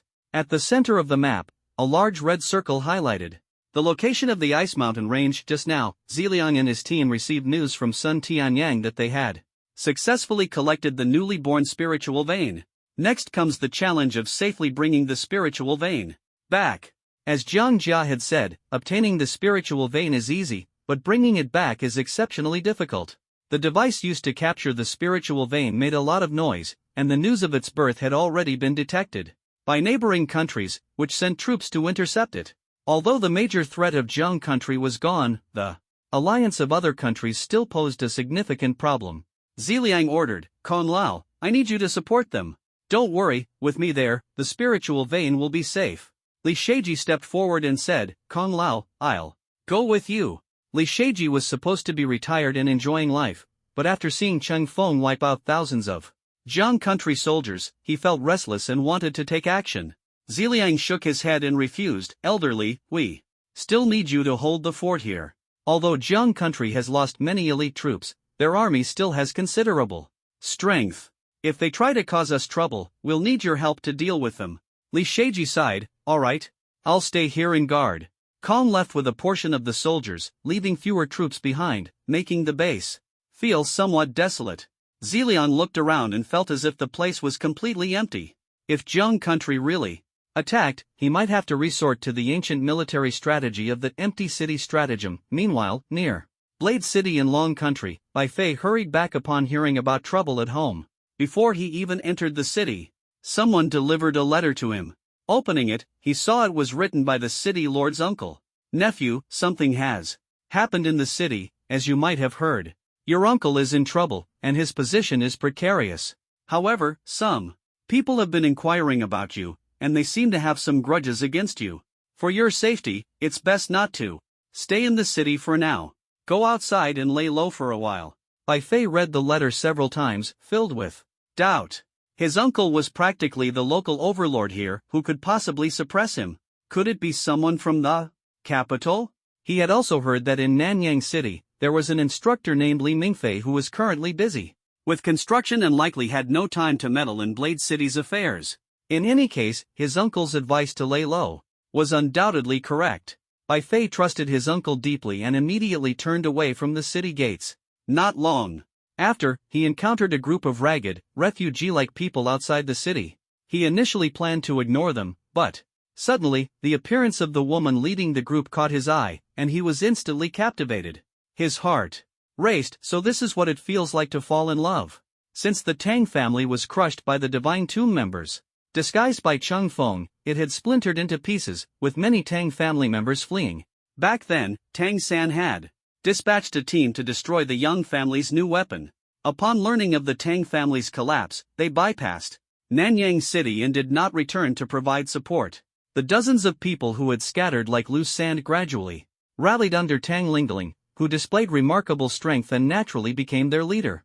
Not long ago, the Shan family discovered them and set an ambush to completely eliminate the remnants of the Tang family. That battle was devastating for Tang Lingling's team, reducing their numbers from dozens to just 10. It took them several days to break through the Shan family's encirclement and finally find a chance to rest. Tang Lingling had just finished washing the dirt off her face when she noticed a tall young man in the distance staring at her. After experiencing this period of drifting, she immediately became vigilant. The woman in front of Bai Fei was completely different from the flashy girls he had encountered before. Coupled with her stunning appearance, it made his heart race. Encountering such a beauty, if he could spend a romantic time with her. Bai Fei couldn't help but move closer. The 9 people remaining by Tang Lingling's side immediately drew their swords in alertness and asked cautiously, "Who are you?" "My name is Bai Fei, from Blade City, just passing by." "Judging by your appearance, it seems like you're fleeing from something, right?" "Please don't be nervous, I have no intention of causing trouble. On the contrary, I think you all have an extraordinary demeanor and must have been forced into this situation. If you don't mind, I'd like to share a drink with you and form a good bond." To show his sincerity, Bai Fei even said to his servants, "You've had a hard journey and must be hungry. I have some dry food here, eat a little to fill your stomachs. There's an inn not far ahead. Later, we can have a proper meal." Bai Fei spoke earnestly. The group exchanged glances, their eyes turning to Tang Lingling, waiting for her decision. They had all been injected with experimental drugs, and with their awakened beastmark abilities, their bodies consumed a lot of energy. On top of that, they had been on the run for days without enough food, and some were already at their limit. Tang Lingling thought for a moment, seeing the other party's full sincerity, and finally did not refuse. "Thank you, young master." At the border of Long Kingdom, Zilian lay leisurely on a deck chair. Li Sheiji was initially quite worried about them, but knowing that being anxious was useless, he relaxed and pulled Zilian off the chair, lying down himself. "Hey, this deck chair is really comfortable." Zilian glanced at the old man who had taken his seat, then sat at the conference table, looking at the strategic sand table on the table, and spoke. "Rest well, you'll be busy soon." "What? Are they coming?" Li Sheiji leaned over and asked. Zilian was silent for a moment. "Even if they don't come, we have to take the initiative to attack." "Huh?" Li Sheiji was puzzled. "We barely have enough troops left to defend the city. And you want to take the initiative to attack?" Are you trying to make life too easy for the brothers? Ziliang shook his head. I didn't want to take this risk either. But I didn't expect things to go so smoothly at the secret realm. Zhang Jia retreated early, giving me a lot of time. What do you mean? Li Sheiji didn't fully understand but knew Ziliang was plotting something again. Ziliang pointed at the sand table, creating a gap in the defensive forces of Jiang Kingdom. The guardians of the secret realm are on their way to the battlefield. Li Sheiji immediately became nervous upon hearing this. You transferred the guardians? You know they have strict orders to protect the secret realm and the military academy. If you move them, what about the academy? The greatest threat to the secret realm has already been eliminated. The academy won't be in danger for a while. Since that's the case, leaving them there is a waste. They're on their way now. Once they reach the front line, they'll charge straight into the gap Zhang Jia is responsible for, penetrating deep into the enemy forces. Li Sheiji clearly had no interest in listening to his tactics and interrupted. No, you don't have the authority to mobilize them. Ziliang smiled. Heh, as one of the 10 elders, I naturally have the power to change some rules. Li Sheiji looked helplessly at the madman in front of him. Do you know what consequences this will bring? Ziliang nodded. However, there will be accountability after the battle, but that doesn't matter. This move is highly risky. The enemy definitely didn't expect us to use the power of the protectors. Since it's a gamble, we must strike directly at their weak point. If this move succeeds, the border will be stable for 10 years. Li Sheiji understood his meaning. During that time, we can use the spiritual veins to cultivate a group of top-tier warriors, right? Have you considered that? If any part of the plan goes wrong, it could lead to total failure? Ziliang nodded. That's why this is a risky move. The most dangerous step has already been taken, and Cheng Feng executed it beautifully. Next, we old folks can afford to lose some face. Old folks? Li Sheiji glanced at Ziliang. The other didn't look much older than Cheng Feng. Yet this young man had not only joined the 10 elders but also became the youngest strategist in Longwa's history. I've always felt like my mental age is over 100. Li Sheiji was already used to this madman's occasional craziness. He slumped into the recliner. Fine, whatever you say. Your strategist title outranks me, how could I possibly argue with you? Ziliang smiled. Then I'll leave it to you. Your task is to hold off the enemy's main forces. Are you so sure the enemy will attack the city? Not certain, but if it were me, I wouldn't miss this opportunity. From any perspective. Besides, we're just an empty city right now. Also, oldly, if Shatong were bullied, would you stop at nothing to take revenge? Is that even a question? Li Sheiji was famously protective. Ziliang nodded. Exactly. Zhang Jia was humiliated so badly, as his father, Jiang Zhu will definitely send troops for his son in his country. Let's hope so. After hearing Ziliang's plan, Li Sheiji actually hoped the enemy would launch a full-scale attack. In the Jiang Kingdom's military camp, Jiang Zhu rubbed his temples, listening to the strategist's nagging. General, Zhang Jia, as the vanguard, not only failed to take Wangjiang Pass after a prolonged siege but also left without orders to head to the Jingshan secret realm. Such reckless actions are likely to have fallen into the traps of those old folks in Longwa. Jiang Zhu sighed. I understand the strategist's concerns. Xiao Jia is indeed a bit young, but he's brave and decisive on the battlefield and has achieved many merits. Although this time he took a risky move. If Longwa is truly unprepared, this move will be a fatal blow. Longwa will undoubtedly suffer greatly. Jiang Zhu raised his cup to the strategist, offering comfort. Besides, we've already reached the front lines. Longwa surely wouldn't dare act rashly now. Once my son sends word of victory, we'll immediately launch an attack and take Wangjiang Pass. Jiang Zhu was feeling triumphant when suddenly a subordinate came to report. General, the front line, led by Zhang Jia, has suffered defeat, and he has returned with only a few hundred soldiers. Crash! The strategist's wine cup shattered on the ground. Although Jiang Zhu's cup didn't fall, his entire body froze. He stared blankly at the reporting soldier. Say that again? The soldier knelt, his voice firm. I received a message from Zhang Jia saying that during his assault on the Jingshan secret realm, he was ambushed by Longwa and suffered heavy losses. He is now returning to camp with the remaining forces and will arrive shortly.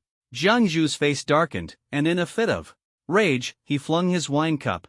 That unfilial son! Without confirming the situation, they rashly sent troops. This caused us to urgently fill the gap and led to the death of thousands of elite soldiers from Jiang country. Someone, pass the order, once Jiang Jia returns to camp, bind him immediately and execute him publicly. The strategist couldn't help but roll his eyes upon hearing this. This old man is just putting on a show. If he had stopped him earlier, there wouldn't be such a tragedy today. It's all because he indulged Jiang Jia too much, making him so arrogant. The strategist complained inwardly several times but still hurriedly grabbed Jiang Zhu. General, you mustn't. Executing a commander before sending troops is inauspicious. Why not imprison Jiang Jia first and deal with his crimes after the battle? Jiang Zhu sighed. The strategist is right. Then, when Jiang Jia returns, give him 50 lashes first and then lock him in the dungeon. The strategist secretly rolled his eyes again. He really wanted Jiang Jia dead, but Jiang Zhu clearly wanted to play the good guy first. If you knew this would happen, why did you let him act recklessly in the first place? Everyone knew that Jiang Jia was actually a brave but foolish man. Although he had made contributions on the battlefield, it was only with Jiang Zhu's backing that he gained command authority. He was utterly unfit to be the brains of the vanguard, and he couldn't compare to the cunning opponent from Long Country. He wasn't even qualified to carry his shoes. After announcing Jiang Jia's punishment in front of the commanders, Jiang Zhu turned to the strategist. Strategist, what do you think we should do now? The strategist analyzed seriously. Long Country has already secured that spiritual vein and is returning. The journey will certainly be perilous, and they won't return easily. At this moment, the defenders at Wangjian Pass are definitely insufficient. Why not take the opportunity to launch an attack and seize Wangjian Pass? Jiang Zhu nodded. I've been considering this too, but I'm afraid they might already be prepared. The strategist said, no matter how skilled a chess player is, they can't play a grand game without pieces. Long Country's strongest force is likely only Li Sheiji, who has already withdrawn. By then, as long as you, General, lead the troops onto the city walls, the defenders of Long Country won't be able to resist. Hearing this, the other commanders nodded in agreement. Jiang Country must send troops.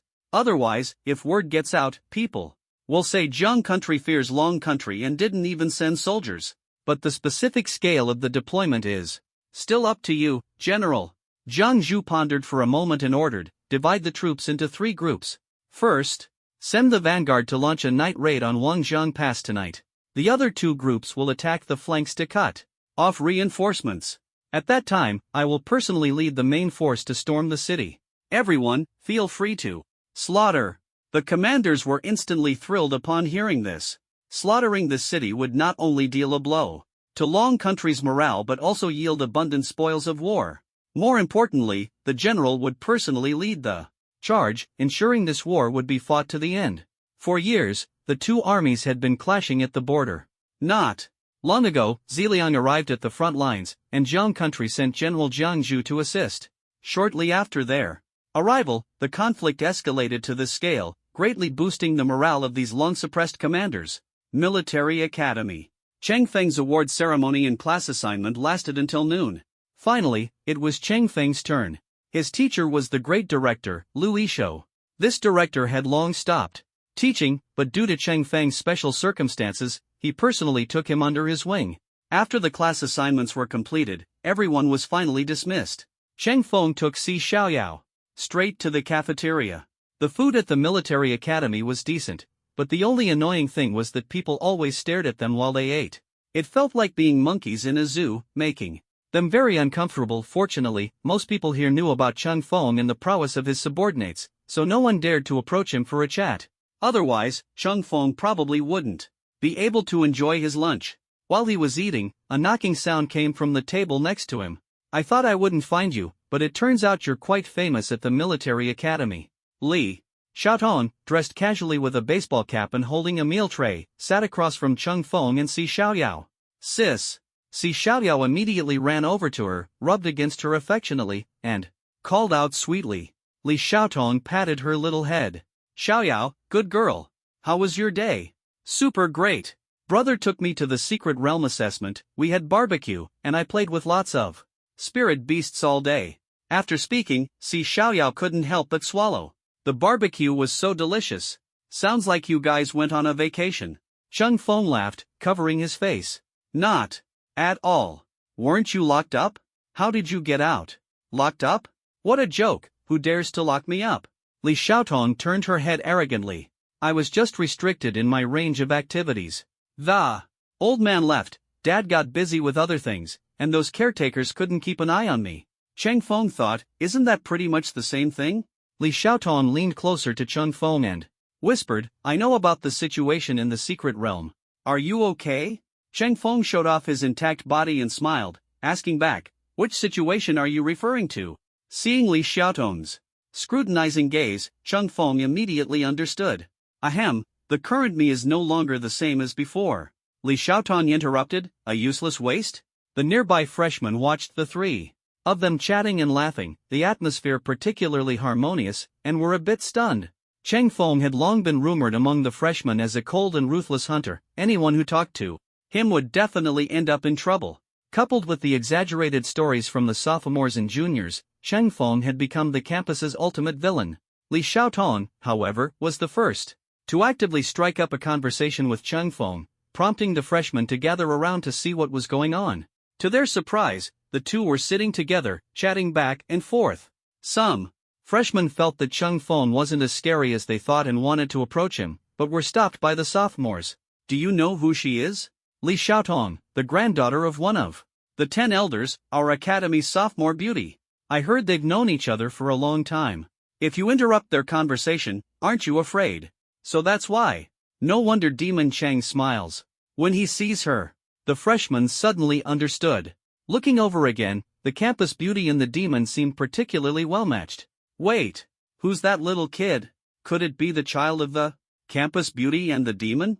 The surrounding chatter grew louder and louder, and Li Xiaotong didn't like being treated as a joke. The group quickly finished their meal and left the cafeteria.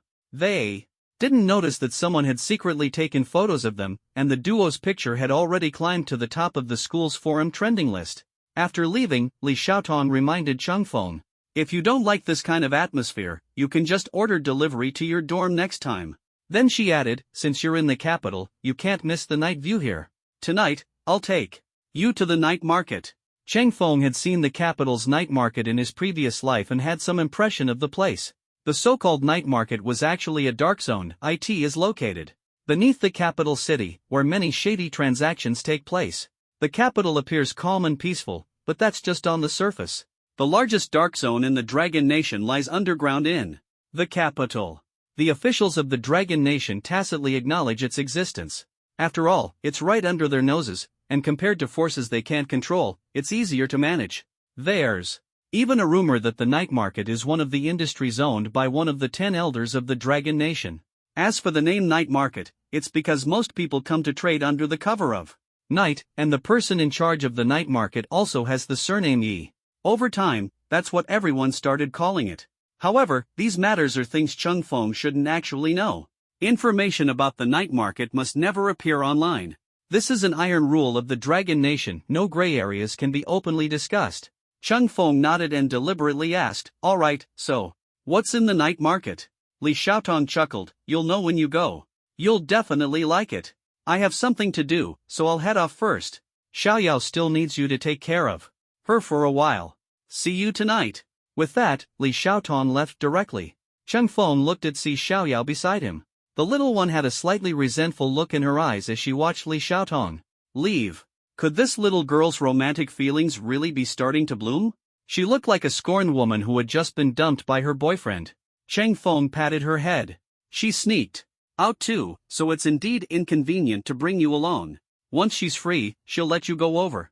Si Xiaoyao nodded and picked up the fried chicken strips she had packed earlier, eating them in big bites.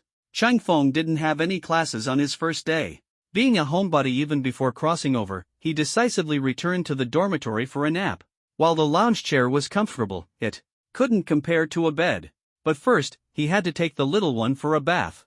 Originally, he wanted Li Xiaotong to help bathe Si Xiaoyao, but that heartless woman had run off without a care. He had no choice but to find the bathhouse, hand Si Xiaoyao over to a female attendant, and head to another bathhouse himself. He silently opened the system in his mind. The third slot in the shop emitted a faint glow. Detected that the host's exchange coins have reached 5,000. Would you like to unlock the third slot item? The first slot was the black medicine, the second was a sniper rifle. Quite a leap. What could the third slot be? As Chang Feng finished speaking, the third slot opened, revealing an empty space. Chang Feng was stunned. Could the third item be air? He leaned in for a closer look and found a note inside the slot. Opening it, he read, "When killing a creature marked as an enemy, there is a chance to plunder the opponent's abilities." Plunder. The word sounded amazing. If, during the battle with Tang Sanda, Chang Feng had been able to plunder Tang Sanda's abilities from that dummy, wouldn't he have avoided becoming a cripple? Chang Feng excitedly asked, "What's the probability?" 0.001%, a 1 in 10,000 chance? Is there a guaranteed mechanism? Like a guaranteed 5-star after 90 attempts, guaranteed ability drop or something? No, but the host now has a chance to receive tasks that increase the probability. Overall, it was still acceptable. Mainly because there was no other choice, having something was better than nothing. Chang Feng gladly accepted. Si Xiaoyao had already finished her bath. The female attendant not only bathed her until she smelled fragrant but also styled her hair into 2 little buns, making her look even more like an adorable little dumpling. However, the female attendant's gaze toward Chang Feng was somewhat complicated. Si Xiaoyao held her little hand as she was let out. The waitress asked softly, "Xiaoyao, do you really not need me to call the police for you?" "Sis, my brother treats me very well. This isn't his doing." When Si Xiaoyao saw Chang Feng, she ran over. Chang Feng asked, "What happened?" The waitress hesitated for a moment, seeing that Chang Feng didn't seem like a violent maniac, and then revealed the truth. "She has many scars on her body, some are fresh, and some have already scabbed over. Such a cute little girl, you better not mistreat her, okay?" Only then did Chang Feng realize what he had overlooked before. Si Xiaoyao's father was a gambling addict, and what gambling addict doesn't have a bit of violence in them? Not to mention her father was bad at gambling. Every time he lost, he would take it out on her. Chang Feng said, "Don't worry, the person who hit her won't have a good ending." After walking away, Chang Feng rubbed her bun-shaped hair and asked, "Xiaoyao, do you hate your father?" Si Xiaoyao nodded and then shook her head. "No, I don't hate him. My dad is just clumsy and a bit foolish. He's not actually bad to me." What a profound statement. The two of them kept busy until past 2 o'clock. Chang Feng, being in good physical condition, was fine. But Si Xiaoyao, while talking, kept nodding off and almost fell over. Chang Feng took her home. As they were walking, a group of students holding cameras and microphones approached. "Changshan, we're from the Student Council's news department. Can we bother you for a simple interview?" "Of course, I have regular cooperation, seamless cooperation, and premium cooperation." "Which one do you want?" "Then premium cooperation it is." "Alright, 1 million. Will you pay by scanning the code or in cash?" "What?" The other party looked confused. Chang Feng replied, "You don't think you need to pay for extracting information from me?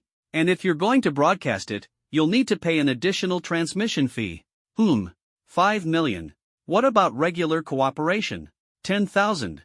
"Oh, that's still acceptable." The news department members nodded and muttered. But they quickly realized, no, who would accept that? Before they could refuse, Chang Feng continued, "But if you're going to broadcast it, the transmission fee is still 5 million. One of them blurted out, "Why? My information is all big news. Just a casual mention could shake the entire dragon country. Do you think it's worth the price?" The group stared speechlessly at Chang Feng boasting. They didn't believe him at all. "Changshan, we just want a simple interview, nothing involving privacy." "You see? Oh, I also have a non-cooperation option, free of charge." "Want that? Non-cooperation." The other party's face darkened. The head of the news department sighed helplessly, "Changshan, we just want to do a small interview, not involving privacy." "You see." Chang Feng lowered his head, opened his phone, searched for privacy scope, then looked up and asked, "Personal privacy refers to personal information, activities, living habits, financial status, beliefs, and related content. You said it doesn't involve these, so what do you want to ask?" The head was momentarily speechless, never having felt so awkward before. After some back and forth, the news department failed to conduct the interview and left awkwardly. Chang Feng continued taking Si Xiaoyao home. He carried too many secrets and knew that talking too much would lead to mistakes, so he simply kept quiet. "An interview? It couldn't compare to the comfort of a soft, fluffy bed. As Chang Feng approached the dormitory, he didn't see his big house. I must be seeing things. I guess I'm really tired. He rubbed his eyes and looked again. The house he used to live in had turned into an empty plot of land. What was going on? Then it hit him. The house was still inside the secret realm. His spatial prism couldn't open a large enough entrance, so naturally, it couldn't fit the house. Back then, he had only brought a lounge chair. Now he was back, but the house was still in the secret realm. Si Xiaoyao widened her eyes, staring at the empty space, and asked, "Brother, does this mean we don't have a home anymore? I need to make a call." Cheng Feng rubbed his temples and called Li Zining. "Hello? Feng Ge, you finally remembered me. Ever since we parted in the secret realm, I've really missed you." "Li Ge, same here. That's why I called you right away." There was a pause on the other end of the line, and a faint sense of foreboding. "Haha, why the sudden call? Is there a problem with your studies? Your senior is here to help." "Well, there is a problem. My house is gone. Doesn't that affect my studies? Help me out." Li Zining's tone faltered, sounding a bit skeptical. "Feng Ge, you're not joking, are you?" "Of course not. You've seen my house before, haven't you? It's now stuck in the secret realm." After a moment, Li Zining said, "That little villa. I remember it was pretty expensive. Don't bring up money. Can't we just ask old Kong to retrieve it from the secret realm?" Li Zining sighed helplessly. "Do you think old Kong is that easy to persuade? You think he'll go just because you ask? Then I'll wait until I'm capable enough to personally retrieve the house from the secret realm." Cheng Feng smiled and said, "Anyway, the house isn't lost, it's just in a different place. Don't worry about compensation or anything. Li Shuizhang, you're busy enough, don't let this small matter trouble you." Hearing this, Li Zining felt quite pleased. "Ahem, but there aren't any spare houses available right now. You know, the senior graduates haven't all left yet, and you guys arrived early. Housing needs to be rotated." "Alright, I'll leave it to you." Cheng Feng hung up and looked at Si Xiaoyao. "Xiaoyao, the bathhouse over there also has sauna and massage services. Want to give it a try?" Si Xiaoyao blinked, finally realizing the house was truly gone. They had nowhere to sleep. As night fell, Li Xiaotong couldn't find Cheng Feng, so she called to gather them. Seeing the two of them looking a bit off, she smiled and asked, "What's wrong with you two? You look pretty tired." "Xiaoyao, did Cheng Feng take you out to play?" Si Xiaoyao smiled and said, "We went to catch a spy." Li Xiaotong looked at Cheng Feng. He explained, "Our house ended up in the secret realm, so this afternoon we went to a massage parlor to relax. And then, wait, I'm curious, how did your house end up in the secret realm?" Cheng Feng rolled his eyes at her and explained helplessly.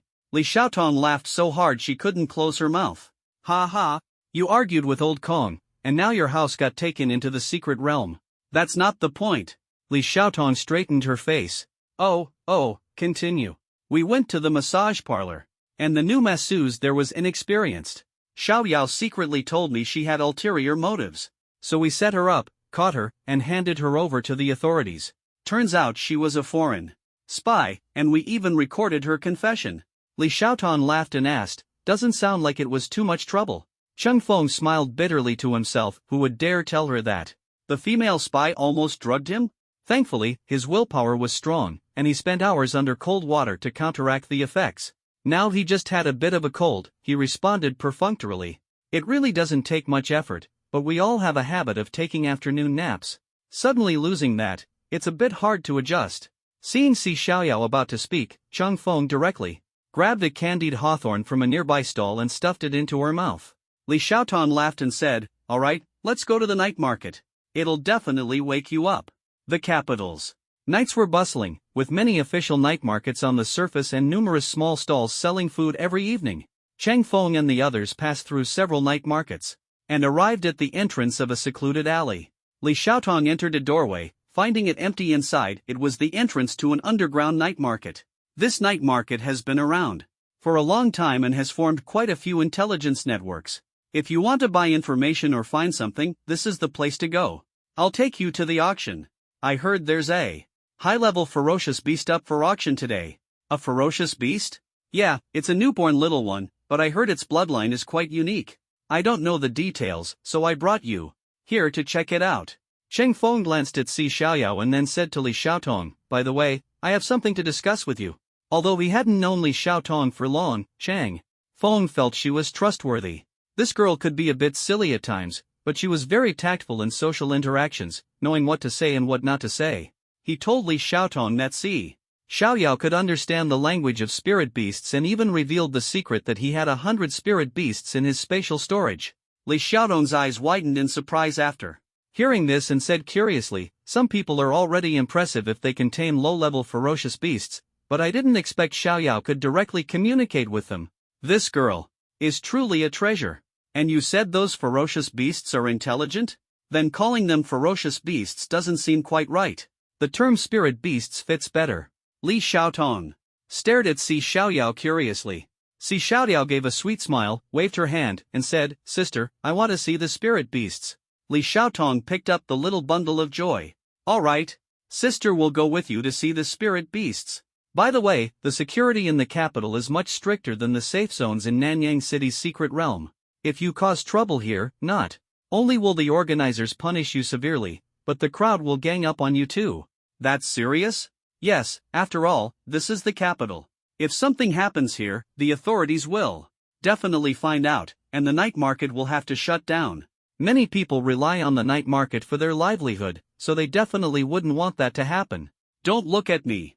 I'm a law-abiding person. I would never do anything sneaky," Cheng Feng said with a righteous expression. Li Xiaotong secretly laughed to herself, thinking she wouldn't believe him for a second. "The auction still has some time. Let's wander around first." "No problem. Ice Mountain's secret realm." Du Bo received a report from the scouts and turned to Elder Sun beside him, saying, "Elder Sun, there are soldiers from Hu country to the south, Lan country to the north, Wan country to the west, and Su country to the east. We're already trapped on this ice mountain. Damn it, these 4 small countries actually dare to block the path of our dragon country. How many troops do they have?" "Judging by their formation, about 10,000 or so. They seem to have deployed their full force. They're really courting death." Sun Tianyang cursed for a while, then handed the spatial storage bag containing the spirit vein instrument to the female general. Yi Yun. He then instructed another general, Xian, "The 3 of you stay here and guard this place. Back when Lan Nation split and declared independence, we even helped them. I'll go and have a word with these ingrates.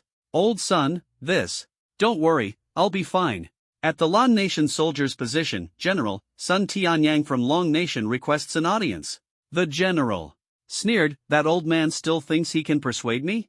Lan Nation is no longer what it used to be. We can grow strong without Long Nation's support now. Order the men to shoot Sun Tianyang on sight." The general then turned to his subordinates and said, "Something's happened to Sun Tianyang. The Long Nation border might fall as well. With chaos in Long Nation, we should seize the opportunity to gain some benefits. I heard that Long Nation recently encountered a rare and uniquely bloodline beast in a secret realm." "That's right. According to intel, that beast will appear at the auction tonight." "Good. Let's create some chaos and find a chance to snatch it. But General, the night market in Long Nation is heavily guarded. Your apprentice, Sha, infiltrated Long Nation a few days ago. Have your informants assist her in the operation? Even if we can't get the beast, we must stir up trouble in the capital." "Understood." After issuing the orders, the intelligence officer immediately sent a mission text to Sha. However, an hour passed with no reply. According to protocol, such mission texts must be responded to immediately, after which the intelligence officer would send detailed information. After waiting for a long time, the intelligence officer couldn't help but make a call. "Hello?" A hoarse voice answered on the other end. The intelligence officer was annoyed. No reply to the text, but the call was answered instantly? "What's the situation on your end?" "Ran into trouble, almost. Got caught." "Your identity wasn't exposed, was it? Why does your voice sound strange?" "I got stabbed in the neck, and my vocal cords are damaged. Luckily, I used some miraculous black medicine. The external wound is fine, but it seems the vocal cords are permanently damaged." "That black medicine is really amazing. We should find a way to import some, it's especially effective for external injuries." "Almost got caught? As long as you're okay?" "Okay? You got stabbed in the neck and survived? What kind of black medicine is that? Even a god couldn't save you." "That black medicine is truly incredible. No matter how deep the wound, it scabs over in a day and almost fully heals in a week." "That's too exaggerated. I think we should import a batch. Should I contact your superior to discuss it?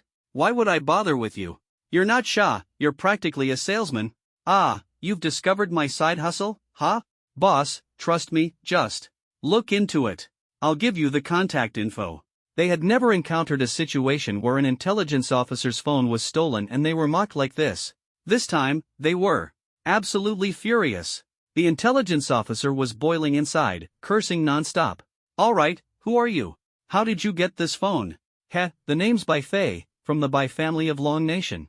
That Sha you mentioned is already my woman. And who are you? Damn it, put Sha on the phone. She's washing dates. Besides, she's already defected to Long Nation and is now mine. There's nothing to discuss with an outsider like you. You little punk, Bai Fei, I've got your name. Just you wait. The intelligence officer angrily hung up the phone.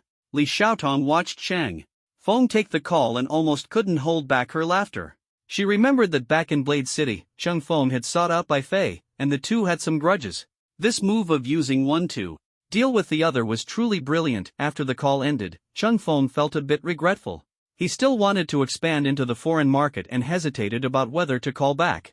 Li Xiaotong pointed at the phone and asked, "Did you snatch this from that spy?" Chang Feng nodded. The spy had been caught by him, and the first step was, of course, a body search. Spies are usually wealthy, and during the search, he casually found this phone. When reporting to the authorities, the police inspector searched the spy's belongings but found nothing extra. His pockets were cleaner than his face. The intelligence officer hung up the phone, cursing under his breath, and the general came over to ask about the progress. The intelligence officer looked helpless. "General, it seems Sha has been turned against us." The general looked at him in disbelief. The intelligence officer explained, "The person who answered the call just now was a man. He said Sha is now working for him and even gave him the phone." That person identified himself as Bai Fei from the Bai family of Long Country. Daring to reveal his identity, either his background is strong or he's lying. First, investigate Sha's situation thoroughly. Yes, General. The intelligence officer finished speaking when the phone vibrated. Their phones were specially designed, only he could make outgoing calls, and no one could call in. Only within an hour after a call could the phone receive incoming calls. So he immediately knew who was calling. The general saw him in a daze and said, "Answer it." The intelligence officer reluctantly clicked to connect. A voice came from the other end, "I told you, that idiot actually answered the call. Ha, you lost, pay up." The speaker was a woman, but the voice didn't sound like Sha. That guy just said he was with Sha, so why is there another woman? This guy is really playing around. Soon, a childish voice followed, "I want to eat dates too. There's even a child. What on earth is this guy up to? Damn it, Bai Fei must be eliminated." Bai Fei's voice quickly came through from the other end. "Hey, can you hear me? Boss, your face doesn't look good. You need to apply some black ointment to get through this." The commander couldn't help but interject, "Wouldn't applying black ointment make it even darker?" "True, then wait until it bleeds and apply it, the effect is about the same." "What exactly do you want?" "Nothing, just wanted to ask you to pass on a message. Tell your general that our army has already pressed up to your borders. If you want to survive, contact me immediately." After speaking, Chang Feng directly hung up. Li Xiaotong was puzzled. "What did you mean by that?" Chang Feng smiled and said, "Nothing, just some tough talk. Aren't online trolls like this? Even if they don't believe it, they'll hesitate for a moment. But judging by the guy who answered the call, he doesn't seem too bright. Their country must be small, with a lot of loopholes in their intelligence system. Maybe we can scare them." After saying this, Chang Feng tossed the phone into his space. The phone required fingerprint unlocking, which he had opened using the spy's fingerprint and had not locked again.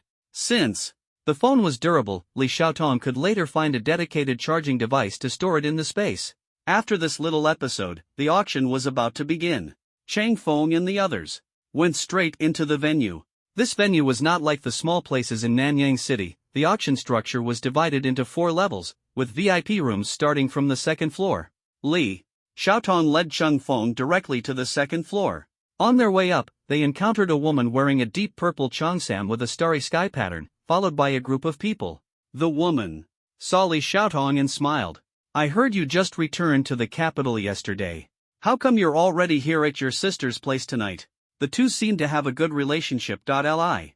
Xiaotong replied with a smile, I heard Sister Yi has some new goods here, so I came to take a look. Yi Bingning smiled. You little girl, if your grandfather finds out you came here, he'll blame me again. Li Xiaotong gently shook her arm. He, Sister Yi, you have to keep it a secret for me. Yi Bingning's gaze shifted to Cheng Feng. This young man must be Cheng Feng, right? I've seen you on TV a few times, you're even more handsome in person. Sister Yi is even more beautiful than the rumors say. Such a sweet talker. Alright, you two go rest for now. The goods are the grand finale, they definitely won't disappoint you. Thank you, Sister Yi. In the private room, Li Xiaotong said proudly, Yi Bingning, you're the boss here, right? My connections are pretty solid, aren't they? Cheng Feng gave her a thumbs up. Li Xiaotong handed him a manual. This lists the items being auctioned today. Except for a few of the grand finale items, everything is described in detail. See if there's anything you need? Cheng Feng took the manual and flipped through it. There were quite a few good items in the catalog. However, in his previous life, he might have been interested, but now that his strength had increased hundreds of times, these items wouldn't be of much help to him. As he was looking through the catalog, the system's task notification suddenly sounded. Revenge task, publicly kill your enemies, Wu Kai, Yingde, Shu Dang, and Fang Tuo. The greater the impact, the richer the rewards. These names felt familiar to Cheng Feng. Thinking carefully, he recalled that they indeed had grudges with him. When he first arrived in the capital, the Tang family lived in a small town on the outskirts. At that time, four thugs had taken a liking to Tang Lingling's beauty, but she never paid them any attention. After learning about Cheng Feng's identity, they started causing trouble for him, often insulting and beating him. Once, after failing to flirt with Tang Lingling, they tied Cheng Feng to a tree and beat him severely. Afterward, they left without untying him, nearly strangling him to death. To Cheng Feng, this wasn't a major event. Shortly after, the Tang family moved away, and he never saw them again. At the time, he didn't think much of it. If not for the system's reminder, he might have forgotten who they were. Unexpectedly, these people had become the targets of a revenge task. Cheng Feng read the task details. The greater the impact, the richer the rewards. The system wanted him to act during the auction, which complicated things. Li Xiaotong had specifically reminded him that the auction's security was very strict. System, do you have a grudge against this auction? The system didn't respond. The opening ceremony ended, and the first item was brought on stage. It was an ordinary item that didn't cause much excitement. From experience, he knew that the big-ticket items would only appear in the second half of the auction to heighten the atmosphere. Most of the intense bidding usually occurred in the latter half, with many bigwigs waiting to make their appearances then. If he were to make a big move, the second half would be the best time. The first half ended smoothly, and during the intermission, some new people arrived. When Cheng Feng went out for some fresh air, he saw Wu Kai and the other three. They were from a small town on the outskirts of the capital, not particularly wealthy, just there to join the excitement, sitting in the regular seats on the first floor. He silently noted their location and returned to the private room. Li Xiaotong said with a smile, I found out what the first item in the second half will be. It's a thunderflame bright grass. I heard this type of grass grows during thunderstorms, enduring countless strikes of thunder and fire, absorbing the essence of lightning. To survive in thunder and fire, it must have high spiritual properties. If used in alchemy, it not only enhances the purity of thunder and fire attributes but also boosts comprehension. Listening to her introduction, Cheng Feng realized she valued this herb highly and wanted to acquire it. He asked with concern, do you have enough money? Li Xiaotong nodded confidently. Of course, I came prepared, more than enough. Then I can rest assured. Cheng Feng smiled and extended his hand, handing over 2 pieces of paper. Since you have extra money, this I owe you. Ahem, talking about money hurts feelings. Li Xiaotong, in her moment of pride, had forgotten about it. It wasn't that she didn't want to pay, but she just wanted to show off in front of Cheng Feng earlier. She wasn't entirely sure if she had enough money herself, especially since there might be more tempting items later. If possible, she also wanted to participate in the auction for that little spirit beast. Cheng Feng chuckled, withdrew his hand, and tossed the note back into his space, just joking around. Before long, the host displayed an image of the auction item on the big screen. Then, stepping in high heels, swaying her hips, she pushed a small cart onto the stage and unlocked it. Everyone, the first Item in the second half is the Thunderflame Bright Grass. This herb not only enhances the purity of thunder and fire attributes but also strengthens spiritual roots and accelerates cultivation. Speed. As she spoke, she took out a luxurious gift box from the cart and opened it. All eyes in the room focused on it, but soon, a wave of exclamations erupted. The box was empty, there was nothing inside. The auction item had been stolen. The room immediately became chaotic. The host froze for a few seconds, then, after receiving a notification from the organizers, forced a smile. Everyone, we apologize for the unexpected incident. The auction will be temporarily paused for a few minutes. During this time, please enjoy a specially prepared performance. After speaking, the big screen switched to surveillance footage. On the screen, 3 masked individuals were sprinting down a corridor, followed by a composed woman. As the 3 ran, the walls around them suddenly began to shift. The original exit was sealed off, leaving only a side path. With no other choice, they turned and continued running down the side path. The walls kept changing, forcing them to frantically navigate the remaining route. Finally, they saw a large door ahead and, without hesitation, pushed it open and rushed inside. Inside the room, several ferocious beasts, their eyes gleaming, bared their fangs and began to approach step by step. The 3 froze for a moment, then quickly turned and fled, opening the door and running out. They collided directly with the woman who was walking toward them. The woman smiled and said, "Why are you 3 esteemed guests back again? Just pass through this hall, and you'll reach the exit. Why not? Give it a try? Do you think I'm stupid? Compared to those beasts, you're far more dangerous." Dangerous? This is the first time someone has said that about me. Fine, let me show you how. A true expert fights. As soon as she finished speaking, the woman raised her hand, and a sharp blade appeared out of thin air. Chung Feng and Li Xiaotong stared at the screen, with Li Xiaotong eagerly taking on the role of commentator. That's Yi Binglan, Ice Ning's younger sister. She's a sword mark awakener, and her sword mark strength is stronger than most. During her evaluation, she was rated with an S-level talent. Her sword is called Ethereal Ice and Snow. Any wound caused by her sword will immediately be sealed with ice and snow, and the cold will penetrate the entire body. After being struck by her ice attacks, the blood will freeze, and the entire person will be frozen from the inside out. This move is extremely terrifying. Chung Feng had naturally heard of her but wasn't sure about her current strength. What is her spiritual power level? I heard she just reached level 60, but she hasn't admitted it herself. The news was revealed by her sister, so it should be true.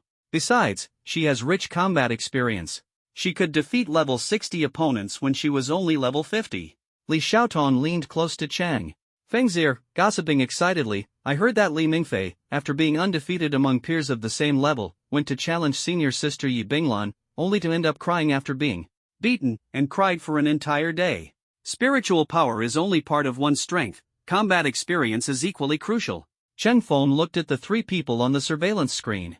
They didn't even recognize a genius like Yi Binglan and even called her weak. They must be from out of town. Upon closer inspection, their faces indeed didn't look local. They even bore some resemblance to the foreign female spy caught at the massage parlor earlier.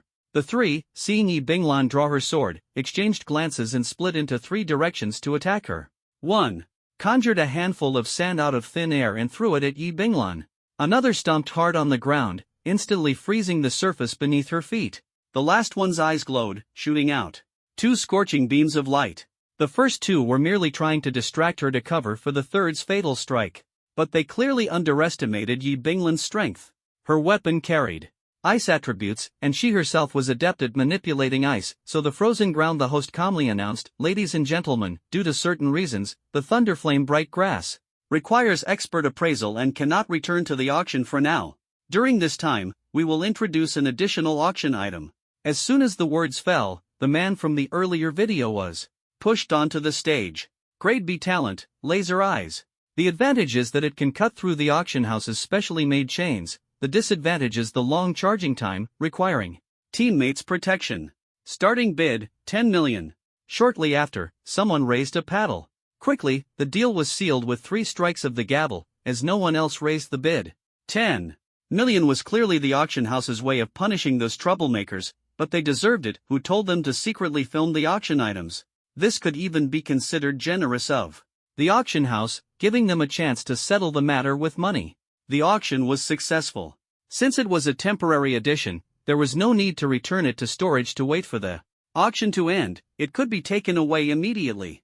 A figure cloaked in black and masked stepped out from a private room. His equipment was similar to that of the other three, but with the addition of the black cloak, he exuded a more commanding presence. Anyone with a discerning eye could tell they were accomplices. This guy really wasn't afraid of the auction house suddenly going back on their word and taking him away directly. The man on stage stopped halfway, bowed to the host, and said, "Welcome, everyone, to witness my art. Please enjoy."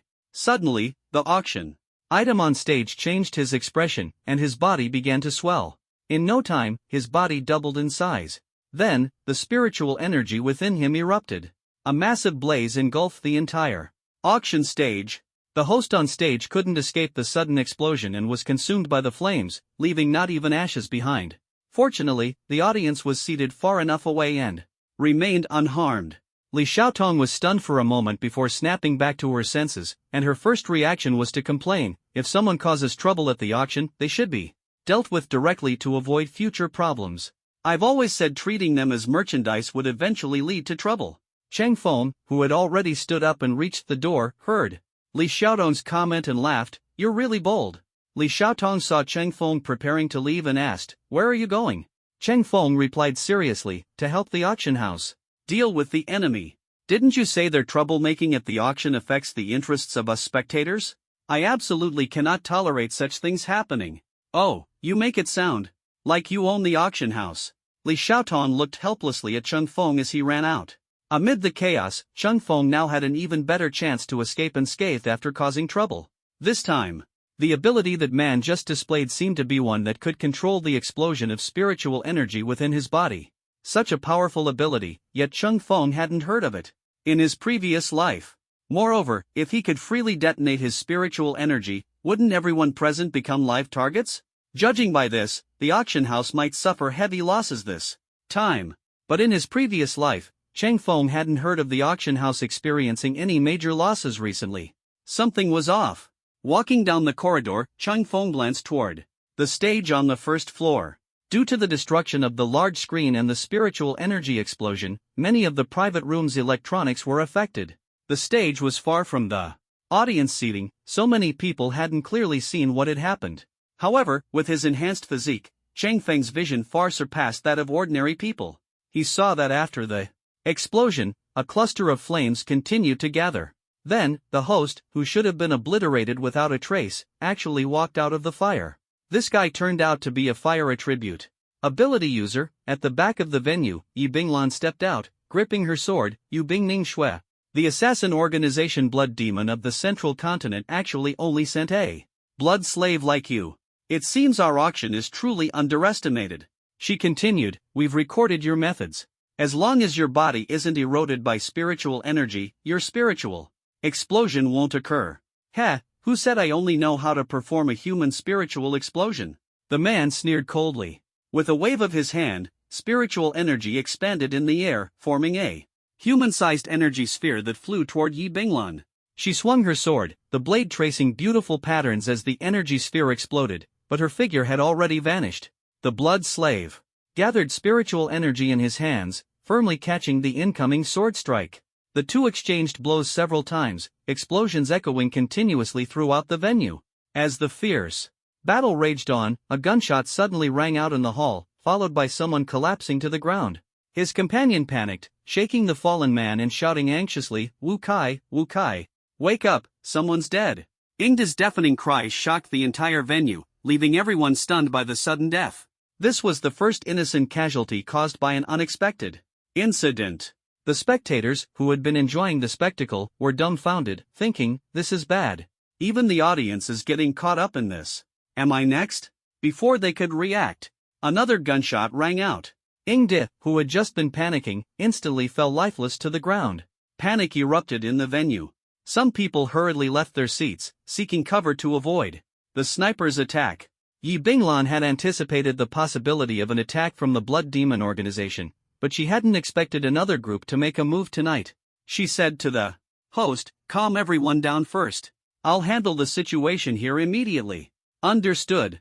As they spoke, Shu Dang, who was beside Wu Qianning De, was suddenly shot in the forehead, blood gushing out rapidly. Fang Tuo, who had come with them, began trembling uncontrollably at the sight. The four of them had arrived together, and in just a few minutes, three were dead. Would he be next? Overwhelmed by fear, he didn't even have the courage to check the injuries, only wanting to crouch and escape the scene. As he took a few steps, his legs gave out, and he stumbled to the ground. With his head no longer protected by the chair, he was immediately locked onto by Chung Feng. A piercing armor-piercing bullet whistled toward his head. Just as it was about to hit, someone intercepted it. The host's body emitted faint flames as she looked up in the direction the bullet had come from, spotting a figure wearing a terrifying mask standing on the beam. The mask was grotesque and horrifying, with a sharp horn protruding from the forehead, resembling a demon from hell. "Sir!" The host tried to stall Chung Feng, waiting for Yi Binglan's support. Just as she spoke, a thud sounded behind her. Turning around, she was shocked to see the person she had just saved had slit his own throat. "What's wrong with this guy? I just saved you." The host suddenly noticed the red glow in Cheng Feng's eyes through the mask. A demonic mask, glowing eyes, and the ability to disrupt minds. Wasn't this the demon that had appeared in the residual images in Nanyang City recently? But why was he targeting unarmed civilians? "Are you from Xinjiang?" Chung Feng rasped. "No particular purpose, just itching to have some fun." "Had enough fun, goodbye." The auction was never a legitimate organization. They attracted various experts by dealing in shady items. The death of 4 ordinary people was just a minor issue. But if Cheng Feng were allowed to leave, the auction's reputation would be completely ruined. A ball of flame suddenly appeared in front of Chung Feng, surging towards him. Chung Feng dodged sideways, activating the Sharingan and locking eyes with the flame. The host avoided eye contact, but the woman behind him wasn't so lucky. After meeting Cheng Feng's gaze, an invisible thin thread quickly wrapped around her body. Her consciousness was locked in a dark cage, and her body was completely controlled by Chung Feng. The power of the puppet strings was not only psychological control but also absolute domination over the body. Manipulating a woman for the first time, Cheng Feng felt a heaviness in his chest. This woman was truly something far superior to the cold host in front of him. Chung Feng's strength far exceeded the host's, forcing him to focus entirely during the fight, completely unaware that the woman behind him had picked up the dagger left behind by Fang Tuo's suicide and was quietly aiming it at his back. Fortunately, someone nearby intervened in time, grabbing her hand. That person turned around, exuding an imposing aura as he stared at the masked man. "Young man, know when to stop. Have you heard of my Yagami Iron Fist?" At these words, not only Cheng Feng but even the host froze in place. She was grateful for the intervention, but what was Yagami Iron Fist? The auction's intelligence gathering was comprehensive, yet they had never heard of this name. Chung Feng scanned the man with his eyes, and his consciousness was quickly eroded. As the thin threads wrapped around him, the man offered no resistance. He uttered in surprise, is this all the Yagami Iron Fist is capable of?" The host quickly realized what had happened. This guy had just been showing off, only to be controlled by the opponent, practically asking for death. Meanwhile, the blood slave fighting against Yi Binglan was repeatedly forced back by her strikes, clearly unable to hold on any longer. The blood slave glanced towards Chung Feng's side, not understanding why the other party was helping him, but at least it had relieved a lot of his pressure. If that female host joined the fray, he feared he wouldn't last more than a few rounds before being defeated. Cheng Feng noticed his gaze and returned a friendly look. Suddenly, the blood slave felt his consciousness blur, his body seemingly no longer under his control. Yi Binglan, having gauged his moves through previous exchanges, was confident she could deliver a fatal blow with her next strike. Just then, she noticed the opponent's body stiffen, exposing a perfect opening. A flash of cold light streaked by, the blade aiming straight for his throat. Suddenly, spiritual energy surged at his throat, and the explosion of energy instantly deflected Yi Binglan's weapon. She was somewhat surprised. The opponent had not previously demonstrated such precise control over spiritual energy explosions. How had he suddenly become so strong? Could it be that this guy had been hiding his strength all along? Yi Binglan retreated several steps, her peripheral vision sweeping towards the other battlefield. She recognized the masked man. It was Snakehorn, who had caused a commotion in Nanyang City not long ago. During the host's battle with Snakehorn, the latter merely stood by and watched. The ones actually fighting her were a man and a woman controlled by Snake. Horn. Watching the host being forced into retreat by the two, Yi Binglan knew she wouldn't last much longer. If this continued, both the host and she would likely fall into the opponent's hands. Thinking of the cruel methods of Snakehorn and the Blood Slave, a chill ran through her heart. However, she quickly had no time to think about these things.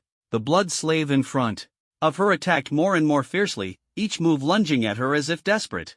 Moreover, the opponent's control over spiritual power was no longer at the previous level, and their combat experience was extremely rich, always able to perfectly counter her moves. At this moment, Chung Feng was also very excited. Controlling the opponent like a puppet while still being able to exert his own abilities, how interesting. He controlled the third person while watching like a spectator. The scene seemed chaotic, but in reality, the entire rhythm of the battle was under Chang Feng's control. Chung Feng only wanted to complete the task and didn't intend to truly destroy the venue, so his actions were measured. However, if this goes on, it'll be hard to explain. He thought about how he had come to help with Li Xiaotong, and after being absent for so long, would Li Xiaotong start to suspect something? After a moment of thought, he turned and left. Yi Binglan saw this and wanted to stop him, but the Blood Slave's attacks were too fierce, and she couldn't free herself. She could only watch helplessly as Chung Feng took down the venue guards. The other spectators, seeing that even those who came to help were being controlled, were terrified of being controlled themselves. They could only watch helplessly as Chung Feng left. After leaving their sight, Chung Feng knocked out a lucky spectator and took them away. Finding a hidden spot, Chung Feng put a stellar transformation mask on the person, tied thin strings, and the puppet stood up. Its height and build were similar to his, and it looked unchanged. Perfect. Suddenly, the sound of fighting came from the hall entrance. Yi Binglan initially thought reinforcements had arrived, but upon looking, it was Shi Jiao who had returned. However, he was fighting a young man. Surprisingly, this young man could hold his own against Shi Jiao and even resist Shi Jiao's psychological control. Such willpower was rare among young people. As Chung Feng suppressed Shi Jiao, more and more people joined the fight, rushing to support the host and Yi Binglan. Soon, reinforcements for the venue also arrived, quickly surrounding the area. Seeing this, Chung Feng abandoned the controlled man and woman, taking Shi Jiao and the Blood Slave and flying out the window. Before leaving, Shi Jiao deliberately bowed to everyone and said, "Greetings from the Divine Tomb." Yi Binglan ordered the reinforcements, groups of 20, pursue them. The crowd scattered like birds and beasts, rushing out.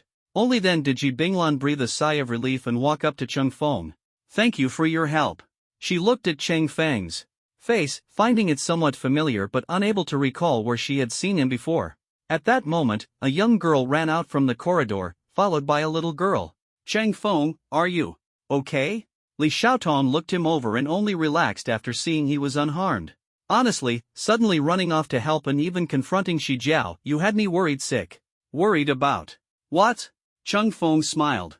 Li Xiaotong pouted, "Worried that you'd be controlled by Shi Jiao and then come to me for money." "You're overthinking it. My willpower is incredibly strong, you know that," Chung Feng said. Li Xiaotong couldn't help but laugh. "Now that you mention it, it's true. You used to be so weak but could still unleash powerful spiritual energy. You're definitely something else." Hearing Li Xiaotong call his name, Yi Binglan finally remembered the man from the news a while back. She thanked Chung Feng. "So you're Chung Feng. Your skills are truly extraordinary. Thank you for your help earlier." After a brief conversation, Yi Binglan still had to calm the audience at the scene, so she bid them farewell. Li Xiaotong gently poked Chang Feng. "So, do you think you have a chance to take down Snakehorn?" Ever since Snakehorn's surveillance footage in Nanyang City was exposed, his online popularity had remained high. People speculated about his strength. Some said he had reached general level, while others believed he was just mentally strong and his combat power might not be as impressive. However, judging from the ferocious beasts he controlled at the time, his spiritual power must be at least level 70. Regardless, everyone regarded him as a formidable figure. The problem was that there were too few combat videos of him, so no one could accurately assess his true strength. This confrontation between Chang Feng and Snakehorn provided curious netizens with a reference for his capabilities. The auction continued, and Chang Feng and Li Xiaotong returned to their private room. The auction proceeded as if nothing had happened. The host on stage had already tidied up her clothes, showing no signs of the earlier commotion. She pushed a small cart and opened the lid, revealing the treasure that had just been auctioned, the Thunderflame bright grass. Li Xiaotong had thought.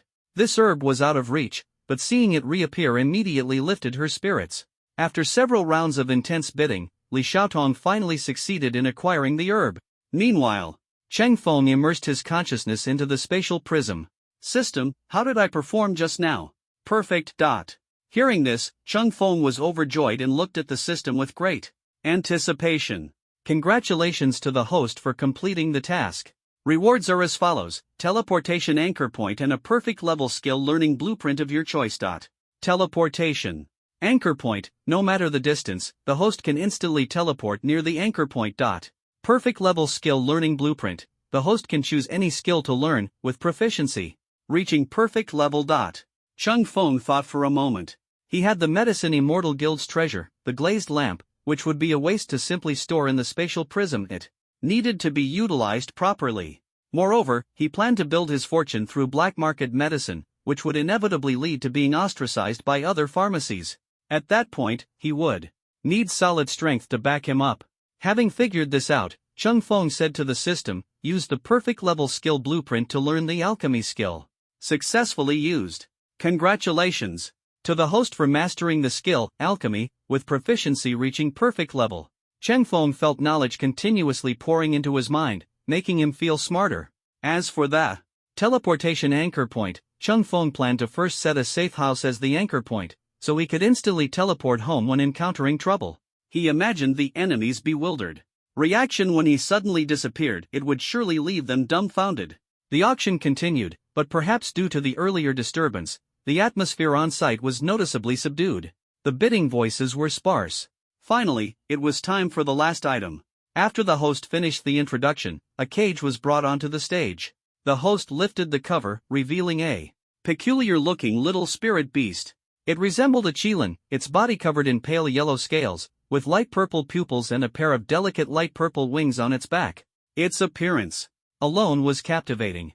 Si Xiaoyao, who had been focused on eating, immediately widened her eyes upon seeing the little creature on the screen. Such an adorable little spirit beast indeed. Caught everyone's attention. Discussions erupted all around. After waiting for the crowd to quiet down, the host spoke. This is a small ferocious beast with ancient qilin bloodline. According to investigations, it is less than 5 years old, has already awakened its bloodline, and possesses the strength of a 6th-tier ferocious beast. Those who are interested can start bidding. The starting price is? As soon as the little spirit beast appeared, the atmosphere at the scene immediately became lively. Li Xiaotong also placed a few bids, but they were quickly drowned out by a wave of higher offers. Si Xiaoyao was particularly interested in the little spirit beast, her eyes fixed on it on the screen, not moving at all. Seeing this, Li Xiaotong wanted to bid a few more times, but it was clear no one was taking her seriously, and her bids were quickly suppressed. She felt a bit helpless and really wanted to help Si Xiaoyao win the spirit beast. But her family's financial resources were limited, and she didn't dare to use the family's money recklessly. Coming from a prominent family, spending money easily attracted criticism from her relatives. With no other choice, Li Xiaotong turned to Cheng Feng to see if he had a solution. With the system's exchange currency convertible to cash, Cheng Feng was now considered wealthy. He himself liked the little spirit beast, and if he could buy it and raise it in the spatial prism, it might even influence other spirit beasts, awakening their qilin bloodline. If that happened, Cheng Feng could form a qilin beast army. Spirit beasts with qilin bloodlines were tough and resilient, perfect for charging into battle. With such a beast army, they would surely be invincible on the battlefield. Cheng Feng noticed Li Xiaotong's gaze and nodded to her, signaling her to rest assured. At this moment, Si Xiaoyao suddenly spoke up. Brother, sister, I feel like its eyes are filled with unwillingness. It definitely doesn't want to be sold as a commodity.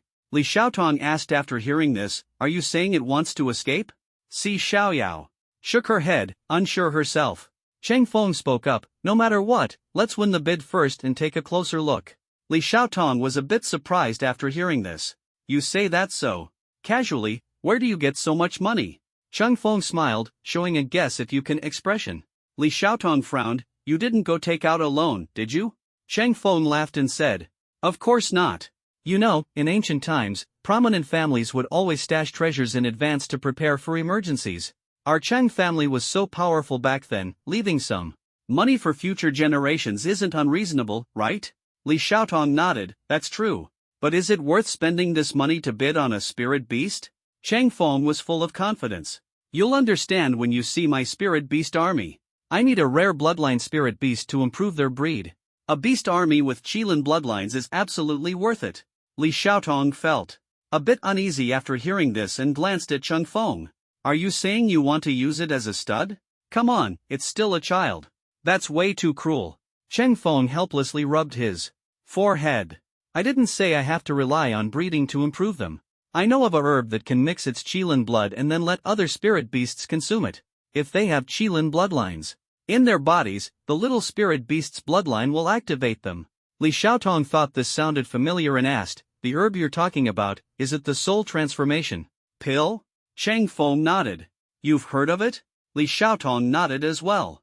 That pill is extremely difficult to refine, no one has successfully made it in recent years. The refining method is almost lost. Can you really refine it? Chang Feng nodded and, seeing Li Xiaotong's skeptical expression, said, our family is impressive, isn't it? It's not strange for me to learn some pill refining skills. Li Xiaotong's mouth twitched. Never mind whether the Chang family was really that strong, with his six-style technique, it would take decades to master. If it could be said that he was naturally intelligent and gifted in physical techniques, that would still be somewhat believable. But now he also has a talent for alchemy, and he even dares to claim he can refine a soul transformation pill? That's a pill that many top-tier alchemists can't produce in their entire lives, and he, a mere teenager, says he can make it? Who would believe that? She looked at Chang Feng's smug expression and finally spat out two words, makes sense. Chang Feng was inherently unconventional, anything he did could be justified. In the past, Chang Feng would at least pretend in front of her, but now he didn't even bother. Although Li Xiaotong was curious about his background, the most important thing between friends was respecting privacy and not crossing boundaries. After several twists and turns, the auction finally concluded successfully. The auction items were delivered to the winner's private rooms by the staff. The doorbell rang, and the staff brought in a cage and a small box. Chang Feng opened the cage and saw the little creature baring its teeth at him fiercely. He patted its little head that was sticking out. Feels nice. But this little guy is indeed fierce. Chang Feng summoned Defo from his spatial prism. Defo, go teach it some manners. Defo, usually lazy, wanted to avoid the fierce little Qilin. But since his master ordered him to discipline it, he reluctantly approached. He opened his mouth, hissed. The sound had no intimidation at all, instead sounding a bit timid, making Li Xiaotong burst into laughter. The little Qilin let out another low growl, scaring Defo so much that he trembled all over and almost crawled over to lick it. Chang Feng quickly held it by the neck. Defo truly couldn't change his nature. Chang Feng sighed and let go. Xiaoyao, only you can handle this. See, Xiaoyao stepped forward and gently stroked the little Qilin's head. Be good, we won't hurt you. She had a natural affinity about her, and the little Qilin surprisingly calmed down. As she petted it, she accidentally lifted one of its scales, revealing a bloody wound. It was clearly left by humans when they captured it. Brother, it's been hurt too badly. I want to have a proper talk with it. See, Xiaoyao looked up at Chang Feng and pleaded. Chang Feng nodded in sense. See Xiaoyao and the two spirit beasts into the spatial prism. Li Xiaotong, holding the thunder flame grass in her hand, asked, since you can refine medicine, why don't you help me purify the fire attribute in this flame grass? Chang Feng nodded, no problem. Friendship price, 1 million. Li Xiaotong's face instantly darkened. She had intended to test if Chang Feng could really refine medicine. If he failed, she wouldn't lose much fire attribute spiritual energy by absorbing it herself. She was giving him a chance to practice, yet he immediately asked for money. But on second thought, could it be that he was truly confident he could succeed? If he really could, spending 1 million to purify the fire attribute of the flame grass wasn't too expensive. Li Xiaotong nodded. All right, what if you fail? Chang Feng smiled and said, then you don't have to pay me back the money you owe me. Deal. Li Xiaotong didn't really care about owing Chang Feng money, she was more interested in venting her frustration. Chang Feng looked around and said, but there's no suitable environment for refining medicine right now. That is indeed a problem. Li Xiaotong, having finally found an opportunity to vent, wasn't about to let it go easily. Refining medicine wasn't child's play, the conditions were very strict. The air humidity couldn't be too high, the purity of the spiritual energy in the air had to be ensured, and the purity of the flame was even more Critical. Almost all alchemists were awakened with fire attributes. Moreover, Cheng Feng has nothing to do with the fire attribute. He probably doesn't even have the most basic alchemy furnace. Alchemy furnaces are particular. If you casually use an ordinary purple clay furnace, it might explode if you're not careful. Thinking of this, Li Xiaotong felt her chances of winning were even greater and was even more unwilling to give up on this bet. At this moment, the guard who had returned knocked on the door. "Mr. Chang, Miss Li, the branch manager requests your presence." Li Xiaotong smiled. "Sister Yi must have an alchemy site here. Let's go take a look." The two stood up and followed the guard to Yi Bingning's room. As soon as they entered, a rich floral fragrance greeted them. Yi Bingning, dressed in a deep purple gown, smiled as she looked at them. Li Xiaotong was the first to speak. "Sister Yi, what do you need us for?" Yi Bingning affectionately tapped her on the forehead. "You little girl. Still so impulsive. He. Yi Bingning glanced at the giggling Li Xiaotong and then at Cheng Feng. "I heard about today's incident from Binglan. Thank you for stepping in to help." "It's nothing. As a good citizen of Longhua, I despise bad people the most. I've long heard that a genius has emerged in Nanyang City. Seeing you in action today, Mr. Chang, you truly live up to your reputation. You helped our auction house today, and I want to repay this favor with this token." As Yi Bingning spoke, she took out a token engraved with the character Yi. Cheng Feng immediately recognized what it was, the exclusive token of the night market. Such tokens were extremely rare, and their holders were all top figures in the area. Not only did it represent status, but it also allowed the bearer to enjoy a 30% discount when shopping in the night market. Li Xiaotong whispered to Cheng Feng, "This is a real treasure." Before she could finish, Cheng Feng's hand moved like lightning, snatching the token. "Thank you, Sister Yi. Sweet talker." Cheng Feng's quick-witted behavior made Li Xiaotong roll her eyes at him. He didn't care, he was used to it. The Yi family had been very mysterious in his previous life, and Yi Bingning's reputation was even more prominent. She controlled the underground asset industry and was one of the top figures in Longhua. It was rumored that her wealth was second only to the Luo family. However, that was just her public assets. If her hidden wealth were included, the title of Longhua's richest person might have to change hands. To gain the favor of such a big shot, Cheng Feng naturally had to cherish the opportunity. Over the past few years, he had also gained some fame through short videos and news. Since arriving in the capital, he had caught the attention of many big shots, but they were all observing him, waiting to see if he was truly as capable as rumored before deciding whether to recruit him. When Snake Horn made his move earlier, Yi Bingning and her executives had been watching the scene through surveillance.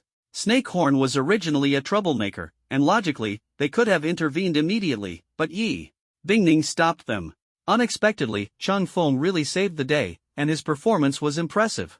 Cheng Feng's strength today earned Yi Bingning's recognition, and this token was her way of recruiting him. Cheng Feng was well aware of the token's value, but business is about mutual assistance. Besides, he had a multi-billion-dollar project to discuss with her. After Cheng Feng accepted the token, Li Xiaotong asked, "Sister Yi, do you have a suitable place for alchemy here?" Yi Bingning answered, without hesitation, "Of course. Take us there to use it. This guy and I are betting on whether he can successfully purify the fire attribute of my Yinning grass." Yi Bingning became intrigued. "You can do alchemy?" Cheng Feng smiled and nodded. The other party wasn't as easy to fool as Li Xiaotong, nor as cooperative. He organized his words and said modestly, "I know a little, just want to give it a try." Yi Bingning smiled. "Using Fury Thunder Flame Grass to try? You two are really going all out. I happen to have a perfect place for alchemy here. Follow me." With that, Yi Bingning led them out of the auction house. The night market was bustling with people. Setting aside Yi Bingning's identity, her curvaceous figure and stunning beauty alone made passers-by turn their heads for a second glance. Who could resist such a charming, mature woman? In front of her, Li Xiaotong seemed like an immature child. Li Xiaotong noticed a somewhat lecherous gaze and instinctively shrank back. "Hey, what's with that look? Don't cry if you lose." "Ha, when have I ever cried? Who was it back then, pretending to be tough, and had me carry them through? Don't bring up those embarrassing moments. Look at me now, which move of mine isn't flawless? I've mastered them all." Yi Bingning listened to their conversation, and the smile on her face gradually stiffened. Cheng Feng used to be so weak? Li Xiaotong actually had to carry him? Is Xiaotong really that strong? She couldn't imagine the scene back then. Wait, Li Xiaotong entrusted herself to this guy at such a young age? Sigh, young people these days are really bold. This girl isn't afraid of being taken advantage of. Yi Bingning's gaze toward Cheng Feng grew colder. Along the way, Cheng Feng and Li Xiaotong bickered nonstop, and Yi Bingning's expression became increasingly frosty. Achoo! Cheng Feng sneezed.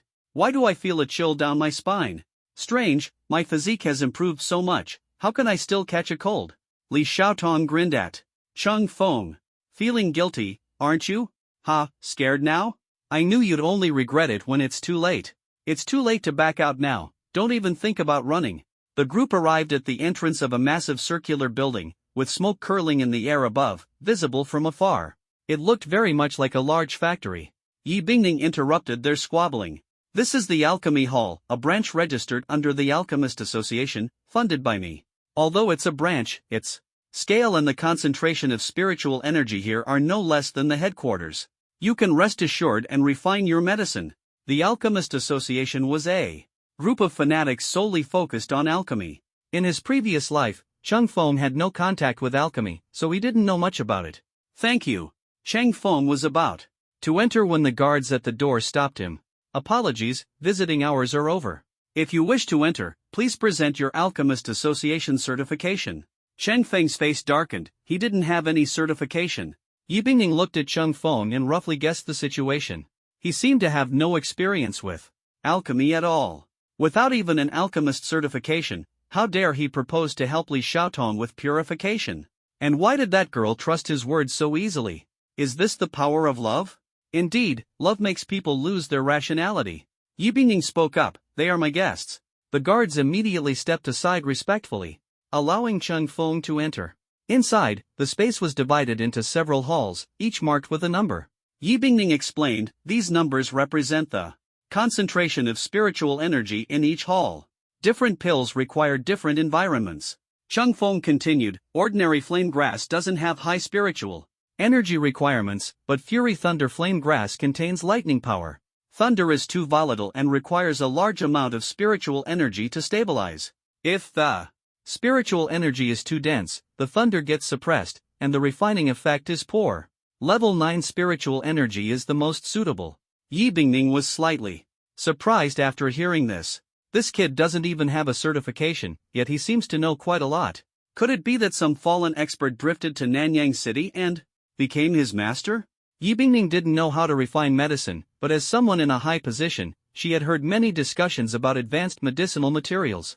She knew that the refining environment for the Furious Thunder Flamegrass had been repeatedly verified by several veteran alchemists, and they had ultimately determined that the level 9 spiritual energy zone was the most suitable. The conclusion that those old guys spent an entire day summarizing was casually mentioned by Cheng Feng. He had some skills. Just as Yi Bingning was secretly admiring him, Cheng Feng suddenly pulled out an iron pot from his spatial storage. Who uses an iron pot to refine medicine? Even if you don't have a professional alchemy furnace, a purple clay stove would be better than an iron pot. Could it be that he plans to directly boil the flame grass into soup? Not only Yi Bingning, but even the people in hall number 9 were stunned by this iron pot. Who is this person? Is there something wrong with his brain? Are we sure he's not here to joke around? Recently, the Alchemist Association has seen quite a few internet celebrities claiming to be disciples of some master, holding the lowest level certificates. They shoot videos in the hall, and after failing to refine medicine, they replace it with purchased pills to deceive their followers. Gu Fan had just driven one away yesterday. Such people, who ruin the reputation of alchemists, don't deserve to enter the hall. Yesterday one was driven away, and today, another batch has come.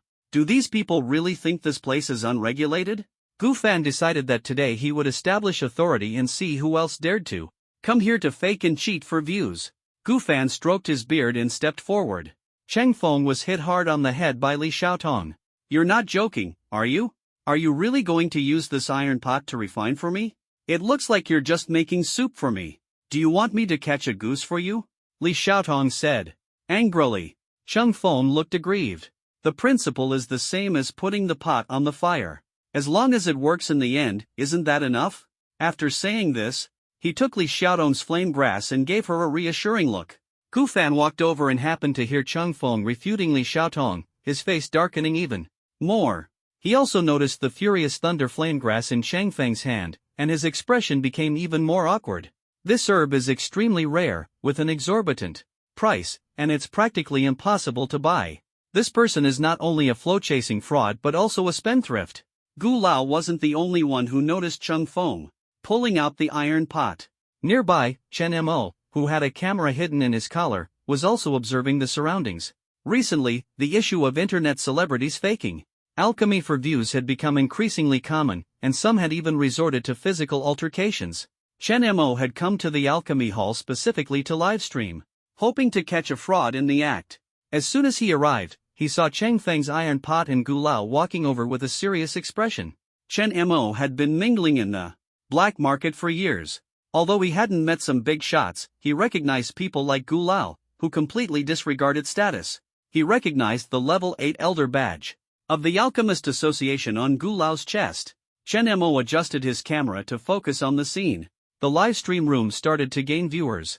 The streamer is really on top of the trends. With so many internet celebrities exposed for faking alchemy recently, today he's bringing us along to bust some frauds. Streamer, be careful not to be mistaken for a fake alchemist yourself. Getting kicked out would be embarrassing. Is there even a need to doubt? The streamer doesn't look like a good person. That's too much. The streamer isn't that bad, is he?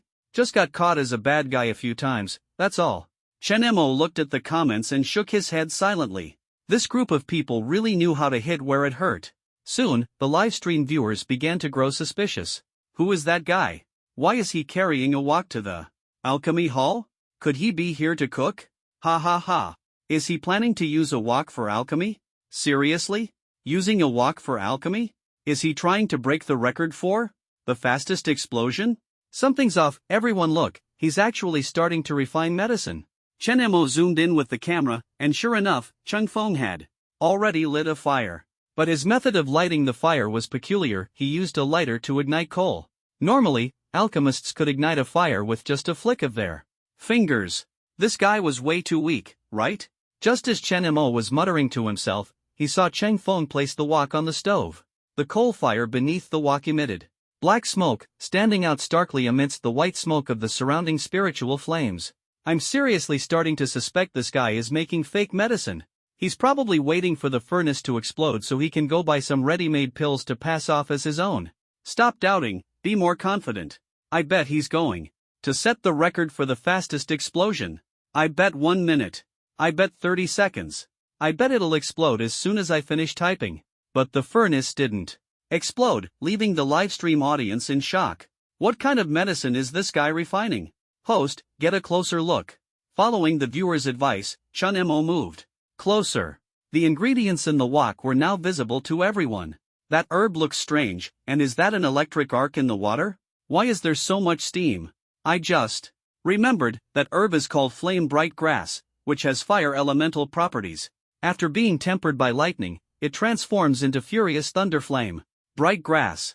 It has both lightning and fire attributes. This must be a furious thunder flame bright grass. Wow, such a rare herb. How did he get his hands on it? And he's using a wok to refine it. Host, stop him quickly. Chen Mo was astonished upon realizing it was furious thunder flame bright grass. Ordinary fake alchemy streamers usually used cheap, common herbs. This kept costs low and made it easier to buy ready-made pills. Furious thunder flame bright grass, however, was extremely rare and simply couldn't be bought. The livestream chat was buzzing with heated discussions when someone suddenly commented, "Why hasn't the wok exploded yet?" Yeah, the lightning and fire attributes of this herb naturally conflict. One mistake and the wok should have blown up. No explosion? Could it be that he actually knows how to refine? Everyone found it hard to believe. Even Gu Fan, the old man who had been about to scold Chang Feng, was stunned. But Chang Feng remained unusually calm. Furious thunder flame bright grass was extremely rare, so many people assumed the conditions for refining it must be incredibly stringent. In reality, that wasn't the case. It didn't require a high-grade alchemy furnace, just a stable temperature. With Chang Feng's current ability to control spiritual energy, maintaining a constant temperature in the furnace was no problem at all. Time flew by, and the viewers in Chen Mo's livestream went from initial shock to excitement, and finally to a sort of numbness. Chang Feng was fully focused, channeling his spiritual energy into the furious thunderflame bright grass. This wasn't ordinary alchemy, he was purifying the fire element within it. After activating the divine illumination state last time, Chang Feng still retained some of the fire element from the great Buddha within his body. He could sense the fire element in the flame bright grass and continuously stimulated it with spiritual energy, allowing the fire element to devour the lightning element. No one knew how much time had passed, but the last trace of lightning attribute in the furious thunderflame bright grass was finally consumed. The flame seemed unsatisfied and began to devour the flame bright grass itself. Soon, the flame bright grass was completely engulfed by the flames. Li Xiaotong widened her eyes, unsure whether this was a success or a failure. Was this Yanming grass actually starting to combust on its own? Cheng Feng was highly focused. Although he possessed perfect level alchemy skills, there could be no distractions during the process. The skills only helped with operations. The real challenge was overcoming various practical issues.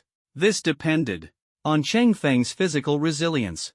Li Xiaotong helplessly looked at Yi Bingning beside her. Yi Bingning smiled at the little girl in response. You've really found a treasure. Although this is the first time I've seen such a situation, there are similar records in books. Element devouring herbs, this is a phenomenon of returning to essence. In other words, he not only purified your thunder Yanming grass but also elevated it to an astonishing level of purity. I guess he might have refined fire source. Attribute source power is the purest form of elemental energy. Hearing Yi Bingning's words, Li Xiaotong was completely stunned. Not only was Cheng Feng not complacent, but he could also purify source power. This kind of skill wasn't something achievable through age or experience, it required talent. Who exactly was Chang Feng? While the two were quietly discussing, a red light spread out from Cheng Feng's iron pot, dyeing the entire hall ceiling red. Elder Gu was completely immersed in this spectacle, his voice trembling. This is ethereal spirit body. Fire source, he really refined fire source. I never expected someone so young to be able to refine fire source. In Chen Mo's livestream room, what did that old man just say? Fire source? It's the purest flame. It said that this flame not only enhances fire attribute control but also purifies fire, and might even awaken ancient divine fire. That's incredible. Who's the person who refined fire source? Streamer, show us their face. Chen Mo hurriedly ran to Cheng Feng. Just as Cheng Feng withdrew his spiritual power and opened his eyes, he saw a grown man leaning close to him. What was going on? Why was a grown man getting so close? Cheng Feng decisively pushed Chen Mo away with a slap. However, the scene had already been captured by the livestream camera. The livestream room instantly exploded. These young viewers, who usually loved to stir up trouble and were experienced in internet surfing, were now riding the wave. Who didn't know Chang Feng's name at this point? The audience was so shocked they couldn't speak, and the comment section was filled with question marks and blank messages. After pushing away the young man, an elderly man rushed over. Young brother, no, teacher, how should I address you? Cheng Feng blocked the old man's wrinkled face with his hand and finally recognized Elder Gu. Elder Gu. Gu Fan paused upon hearing the address and asked, young bro, young teacher, do you know me? Of course, he did. In his previous life, Elder Gu was a famously straightforward member of the Alchemist Association. His blunt personality offended many people, and his position never advanced. However, Cheng Feng got along well with him, and it was thanks to the medicinal materials Elder Gu provided that Cheng Feng managed to survive. Back then, Cheng Feng nodded. I'm very familiar with Elder Gu's reputation. Gu Fan, being straightforward, didn't care about status and immediately showed his admiration for Cheng Feng. Young teacher, don't joke around. Your skills are incredible, refining ethereal spirit body and extracting fire source with just an iron pot. This craftsmanship, I couldn't learn it even in a lifetime. Elder Gu's disciples stood nearby, watching their master, who had just wanted to reprimand Cheng Feng, now practically turn into his fanboy. The group exchanged glances. Elder Gu noticed their hesitation and immediately scolded them. You little rascals, stop standing there foolishly and quickly pay your respects to the master. Hurry and bow to the master. Cheng Feng dared not accept and quickly helped Old Gu up. Old Gu, don't call me master, I can't bear it. Just call me Cheng Feng. Gu Fan reluctantly nodded and continued to ask, may I ask, young friend, where did you learn your skills? To have such abilities at such a young age, you truly are a young hero. As soon as he finished speaking, he saw two women walking over. Yi Bingning rarely appeared at the night market, and her identity was known to few. Gu Fan happened to be one of the few who knew. Such an identity appearing in this place was indeed rare. When Gu Fan saw her, looking at Cheng Feng, he understood. After all, someone who could refine fire source would naturally attract Yi Bingning's favor. As Gu Fan was pondering, his gaze fell on Chen Mo beside him.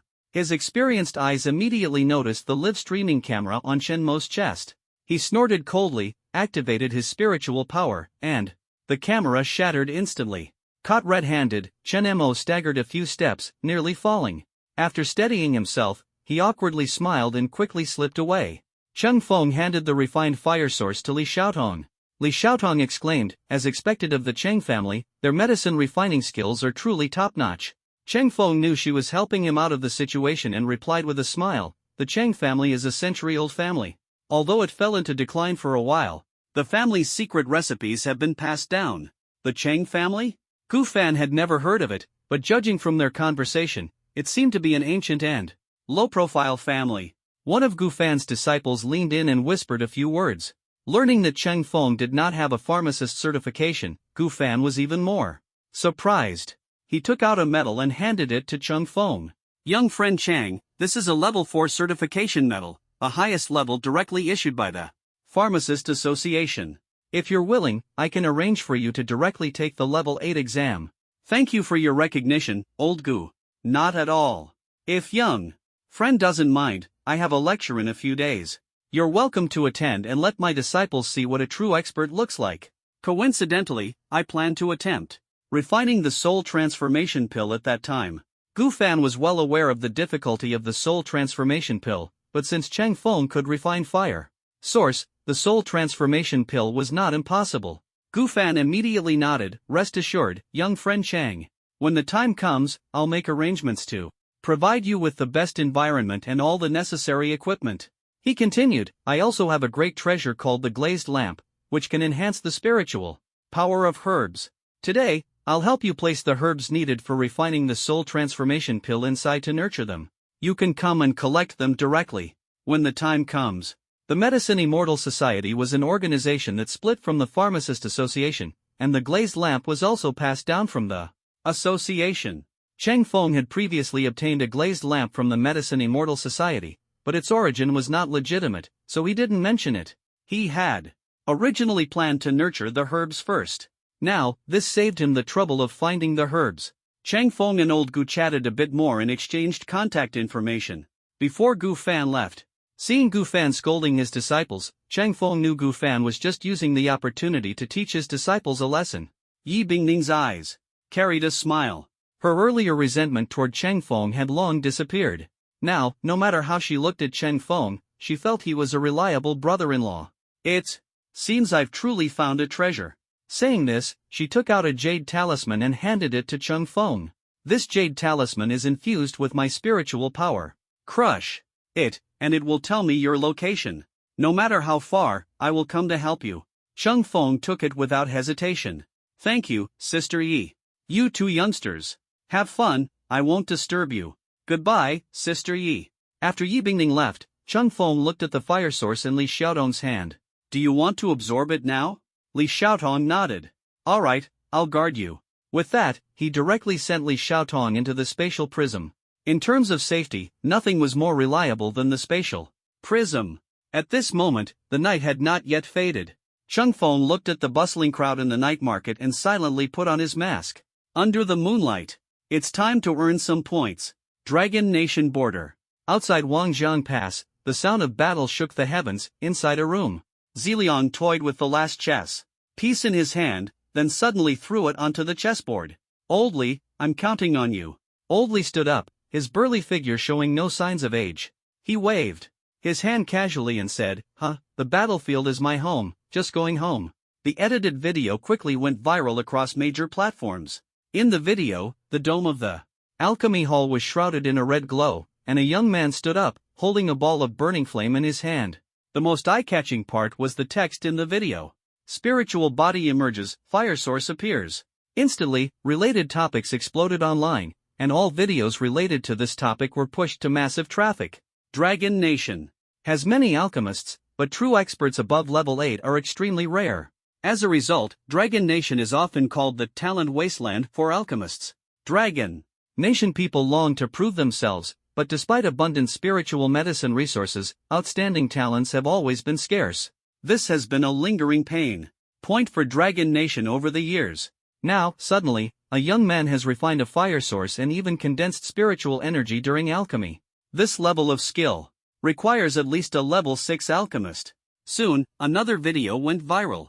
In the video, a young man was holding a pot, refining Yanming grass.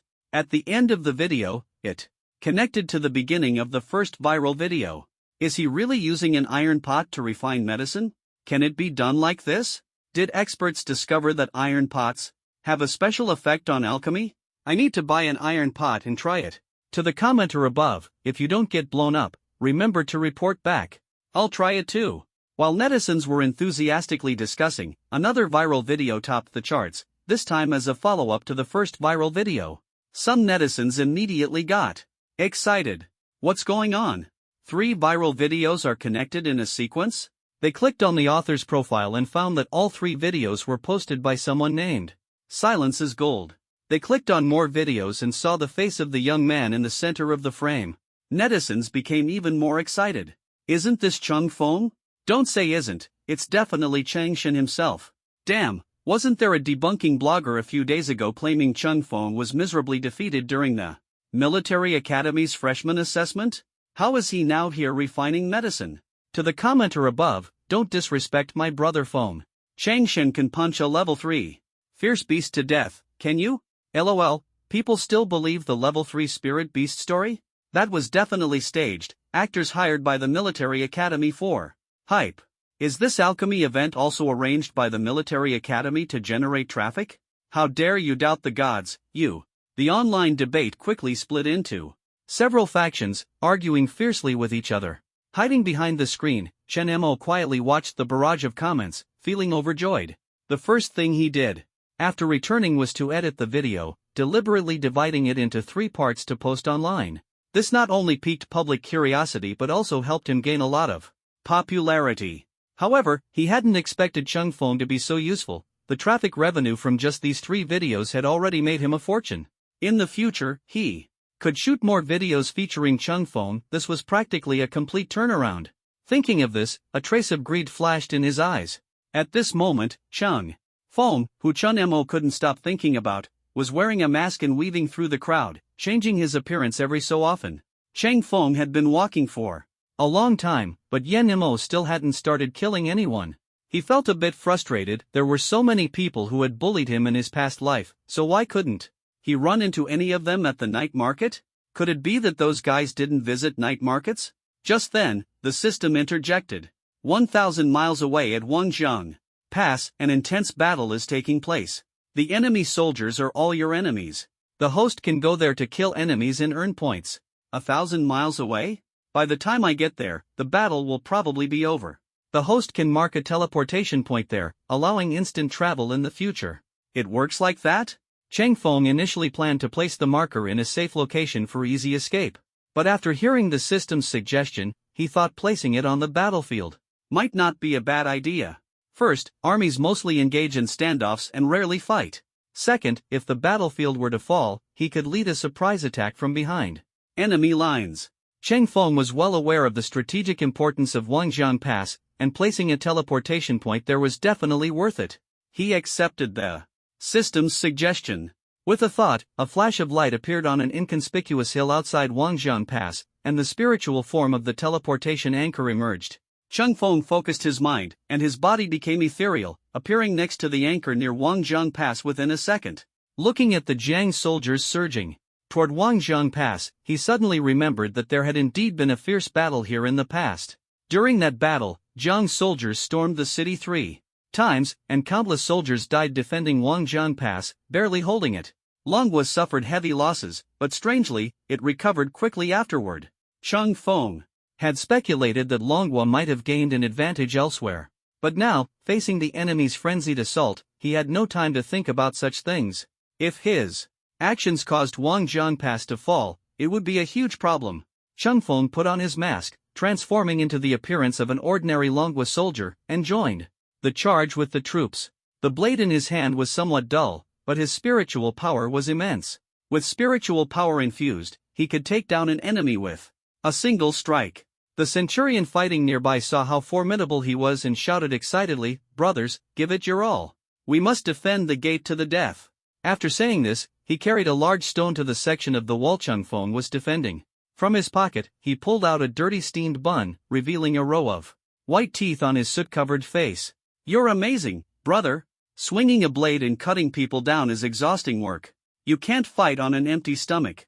Just as he was about to hand the bun to Changfeng, a bullet suddenly flew in from the distance, piercing through his head. On the Jun army side, a soldier with a telescope started cursing. "You were supposed to aim for the guy with the blade. Why did you hit the one carrying the stone? Damn it, my hand slipped. At least I managed to hit someone. Get out of my way and stop distracting me." In war, snipers play a crucial role, often tasked with decapitation missions. Therefore, the leadership dared not show themselves easily. Seeing this, the soldiers of Zhang Nation had no choice but to target some of the bravest soldiers of Long Nation as their sniping targets. Changfeng looked at the centurion who had fallen in front of him and noticed that even in death, he was still tightly clutching a blackened steamed bun. During the battle, neither side had time to eat, so they carried buns and ate while fighting. The centurion had originally worried that Changfeng lacked strength, but unexpectedly, he lost his life. Changfeng glanced in the direction the bullet had come from, feeling an inexplicable heaviness in his heart. He decisively stood up and headed toward the lighthouse. The sniper from Zhang Nation suddenly shivered. "Why do I feel like I was just seen through?" The observer beside him sneered, "I don't have a bun for you to eat, don't blame me. Just focus on shooting. Who could see us from hundreds of meters away?" The sniper nodded and raised his gun. Suddenly, a bullet whizzed through the air. Blood stained his face. The observer who had just mocked him had his forehead pierced by a bullet. The sniper broke out in a cold sweat and quickly dropped to the ground. "Damn it, we've been discovered after all." They had carefully observed the surroundings and found no signs of people. He looked toward the direction of the bullet's trajectory. In the distance was the Long Nation's position. Their location was concealed, and the distance was within optimal shooting range, yet the opponent managed a headshot. This skill was clearly superior to his. According to intelligence, Long Nation shouldn't have such a skilled sniper. The sniper wanted to report the situation immediately, but he didn't know that Changfeng's bullets were far from ordinary. Bang! Changfeng's sniper rifle spat fire, and the enemy quickly lost all signs of life. Changfeng put away his sniper rifle. Quick reaction, but don't think you're safe just because you have cover. He turned to look at the city wall, where the battle was still raging. He decided to go down and help. After taking out the distant sniper, the soldiers of Long Nation no longer had to worry about hidden shots, but they were still at a disadvantage against the soldiers of Zhang Nation. As Changfeng reached the city wall, he suddenly felt a strong surge of spiritual energy. This power was dozens of times greater than the spiritual energy of the warriors. His heart tightened, and he quickly climbed the city wall. At that moment, violent tremors came from the ground, as if the earth's crust was rapidly shifting. The slope in front of the city wall quickly climbed toward it. The slope flew over the moat and firmly gripped the wall. The city wall of Wangjiang Pass instantly lost its function, and the slope became a ramp. This was the ability of an awakened earth attribute user. With such a large scale, the spiritual energy level must far exceed Changfeng's. Seeing this, the soldiers of Zhang Nation shouted, "The general has made his move. Brothers, charge!" The boosted morale of the Zhang Nation soldiers plunged the already struggling Long Nation soldiers into direct conflict. Needless to say, the Long Nation soldiers were no match. Changfeng hesitated whether to activate his Zhaoshan state. Doing so would expose his identity and leave vulnerabilities. But the lives of the soldiers were more important. At that moment, a loud and angry shout came from the rear of Wangjiang Pass, "Bandits, don't you dare act recklessly." The voice shook everyone's hearts. Then, an elder leapt down from the sky and smashed the newly formed slope with a single punch. Large sections of earth collapsed and rolled into the moat. Now, if the soldiers of Zhang Nation fell in, they wouldn't be swept away by water but buried by a mudslide. Changfeng recognized the elder. It was Li Sheiji, Li Xiaodong's grandfather. Wasn't the old man retired? Yet he had been brought back as reinforcements. Seeing Li Sheiji, Chang Feng felt a sense of relief. Elderly was one of the 10 elders, and his strength was among the best in Long Nation. Although he might not surpass the general, at least he wouldn't be at a disadvantage. Then, another person stepped out from the rear. He looked very frail, like a pale-faced scholar from ancient paintings, with a weak and thin body. How could someone like this be in the military camp?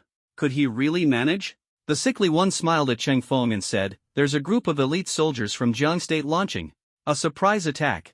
This is the defense map. Go support them in taking the city." After speaking, he pulled out a detailed attack and defense map from his robe and handed it to Chang Feng. Chang Feng didn't know him but still accepted the map. After all, he was currently using the appearance of that centurion, and if he were caught by a superior and exposed, it would be troublesome. He could only mimic the centurion's voice and reply, "Understood." With that, Chang Feng turned and left directly. Ziliang watched his departing figure, a faint smile appearing at the corner of his mouth as he murmured to himself, "He's quite convincing. Now Chang Feng has entered the stage, and he can finally escape that desperate situation." Ziliang rubbed his slightly sore waist and chuckled self-deprecatingly. "Just one battle, and my body is already struggling." After speaking, a determined light flickered in his eyes. Chang Feng was forced to take on the mission. Initially, he was somewhat suspicious of that centurion and the sickly-looking man, thinking they might be spies taking advantage of the chaos in the army to transmit intelligence. But the other party had indeed delivered a detailed map, marking multiple strategic locations and the enemy's troop distribution at various times. Chang Feng couldn't help but marvel internally. "I didn't expect that centurion to be so highly valued. If he hadn't died, his future would surely have been bright." Although he wasn't clear about the identity of the sickly man, the fact that he could produce such intelligence indicated that he must hold a certain status in the army. Chang Feng quickly arrived at the assembly point. After waiting for a while, a cloud of dust rose in the distance as a group of soldiers approached. Following the sickly man's instructions, Chang Feng took out the map and showed it to them. The leading general immediately saluted him respectfully. "Greetings, General Chang. What are your orders next?" Chang Feng was stunned, thinking, "General Chang? Could it really be such a coincidence?" He pondered for a moment and cautiously asked, "Do you know me?" The other party replied, "We only know that anyone who can provide this map must be addressed as General Chang." Chang Feng breathed a sigh of relief. Fortunately, his identity hadn't been exposed. He said to the group, "We will launch an assault from the weakest southern point of the enemy's defenses and break through to the eastern exit. During the charge, kill any Jiang State soldiers you encounter. As for ordinary civilians, absolutely no harm is to come to them. Anyone who disobeys will be executed. Understood?" "Understood. Charge with me." The sound of the horn echoed. The southern defenders of Jiang State were stunned as soon as they heard the charge signal. Seeing thousands of soldiers charging toward them, they immediately realized it was an enemy attack. But before they could raise the alarm, blood splattered above their heads. Snipers! In no time, the Jiang State soldiers on the watchtower were all picked off by Chang Feng one by one. They didn't even have the chance to alert others to prepare for defense. A defenseless position was almost destined to be breached. The Dao protectors of Long State were far superior to ordinary soldiers. At this moment, facing the unprepared Jiang State positions, they were like hunters facing defenseless prey. Soon, they destroyed the enemy's defensive facilities. The panicked Jiang State soldiers hastily raised their weapons to resist, but they were no match for the Dao protectors and were instantly eliminated. The remaining soldiers, sensing the unfavorable situation, lost their morale and scattered like frightened birds and beasts to save their lives. Chang Feng advanced smoothly without encountering much resistance. Even he himself hadn't expected the invasion to go so smoothly. While he was fighting in the enemy camp, he suddenly noticed someone tied up like a dumpling thrown by the roadside. Chang Feng walked over to take a look, and the face seemed very familiar. Wasn't this the commander who led the attack on the military academy's secret realm? Chang Feng stepped forward and greeted him with a smile. "Hey, we meet again. How did you end up so miserable?" Hearing the voice, Zhang Jia froze for a moment and angrily cursed, "Nan Ren. So, you're from Long Country." Chang Feng chuckled and said, "Weren't you planning to take revenge on me? Now look at you, a prisoner." The people escorting Zhang Jia had already been scared off by Chang Feng. Moreover, since Zhang Jia was now a criminal, the surrounding soldiers from Jiang Country dared not step forward to rescue him. Chang Feng handed him over to the path protectors. Escort him back to Long Country. The army gathered at the eastern entrance, and Cheng Feng led the troops to continue advancing toward Wangjiang Pass. Near Wangjiang Pass, the strategist of Jiang Country watched the generals fighting fiercely on the front lines, feeling uneasy. It was a major taboo for generals to personally enter the battlefield. First, the risk was too high. If the general were to die, the army's morale would collapse. Second, with the general on the front lines, it would be impossible to command the rear in time to respond to changes. At this moment, someone reported that the rear had been attacked by enemy forces. The strategist was stunned. They had been monitoring Long Country's movements for months, ensuring that the enemy couldn't sneak around to attack the rear unnoticed. Unless this army didn't come from Wangjiang Pass. But all other checkpoints were guarded by Allied forces, and if troops were dispatched, there would have been an early report. The strategist couldn't figure it out, but the biggest problem was that the general was fighting on the front lines and couldn't make timely decisions. Truly, misfortunes never come singly. The strategist was anxious and, after hesitating for a moment, finally ordered, "Sound the gong to retreat." Hearing the enemy's retreat signal, Cheng Feng returned to the camp with the path protectors. During a break on the way, he secretly swapped out the centurion's corpse and quietly slipped away. He couldn't stay on the front lines forever. Being discovered was a minor issue, but he had class at 8 o'clock tomorrow morning. As a future model student, attending class on time was a must. There was only one teleportation anchor point, and the distance to the capital was still quite far. After communicating with the system for a while, he was finally teleported back. He emerged from a corner of the night market and checked the time. It was already 7 o'clock. There was still enough time. First, he would grab some breakfast, then head to school. Cheng Feng stretched lazily. Although he hadn't been injured in this battle, the constant rushing around had left his body somewhat fatigued. However, he felt like he had forgotten something important. Just as he was thinking, the system's voice came through. Host actively teleported to the battlefield, killed over 200 enemy soldiers, indirectly rescued hundreds of Allied troops, helped Long Country defend Wangjiang Pass, and severely damaged the enemy forces. Special reward issued, teleportation anchor point *1, constitution +5. As soon as the system finished speaking, Cheng Feng felt his stamina instantly recover. His constitution was now more than 4 times that of an average person. The system's voice sounded again. New task issued, pass the 6 styles to the country, reward, 3-color hockey. Hockey? This world had no concept of hockey, so people with awakened attributes were highly valued. When attacking enemies with elementalized bodies, only stronger spiritual power could hit their true form. Weaker spiritual power wouldn't hurt them. If you have dominance, even as a mere soldier, you can directly take down the enemy general with a gun. As for the 6 styles, Cheng Feng actually wanted to promote it widely. After all, the 6 styles had already become his signature. Whenever someone saw someone using the 6 styles, their first thought would be him, Cheng Feng. This was very disadvantageous for him, to hide his identity behind a mask. But, who should he entrust the 6 styles to for the nation? Li Xiaotong? No, she's too young. It has to be someone who can speak directly to the national leaders. Li Xiaotong? Oh, come on. Cheng Feng suddenly thought of Li Xiaotong and realized what he had forgotten. Right now, Li Xiaotong was still locked in the spatial prism by him. After putting her in, he had sealed off the spatial prism, so she had no idea what was happening outside. A night had passed. She should have already absorbed the fire source. Cheng Feng quickly entered the spatial prism. As soon as he entered, he saw Li Xiaotong lying lazily beside a group of spirit beasts, playing with the fur of the Buddha beast in her arms. The Buddha beast, seeing Cheng Feng arrive, hurriedly avoided this fierce woman and ran to Cheng Feng, even showing off its slightly bald head to him. Li Xiaotong looked over with a resentful expression. Locking us in here in the middle of the night, were you off doing something bad? Cheng Feng froze for a moment, then quickly smiled and said, No way, I didn't do anything bad. I was just too focused and forgot for a moment. Focused? Li Xiaotong leaned in to sniff Cheng Feng, but didn't catch the scent of women's perfume. What else could make him so focused? Could it be that he was refining pills last night? No, there's no smell of medicine, just a hint of sweat. Cheng Feng saw her sniffing him and didn't understand her intentions. He pushed her nose away. You've been hanging around the Buddha beast too much. Its dog smell has rubbed off on you. Yesterday, I summarized the training methods for the 6 styles. Planning to hand it over to the nation. What? Li Xiaotong looked at Cheng Feng in surprise. Since when did this guy become so generous, willing to give away his signature? Skill? Chung Feng smiled and said, don't you want to learn it too? How about I personally teach you? Li Xiaotong hesitated for a moment and asked, are there any conditions? Of course there are. First, you have to be human.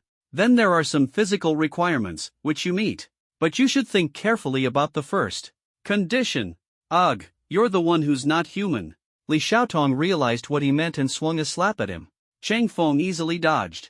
Li Xiaotong had recently noticed that he had been using the 6 styles consistently and his body had never shown signs of weakness.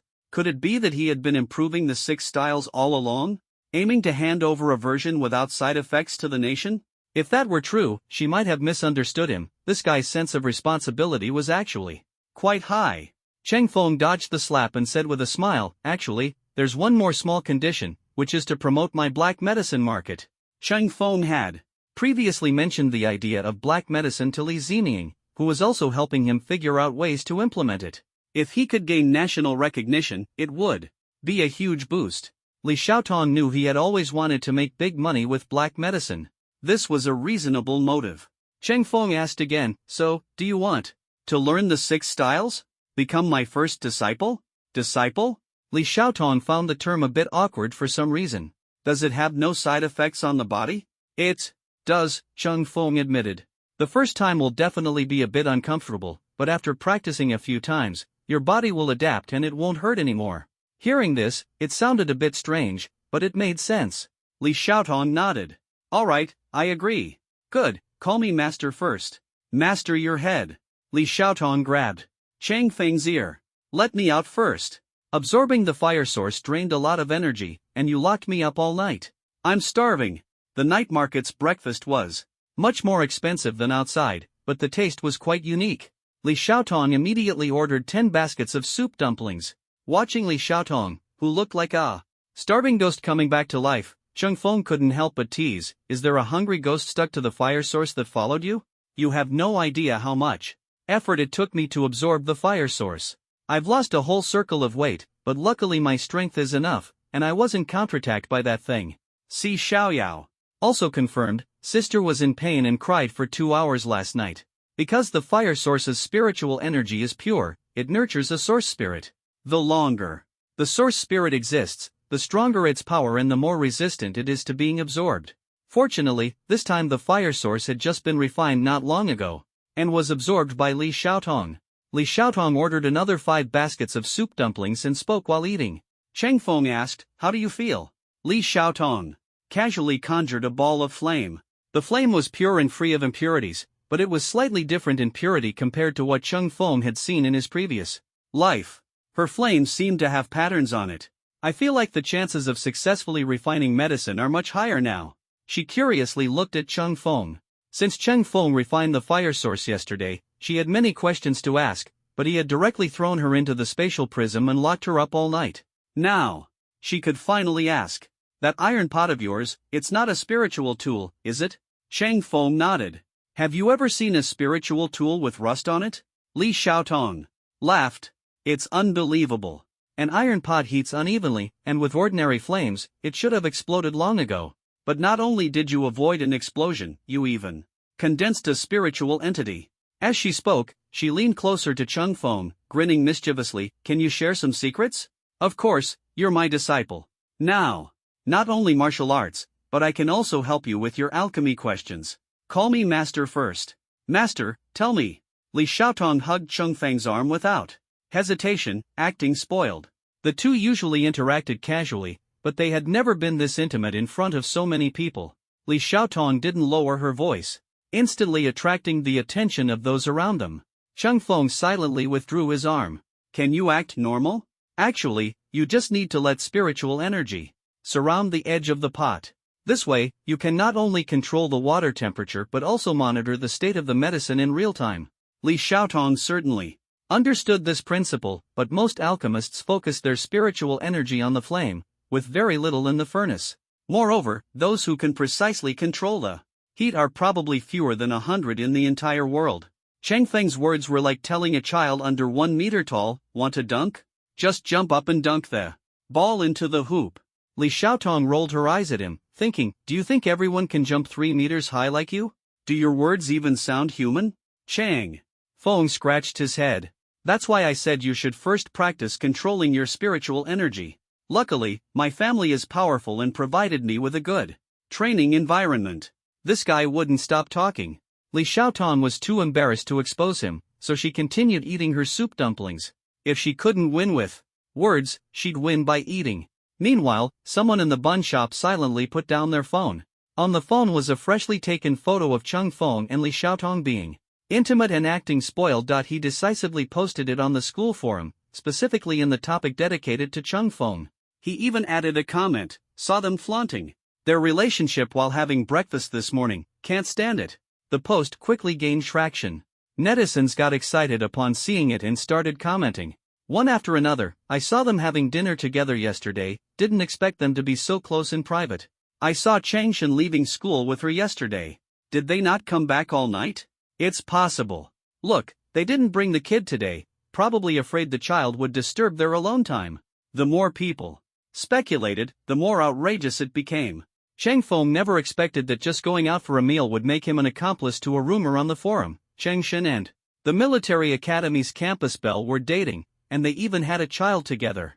Li Ziming scrolled through the forum, cursing angrily, that guy has no conscience. I even helped him with the black medicine, and he goes off to date someone. Little Liuli, who was nearby, curiously asked, what black medicine? This little girl was now working part-time under Li Ziming, helping him organize files, essentially acting as his secretary. It's Cheng Feng's medicine for treating external injuries. In the secret realm, he used it on a few second and third-year students. I asked them about it, and the results were really good. Once applied, the wound stops hurting immediately and heals within a few days. But I had a friend analyze it, and there are some components in the black medicine that can't be identified yet. That's why the certification application is stuck at this step. Little Liuli widened her eyes and asked, so when he comes out, is he going to start selling this herbal medicine? Li Ziming nodded, probably. At this moment, he saw little Liuli packing her things and quickly asked, what are you doing? Packing up to go work for him. Last time, Cheng Feng had recruited quite a few senior students to work for him. After leaving the secret realm, he paid them in full, even more than what some average seniors earned after working all night. In comparison, working with Li Ziming not only paid less but also required frequent overtime. If she had found a better part-time job earlier, little Liuli would have quit long ago. After the meal, Li Xiaotong still had things to attend to, and Cheng Feng had class today. He was quite looking forward to his first class at the military academy. Cheng Feng didn't have time to personally teach her the 6 styles, so he wrote down the key points and handed them to Li Xiaotong to practice on her own. After the two parted ways, Si Xiaoyao was once again entrusted to Cheng Feng's care. Cheng Feng was already used to it, that girl only mentioned adopting Si Xiaoyao, leaving all the other responsibilities to him. Outsiders even thought Si Xiaoyao was adopted by Cheng Feng. At dawn, good news came from Longgua's Wangjiang Pass. Not only had they withstood the enemy's full-scale attack, but they also launched a surprise assault on the enemy's position, forcing Jianghua to retreat 30 miles to regroup. Even more surprising, the protectors had captured the enemy general's son, Jiang Jia. However, the protectors also brought back a cold corpse. General Chang died while resting, Ziliang said softly after hearing the report.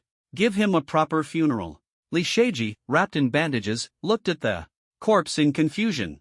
Who is General Chang? Someone who made a risky move. Li Sheiji didn't like riddles and rolled his eyes at Ziliang. Ziliang smiled and said, a future general. But isn't he dead?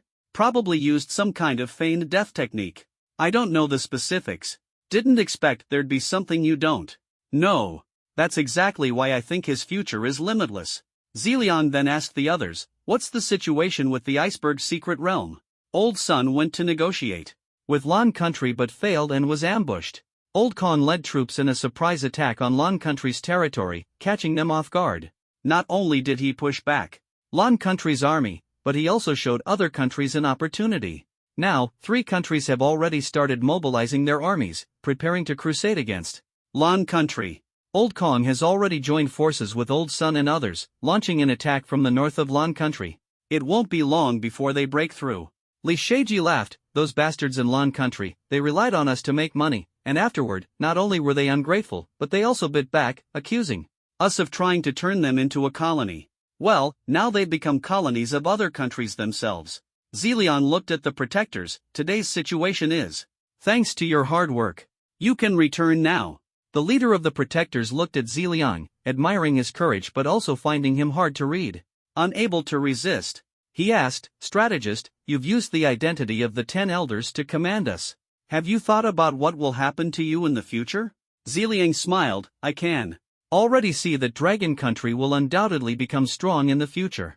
Cheng Feng returned to the military academy and only realized when standing in front of the teaching building that he hadn't been assigned a classroom. So where was he supposed to attend class? He checked his phone but couldn't find Lu Yishou's contact information. He had no choice but to go to the director's office to find him. On the way, Cheng Feng noticed the gazes of the students, filled with awe and envy. He was puzzled. What's up with these people? As he was thinking, a familiar figure ran over. Brother Feng, finally found you. Duo? Weren't you doing news reporting in Nanyang City? Why are you back? Duo was dressed professionally, tall and slender, with a mature and intellectual aura, like a knowledgeable older sister.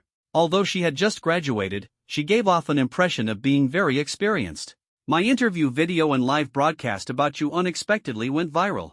I'm preparing to make a special column about you, so they transferred me back to continue filming you. Cheng Feng felt awkward. He hadn't received any notification, so this was basically candid filming, right? Only she could talk about candid filming so naturally. After when Duo finished speaking, she pulled out an agreement. This time, it's not candid filming.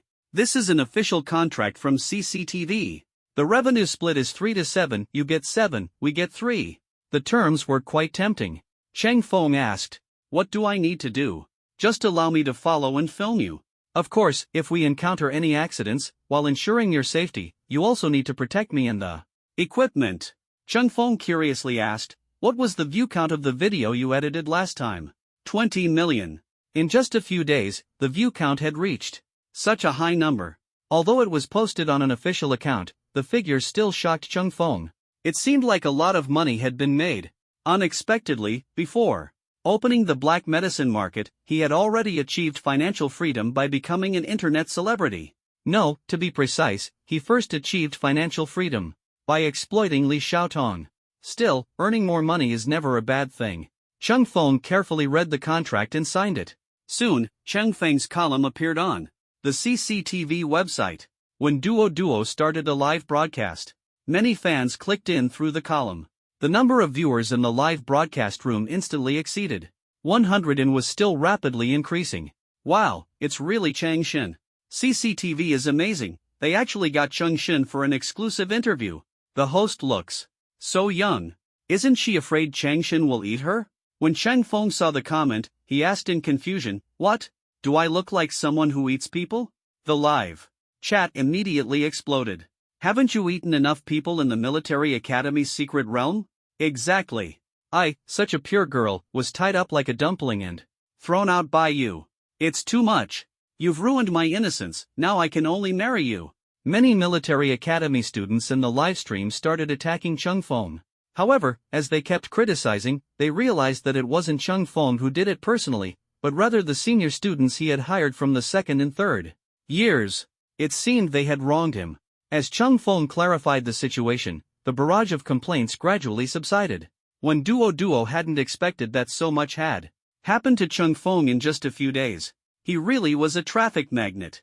After explaining, when Duo asked, Brother Feng, what are we doing next? I need to go to class, not sure if the teacher will allow you to film. But we'll have to wait until we find the teacher to ask. Right now, I don't even know where the dean's office is. When Duo asked, shouldn't there be a classroom assigned for class? If it's an outdoor class, the class group would notify you, right? Cheng Feng paused for a moment. The problem is, I'm the only student in my class, and I don't even have the teacher's contact information. Chang Xin can't even find his classroom. On his first day of class. Who's his teacher? So unreliable. Chang Xin, you should switch teachers. Am I the only one who thinks Chang Xin doesn't even need to attend class? Am I the only one who thinks Chang Xin should be the one teaching the teacher? Lu Yishou was dozing off, having stayed up too late reading the night before. Suddenly, he received a call from his superior. "Hello? Luisho, have you forgotten you have a student? He's looking for you at the school right now." Ah! Luisho immediately perked up, remembering that the leadership had indeed assigned him a student. But wasn't that Chang Feng supposed to be very capable? Would someone like him even obediently attend class? Hearing his superior urging him repeatedly over the phone, he decisively put his phone on silent and walked out of the office. He happened to run into the young man. Behind the young man was a girl carrying filming equipment. He looked like he had just woken up and immediately appeared on camera. "So this is the grade director of the military academy? He looks so sloppy. He must have stayed up all night." The curtains in his office were drawn, who knows what he was busy with. True, he looks really tired. When Chang Feng saw Luisho, he almost didn't recognize him. This image was completely different from the grade director who gave speeches on stage. Luisho cleared his throat. You're here for class?" Chang Feng blinked, thinking, what else could I be here for, to play games? Luisho's mind gradually cleared. For the first lesson, let's test your limits. He noticed when Duo. "I know you. Aren't you a journalism graduate?" He had just finished teaching the senior class and returned to be the freshman grade director. When Duo had a bit of a reputation in the grade, mostly due to the trouble she caused during filming. He often had to clean up her messes, so he remembered her well. When Duo smiled and said, "Director Lu, we meet again. This time, I'm mainly here as Chang Feng's videographer, live streaming his daily life." Luisho noticed his phone call was still connected and immediately received a text message. "Luisho, did you put your phone on silent again? Let me tell you, Chang Feng has a live stream task today, so you need to arrange the classes properly." If Luisho didn't finish reading the message before slamming the door shut. A few minutes later, he appeared in front of everyone wearing a clean and sharp suit, even sprayed with men's cologne. Facing the camera, he introduced himself. "Hello everyone, I'm Luisho, the freshman year director at the military academy. I enjoy sports, usually play basketball and dance. Currently single, and the type of girl I like." When Duo immediately interrupted him. "Stop, Director Lu, this isn't a matchmaking event. All your information is already online, no need for you to say it." Luisho froze for a moment, then angrily said, "This is an invasion of privacy. I'll sue them sooner or later." When Duo replied, "It's useless. You're a public figure, so basic information about you is public, and the comments are just students' evaluations of you." Luisho awkwardly smiled and looked at Chang Feng. "Ahem, let's get to the point. Today's task is to test your limits. Follow me." They arrived at the martial arts hall, a venue specifically for combat at the school. Preliminary judgment suggests your abilities have exceeded the testing range of ordinary equipment, so I'll personally spar with you. Don't hold back, just use your 6 powers to attack me. Watching Luisho's confidence online, netizens couldn't help but mock, this director is bold. Does he think his physical strength can compare to a 6th-tier spirit beast? Look at his frail appearance. I bet he can't withstand even one punch from Changshin. I bet he'll be blown away by the wind from the punch. Chang Feng asked, "How do we test?" Luisho confidently replied, "Try punching me first." Chang Feng nodded and raised his leg. A Rankaku kick was unleashed. He felt the power diminish as it accumulated and was released. Luisho stood motionless, blocking the kick effortlessly. He smiled confidently, not bad strength, but still far off. Chang Feng found something odd about him. He tried another kick, but it was still ineffective. When Duo whispered a reminder, Director Lu's awakened ability is Shield. All attacks are absorbed by the shield and then stored for counterattack. Be careful. Chang Feng was stunned. This sounded like armament hockey. In his previous life, he had heard of such abilities but didn't expect a master like this to be hiding as a year director at Longhua Military Academy. Tank types could endure damage, but were usually slow to react, and Luisho was no exception. Luisho smugly warned, "Watch out, I'm going to counterattack now." He extended his hand, and the two slashes from Chang Feng earlier transformed into gusts of wind, roaring toward Chang Feng. Chang Feng used sorrow to dodge, instantly moving behind Luisho. Grabbing his collar, he executed an over-the-shoulder throw, slamming him down. Chang Feng used finesse rather than brute force, so the impact wasn't strong. However, Luisho's shield was effective against strong attacks, but finesse was harder to defend against. Lu Yishou was thrown into a sorry state, internally shocked. He didn't expect Cheng Feng's combat instincts to be so strong, seeing through his moves in just 2 strikes. Excited, he immediately deactivated his ability and began a one-on-one physical combat match with Cheng Feng. In the live stream, viewers initially wanted to mock Lu Yishou after seeing him thrown, but to their surprise, his speed suddenly surged. Bare-handed, he was able to match Cheng Feng's 6 powers evenly. He even seemed to have the upper hand, and it looked like he wasn't using his full strength. The comments section exploded with astonishment. Even Cheng Feng himself was surprised. This was the first time he found himself at a disadvantage in pure physical combat. Lu Yishou exchanged several rounds with Cheng Feng and ultimately repelled him with a punch.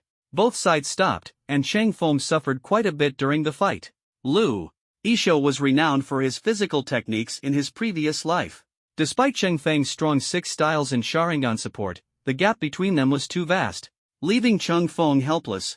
Through this battle, Cheng Feng mentally acknowledged this teacher. Lu Yishou adjusted his slightly disheveled suit and smiled, saying, "You have strength, but your techniques are still too immature. For initial training, I'll teach you some standard moves." He originally intended to suppress Cheng Feng's momentum with his abilities, but unexpectedly, Cheng Feng saw through his weakness and forced him to act personally, which excited him. The opponent was not only a genius in physical techniques but also a combat prodigy. This was truly a promising newcomer worth cultivating. Cheng Feng bowed, "Teacher."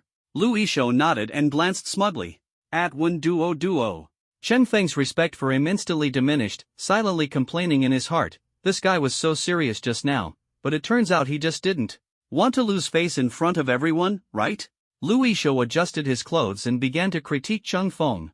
"Your 6 styles are indeed your powerful weapon, not only diverse in techniques but also uniquely effective. Combined, they are almost flawless. However, your execution is too rigid, and your movements are still stiff, indicating a lack of combat experience. Next, I will focus on helping you improve your combat skills. Follow me." After speaking, Lu Yishou led Cheng Feng in one duo into a training secret realm within the school. Cheng Feng curiously asked, "Next, am I going to fight fierce beasts for combat training?"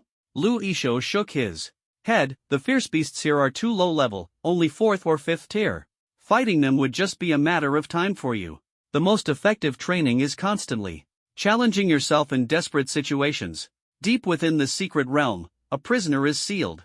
Go and subdue him. Remember, his spiritual power level is extremely high. If you don't give it your all, you might get killed. Of course, even if you go all out, you might still die." After finishing, Lu Yishou pulled out 3 brand new booklets from his pocket, flipped through a few pages casually, and found the contents satisfactory. Then, he gave a brief reminder and turned to leave. "After killing him, bring his head to me, and I'll give you a new task." The live stream audience watching this irresponsible teacher exploded in the comments. "I originally thought he was pretty cool, but as soon as he left, he just abandoned the student. Sending a freshman to deal with a prisoner sealed in the secret realm, doesn't he worry Chang Shen might get hurt? Am I the only one who noticed he said 4th or 5th tier fierce beasts are just a piece of cake for Changshen? In 2 months, Changshen already doesn't take 5th tier beasts seriously? Also, the book Lu Yishou was holding is a forbidden book. I know that one, it was just released in Japan, and it's hard to get without connections. I happen to have resources. DM me if you're interested. Stop advertising.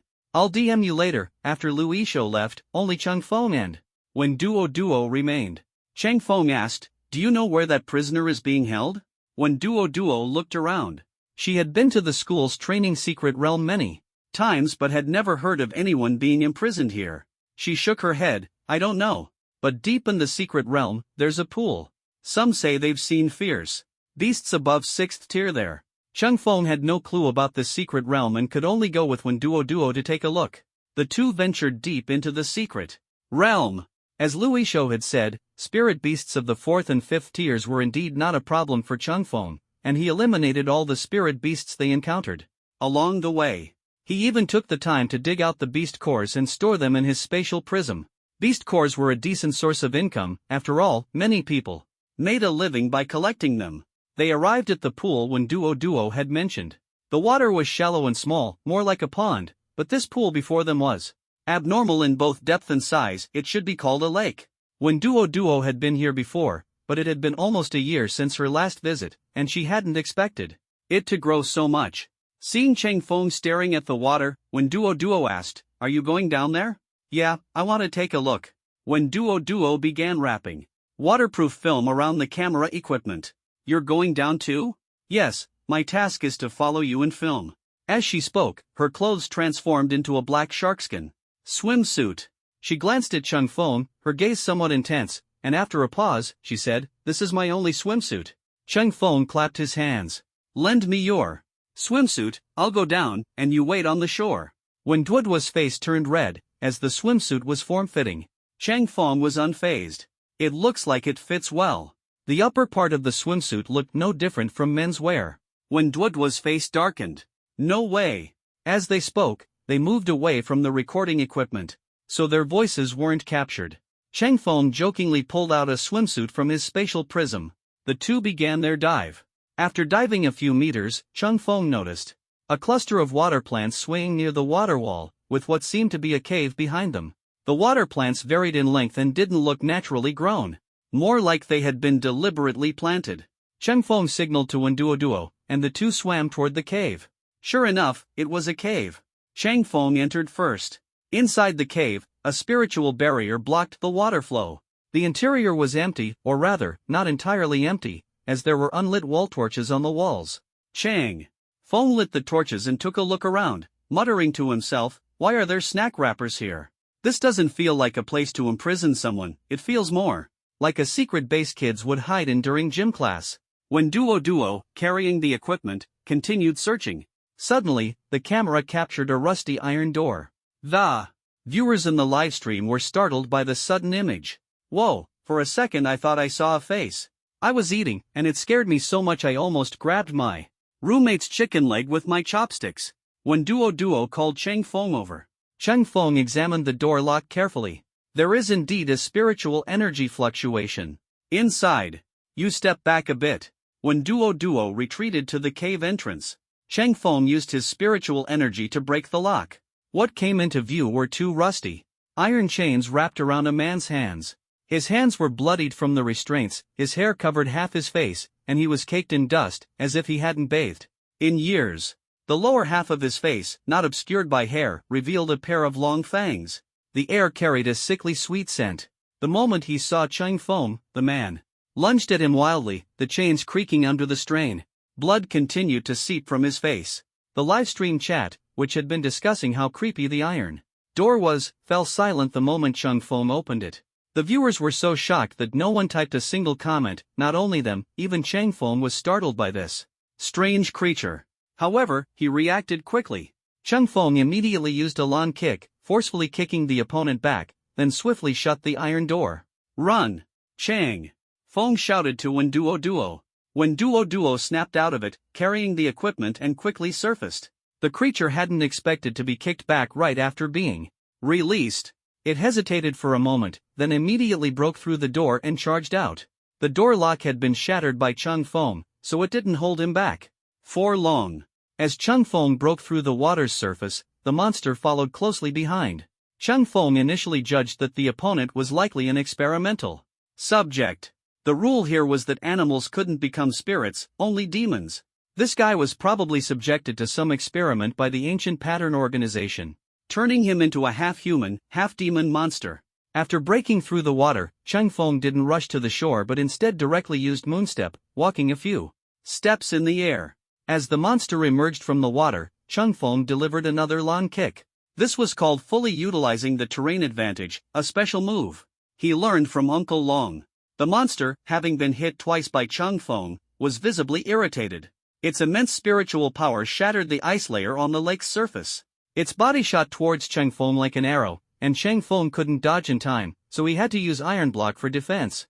Unexpectedly, the opponent's spiritual power far exceeded his, easily breaking through the iron block. Cheng Feng took a heavy blow to the chest, his body bouncing off the water a few times before landing on the shore.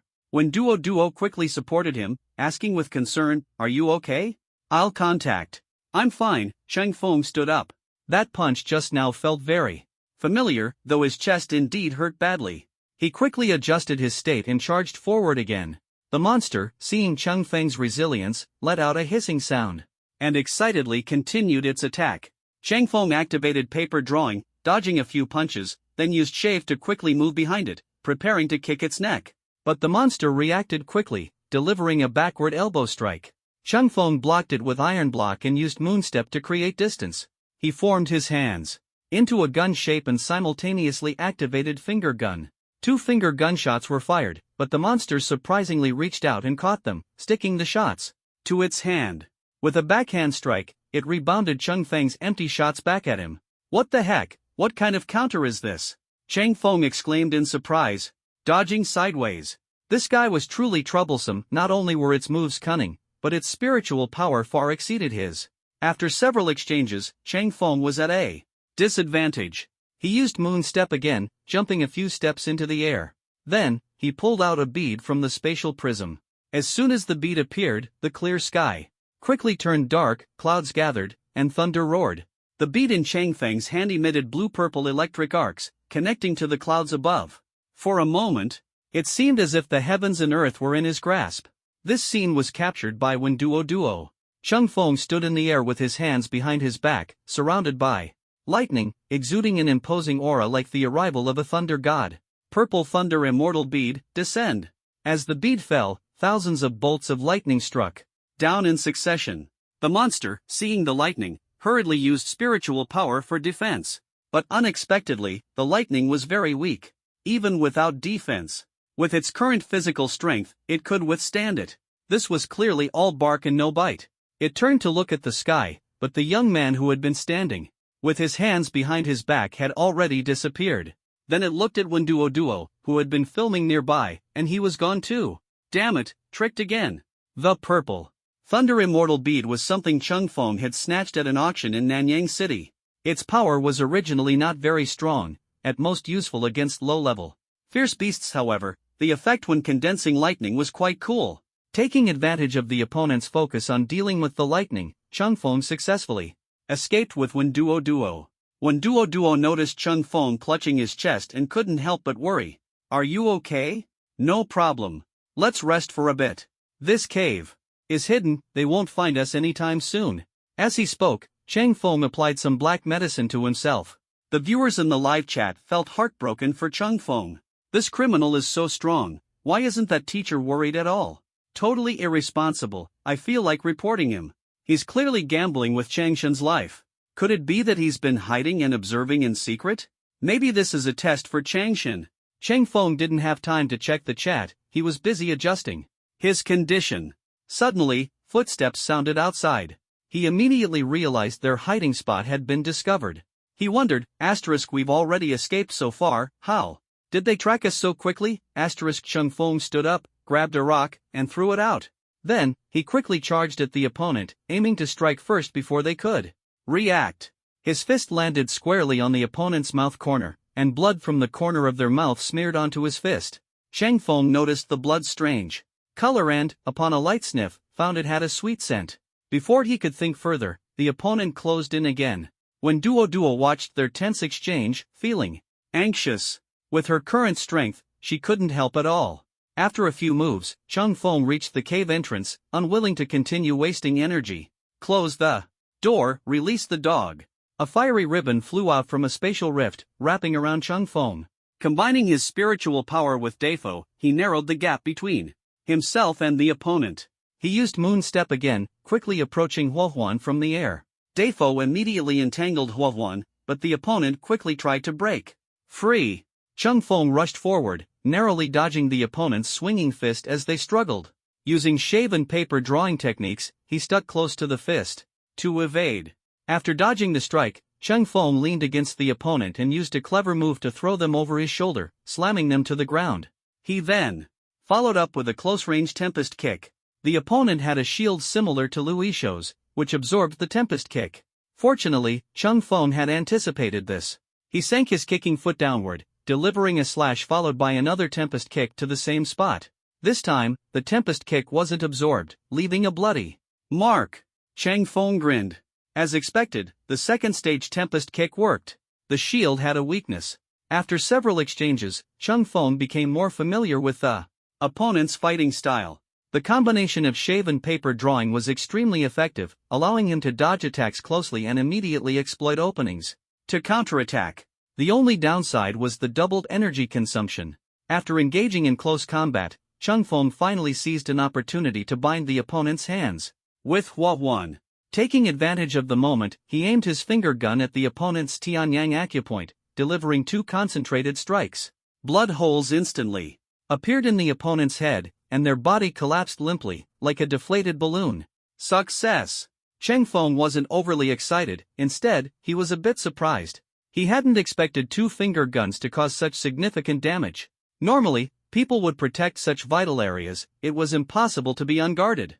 But the opponent had indeed lost consciousness. Cheng Feng walked over to confirm that the opponent was no longer breathing. Only then did Duo breathe a sigh of relief. That was so dangerous. The spiritual power he displayed just now must have been at level 70, right? Cheng Feng nodded to the audience, and the livestream saw Cheng Feng nod, and immediately got excited. Does this mean Chang Shen's strength has already surpassed level 70? Only 2 months left until Eternal Night, and his strength is so overwhelming, it's almost inhuman. An S-level talent is terrifying. Why am I just F-level? Don't stop me, I'm starting over. When Duo looked at Cheng Feng, feeling that he hadn't yet used his full strength, Cheng Feng picked up the corpse on the ground. The assessment is considered passed. Let's head back. Military Academy. Research lab, in front of a certain instrument. Ugh, Lu Yishou spat out a mouthful of blood. A researcher in a white lab coat disdainfully wiped the blood off the instrument with a cloth. He glanced at the screen data and said, only 70% of the strength was utilized. Even our lab's Xiaohei can achieve 80% compatibility with the instrument. Are you feeling a bit overwhelmed? Lu Yishou wiped the blood from the corner of his mouth and retorted, cut it out. It's just my first time operating it, so I'm a bit unfamiliar. Once I get the hang of it, I can definitely improve. And who is Xiaohei? Here, it's that one. The man in the white coat pointed to a small creature in a cage nearby. Lu Yishou's face immediately darkened. Comparing him to a dog? Fine, you must think you're so knowledgeable, insulting people so subtly. By the way, remind your student not to damage the humanoid.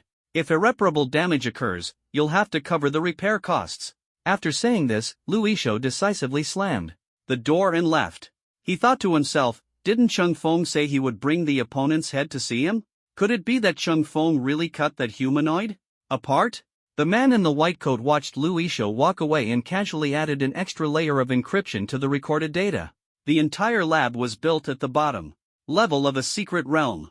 When Lu Yishou reached the surface, he happened to run into Cheng Feng approaching. Fortunately, the humanoid hadn't been cut apart. Not bad, much faster than I expected. Cheng Feng glanced at Lu Yishou. Through his Sharingan, he noticed that the other's vitality was significantly weaker than before. Other than that, there were no abnormalities. He had initially suspected that the thing he fought earlier was Lu Yishou in disguise, given the unique characteristics of his shield ability. But now it seemed he had overthought it. Lu Yishou put away the humanoid and asked Cheng Feng, did you gain anything from this battle? The operator. Behind the humanoid was Lu Yishou himself. Through the instrument, he could project his consciousness into it, essentially gaining a second body. Not only could he share senses with the humanoid, but he could also use it to unleash his own abilities. Cheng Feng's final moves had caught Lu Yishou off guard. Spiritual energy condensation required time, as did physical techniques. After Cheng Feng unleashed a Rankyaku, he almost instantly activated his muscles again, delivering 2 more consecutive moves. This had clearly exceeded his limits. Cheng Feng nodded. I gained a lot of combat experience and also realized you really dared to send me in. Do you know the spiritual energy level of the opponent? Lu Yishou asked. Around level 70, right? Cheng Feng countered with another question. Do you know how much spiritual energy I have? Lu Yishou thought for a moment, recalling the materials he skimmed through while preparing lessons yesterday. I forgot. I'm only in the 30s. You sent someone in their 30s to face someone in their 70s. You know the gap in spiritual energy, don't you? Cheng Feng helplessly covered his face. You really trust me? Ha! Fortunately, Cheng Feng mainly relies on physical techniques. While spiritual power enhances physical constitution, the improvement is not significant. With his strong physique, Chung Feng managed to defeat that humanoid. However, he had to rely on spiritual power for assistance and has almost exhausted it now. Lu Yishou smiled. Isn't it because your performance was so impressive that I deliberately tested you? Besides, I've been watching from the shadows. If you couldn't hold on, I could step in to save you in time.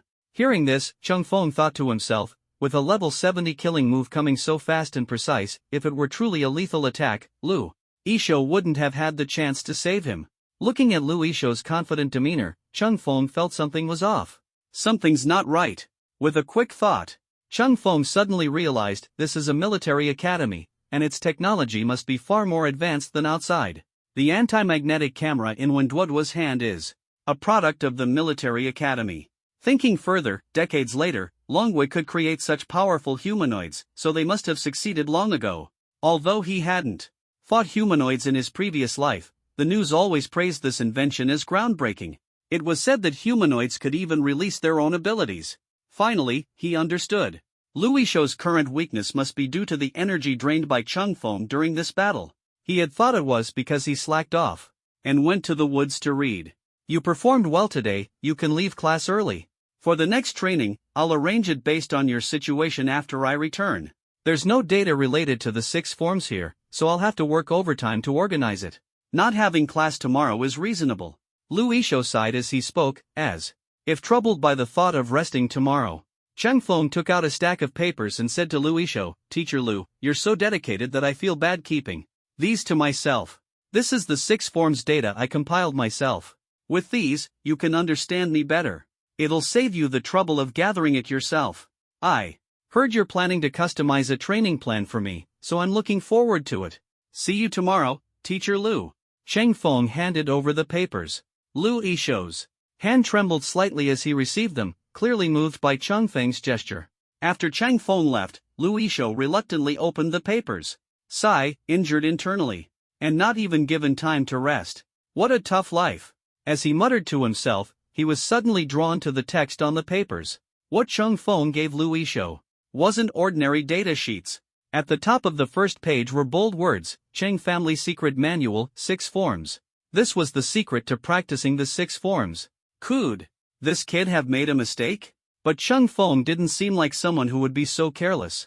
Lu Yishou quickly flipped through a few pages and found they were indeed training formulas. Honestly, he envied Cheng Feng's 6 forms a bit.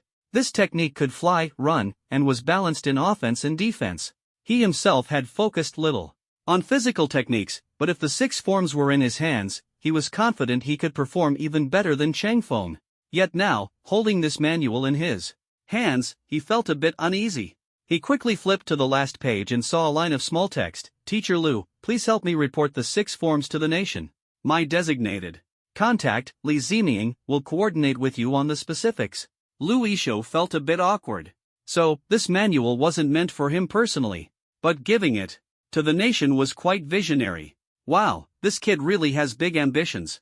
Nowadays, with the rise of family powers, most family members prioritize family interests over national ones. Many major clans have their own cultivation techniques, and clan members only need to train at home without attending schools or military academies. However, smaller clans often send their members abroad to sects for training. In recent years, the number of people in several local sects in Long Country has been dwindling. As for the state of the nation, they don't care at all. The cultivation secrets held by the clans are strictly guarded and never shared, which actually weakens the country. But the fundamental reason is that Long Country lacks anything that attracts them. The 6 forms in Cheng Feng's possession have sparked considerable discussion online, garnering more attention than his awakened spatial prism. If the nation could acquire such a popular cultivation technique, it would undoubtedly attract a large number of followers. Thinking of this, Lu Yishou quickly put away the secret manual, took out his phone, and made a call. A voice answered on the other end. Hello, Lu Yishou? It's me. Lu Yishou's tone was somewhat excited, but he was quickly scolded harshly by the other party. You still have the nerve to call me? Sleeping during the day isn't enough, and now you're slacking off during cultivation time? Let me tell you, this month's bonus is gone. Oh no, wait, your bonus for the past few months is long gone. Let me see, 5 years later, you still won't have a bonus. After saying this, the other party hung up the phone directly. Lu Yishou was Stunned, no way, I really don't think I've made that many mistakes. After a while, he dialed the phone again. To prevent the old man from continuing to pressure him, Lu Yishou quickly mentioned Cheng Feng's submission of the 6 forms. The other end of the line fell silent for a moment and asked, "Are you sure? Have I ever lied to you?" Beep beep beep, the call was disconnected. Lu Yishou wasn't discouraged. Instead, he cheerfully found a lounge chair to lie on, thinking that the old man would soon come looking for him. 5 years of bonuses should be properly negotiated. It was now around 3 in the afternoon, and Cheng Feng's classes had ended early. Wive Duo followed behind him and asked, "Brother Feng, do you have any plans for today?" Cheng Feng thought for a moment and said, "I didn't expect class to end so early. Since I'm free anyway, I'll go refine some medicine, just to have it on hand." Congratulations to the host for completing the task and obtaining 3 colored hockey dot. Main quest released. Head to the medicine refining hall and kill the 8th level certified elder of the Alchemist Association, Dongfeng. Reward, blazing flame dance. Spear, dot. Dongfeng, that old man, is a sworn enemy of Gufan. Back then, Gufan took pity on Cheng Feng and cared for him a bit, which, once Dongfeng found out, led him to secretly target Cheng Feng. That guy is also a stubborn old fool. Dongfeng considers himself morally upright and refuses to go to dirty and chaotic places like the night market, so he has always stayed in the ground-level medicine refining hall. The ground-level medicine refining hall is similar in scale to the underground night market, with the same regional divisions. Cheng Feng said to Duo, "Let's go to the medicine refining hall." All right. The medicine refining hall is located on the outskirts of the capital, in a remote area, but it still attracts a lot of people. It was normal visiting hours now, and when Duo followed Cheng Feng inside, many people who had never been to the capital marveled at the environment here. Suddenly, a group of people approached, staring at them with unfriendly eyes. "Didn't you see the notice at the entrance? If you dare to pull any tricks here again and ruin the reputation of us alchemists, I'll personally throw you out." Cheng Feng didn't waste words, and took out the 4th level medal given to him by old Gu. "This medal isn't fake, is it? The medal is real, but you still can't come in." The other party pointed at Duo's camera. "No recording devices are allowed here." When Duo retorted, "This is a public place, why can't I bring a camera? And there's no notice posted here saying it's prohibited." "Oh, that's a new rule. I just haven't had time to put up the notice yet." The other party was aggressive, and if it weren't for Duo's good looks, they would have already kicked her out. People nearby noticed the commotion and gathered around to watch. Cheng Feng originally just wanted to refine some medicine to see if he could create something special. But as soon as the system issued a task, his goal changed. Killing someone? The more chaotic the environment, the better. In the crowd, there was a man wearing a baseball cap. It was Chun Mo, who had been kicked out of the night market by Gufan not long ago. He had heard that CCTV was going to launch a dedicated live broadcast channel for Cheng Feng and was thrilled, keeping a close eye on the live stream for updates. He thought there would be an open recruitment for a dedicated host and believed he was the perfect candidate. But after waiting for a long time with no news, he suddenly received a notification that the broadcast had already started. He immediately tuned in and, upon seeing Duo's pretty face, was so angry he ground his teeth. No wonder they didn't openly recruit anyone, they had already decided on someone. That woman must have used connections. He frantically reported Duo, but there was no response. Later, he heard that Cheng Feng had left the military academy and gone to the medicine refining hall, and he finally had a chance to meet Cheng Feng. He immediately brought a hidden camera and rushed over. He arrived just in time to see Cheng Feng being stopped. He turned on his camera, though he didn't start a live stream, only recorded, as he was skilled at editing. Fans were urging him to show the follow-up to Cheng Feng's medicine refining. But now he had changed his mind. Not only would he edit Cheng Feng, but he would also edit that female host, letting her experience the sweet words of netizens. In the hall of the medicine refining hall, Mita and a group of people firmly blocked Duo, refusing to let the camera in. During the argument, a few people even tried to drag Duo out. Cheng Feng reached out to block Mita's hand and asked, puzzled, "You're a guest here too, what gives you the right to kick someone out?" Mita smirked smugly and pulled out his own medal. "Do you know who the hall master here is?" "I am Mita, the proud disciple of Dongfeng, the 8th level elder and hall master of the Medicine Refining Association." Cheng Feng laughed upon hearing this.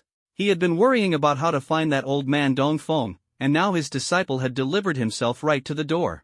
Since he was the proud disciple, Cheng Feng decided to see just how proud he was. Mita's certification was as a 6th-level alchemist, a level not common among young people, proving he did have some skill. Regulars all knew Mita, who, relying on his teacher being an elder of the Medicine Refining Association, often acted arrogantly here. Cheng Feng took the medal and mocked, "So this is what a 6th-level certification looks like? The pattern is so ugly, it's hideous. I wouldn't take it even if it were free." With that, he casually tossed the medal into the nearby pool. Mita had only intended to intimidate Cheng Feng and had handed it over because he was afraid Cheng Feng wouldn't recognize it. He hadn't expected Cheng Feng to snatch it and throw it away. "What are you doing? Helping you throw away trash. Still want it? I'll fish it out for you." Cheng Feng reached into the pool, retrieved the medal, and flung it back. Water splashed all over Mita, leaving him trembling with rage. No one had ever humiliated him like this before. This guy was asking for it. "Security! Security, get this troublemaker out of here." Dongfeng had lived in the alchemy hall for decades and was nominally the hall master there. Seeing his disciple being bullied, the other disciples immediately grabbed their weapons and charged forward. Dozens of people surrounded Cheng Feng and one duo. Cheng Feng smiled and said, "He was the one who blocked our way. He's the one causing trouble. Stop talking nonsense. I only stopped you because you broke the rules. The rules of the alchemy hall are clear. Tell me, which one did we break?" Mita was rendered speechless and gave a signal to the security captain, who immediately understood. The crowd rushed forward with their weapons, intending to drive Cheng Feng and Wenduo away. Wenduo, seeing the situation, instantly conjured a pair of high heels under her feet, ready to flee. Cheng Feng grabbed her by the collar. "Don't be afraid. They're already under control." Wenduo didn't understand what he meant. The livestream audience, however, was thrilled. When Changshan gets serious, the show is just beginning. That Mita is not only arrogant but also forces people to buy his medicine. I was once coerced into buying it and it tasted awful. And he dares to crack down on counterfeits? Someone should first check if he's really a level 6. While everyone cursed Mita, they kept their eyes glued to the screen. After all, opportunities to watch Cheng Feng fight were rare. Moreover, Cheng Feng moved so fast that it was hard to see clearly without paying close attention. Cheng Feng stood motionless in front of the camera, letting dozens of security guards charge at him. When they were only 2 meters away, Cheng Feng suddenly raised his head. A powerful aura instantly swept across the entire scene. The charging security guards fainted on the spot. When Duo felt her vision go black, her mind buzzing as if something terrifying was staring at her. However, she was used to encountering strange situations and managed to stay mentally strong. Cheng Feng, who had just mastered the 3-colored hockey and was still unfamiliar with its use, almost forgot about when Duo beside him. But seeing her steady herself after a few wobbles, Cheng Feng was a bit surprised. This girl had a strong mindset. When Duo looked up and met Cheng Feng's gaze, turning around, she saw a large number of people lying on the ground. Even many of the bystanders had fainted. She blinked in surprise and asked, "Did you do all this?" Cheng Feng nodded. "More or less." When Duo could hardly believe it. "What exactly did you just do?" The livestream audience had no idea what had happened. They only saw Cheng Feng and not the scene itself. When Duo's tone of questioning Cheng Feng made everyone curious. What happened? Did reinforcements arrive? I didn't see Changshan move at all. When Duo turned the camera, sweeping it across the surroundings, the spectacular scene of hundreds of people lying on the ground was fully captured. What the heck? What happened here? Did all these people faint? Was this Changshan's doing? I didn't even see him move just now. Could it be that Changshan took them all down with just a blink? Cheng Feng said to Wen Duo, "Nothing much, they just fainted from exhaustion." When Duo couldn't help but retort, "Can you talk normally?" She was just speaking casually, of course understanding that Cheng Feng didn't want to explain. When Duo quickly changed the subject. "So, are we still going to refine medicine?" Cheng Feng nodded. "Of course, we can't come here for nothing. I'm actually looking forward to making something good." With that, he stepped over Mita and walked into the hall. When Duo felt a bit uneasy after hearing this. Could it be that Cheng Feng hadn't even decided what medicine to refine yet? In a certain laboratory, A disheveled man in a white lab coat was staring at the computer records. Chang Feng seems to have awakened a second ability, similar to hypnosis. Requesting capture. Chang Feng casually chose a hall with a high concentration of spiritual energy and took out that large pot again. Netizens following Chang Feng's activities had all heard about him refining the misty spirit body and fire source and had a pile of questions to ask. Seeing him take out the pot again, the live stream's comments section instantly exploded. When Duo glanced at the rapidly refreshing comments, hesitated for a moment, and handed the comments to Chang Feng, letting him pick a topic of interest to answer or continue playing dead. Chang Feng noticed a comment. Chang Shin, does this pot have any special functions? He replied, the pot's functions, it should have some. This pot has been with me for a long time. I've used it to steam rice, cook porridge, eat hot pot, and fry steak. Does that count as special? When Duo couldn't help but interject, it should count as special, right? Especially flavorful? Haha, maybe. When I refine some pills, I'll let you try them first. When Duo initially wanted to refuse, but the pills Chang Feng refined were always top-notch. She couldn't help but nod and excitedly ask, what kind of pills are you planning to refine? An aphrodisiac. Hearing those two words, when Duo's face instantly turned red, and she froze. She quickly waved her hands to refuse. My health hasn't been great lately, so I'll pass for now. Chang Feng burst into laughter and was about to tease her further. When the phone rang. Brother phone, hee, thanks to my hard work, your black medicine certification has finally been approved. You'd never guess, this black medicine is officially recognized by the state, a national-level certification. This couldn't have happened without me working overtime day and night, losing a whole lot of weight in the process. Chang Feng chuckled and asked, has someone contacted you?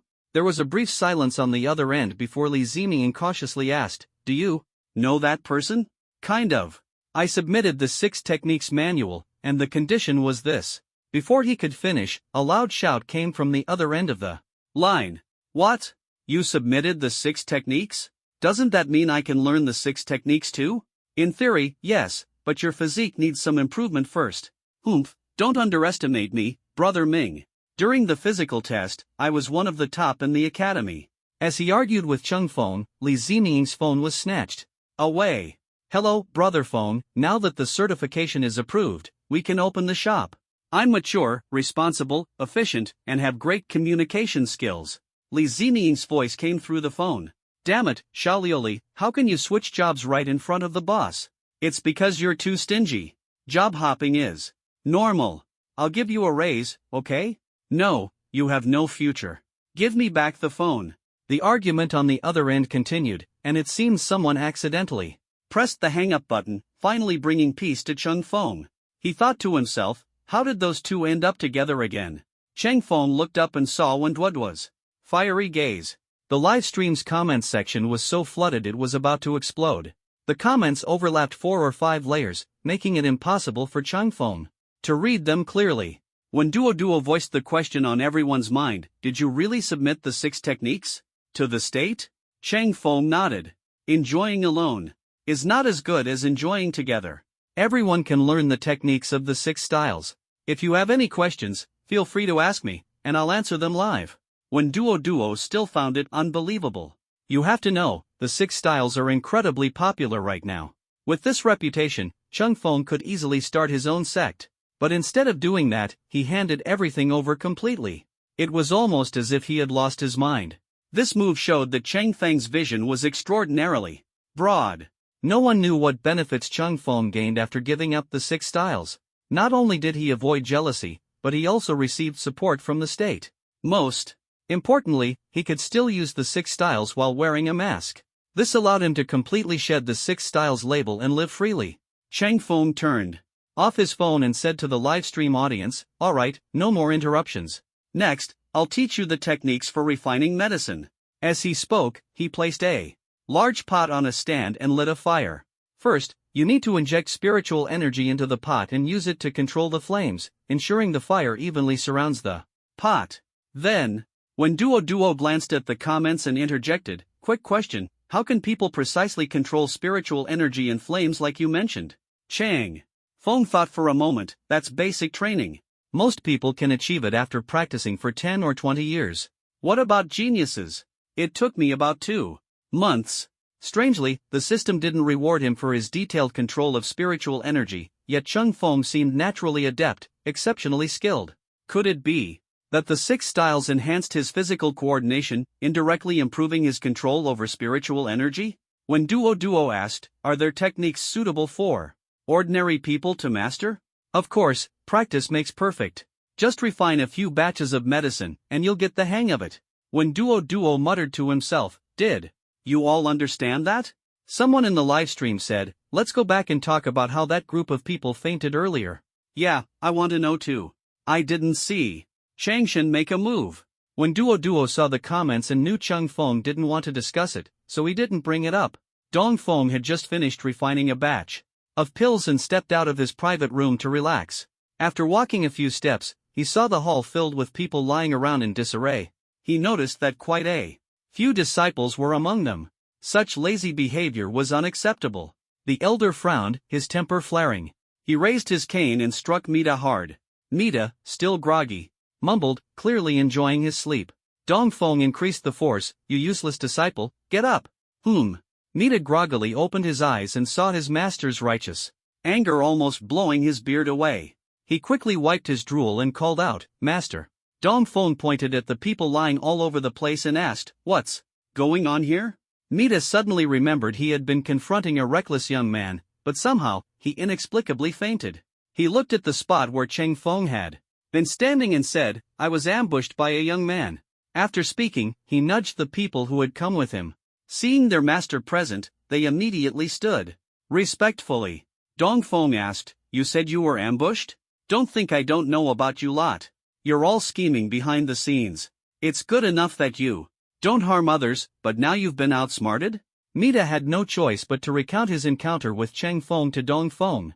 Dong Feng couldn't figure out how Cheng Feng managed to make so many people faint simultaneously while chatting. A disciple ran over, Master, that person still hasn't left.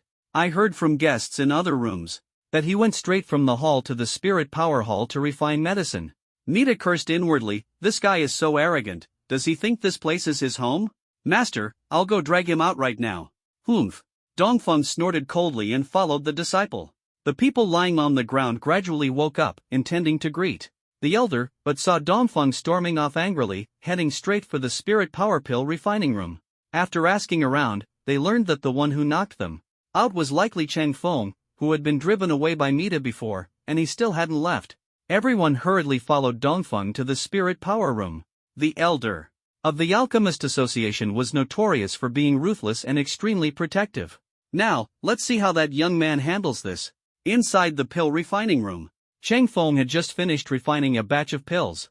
While others refined pills one by one, he produced an entire batch at once. However, the freshly refined pills were far from the stunning quality that online viewers had anticipated. Their quality was mediocre and nothing special. They didn't reach the impressive level of his previous refinement that had amazed everyone.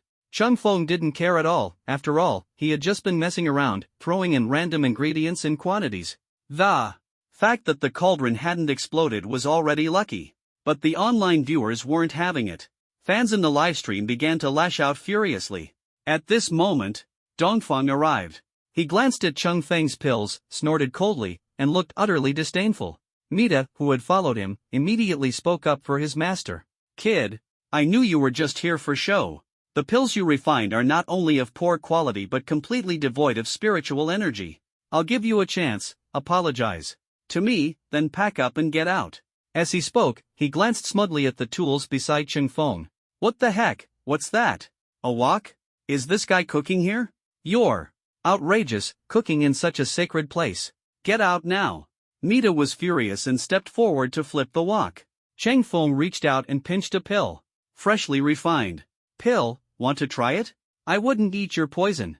Mida shouted angrily, continuing to move forward to flip the wok.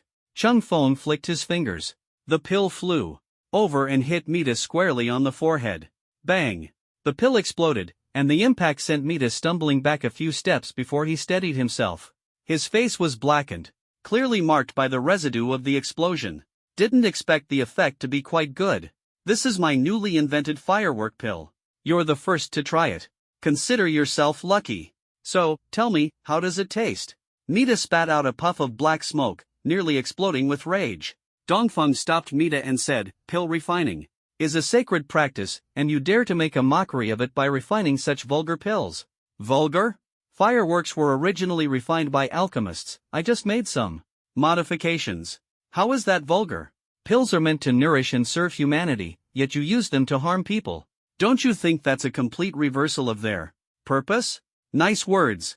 So, what do you plan to do with me, the one who refined these vulgar pills? Will you kill me outright or drive me away?" Chang Feng had a roguish look. If he could provoke Dongfeng into taking action, things would be simpler. Most alchemists focused on refining pills and weren't strong in combat, otherwise, why would they need so many guards? Dongfeng, the old fox, naturally wouldn't fall for it. He stroked his beard, a trace of ruthlessness flashing in his eyes. He said to his disciple beside him, "Since you won't listen to advice, then teach him a lesson with action. Mita, show him how to refine medicine." "Yes." Mita looked smugly at Chang Feng. The previous times he had been humiliated were in areas he wasn't skilled in, but refining medicine was his forte. He rubbed his hands together, ready to teach this kid a good lesson. Mita's medicine refining skills were personally taught by Dongfeng, and among his peers, he was the best. Chang Feng watched the harmonious master-disciple duo and directly sat cross-legged. He already had a plan in mind. After all, a family squabble is always more interesting. Chang Feng closed his eyes and began to ponder. Mita started his preparations, working methodically. He glanced proudly at Chang Feng, seeing the other two scared to look directly, which made him even more pleased. Soon, he surrounded the cauldron with spiritual energy and began refining medicine. Chang Feng used his puppet string technique to quietly entangle the nearest companion behind Mita. That person sensed something was wrong and wanted to shout, but his throat was suppressed by Chang Feng, leaving him only able to struggle desperately to attract attention. Unfortunately, everyone around was focused on Mita's medicine refining. Chang Feng acted quickly, and with the help of his Sharingan, he controlled the person in just a few seconds. Then, he used the person's body to send out a thin thread, throwing it toward Mita's cauldron. Mita was at a critical moment. To showcase his skills and take revenge on Chang Feng, he was especially focused. Everything was going smoothly, and if he could get through this hurdle, he might even break through to the highest level. He didn't relax, his spiritual energy tightly covering the cauldron. Suddenly, for some unknown reason, the cauldron shook. Mita's heart raced, and he hurriedly stabilized the cauldron with his spiritual energy, feeling astonished afterward. Strange, everything was fine just now. Why did the cauldron suddenly shake? He was fully focused on the cauldron and would have noticed any external interference, but no one had approached. It wasn't a mistake in his operation either, and he couldn't find the cause in such a short time. Really strange. Just as he was muttering to himself, the cauldron suddenly toppled over. Not only was the cauldron shattered, but the pill that had just started to take shape instantly turned into a pile of mush. Failures occasionally happened during medicine refining, but it was the first time he had seen a cauldron directly overturn. The audience immediately erupted. Damn it! Mita was furious. Just now, he had seen his fellow disciple Bao Zhiping make a gesture behind him. Enraged, he turned around and grabbed Bao Zhiping by the collar, shouting angrily, "Was it you who tampered with it?" Bao Zhiping looked completely innocent. "I didn't do anything. Don't pretend. I clearly saw you make a gesture. If you didn't do anything, why did you make that gesture?" Bao Zhiping, also annoyed, forcefully shook off Mita's hand. "I said I didn't do it. Did you see me make a move?" Mita had no choice but to turn to his master for judgment. Dongfeng's face was ashen. His disciple had embarrassed himself in public, and his own reputation was tarnished. He shouted sternly, "What is all this noise? Get out of here, all of you." With that, he waved his sleeve and prepared to leave. Chang Feng quickly stopped him.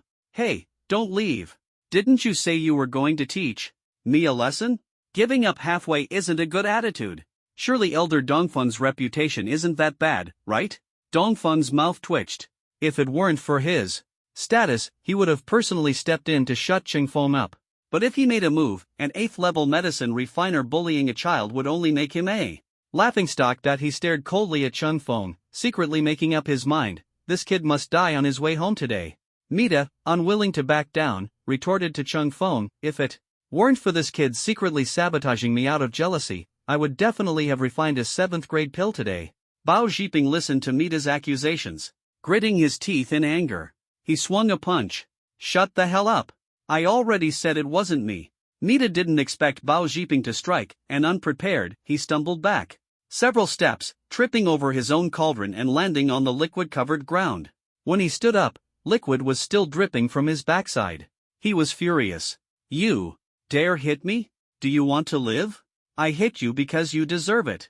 You've oppressed the people, bullied your peers, and committed countless heinous acts. I've had enough of you. Bao Zhiping punched Mita in the face again, leaving him with two big black eyes. Though Mita was much stronger physically, he suffered 2 consecutive losses and, enraged, retaliated with a punch. Bao Zhiping moved swiftly, dodging to the side and landing an uppercut on Mita's eye socket. Punch after punch, Mita looked like a clown in front of him, unable to even touch the hem of his clothes. Dongfeng watched his 2 disciples brawling and roared angrily, "Have you had enough? Get out of here!" Mita took another punch and finally couldn't hold on, fainting.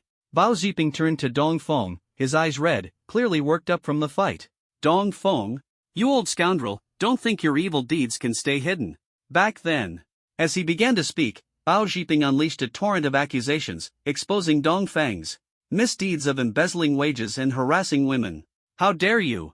Dongfeng stepped forward quickly, reaching out to punish the traitor. Unexpectedly, Bao Zhiping was agile, dodging the blow and countering with a punch, just as he had done to Mita. Dongfeng, who spent most of his time refining pills and rarely exercised, was far inferior to Bao Zhiping in physical combat. Losing his temper, he immediately stopped and unleashed his spiritual power, sending Bao Zhiping flying. Bao Zhiping was no longer the chubby boy he once was. Under Cheng Feng's control, he felt no pain at all. He flipped over and got back on his feet. Dongfeng hadn't expected this disciple to have such skills. He snorted coldly, "So you've been hiding your abilities all along. How pitiful." Bao Zhiping's face was full of righteousness. "I infiltrated your side to investigate your crimes.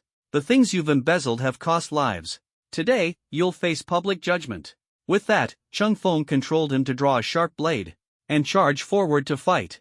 But Dongfeng had spiritual power protecting him, and several attacks failed to harm him in the slightest. This dramatic fight sparked heated discussions among fans in Wenduoduo's livestream. First time seeing a disciple fight his master. This disciple is really impressive. The master can't even fight back. Look at that old guy, he can't even run after a few steps. He must have ruined his health with his own actions. But the disciple can't hurt the master either. It seems like the master might end up punishing the disciple instead. Ha, he probably can't escape now. The police must be surrounding the place. Is that disciple with the police? Did they send an undercover agent? Not sure which faction he's with, but he doesn't seem to be alone. Judging by his confidence, it should be fine. As everyone discussed, the ring on Bao Zhiping's hand suddenly emitted a faint blue glow. A blade instantly appeared before everyone's eyes. Yama appeared, and the surrounding air instantly turned cold. A chilling wind blew through Dongfeng's hair. Having lived for so many years, he still couldn't discern the treasure in Bao Zhiping's hand. What is this?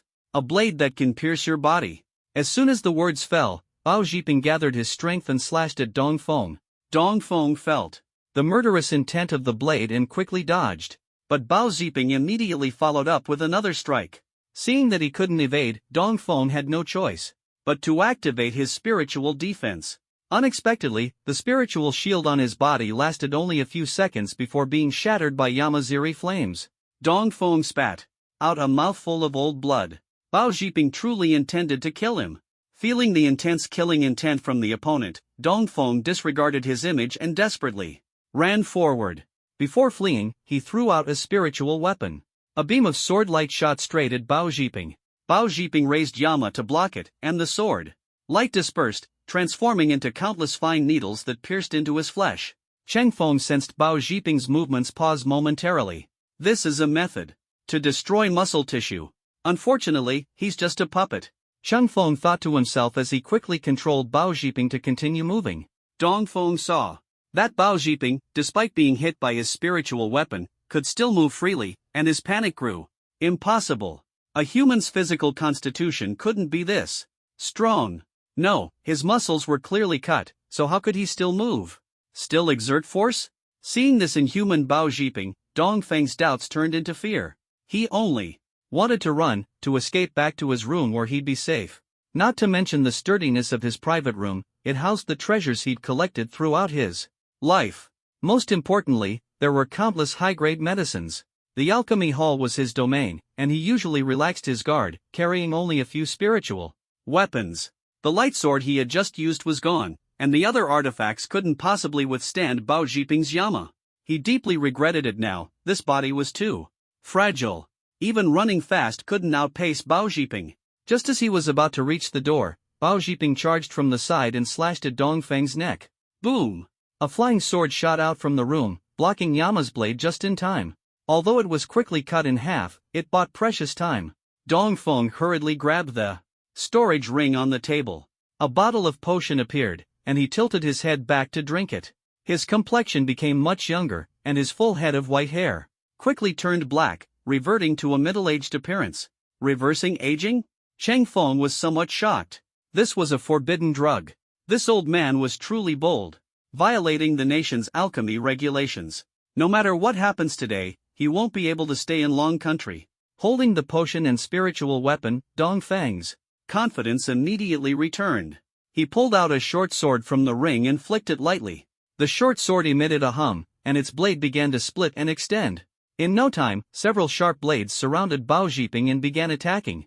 Although Bao Zhiping lacked perception, his body was still made of flesh and couldn't withstand the onslaught of so many blades.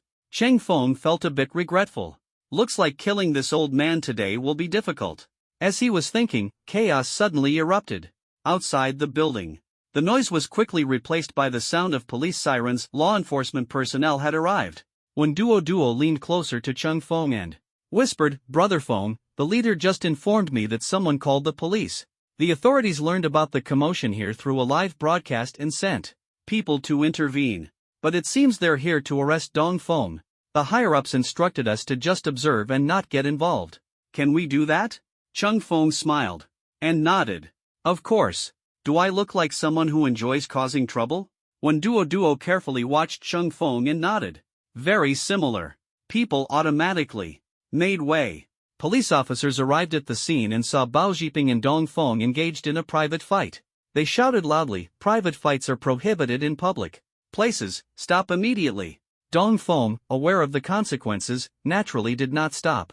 Bao Zhiping's body was riddled with blood holes. The fact that he could still move was a miracle. Everyone marveled at this miracle. Suddenly, Bao Zhiping withdrew his hand. The blade controlled by Dongfeng, still moving with inertia, instantly severed Bao Zhiping's head. The head flew toward the female officer trying to intervene. Yi Shiyu quickly dodged to the side upon seeing this, her body instantly darting forward. I feel her speed is faster than the six forms shave. Faster than physical techniques, it must be an ability. She must have awakened a wind-based ability.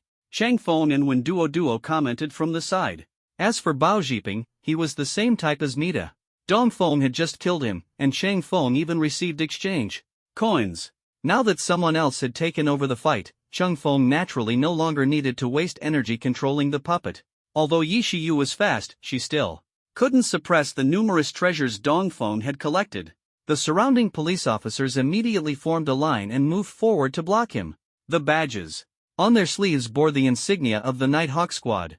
This was the police's special operations team, consisting of 12 members who were almost life and death comrades.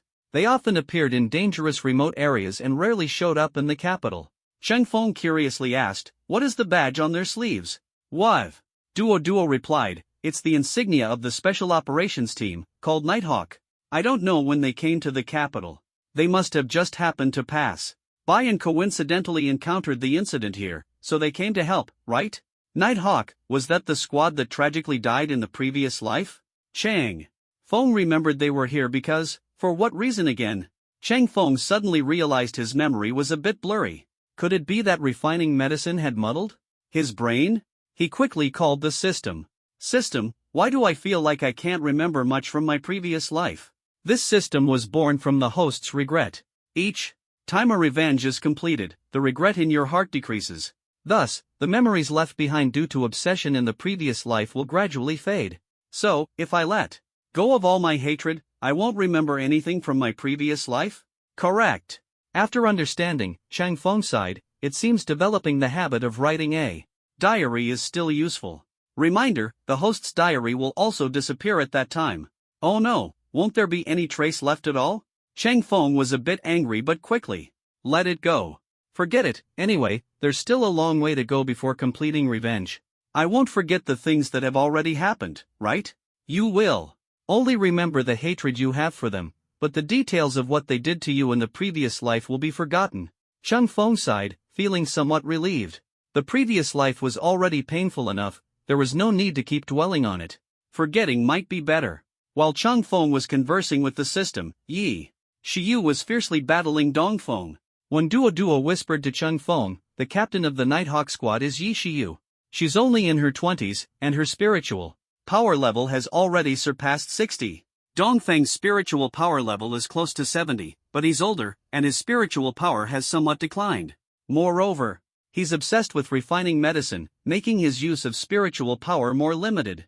You see, now he can only rely on spiritual power to activate spiritual tools in a fight, when Duo said with some regret. Dong Feng is considered a veteran among alchemists. For the police to arrest him so blatantly, it's a disgrace to the Alchemist Association. The Alchemist Association will definitely demand an explanation from the police later. This time, the police's actions were indeed a bit rash. She spoke to Chang Feng while fixing the equipment, keeping a distance to facilitate explanation and expression of her views. It was indeed somewhat hasty. Chang Feng hadn't expected that his use of Bao Zhiping's claim of being an undercover agent would have such a significant impact. Moreover, it was precisely because he forced Dong Feng to reveal all his trump cards, and this scene was broadcast live, that the police obtained evidence of his use of illegal drugs and sent people to investigate.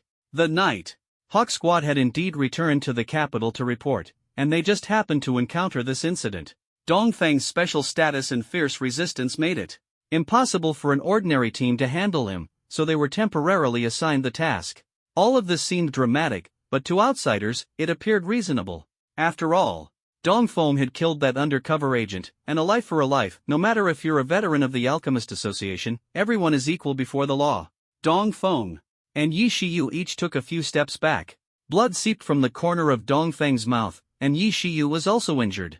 Her spiritual power was no match for Dong Feng's, and it was inevitable that she would get hurt in the struggle. Little girl, you're quite capable. But I bet you haven't fought many alchemists before, have you? We alchemists may have limited attack methods, but we have our potions. The longer you tangle with an alchemist, the lower your chances of winning. Dong Feng wiped the blood from the corner of his mouth and grinned. Yi Shiyu thought to herself that she needed to end the fight quickly, but her opponent's spiritual tools were too troublesome. Stop talking nonsense. If you surrender obediently, you might get a lighter sentence. Deal with me? Looks like the hunter has become the prey now. With that, Dong Feng swung a punch. Yi Shiyu dodged to the side but suddenly felt a wave of numbness. Her movements slowed for a split second, and she was struck by Dong Feng. Her body slammed into the wall, creating several cracks. Yi Shiyu felt her body losing control and angrily cursed. You poisoned me? Just used some ordinary drugs. Dong Feng sneered. A nerve-paralyzing drug, and a love poison. The love poison was personally concocted by Dong Feng, and its effects were evident from the name. This kind of drug was particularly effective at breaking a woman's will. As the drug took effect, Yi Shiyu not only couldn't move but also found her mind becoming a chaotic mess. Dong Feng approached silently, and Yi Shiyu didn't even notice. Suddenly, he reached out and tightly gripped her fair neck. At the same time, he turned to his 11 companions and ordered, if anyone dares to resist, this woman will die right here. The members of the Nighthawk squad stopped their actions when they saw their captain captured, exchanging uneasy glances. On the side, Chang Feng whispered to Duo, this guy was just calling my potions despicable, but it turns out the ones he uses are even worse. And he uses them without an if you don't want her to die in front of you, stay put. The team members gritted their teeth in anger, but no one dared to act recklessly. Dong Feng walked past Chang Feng, noticing his amused expression, and felt a surge of fury. If it weren't for this kid causing trouble, he wouldn't have ended up in this situation. Originally, he planned to send an assassin to deal with Chang Feng after he left, but now the situation was urgent, so he decided to handle it on the spot. A sharp blade suddenly stabbed toward Chang Feng from behind. Chang Feng, sitting next to Wen Duo, suddenly reached out and pulled her into his arms. Before Wen Duo could react, he held her tightly. Immediately after, a powerful explosion of spiritual energy erupted behind them. If she had still been sitting beside him, she would have been affected. Fortunately, Chang Feng shielded her.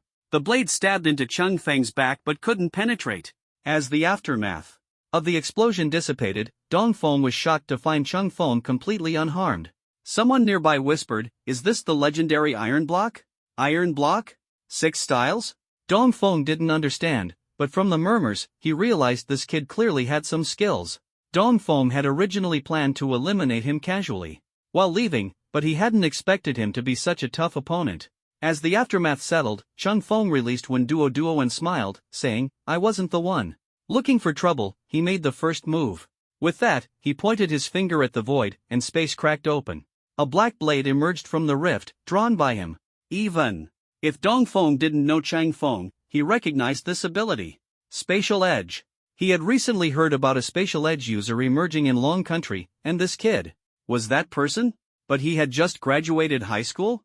The opponent before him was merely a young man who had just graduated, yet he had effortlessly blocked his spiritual weapon attack earlier? Dong Feng felt his thoughts were absurd but couldn't find a more reasonable explanation. He stared at the blade Chang Feng had drawn from the spatial edge, Yen Mo. As a seasoned collector of spiritual weapons, Dong Feng instantly recognized Yen Mo's extraordinary nature. Yen Mo was enveloped in a purple-black armed aura, its blade seemingly burning with flames yet exuding a chilling aura. When Duo had seen Chang Feng's weapon before, but why had its color changed this time? Chang Feng swung the blade, cutting down 2 spiritual weapons attacking him head-on.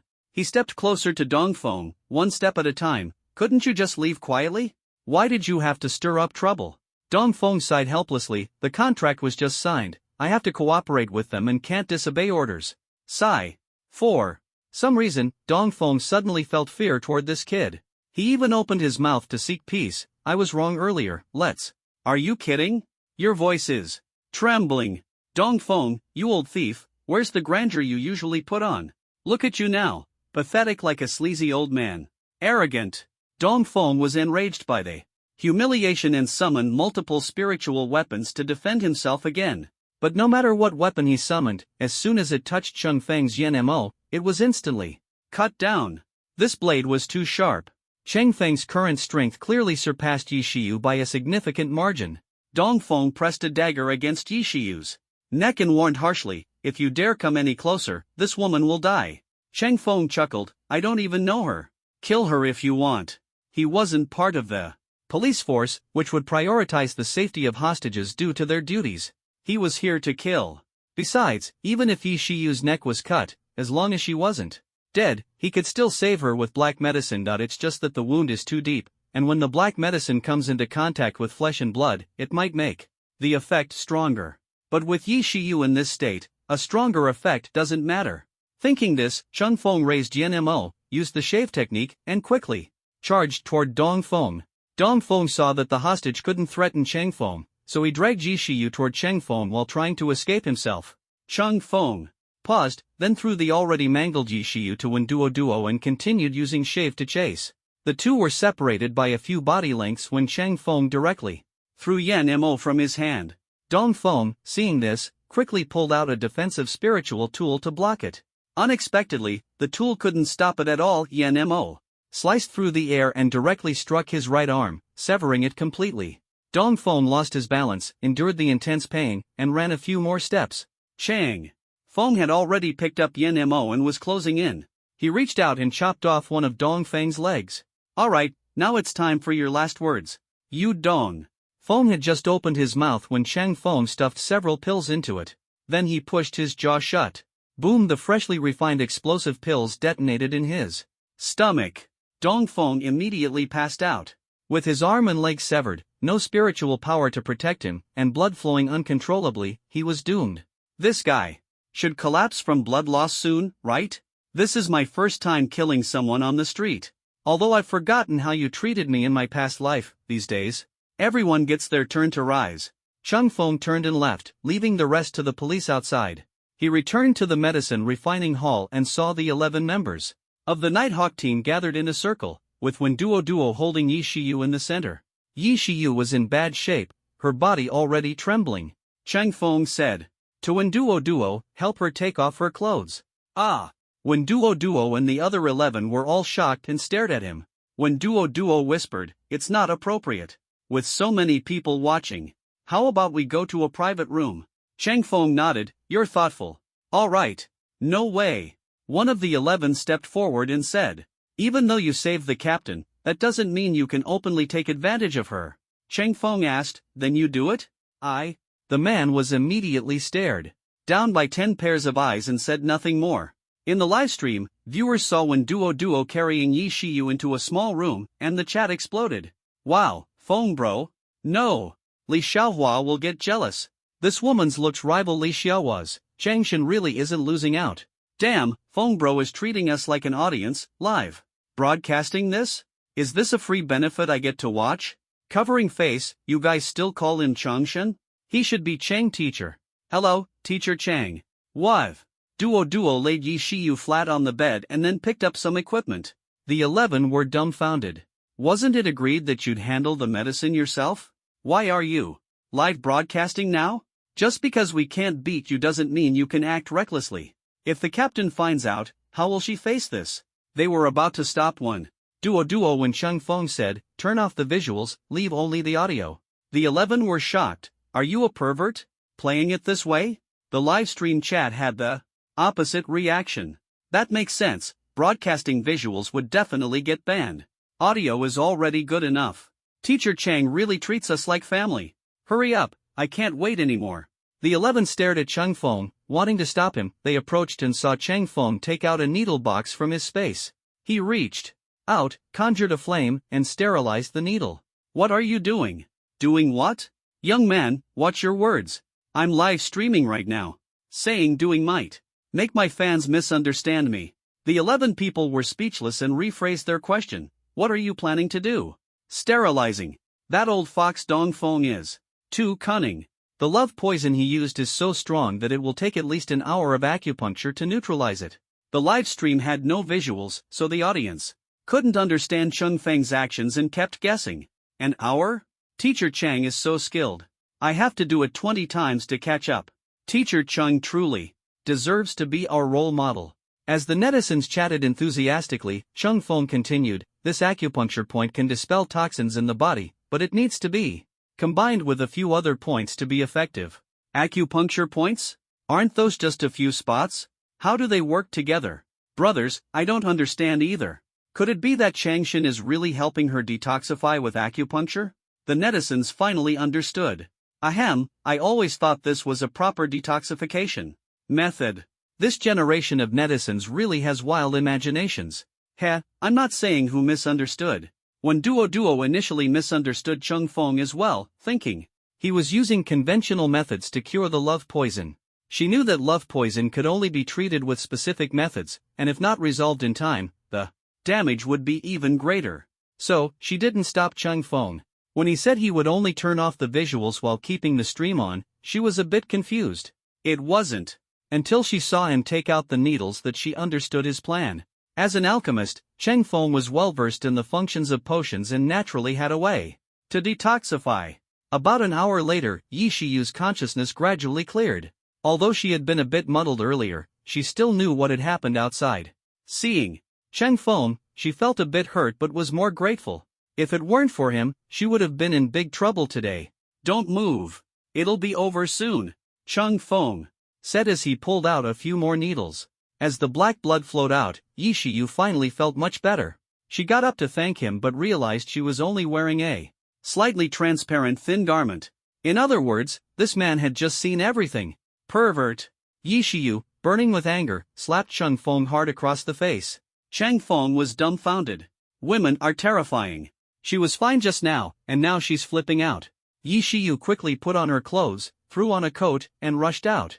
In a hurry, leaving Wenduo and Chang Feng in an awkward silence. Neither of them spoke. Ahem, brother Feng, don't take it to heart. After all, she's a girl, and you saw everything. Wenduo said half-jokingly. Chang Feng smiled helplessly. But if he hadn't removed her clothes, he was afraid of missing the acupuncture points. At this moment, he turned to look at the live stream. When Duo turned on the camera, and the lens showed a bloodstained bedsheet. Wow, what an intense battle. Teacher Chang is done. Congratulations to Teacher Chang for earning the title of pervert. Now, school bell Li is on her way over. Chen Feng was both amused and exasperated. The acupuncture points I mentioned earlier can effectively treat any love poison. After the battle, I'll post a diagram of the human acupuncture points. Everyone should study it, it might come in handy. Teacher Chang is too kind. When we encounter such situations, we detoxify personally. Teacher Chang needs several needles, but I only need one to solve it. I'm more impressive. The key is, this knowledge will be very useful in the future. 11 people did not enter the room, anxiously waiting outside. Suddenly, the door opened, and the captain rushed out. Several female team members immediately approached. Captain, are you okay? Yi Shiyu ignored them and coldly said, regroup. When Chen Mo woke up, there were already few people still unconscious around him. He rubbed his aching head, recalling what had just happened. He felt a terrifying pressure and then lost consciousness. That pressure must have come from Chang Feng. It seems Chang Feng has hidden abilities that haven't been revealed yet. Excited, Chen Mo took out his phone to check the news. As soon as he opened it, he froze. The top trending topics online: 5. Special Police Squad.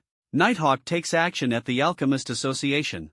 4. Elder Dongfeng of the Alchemist Association illegally concocts forbidden drugs, severely violating the law. 3. Dongfeng killed, and before his death, he poisoned Nighthawk's captain with a love toxin. 2. Chang Feng displays god-level performance. 1. Teacher Chang's glorious deeds. Chen Mo's eyes stung. Too much had happened recently. An elder of the Alchemist Association was killed. Wasn't the special operations team always stationed in remote areas? He clicked on the first topic and saw Yi Shiyu lying painfully on the ground, hearing Cheng Feng saying he needed to remove her clothes. Then when Duo cooperated with Cheng Feng to carry her into the room. Not knowing the truth, he thought something might happen between the two. The editing was so sensational. Damn, the video was posted by someone else. He clicked into a compilation, which contained many videos, including the shocking scene where Cheng Feng made everyone faint just by looking up. Later, many people gradually woke up, except for Chen Mo. He had worked overtime editing videos yesterday, was too exhausted, and slept deeply. During these few hours, events unfolded one after another. He noticed the video signature, posted by an official account, followed by a name, Duo. Her again. Chen Mo glared angrily at Duo's name. Every time he encountered her, trouble was sure to follow. He continued browsing the compilation, looking for clues. Sure enough, she fabricated rumors using footage of Cheng Feng holding Duo. Chen Mo didn't believe Li Xiaotong would let Cheng Feng act without restraint after knowing this. He had been following Li Xiaotong and Cheng Feng closely, and as clues emerged, he was convinced their relationship was not simple. Now, there were many online supporters of this pairing. Even if Li Xiaotong didn't respond, fans wouldn't let Duo off the hook. Thinking of this, Chen Mo immediately rushed back to continue editing videos. On the road from Rin City to the capital. In the sky, 2 flying swords streaked through the air.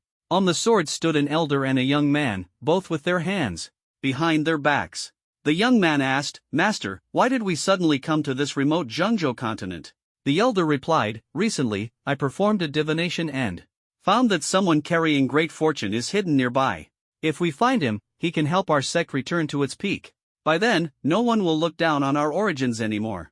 The young man became excited. "Master, how do we find him?" The elder sighed, "Our sect's fortune-seeking mirror is a magical artifact and cannot be taken out. We can only rely on luck. I've heard that wherever a person of great fortune goes, major events occur. Nanyang City recently suffered a catastrophic disaster, and a young man made great contributions in the defense battle. We'll start by looking for him." "All right." The young man's stomach growled, "Master, we've been out for 2 days and 1 night. Let's find something to eat first?" "Very well, let's rest for a while." Below, Tang Lingling and Bai Fei walked side by side for a while. She found Bai Fei becoming increasingly audacious. He spoke with a frivolous tone and would occasionally approach her without reason, even placing his hand on her shoulder. As a woman, she was very averse to such behavior. However, these past few days following Bai Fei, they had food to eat and at least didn't have to go hungry. Just earlier, while eating at a small shop, Bai Fei had directly placed his hand on her shoulder. Tang Lingling glared at him and glanced to the side. If this had happened before, the Tang family members would have stepped in to stop Bai Fei, but now they all turned their heads, pretending not to see. Tang Lingling brushed Bai Fei's hand off. Mr. Bai, please mind your boundaries. Bai Fei chuckled, apologies, Miss Tang. You're so beautiful, I couldn't help myself. Tang Lingling raised an eyebrow. So, are you blaming me for seducing you? Bai Fei's attitude had become increasingly blatant over the past few days. Although he was wealthy and handsome, his frivolous behavior made Tang Lingling very uncomfortable. She despised being looked at with that kind of gaze, as if she were a commodity. She had endured enough of that feeling in the Tang family. Knowing she couldn't stay with Bai Fei for long, she seized the opportunity to suggest parting ways. Thank you for your care these past few days, Mr. Bai. If we meet again today, I will surely repay your help. After speaking, she glanced at her companions, who all avoided her gaze. Let's go. With that, Tang Lingling turned and walked away. After taking a few steps and not hearing anyone following, she turned back to see them still sitting there, their eyes still evasive. Bai Fei smiled and said, Miss Tang, it seems they don't want to continue wandering with you. Following my Bai family, there's food and drink. Why wander aimlessly? Miss Tang, why don't you also? Tang Lingling snorted coldly, if they want to stay, that's their choice. I have nothing more to say. Farewell. With that, she turned and left. After walking a few steps, several of the Tang family remnants exchanged glances and silently stood up to follow. But they didn't follow Tang Lingling to leave, instead, they surrounded her. Tang Lingling frowned. What are you doing? Bai Fei smiled and said, those who follow me must prove their loyalty. Miss Tang, you won't be leaving today. And don't think about leaving in the future either. Several of the Tang family remnants had already been swayed by Bai Fei. Bai Fei looked down at Tang Lingling with a condescending gaze. No woman I, Bai Fei, want has ever escaped my grasp. Tie her up. I love the wilderness the most. With that, the Tang family remnants and Bai Fei's men drew their weapons. Bai Fei could have drugged her during the meal, but he preferred to personally tame his prey. If the Tang family were still around, he might have had some reservations. But now, Tang Lingling was alone, without any backing, like a delicate flower ready for him to pluck. Tang Lingling ignored Bai Fei and glared angrily at her companions. Well, you lot. I risked my life to protect you, and now you're colluding with outsiders to turn against me? They quickly apologized. Sorry, we just want a stable life. Miss, maybe you should go with Mr. Bai. His family is wealthy and powerful, and we wouldn't have to keep wandering. Nonsense. Haven't you had enough of being someone else's pets? These people were the lowest tier of the Tang family. Although they had Tang family blood, their aptitude was poor, and even the sycophants in the family would look down on them. Later, they were even used for experiments. Mr. Bai wouldn't treat us like that. Tang Lingling sneered. These people were too naive. You've been with me for so long, do you really think you can stop me? Tang Lingling is the most successful among this batch of test subjects, so naturally, her dosage was increased significantly. After several experiments, her strength has long surpassed that of ordinary test subjects. During her time on the run, Tang Lingling also honed her resilience, and now she resembles a tiger ready to pounce. Seeing Tang Lingling's powerful aura, coupled with her delicate face, Bai Fei was even more thrilled. Of course, they are no match for you, but earlier today, I added something to your lunch. Don't worry, it won't affect your performance later. It just slightly suppressed your spiritual power. Right now, you're just an ordinary woman without any weapons. After hearing this, Tang Lingling secretly tried to activate her spiritual power, but it was indeed sealed. Her heart tightened, and she quickly turned to run. A burly man nearby reached out and grabbed Tang Lingling's waist. Young Master Bai, this girl's waist is really slender. Bai Fei laughed and said, don't worry, once I'm done playing with her, she'll naturally be yours. As soon as he finished speaking, greed flashed in everyone's eyes. The remnants of the Tang family who had just surrendered also showed some surprise upon hearing Bai Fei's words. They hadn't spoken harshly to Tang Lingling before because they feared she might become Bai Fei's confidant and secretly inform him. But now it seemed they had been too narrow-minded. Mr. Bai's vision was far broader than they had imagined. As long as there were benefits, he would never forget his brothers. These people had always been at the bottom of the Tang family. Toward a young lady from a wealthy family like Tang Lingling, they naturally harbored jealousy.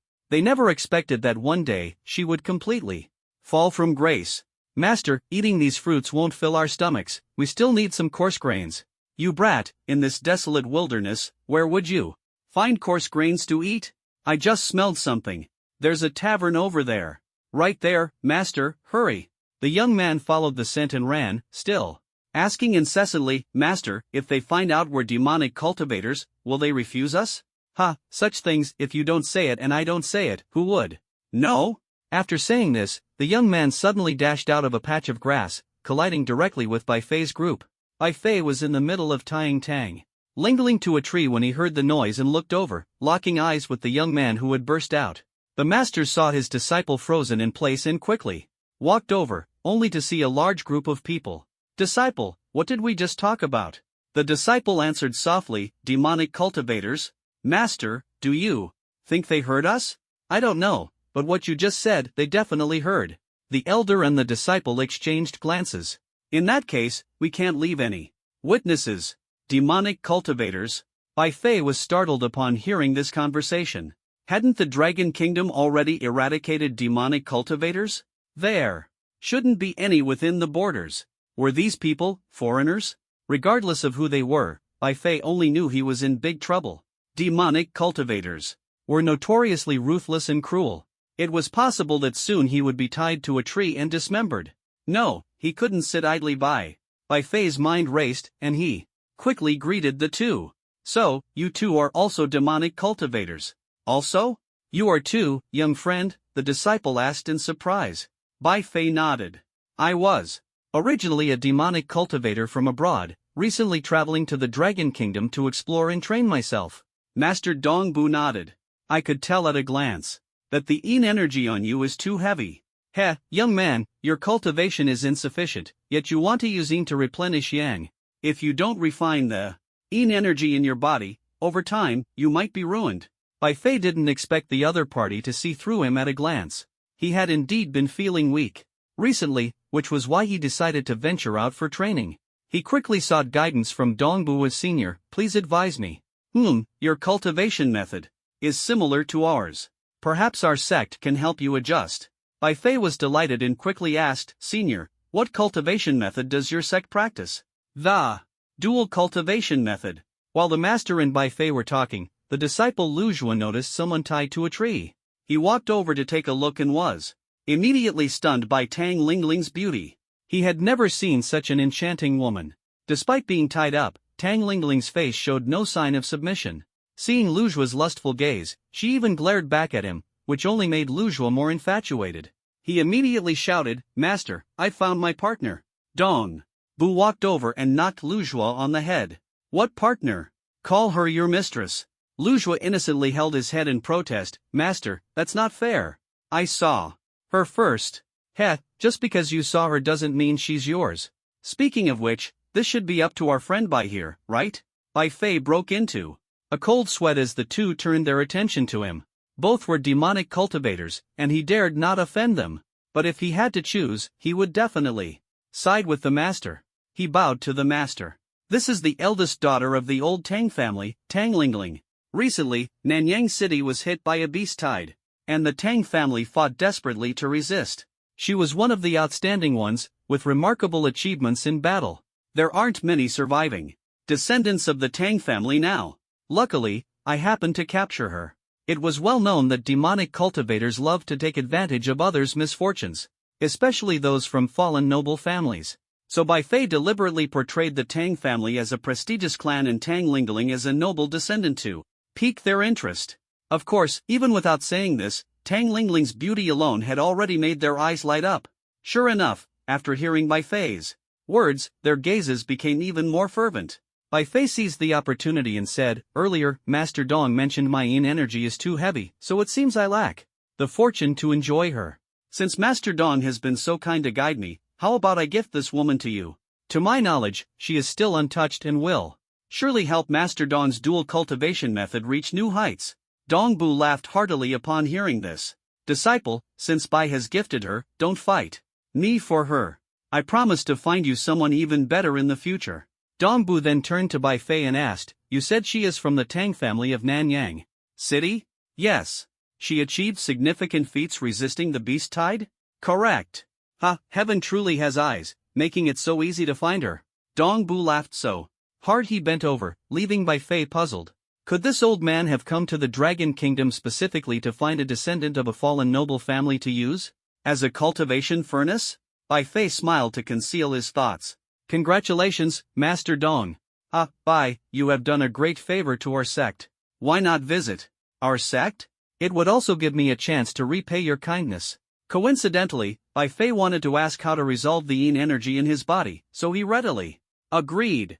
He hadn't expected that not long ago, the other party had seemed intent on silencing him, but now they were treating him like a brother. For some reason, he felt particularly happy interacting with these demonic cultivators. The gifts he gave them made them very satisfied. Now, they even held something that could cure his hidden ailment. All of this felt like a dream, both wonderful and unreal. Bai Fei immediately clasped his hands and said, "Ha, many thanks, Brother Dong." Tang Lingling listened to their conversation the entire time, so angry she almost started cursing through ventriloquism. These bastards actually treated her like a commodity. Tang Lingling was in despair. Her spiritual power was sealed, and now she was on the run. Surely, no one would come to save her. She couldn't help but think of her past life. Back then, she was still in school, surrounded by friends, with people in her clan flattering her. Life was carefree, and there were even sycophants arranging everything for her. But now, everything had changed. Chung Feng rested at the military academy for a month.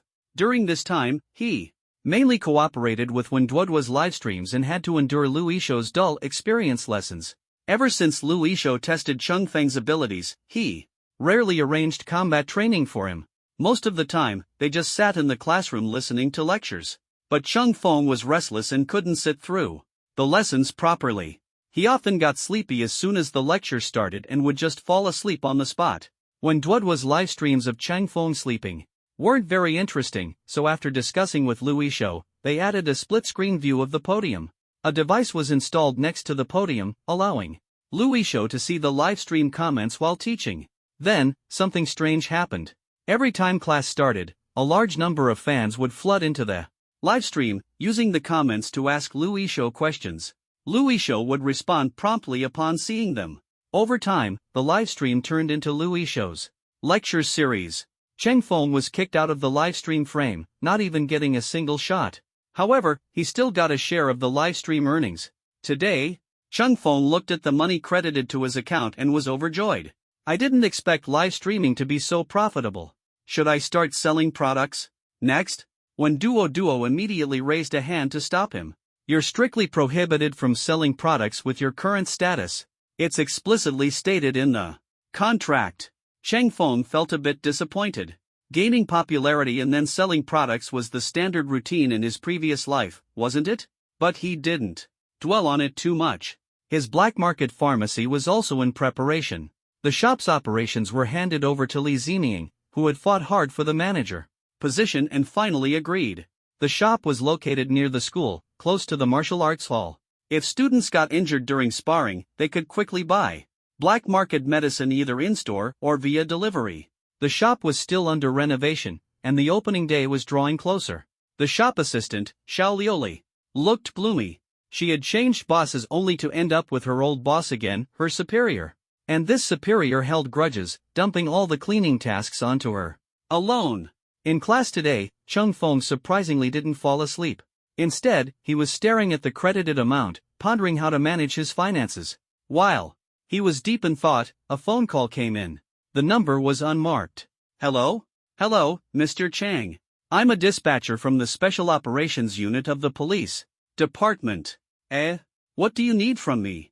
The last time Chang Feng had encountered the Special Operations Unit was a month ago. Although he had offended the captain back then, waiting a whole month to come looking for trouble seemed a bit too late, didn't it? Here's the situation. One of our Special Operations Unit members has gone missing, and we're preparing to send the Nighthawk squad to search for them.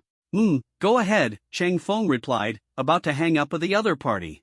Hurriedly said, but the Nighthawk squad is currently in an unstable state. To be safe, we'd like to ask you to go with them. Chang Feng was speechless. I'm not a member of the Special Operations team, and your team's actions need to remain confidential. I'm live streaming all day now, aren't you worried about leaking secrets? Mr. Chang, times have changed. The Nighthawk Squad has long been known to the public, so we've made adjustments. Besides, we've already communicated with the TV station. If we find clues about the missing squad, the livestream can be paused. You guys sure have some clout. Chang Feng teased. The other party chuckled. Does Mr. Chang's comment mean you agree? If I don't agree? You should talk to my boss first before coming to me. Typical capitalist tactics. Chang Feng muttered to himself, speaking of which, what's wrong with the Nighthawk Squad's condition? Last month, the captain was the most seriously injured, but after a month of recovery, it should be fine. Lu Yishou overheard the phone conversation and walked over to ask, are you heading out? Yeah, I've got a mission. Lu Yishou let out a long sigh of relief. That's great, I can finally get some rest. Looking at his obvious dark circles, Chung Feng reminded him, Teacher Lu, you're not young anymore.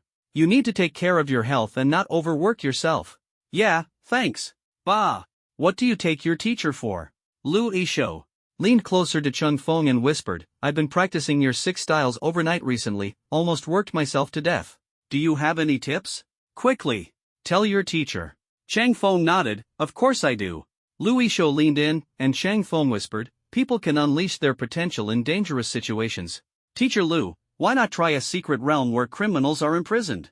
This little rascal must be getting back at me. Lu Yishou awkwardly cleared his throat. If there's a chance, I might go to Breakthrough, but for now, let's forget it. When Duo soon received orders from her superiors, she and Chang Feng packed their things and set off. Everything seemed normal when they first arrived at the police station, but the deeper they went, the stranger the atmosphere became. The further in, the higher the confidentiality level, and when Duo turned off her live streaming equipment, she changed into lightweight gear, free of heavy instruments, feeling much more relaxed. However, the people they encountered along the way were completely different. Some were leaning against walls, some using crutches, and a few were being carried. Chung Feng curiously asked, did an attack happen here? Someone nearby laughed and said, nothing happened, they brought this on themselves. The man introduced himself, I'm Yi Lingfeng, the deputy captain of the Nighthawk Squad. We've met before. Chung Feng remembered him. Yi Lingfeng continued, a while ago, you submitted the 6 styles technique. Recently, the country distributed the training method for shave to some high-security agencies. We were supposed to leave half a month ago, but after hearing about this, many people became interested in shave and stayed behind to practice, which led to this situation. Chung Feng was speechless, so they all got addicted to practicing shave. That's the reason for the operator's comment about their poor condition. Not long ago, we received news that a new squad encountered an accident during a mission, and all members went missing. So this time, we're going to provide support. You're here, so you must already know, right? Chang Feng shook his head, I don't know the specifics. Yi Lingfeng smiled, we'll explain in detail later. Let's go meet the team members first. This way, please. With that, Yi Lingfeng led the way. Chung Feng curiously asked, haven't you practiced shave? I have, but before he could finish, Chung Feng curiously tapped his leg. Yi Lingfeng hurriedly dodged, and with a crack, the sound of an auxiliary brace breaking echoed. He fell flat on the ground. Chang Feng was speechless, he hadn't expected this guy to be so concerned about saving face. Yi Lingfeng led Chung Feng to the squad's lounge. A group of people was gathered around a table playing cards, looking nothing like they were about to go on a mission. Especially Yi Shiyu. She was sitting on a high stool, her black boots already often placed under the chair, her feet swinging back and forth on the seat. She had also changed out of her combat uniform into loose casual clothes. She looked relaxed, completely unlike the valiant female warrior she had been on the battlefield earlier. She was like the girl next door, a stark contrast. The squad seemed quite casual in private. Of course, Chang Feng would never reveal the secret that he had seen her wearing cartoon underwear. Yi Shiyu glanced at Chung Feng, then turned back as soon as she heard her teammates calling out in the game. Joker bomb. A 3. Ha, you all lost, drink up. Chang Feng helplessly looked at Yi Lingyun. This scene was completely different from what he had imagined. Yi Lingyun smiled. My leg's injured, but my hands are fine. We were just killing time playing cards while waiting for you. It sounded reasonable. After Yi Lingyun finished speaking, he walked into the room, and the others noticed the three of them, their gazes shifting over Yi Lingyun introduced, "This is Chang Feng, our new external support." Everyone had seen Chang Feng before but hadn't heard that this mission would involve external support. A dozen pairs of eyes immediately turned to Yi Shiyu. Yi Shiyu turned her head away, but seeing that the stares didn't waver, she reluctantly explained, "I already reported to the higher-ups that we didn't need external support, but they insisted on assigning him." The team finally understood. The mission had come too suddenly, they had only received the notice today and hurriedly packed their bags.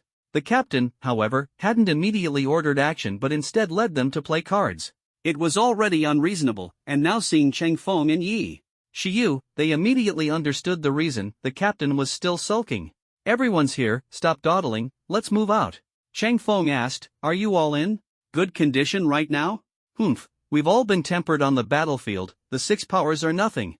With that, Yi Shiyu got up and went back to her room to change into her combat uniform. Chang Feng clicked his tongue. She cared about saving face even more than Yi Lingyun. This girl was directly using spiritual energy to support herself so she could walk normally. The remaining team members exchanged glances, knowing they had to maintain the image of the Nighthawk squad, and reluctantly stood up. Yi Lingyun looked at them helplessly, feeling like he was the only one embarrassed. In truth, the training method for shave wasn't difficult. Continuous stepping was mainly about technique and mastering it through practice. Their usual intense training had caused their physical discomfort. However, with their physiques, they would recover in just one night. After a while, Yi Shiyu came out wearing her combat uniform. The Nighthawk squad, consisting of 12 members, plus Chang Feng and Yi Lingfeng, made a total of 14 people. They disappeared silently from the surveillance footage of the police headquarters. Walking alongside Chang Feng, Yi Shiyu felt a bit uneasy. After all, that day, Chang Feng had almost seen everything. But given the special circumstances at the time, without Chang Feng's help, her outcome would have been much worse. So, she felt both grateful and slightly conflicted toward him. The group walked through the outskirts. Chang Feng asked Yi Lingyun, "I still don't know exactly what happened." Yi Lingyun turned his head away. "The captain was informed by the higher-ups. The captain knows more than we do." Yi Shiyu continued, "The newly established Special Operations Squad encountered a rift realm during their mission. They were likely swallowed by it, and we've lost all contact with them and our equipment." Rift realm. Chang Feng found the term somewhat familiar. After thinking carefully, he recalled hearing about it in his previous life, though the news reports had long passed by then. He vaguely remembered that the Rift Realm was related to Eternal Night, appearing alongside it. The Rift Realm was a dangerous environment, but it often concealed great opportunities. In the past, people had formed numerous search teams to explore the Rift Realm. "Do you know exactly where the Rift Realm is?" Yi Shiyu nodded. "It's quite far from the capital, it would take a week to walk there." Chang Feng looked at the 13 people marching on foot. "With so many of you, didn't anyone provide transportation?" Yi Shiyu laughed. "We're Nighthawks, walking on our own is part of our pride. Even if you hadn't come, we'd adjust ourselves to peak condition by the time we reached the Rift Realm." Faced with this stubborn young woman, Chang Feng said nothing. When Duo asked Chang Feng to take out the live-streaming equipment from the spatial prism and set it up, "Captain Yi, can we start the live stream now?" "Whatever. The Rift Realm can't be kept secret for long, it'll be made public sooner or later." Yi Shiyu was indifferent but slightly puzzled about the higher-ups exposing the Nighthawk squad to public attention. They had always operated in the shadows and were naturally resistant to being in the spotlight. As soon as the live stream started, people flooded in. "Wow, I've been waiting all day, finally, the stream is back. Where is Chang Shin heading this time? Hey, doesn't this girl look familiar? Haven't we seen her somewhere before?" Quiet upstairs. "Hello everyone, I'm Jechi, here to make an appearance. I know her. Isn't she the captain of the Nighthawk squad?"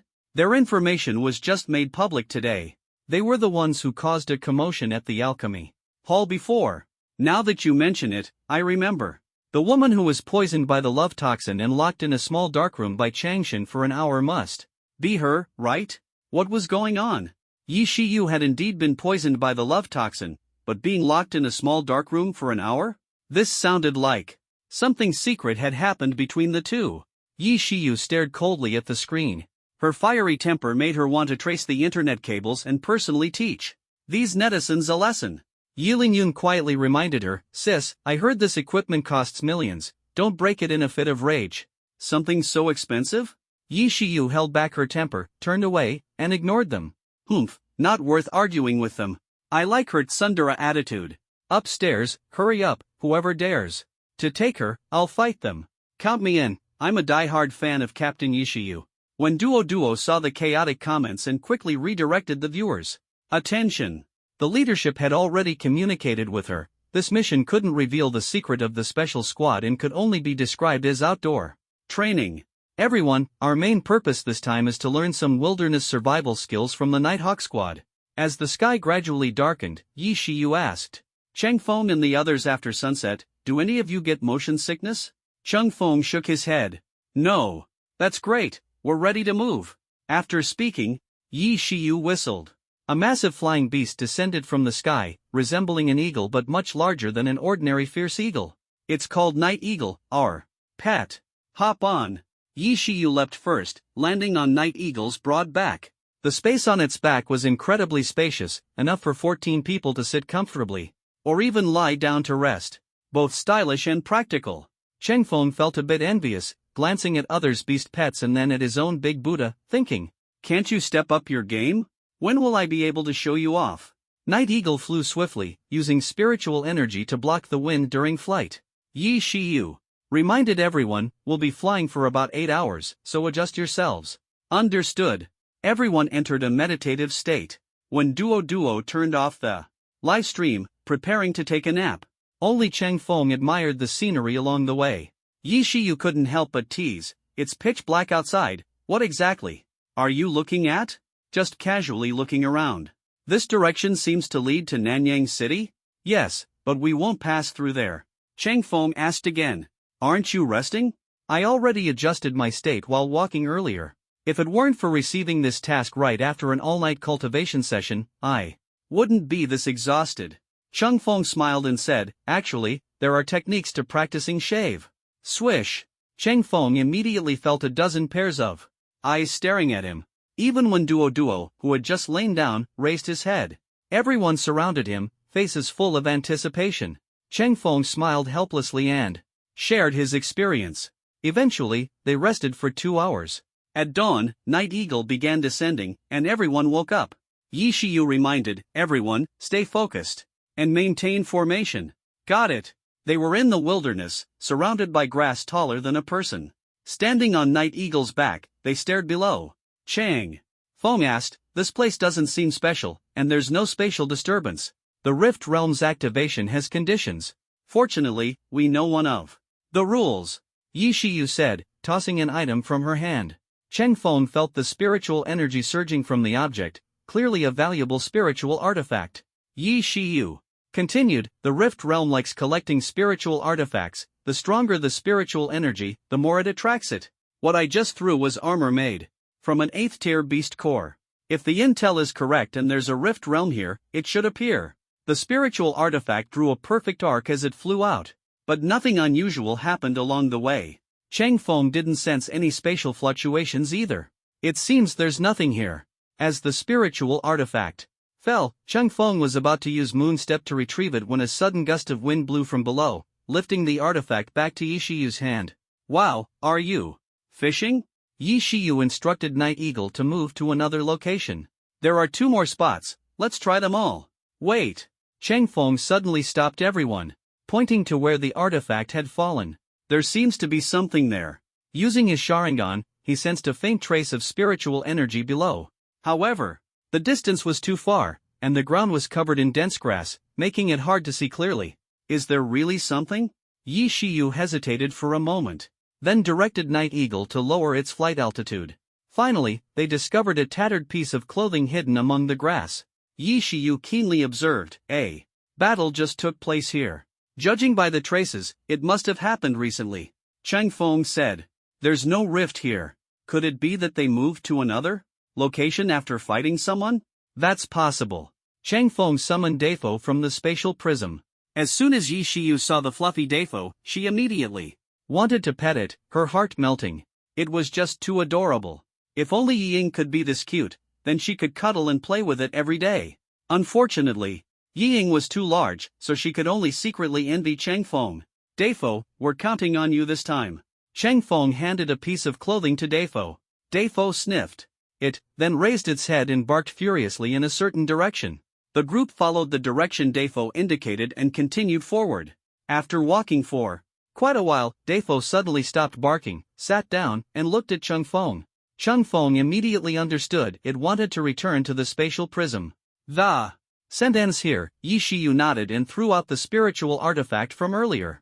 The artifact flew into the air, and suddenly a black hole opened, swallowing it directly. They were prepared for this. As soon as the rift opened, everyone immediately jumped in. They landed on a grassy field. Cheng Feng stood up and scanned the surroundings. Yi Shiyu thought he was checking for potential dangers. Instead, he suddenly lunged to one side. Look, there really are treasures here. I just got in and already picked up a spiritual artifact. He held up the artifact and examined it closely. It contains the power of an 8th-tier beast core. It's definitely not an ordinary treasure. The group fell silent for a moment. Wasn't that the same spiritual artifact Yi Shiyu had just thrown out? Yi Shiyu punched Cheng Feng on the forehead. You idiot, give me that thing right now. Hey, I picked it up first. First come, first served, right? Get lost. That was mine to begin with. The two bickered and tussled, while Yi Lingyun walked over to Wenduo. We can start the live stream now. Remember, this place can only be called a secret realm, not a rift. The group responded, got it. Wenduo nodded. Alright, I'm getting ready to go live. In the early morning, as soon as Wenduo's live stream started, many fans flooded in. Hey, you were in the capital yesterday. How did you end up on the grasslands overnight? Did you guys fly here? This is even more thrilling than flying. Wenduo laughed and said, we came on a giant bird. After chatting with the fans for a while, Wenduo turned the camera toward Cheng Feng. In the frame, Cheng Feng was holding something indistinct and running at full speed. Yi Shiyu was right behind him, moving even faster. Then he was handed over. Finally, Yi Shiyu caught up to Cheng Feng and pounced, snatching the spiritual artifact from his hands. When she stopped, she was a bit surprised herself. It seemed like Cheng Feng had used shave just now, and she had managed to grab the item while in that state. Not just her, but the teammates nearby also widened their eyes. Wow, the captain had been forced by Cheng Feng to learn shave. In the capital, inside a room of the National Fortune Tower, the tallest building in Longwa, a woman in a white robe with an elegant demeanor sat on a sofa watching the livestream. On the screen was Cheng Feng and Wenduo's livestream channel. An assistant walked over. Boss, you have a call. The woman gracefully picked up the phone. It was Zilliang's voice. I heard you specially set up a livestream channel for Cheng Feng? The woman's lips curved slightly. You seem quite invested in that kid. Zilliang chuckled. The livestream has started. Have you begun preparing for your previous plan? The woman was silent for a moment, then nodded. Was it your arrangement to bring the Nighthawk squad into the game? Keeping them as a backup? In the end, who can escape your plans? Cheng Feng is indeed outstanding, but too conspicuous. You always need to keep some cards hidden. I can't see the future, so I can't take risks. Everything must be prepared thoroughly. The Nighthawk squad is our main force, and each member carries the fate of the nation. Yi Shiyu put away the spiritual artifact, clapped her hands proudly, let out a sigh of relief, and felt extremely pleased. You little thing, with just your limited skills, you want to compete with your big sister? Dream on. That's too much. You, the eldest sister, are actually finding a sense of superiority from a rookie who just awakened 4 months ago. Don't you feel ashamed? You? Yi Shiyu was rendered speechless by Cheng Feng's words. What he said seemed to make some sense. Forget it, this lady has a broad mind and won't argue with you. Yi Shiyu turned back and reminded, this should be everyone's first time in this secret realm. I have some information here. The terrain of this secret realm is special, it automatically changes at night. Mountains might turn into plains overnight, and plains might turn into oceans. So, during the day, try to cover as much ground as possible, and at night, divide into 3 groups to take turns keeping watch. Understood. She shared this information with everyone and continued leading the team forward. This mission was to rescue a missing squad, but she couldn't directly say so in the live stream, nor could she let everyone know this was a rift realm. Speaking in this way made her feel a bit awkward. Yi Shiyu was quite annoyed, but this was a task personally assigned to her by Qianyu, one of the 10 elders, and she couldn't refuse.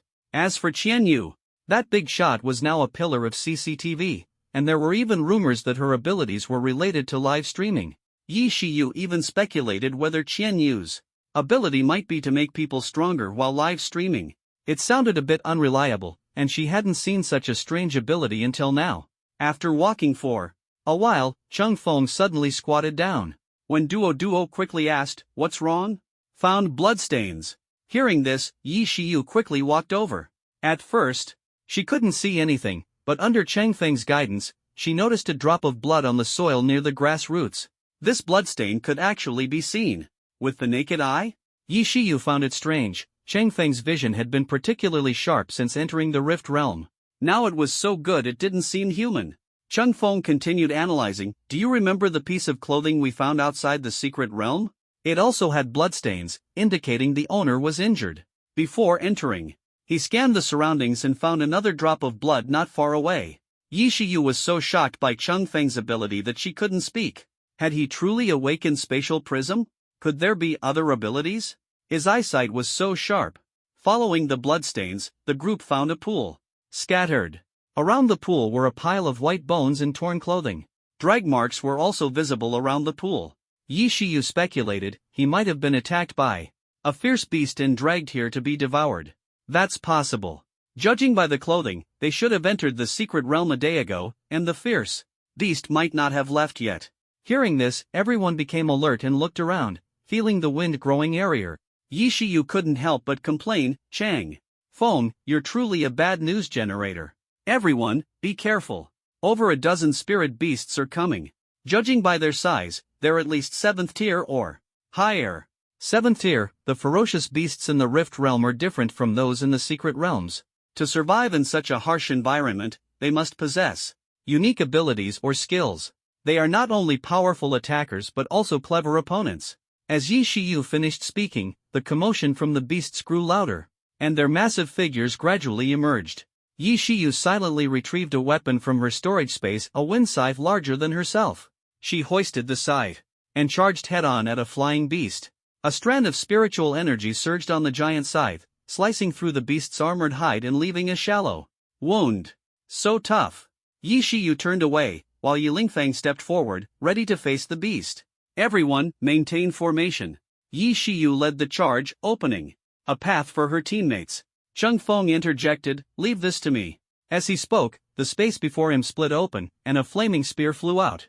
It was the reward for slaying Dongfeng Blazing Flame Dance. He gripped the blazing flame dance tightly, and flames instantly coiled around his arm, infusing his spiritual energy with fire elements. Just like the fire ferret conjured by Defo. If both were used simultaneously, who knows if it would make the Zhaoshan form even stronger.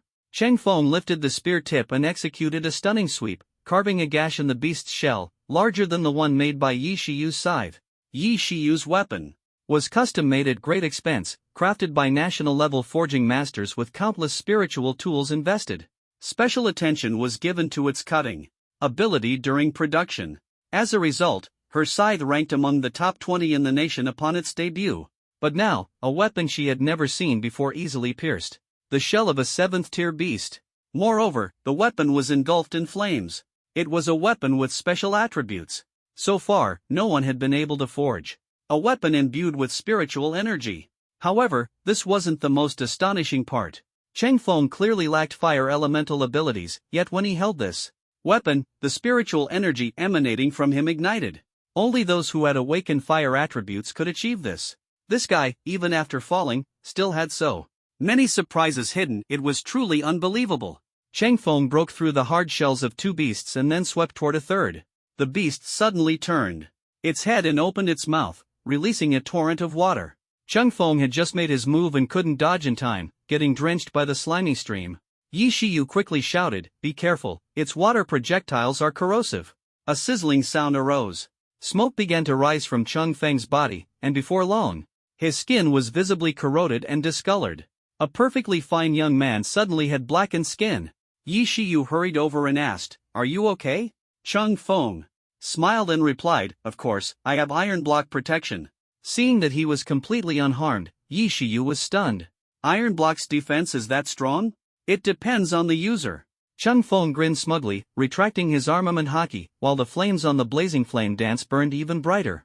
Yi Shiyu stared at Cheng Feng's intact appearance and the pitch-black spear in his hand, her curiosity about this iron block growing stronger. After confirming Cheng Feng was fine, Yi Shiyu busied herself helping the others, spending considerable time driving away the group of beasts. They encountered over a dozen beasts, and only by surrounding one as the others fled were they able to capture it. Yi Shiyu and Cheng Feng returned to the pile of white bones to examine it carefully. Apart from torn clothing and some remnants, they found no badges of the special squad. They confirmed that the corpses were not the people they were looking for. After just experiencing a battle, Yi Shiyu ordered everyone to take a break. At that moment, she noticed Cheng Feng sitting beside a ferocious beast, flipping through a book. Curious, she asked, "What are you reading?" Cheng Feng showed her the book, and when Yi Shiyu saw the title, she was speechless. The Complete Guide to Cooking. Ferocious Beasts. Cheng Feng read a few pages, closed the book, and said with a smile, "I'm going to treat everyone to a good meal." With that, he took out a large pot from his spatial storage and set it up a bit farther from the creek. This area was relatively safe. They had just driven away the ferocious beasts here, and the injured beasts wouldn't return for revenge anytime soon. Ferocious beasts have a strong sense of territoriality. This place originally belonged to several 7th-tier beasts, but after being defeated by Cheng Feng and his group, it became their territory. Other beasts naturally wouldn't dare to intrude easily. However, Yi Shiyu remained vigilant. While Cheng Feng was cooking, she climbed a tree to keep watch. Soon, the aroma of meat wafted through the air. Looking down, she saw Cheng Feng sharing cooking tips with his livestream audience, speaking vividly like a master chef. Considering Cheng Feng's skill in alchemy, it made sense that he could cook well. After all, both involve working with fire. Yi Shiyu had never cooked before and didn't quite understand the difference between the two. After everyone took turns eating, they were about to leave when Yi Shiyu suddenly heard an unusual sound of the wind inside. "They're back, and they've brought reinforcements," she decisively ordered. "Prepare to retreat." As she spoke, she helped Cheng Feng pack his things into the spatial prism and led the way out. They were here to find people. Driving away the ferocious beasts earlier was merely for self-defense, not to occupy this territory. After running for a while and realizing no beasts were chasing them, they gradually slowed down. Yi Shiyu noticed a cave ahead. Cheng Feng sensed lingering spiritual energy inside and asked, "Should we check it out?" Yi Shiyu nodded. Inside, there were remnants of a fire pit, indicating someone had lived there. After lighting a torch, Yi Shiyu discovered markings on the walls. She smiled and said, "These are the codes they left behind." The group gathered around, but Cheng Feng couldn't understand them. Yi Shiyu explained, "There are only 3 of them left." The group fell silent. Originally a team of 12, only 3 remained within a day. Judging by the marks, they were left last night, Yi Shiyu said as she continued searching. Yi Lingfeng found a marked stone and flipped it over, revealing a segment of the special squad's code. Yi Shiyu read it aloud to Cheng Feng. They were ambushed by foreign forces during their mission. Out of 12, only 3 escaped and later arrived at this perilous place. The white bones we saw earlier must have been left by the enemies, Cheng Feng said. Did they mention where they're heading now? No, they only mentioned that this cave is very safe, and the tectonic movements at night won't affect its structure, so it's safe to stay here. Cheng Feng said, "If it's so safe, there's no reason for them to leave. Maybe the 3 of them went out to find food. Should we wait until nightfall?" Yi Shiyu nodded. "I agree." It was already afternoon, and rather than running around looking for them, it was better to wait here for their return. Yi Shiyu arranged for a few people to take turns standing guard when Duo also ended her livestream. She removed the equipment from her body and changed into a new set of clothes. Although these specialized devices had been improved to become more compact, they were still quite heavy. When Duo was tall but slender, appearing rather fragile. After taking off the equipment, she rubbed her shoulders to relax. Cheng Feng walked over and sat beside her. "Are you okay?" When Duo replied with a smile, "It's certainly not as easy as being in the classroom, but I can manage. The combat suit has helped lighten the load quite a bit." The clothes when Duo was wearing now looked almost identical to the combat suits of Yi Shiyu and the others. She grinned and said, "I designed this based on the combat suits of the Nighthawk squad and added some features. The effect should be similar." Cheng Feng asked curiously, You can customize clothing? When Duo nodded and said, I don't have my own combat suit, so I made one myself. Cheng Feng continued, so your high heels and black stockings are actually. When Duo covered her face, those were made when I first awakened my abilities. At the time, I wasn't clear on the specific requirements, so I made them rather casually. Customization allows for detail adjustments, but major changes aren't possible. Cheng Feng understood, especially since he had seen her create black stockings of different colors and thicknesses, as well as high heels in various colors. Yi Shiyu, after arranging the guard duties, walked over and overheard their conversation. She carefully examined Wen Duo. Your ability is amazing. The appearance is identical to our combat suits. However, the interior of our combat suits has a special structure. After saying this, Yi Shiyu took off her jacket and handed it to Wen Duo. See if you can make adjustments. These structures help with force distribution and exertion. Wen Duo, interested in clothing modifications, happily took the jacket and began studying it. As Wen Duo completed the improved combat suit, the sky gradually darkened.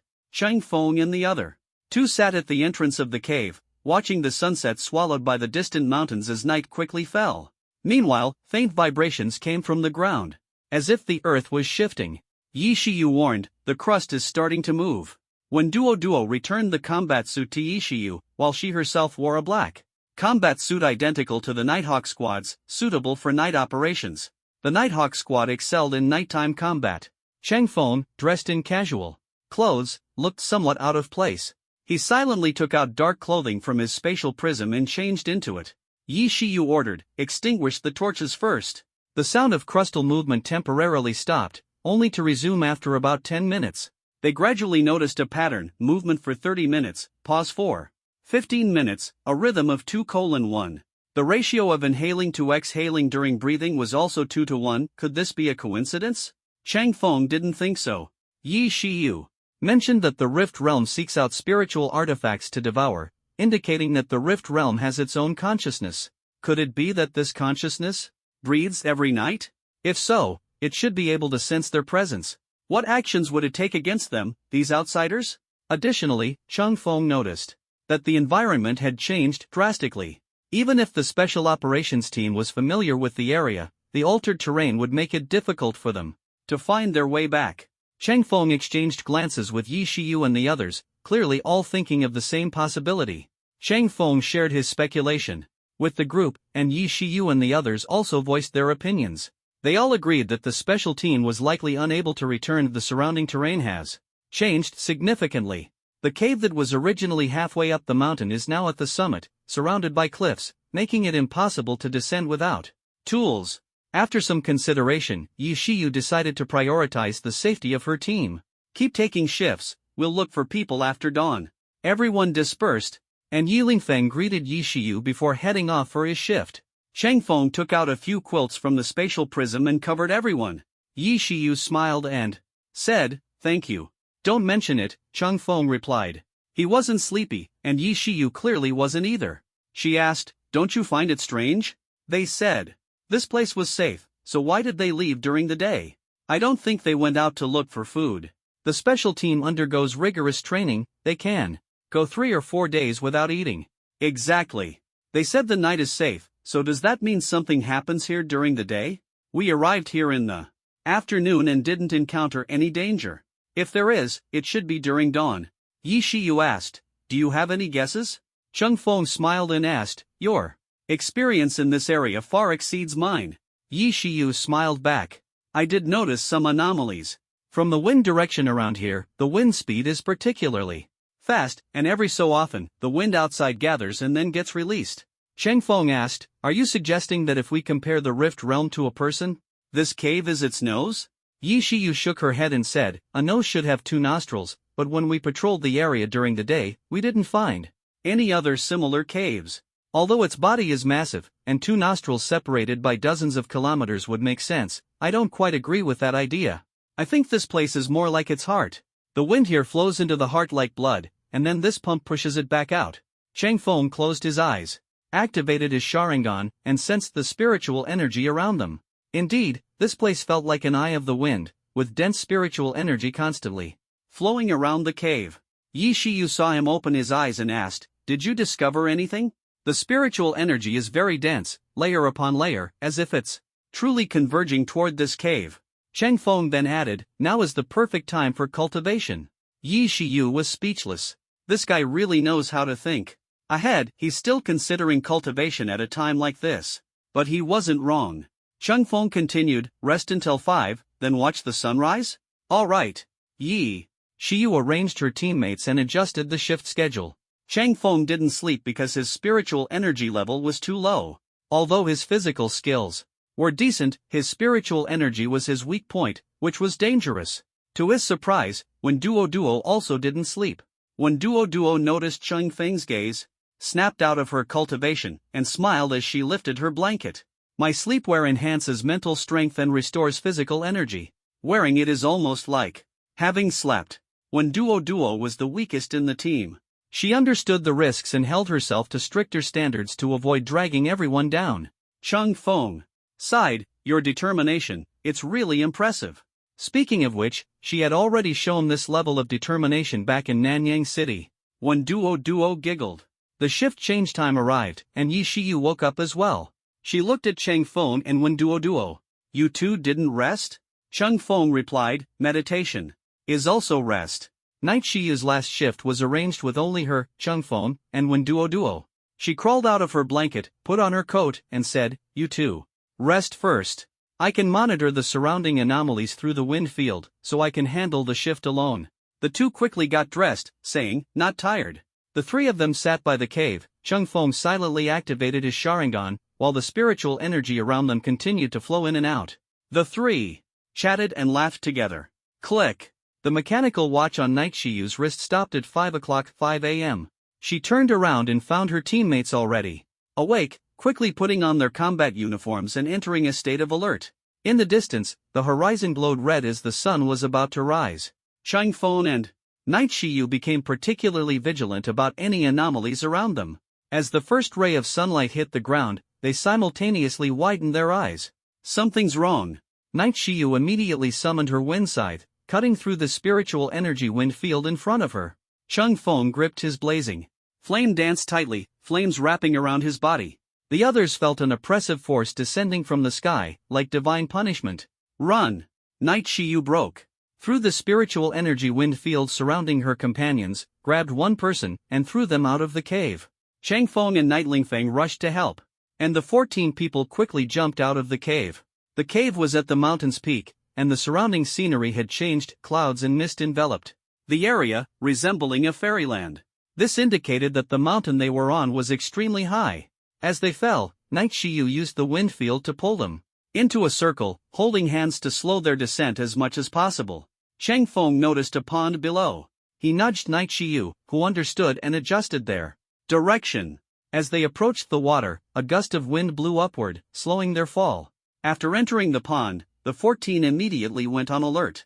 Once they confirmed there was no danger, they quickly surfaced. Cheng Feng took a deep breath and pulled out the live streaming equipment from his spatial prism, handing it to one Duo. Quick, see if it still works. When Duo took the equipment, which was powered by abilities and unaffected by satellite electromagnetic interference, making it a crucial tool for communicating with the outside world. Since an accident had just occurred, it was best to leave a clear record. When Duo quickly adjusted the equipment. At that moment, a few curious viewers browsing videos in this section noticed the suddenly activated livestream and clicked in. Oh my God, the sun's rising in the west. Is this the first time they're starting a live stream early? Looks like Changshan finally stopped slacking. Wow, I was about to scroll to the next video, but suddenly this live stream popped up.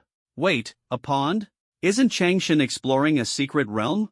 Why does this look like a vacation? Cheng Feng said to his teammates, luckily, the live streaming equipment still works. We'll continue. Before he could finish his sentence, Cheng Feng suddenly felt the oppressive force from earlier return. It felt as if someone was constantly watching them, a tense feeling of being locked on by a hunter. Everyone's faces turned pale instantly. Pa! Before the words were finished, the pond suddenly emitted a strong suction force, pulling several teammates near the water's edge into it. The suction rapidly expanded. Cheng Feng was locked in place by the oppressive force, unable to exert any strength. All 14 people were swallowed. By the pond. The viewers who had just been greeting Chang Feng were stunned. The live stream had only a few dozen viewers, and the screen went completely blank. Suddenly, a comment appeared on the screen. Did something happen to them? Of course.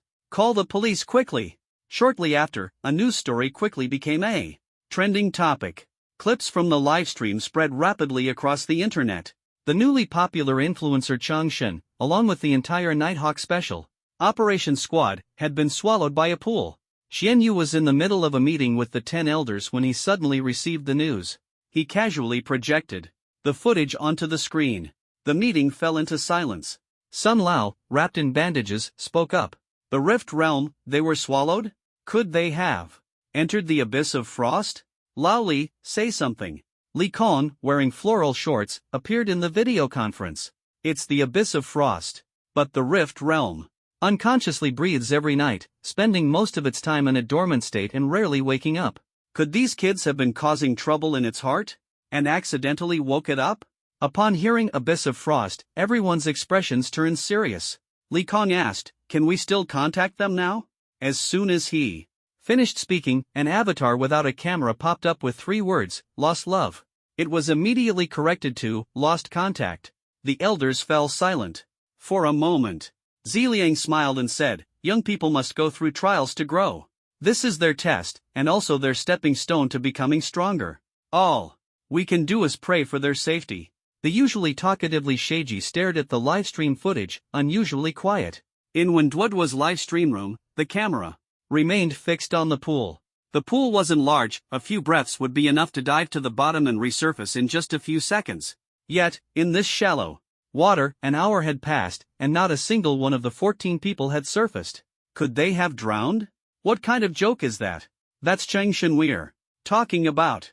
He's fearless even against 7th-tier beasts. How could he die so easily? Chang Shen, come out already. Stop playing hide-and-seek. Splash! Chang Feng emerged from the water, tightly grabbing Yi Shiyu's ankle. With all his strength, he pulled her out of the water. He hadn't expected Yi Shiyu to be such a poor swimmer. What had just happened was strange. When they sank into the water, they felt a powerful suction force, followed by being pulled into a whirlpool at the bottom. He distinctly felt himself sinking, yet suddenly he surfaced again. Could it be the mirror surface? Chang Feng looked around.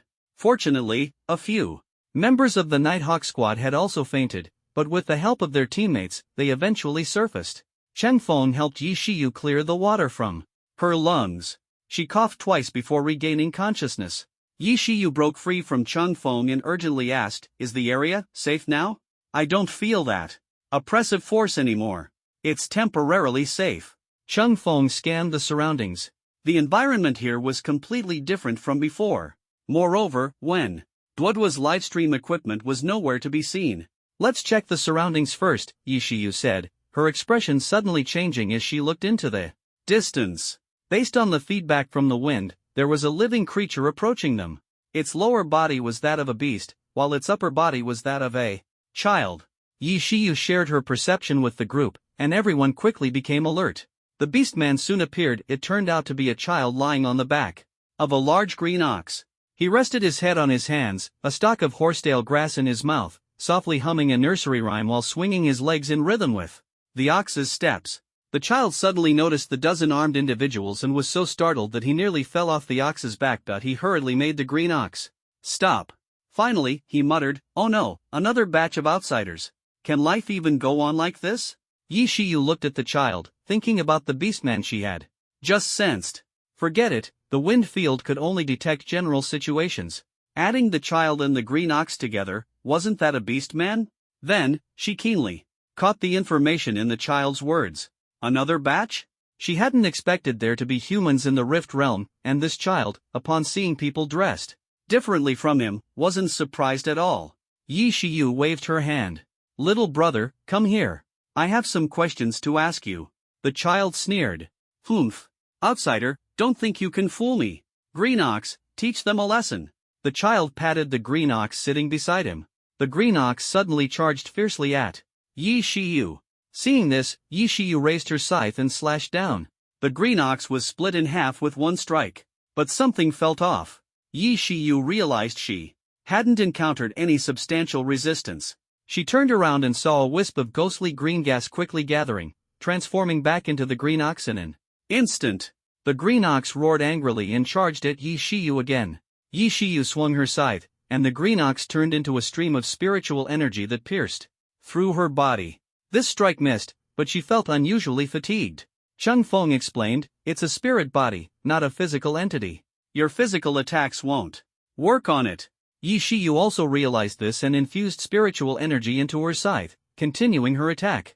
The green ox was split again, but it immediately pierced through her body and appeared behind her. This attack left Yi Shiyu feeling even more drained, almost unable to hold her scythe steady. However, this time the attack had some effect. The green ox's body began to ooze ghostly green blood. Yi Shiyu continued to gather spiritual energy, preparing to strike again. Cheng Feng stopped her. "Let me handle this." As he spoke, the blaze dance in his hand turned black, but the flames at the tip of the spear burned even brighter. The green ox was drawn to him and charged at Cheng Feng. Cheng Feng used Azure Dragon's Claw, thrusting his spear straight at the green ox's head. At the same time, his domineering aura tightly enveloped the spear tip. Spirit bodies and elemental awakeners are somewhat similar, but elemental awakeners need to reach a certain level of spiritual energy to elementalize. This spirit body green ox didn't have high spiritual energy but could skillfully elementalize. To deal with such spirit bodies and elementalization, the only way was to consume more spiritual energy, but Cheng Feng's domineering aura left no room for tricks. The green ox sensed danger and quickly dodged. Cheng Feng's spear struck its side, and ghostly green blood flowed out. The flames at the spear tip also burned its body, emitting ghostly green smoke. The flames didn't burn for long before extinguishing, and the green ox let out an angry roar. Yi Shiyu looked at the green ox's wound in astonishment. Cheng Feng hadn't used much spiritual energy just now, yet the effect was so remarkable. She couldn't help but glance at Cheng Feng's weapon a few more times. Cheng Feng didn't retract his spear. The green ox suppressed the flames, roaring in anger, and continued charging at Cheng Feng. However, its spiritual energy level was roughly that of an ordinary 5th-tier fierce beast, posing little threat to Cheng Feng. The herding boy saw the green ox repeatedly suffering losses, and became anxious. "Green ox, let's stop fighting. I'll get my dad to teach them a lesson." "Run away!" the little boy cried out, seeing the green ox entangled with Cheng Feng. He wiped his tears and rushed toward it, but a dozen enemies had already surrounded him. Yi Feng pressed him to the ground with one hand. The green ox saw the child being captured, stopped attacking Cheng Feng, and turned to roar angrily at Yi Feng and the others. "Captain, what should we do?" Yi Shiyu's eyes flashed with a hint of ruthlessness. "Kill him!" the little boy cried even harder upon hearing they wanted to kill him. "Don't kill me! My dad is the village chief, he definitely won't let you off. Don't worry, we'll clean up thoroughly so he won't know it was us." The little boy became even more frightened and quickly said, "The villagers hate outsiders. If they find out it was you, they'll kill you. If you spare me, I'm the village chief's son, they won't harm you." Cheng Feng saw through Yi Shiyu's plan and walked over to ask, "How many people are in your village?" Cheng Feng's posture holding the gun was imposing, and the tip of the gun was still stained with the green ox's blood. The cowherd boy was too scared to lie. "There are several hundred people in the village." Then he tried to increase his value. "They all listen to me. If you let me go, I promise they won't harm you." Yi Shiyu smiled. "Since you have influence, we'll tie you up and take you along, they won't dare touch us." The cowherd boy was about to cry himself hoarse. "Don't tie me up. If Xiaohua sees me like this, she won't like me anymore." Cheng Feng was speechless. This kid has a bright future, already thinking about such things at such a young age. Yi Shiyu released the cowherd boy and then pointed at Cheng Feng. "Take us to your dad. If you try any tricks, I'll have this uncle kill your green ox and roast it." Cheng Feng stared at the boy, his tone firm. The cowherd boy, now free, quickly ran to the green ox, gently touching its wound, his eyes full of tears as he looked at the group before him. "I can take you to see my dad, but you can't hurt my ox anymore." Yi Shiyu nodded. The cowherd boy led the group through several twists and turns, and a village gradually came into view in the distance. Cheng Feng and Yi Shiyu walked together, and Cheng Feng curiously asked, "Do you know where we are now?" Yi Shiyu shook her head. "Not really. I've heard before that there are humans living in the Rift Realm, but hearing about a new world in the pool is a first for me." Cheng Feng speculated, "Could it be that we're inside its stomach?" Yi Shiyu looked at Chang Feng and nodded, thinking the guess made sense. Chang Feng suddenly thought of a question and quickly asked, "You know how to enter the Rift Realm, but how do we leave?" Yi Shiyu laughed. "Of course I know. Although I've never personally been to the Rift Realm, I've heard many rumors. Some Rift Realms have their own consciousness and are called living Rift Realms. They are attracted to spiritual artifacts and perform devouring. Since they can devour, naturally there will also be, spitting out moments." Chang Feng covered his face. "Are you saying it will spit us out?" "Don't take it seriously, it's just a metaphor. It's said that the Rift Realm opens its mouth every 7 days, and an exit appears every 7 days. Chang Feng pressed further, "Why does it do that?"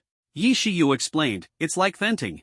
There are too many spiritual artifacts in the Rift Realm, and the concentration of spiritual energy is too high, which isn't good for the Rift Realm or the beasts inside. So the Rift Realm periodically opens its mouth to release excess spiritual energy, maintaining balance." "Then is the spiritual energy in our world coming from there?" Chang Feng asked. Yi Shiyu shook her head. "I'm not sure either. I only know the Rift Realm has existed for a long time. Matters concerning the Rift Realm have always been handled by another team.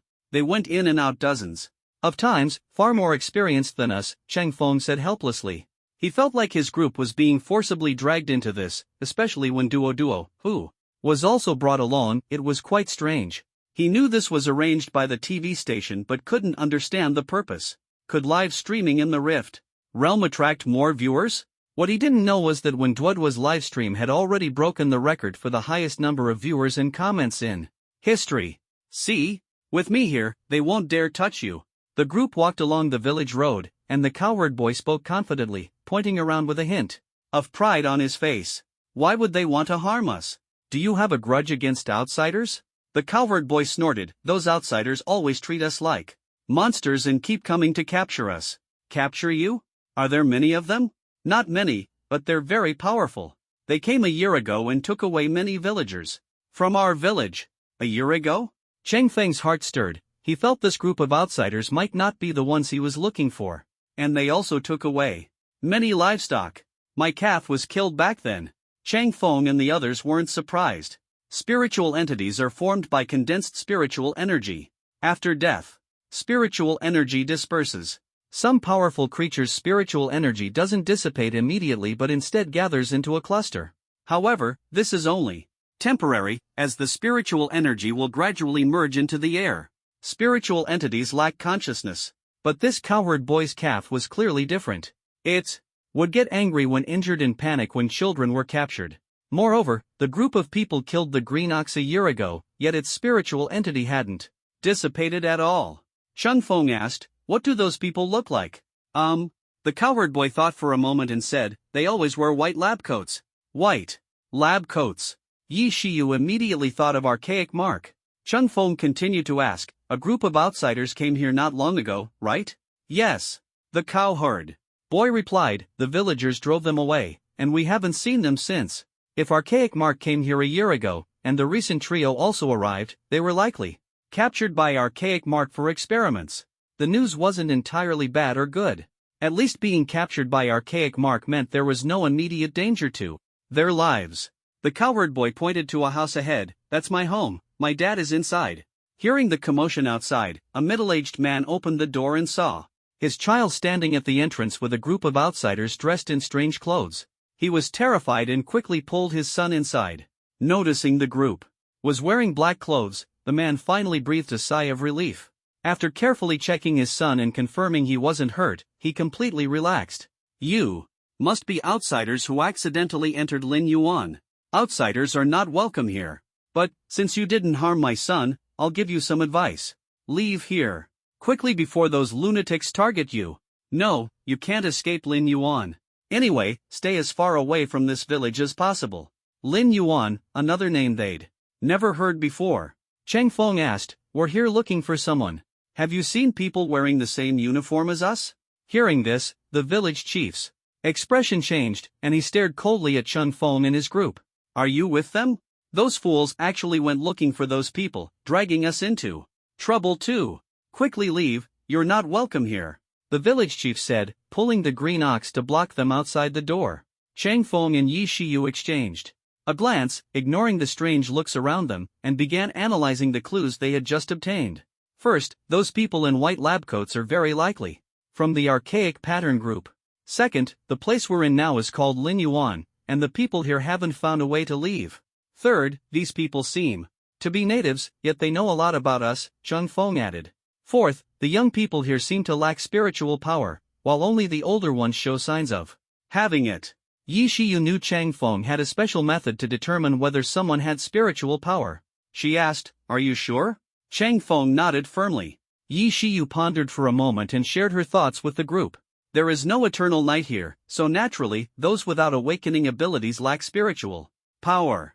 However, the older people have spiritual power, which could mean two things: either they come from outside, or they have a new awakening method. Chung Feng responded. I lean more towards the first option. Yi Shiyu smiled and said, "Me too. Kids, stop standing in the sun, come over here and cool off." An elderly man nearby, watching them fearlessly standing on the road, completely indifferent to the cold stares of others, became intrigued by them. Yi Shiyu looked at Chung Feng, her eyes questioning. Chung Feng silently nodded. He was also an awakener. The old man chuckled while fanning himself with a palm leaf fan. People who come to Lin Yuan usually have three choices. Either integrate into this village, get eaten by the beasts outside, or now there's a new option, be taken by those lunatics from archaic pattern for experiments. He spat on the ground as he spoke. Those lunatics, knowing full well there's no way out of here, still obsess over their experiments. Useless. You know about archaic pattern? Humph, I'm from Longwa. I haven't been in the Rift Realm for long, but I've naturally heard about that crazy laboratory outside. Then what exactly is Lin Yuan? The old man explained, this is the core of the Rift Realm. You could say it's the true Rift Realm. I've been in the Rift Realm for 2 years, and during this time, no one who entered has managed to leave alive. They either integrate into the village, or go out searching for a way, only to die in the wilderness. The beasts here are far fiercer than those outside, but they won't actively attack people. The old man sighed, I've fought battles all my life, and finding a place like this in my old age, I suppose I can enjoy my twilight years. Integrate into the village? Isn't this place very hostile to outsiders? A group came yesterday, causing trouble, and ended up being driven out. Yi Shiyu's eyes lit up and she asked, were they wearing the same clothes as us? The old man only heard about it, he didn't see it himself. Chung Feng and the others asked for more details, and finally, Chung Feng posed the key question, where are the people from archaic pattern? The old man gazed at Chung Feng with slightly clouded eyes. You're planning to find them? We just want to confirm our companion's safety. The old man showed a hint of admiration in his eyes. He had just mentioned that archaic pattern almost controlled the entire Lin Yuan, yet they still dared to seek their companions, quite loyal. The old man gave them directions, and Chang Feng and the others bid farewell and left. As for the trouble caused by the group yesterday, which led to them being implicated, Yi Shiyu didn't believe it was the work of the newly arrived special squad. Their training is not just about combat, they also understand human nature and won't act impulsively. Chang Feng was walking down the road when he suddenly heard the system's voice, revenge mission, kill the enemy by Fei. Hearing this, Chung Feng paused for a moment. He had been to Blade City before, but Bai Fei had gone off to play. However, since the system issued the mission, it meant Bai Fei was nearby. That guy actually came to the Rift Realm. Kill Bai Fei, reward, cloud-seeking hand. As his consciousness left the system, he noticed a group of people appearing on the road. They were wearing matching uniforms, with a special pattern engraved on their clothes. The flower was called the ancient flower, said to be a flower passed down from ancient times. The symbol of the desolate ancient pattern was the engraving of the ancient flower's design on their robes. However, the core members of the desolate ancient pattern always wore white robes, while these people in gray robes were merely their errand boys. When they saw Chang Feng and his group, they were initially stunned, but the leader quickly became excited. Judging by their attire, another group of outsiders has arrived. We've been lucky these past few days. Maybe we'll soon get our hands on a spirit beast. Yulin, the leader of the group, started scheming when he saw Yi Shiyu. Brothers, don't damage that woman's face. If we offer her to the boss, we might get extra rewards. Don't worry, boss. There were only 12 of them, but they were completely unafraid of Chang Feng's group and immediately charged forward. Yi Shiyu, hearing their discussion about her, was already annoyed. She was about to rush forward when she saw the enemies charging at her. She sneered, raised her scythe, and charged. Dealing with people was much easier than dealing with beasts. Yi Shiyu's scythe danced, instantly slicing Yulin in half at the waist. She withdrew her scythe, which spun back to her shoulder. Strangely, there was no blood on the scythe. Something was off. Yi Shiyu immediately raised her scythe and swung it backward, just in time to block Yulin's broadsword. Yulin sneered, "Humph, this little girl reacts pretty quickly. You filthy woman." Yi Shiyu was enraged by his contemptuous remark and swung her scythe again. This time, she saw the scythe pierce through Yulin's chest, but still, there was no blood. Yi Shiyu remained calm and composed. She recognized a spirit body. "Oh, you actually know. So what? I, the great Yulin, am invincible. You'd better surrender and come with us obediently. Dream on." Yi Shiyu's wind scythe surged with spiritual power and struck Yulin again. He disdainfully blocked with his arm. The wind scythe swung, directly severing his right arm. Dark green blood spurted out. Yulin's expression changed drastically. "Impossible. How can you hurt me after I've transformed into a spirit body?" Chang Feng laughed and said, "You must be one of the natives of this village, right? Spirit bodies aren't invincible, spiritual power itself can harm you." Yulin was like a child showing off a new toy, unaware that this toy had long been outdated. In the Rift Realm, there is no eternal night, so they cannot awaken or sense spiritual power. Only after obtaining spiritual power do they develop this misplaced sense of superiority. The outside world has long had methods to deal with spirit bodies and elemental transformations, though they require high levels of spiritual power. Seeing his severed arm, Yulin retreated repeatedly, realizing he might actually be killed. His arrogance instantly vanished. Yi Shiyu sneered, "What's wrong? Starting to back down? Weren't you planning to offer me as a gift?" A fierce glint flashed in her eyes. She swept her gaze across the crowd, causing them to retreat in fear. Chang Feng drew out the blazing flame dance, flames coiling around him. He looked at Yi Shiyu and asked, "Leave one to lead the way?" "No problem." The two instantly charged into the enemy ranks, with the remaining dozen opponents following closely behind.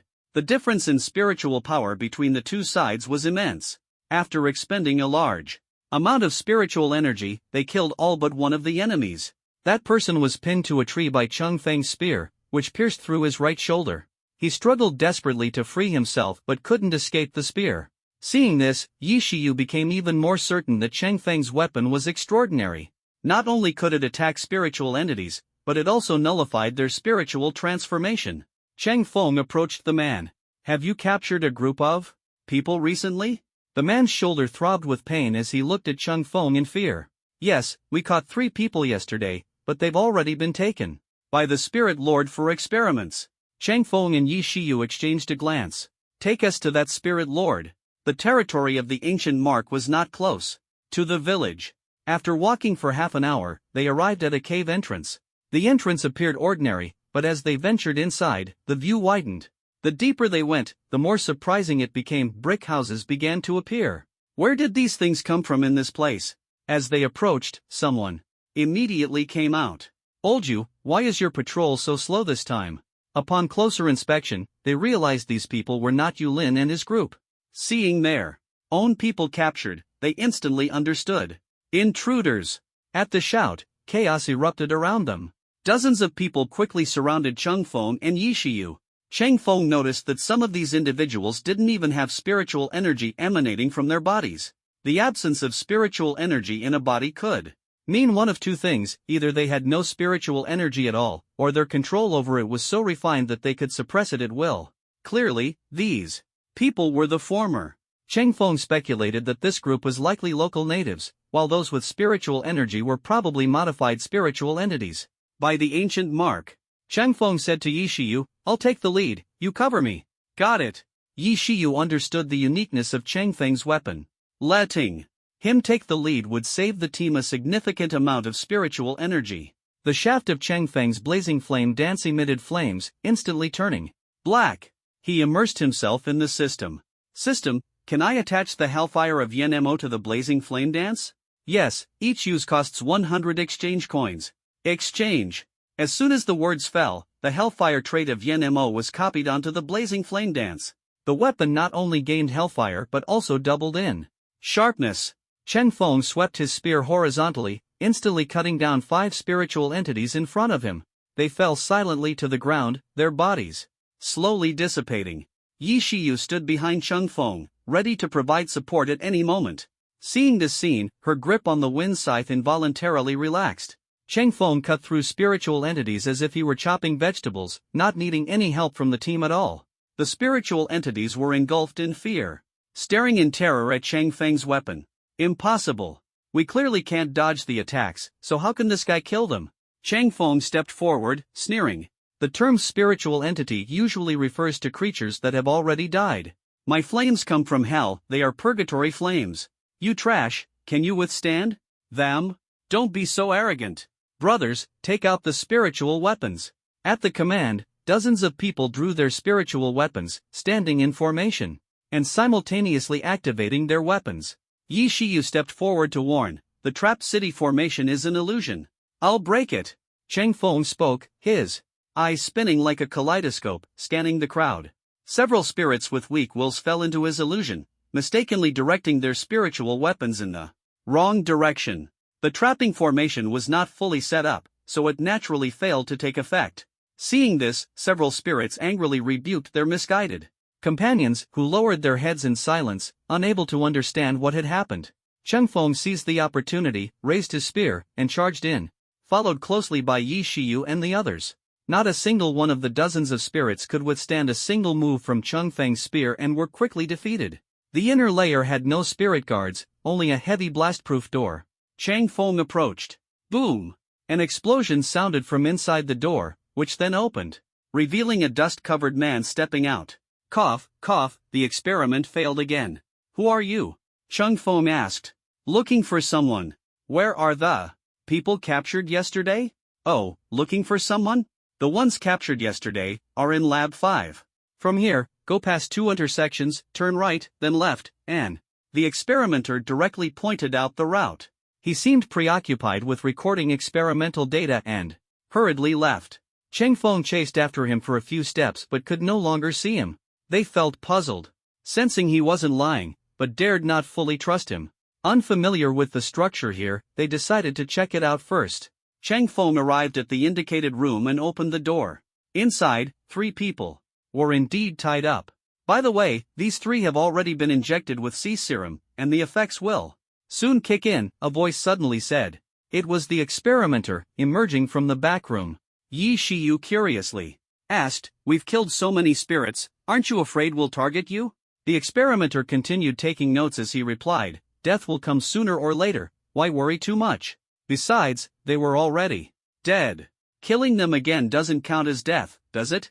Yi Shiyu frowned, sensing something strange about this place. She asked in a serious tone, Have you set up a spirit-locking formation in the base? The experimenter smiled, Little girl, your intuition is quite sharp. As he spoke, the 3 tied-up individuals began to awaken. Cheng Feng looked at Yi Shiyu, who shook her head. The 3 were now dressed in lab uniforms, making it unclear if they were their teammates. The newly awakened individuals had dazed expressions.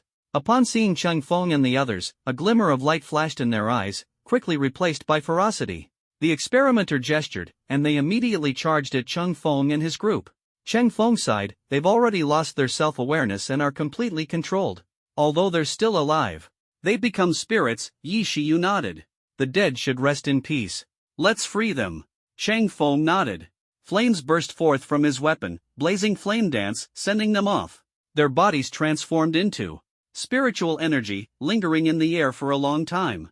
The spiritual energy here is getting thicker and thicker. Cheng Feng recalled Yi Shiyu mentioning that excessive spiritual energy was harmful to living beings. But the concentration here was absurdly high. How was that experimenter still alive? Cheng Feng glanced to the side, where the experimenter was staring intently at his weapon, eyes burning with desire. Can you give me that weapon? Another one asking for a weapon right off the bat? Cheng Feng refused outright. Then I'll have to take it by force, the experimenter said calmly. Come on, let's see what you've got. Cheng Feng said, raising his spear and charging at him. The experimenter preemptively spiritualized his body, instantly condensing on the other side. Cheng Feng sneered, as expected, you're a spirit too. That's right. The spirit extended his hand, and the spiritual energy in the air instantly converged toward him. The spiritual energy dispersed after the spirit's death was originally unusable for ordinary people to cultivate, but he absorbed it effortlessly. Before long, his body began to swell. Chang Feng and Yi Shiyu had no intention of watching him grow. The two attacked simultaneously from different directions. Yi Lingyun led a group of people charging from the front. Under the three-pronged attack, the spirit's body suddenly stopped swelling, his skin turned red. Boom! The spirit exploded. Shortly after, he quickly condensed into a figure wearing a white lab coat, his expression calm, as if issuing orders. Here, I am invincible. He flicked his sleeves, sending clusters of ghostly spiritual flames toward Chang Feng and his group. The ghost flames continued to absorb the scattered spiritual energy in the air, growing rapidly. With just you? Chang Feng's blazing flame dance moved again, and the black infernal flames instantly engulfed the ghost flames. Interesting, truly interesting. The spirit laughed maniacally. He flicked his sleeves, conjuring several spiritual weapons, and thrust them toward Chang Feng. Chang Feng continued to devour the ghost flames and instructed his companions, the spiritual energy here is getting denser, even breathing is difficult. Find a way to break the door. Yi Shiyu nodded, hoisting her wind scythe to hack at the wall. The door was made of special metal, thick and sturdy, so she resorted to smashing the wall instead. Unfortunately, the effect was limited. Seeing this, Chang Feng exchanged glances with Yi Shiyu, who immediately unleashed her spiritual energy to hold her position. Chang Feng used his blazing flame dance to stab at the wall, only managing to pierce a tiny bit. This hard? Chang Feng tried several spots but couldn't break the wall. The door was remotely controlled, and the remote was likely on the spirit. It seemed they had to deal with the spirit first. Chang Feng returned to the battlefield, joining forces with the others to fight. As the battle intensified, the concentration of spiritual energy grew higher. Chang Feng vaguely sensed something was wrong. Just as he was about to warn his companions, the spirit suddenly revealed a sinister smile. Ha, so strong, you are truly strong. You will all die, and become my spirits. Die. His body began to shrink, releasing all his spiritual energy. The concentration of spiritual energy in the air became so high it was hard to breathe. Chang Feng saw the little figure's skin turn red and instantly understood his plan. He wanted to detonate the spiritual energy here. The spirit laughed crazily. Watch closely. This is my masterpiece. Boom! A massive spiritual energy explosion shook the entire room, and cracks began to appear in the walls. The spirit transformed into a childlike figure, looking extremely weak. Yet he laughed excitedly. Ha, all dead. All mine. After speaking, he pulled out a device, its lens scanning the air. He frowned. Ha? Where's the spiritual energy? They were blown to pieces. The spiritual energy shouldn't disappear so quickly. As he was puzzled, the space behind him suddenly distorted, the spiritual energy rapidly materializing and quickly leaving. On the other side, Chang Feng and the others emerged from the spatial rift. Quick reaction, otherwise directly absorbing into the space to fight would have been more convenient, Yi Shiyu said gratefully. That was close. Thank you. No need to thank me. Now it's time for us to deal with the isolated one. The spiritual energy around the spirit had already been depleted. He looked at Chang Feng and his group in terror. You escaped using space? Impossible. Who are you? No, you didn't escape, you hid in the space. It's a spatial rift. You're the master of space? You've been here too long, you can't keep up with what's happening outside. Chang Feng smiled without explaining, his spear thrusting toward the spirit's chest. The spirit dissipated into spiritual energy. Yi Shiyu asked, is he dead? Chang Feng shook his head. Not sure if he has other means of resurrection. Should we blow up this lab? One Duo asked. This place probably isn't the heart, right? Now that you mention it, it's possible, When Duo said with a wry smile. What if it finds us again and eats us? If we're still in its stomach and get eaten again, we might as well come out by then, Chang Feng speculated. However, he didn't have explosives, so blowing up the base was clearly unrealistic. Instead, they scavenged the area, took anything useful, and left. During their search, they found the clothes of the 3 experimental subjects and confirmed they were not members of a special squad. According to the old man in the village, those 3 were either captured by the ancient mark or left the village to find an exit elsewhere. But if that were the case, they might have encountered high-level beasts outside. Now that Cheng Feng and his group were also trapped here, they naturally had to find a way out. Yi Shiyu suggested, "Let's find a high place first and see what the terrain looks like."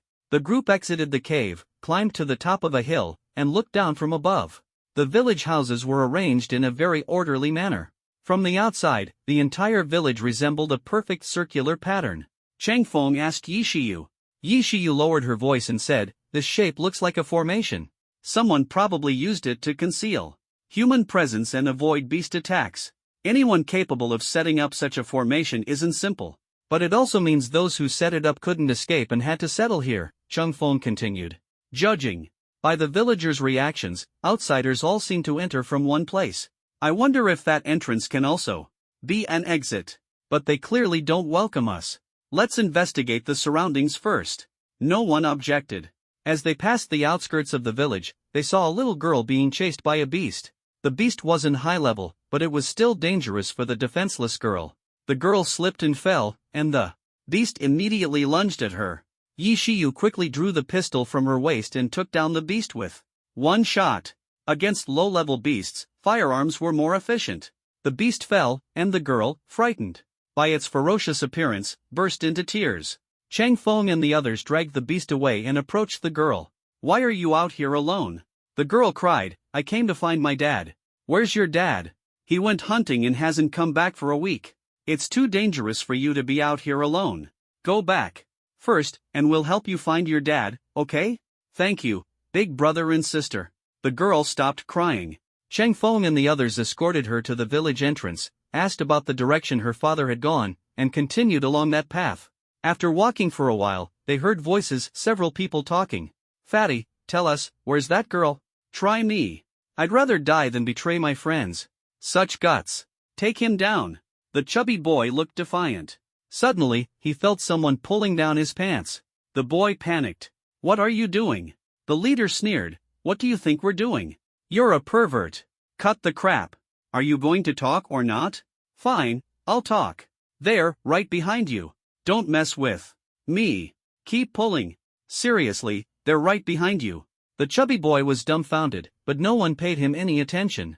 Just as a few people were about to pull down his pants, a burst of golden light suddenly emanated from his body, dazzling everyone. "Damn, this kid actually has a spiritual artifact hidden? Humph. Dare to mess with me, serves you right." At that moment, two people quickly rushed out from behind. A woman, wielding a tang sword, moved like a phantom toward the leading man. Clang! The man swiftly drew his blade to counter, the sound of metal clashing ringing out. Seeing the woman, his eyes lit up with excitement. "Ha ha, what a rare beauty. If you dual cultivate with me, I guarantee your spiritual power will quickly rise to level 60. The woman coldly replied, "Don't even think about using your crooked methods. I have no interest in your techniques. Get lost. Then don't blame us for being rude." The man unleashed his spiritual power, causing the surrounding trees to tremble. He smirked lewdly, "We've got dozens of people searching for you here, and they're all heading this way. Do you think the three of you can escape?" The woman shouted angrily, "At least I can take you down first." "Bold words. We've been chasing you for so long. Once I've had my fun with you, I'll hand you over to my brothers. Let's see if you're still so defiant then. Die." The woman's speed suddenly increased, and in an instant, she was in front of the man, delivering a fierce kick to his chest. The man staggered back several steps, pulling out his sharp blade to counterattack, but the woman's speed was beyond his imagination. He hadn't expected that after all these days of pursuit, this woman still had hidden cards up her sleeve. The woman swiftly stabbed the man's right shoulder with her blade, then sidestepped and delivered a powerful kick that sent him flying. Her leg traced an arc in the air, forming a sharp slash. Tempest kick. Thud. Bai Fei's chest was struck by Li Xiaodong's tempest kick, sending him flying several meters, blood gushing from his chest. Fortunately, his comrades had already arrived, and dozens of people quickly surrounded Li Xiaotong and her two companions. "Sister Xiaotong, you go first. I still have a few magical artifacts here that can hold them off for a while. We leave together." Li Xiaotong grabbed Luo Sanpang and Deng Siren by their collars, stepping into the void and soaring into the air. "Oh my god, how can she walk in the air? Hurry, shoot them down." Whoosh, whoosh, whoosh, several sharp blades whistled through the air. Luo Sanpang quickly swiped his wristband, and a spiritual barrier instantly appeared, shielding the three of them.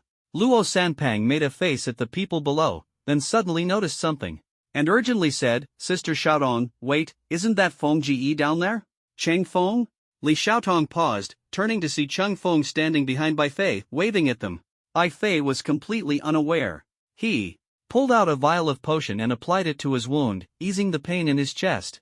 He cursed under his breath, that damn woman, when I catch her, I'll make her pay. Hey, help me up. Thinking the person behind him was one of his own, Bai Fei issued the command. Cheng Feng extended the tip of his gun. Bai Fei, mistaking it for a hand, reached out to grab it, only for his palm to be cut by the gun's tip. You son of a… who are you?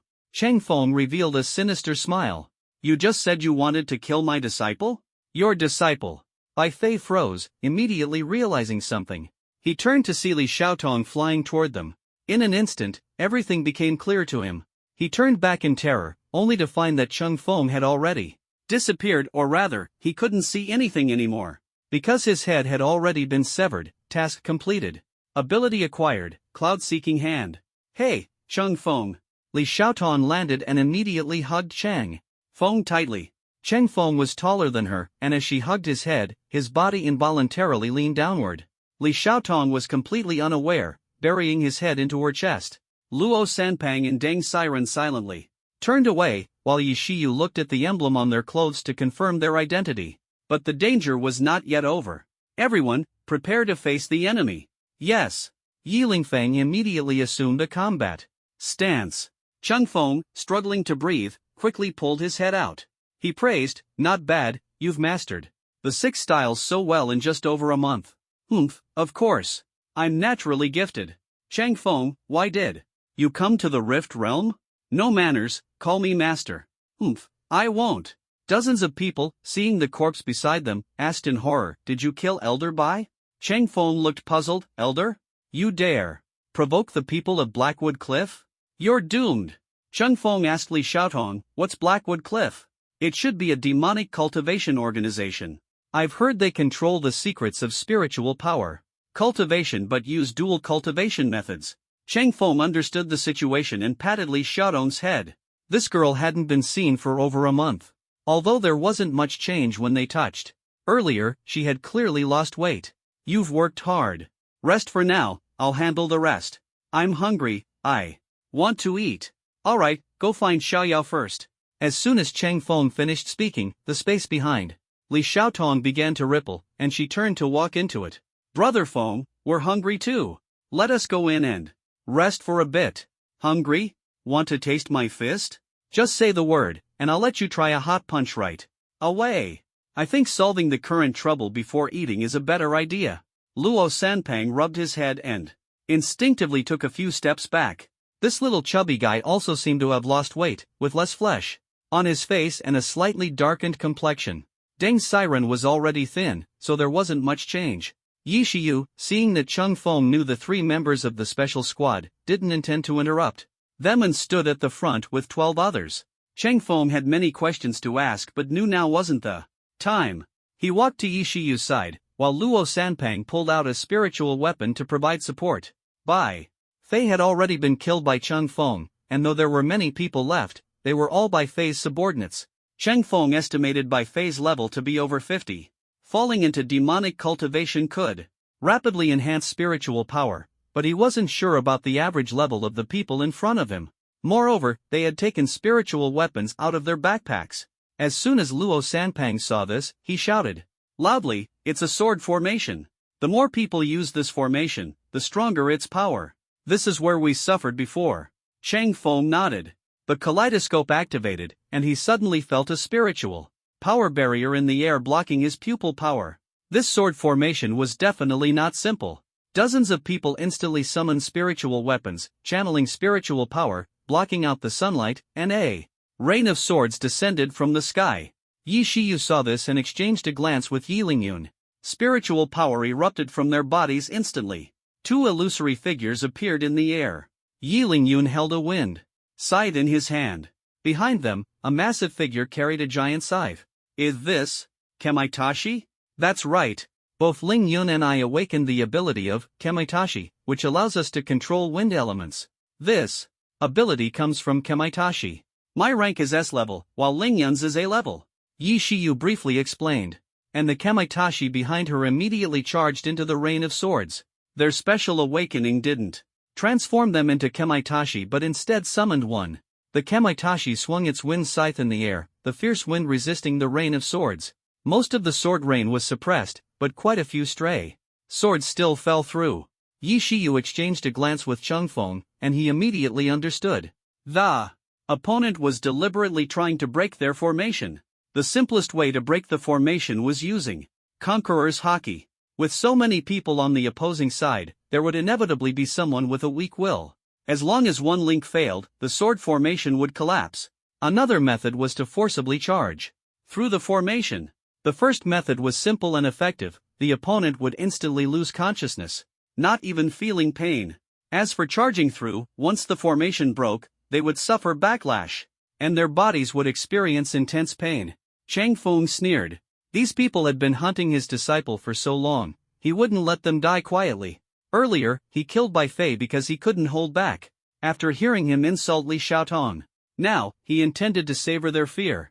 Chang Feng raised the blazing flame dance, his body instantly transforming into a shadow as he charged into the enemy's battle formation. The demonic cultivator disciples immediately adjusted their sword formation, thousands of sword blades converging in front of them, shooting toward Chang Feng.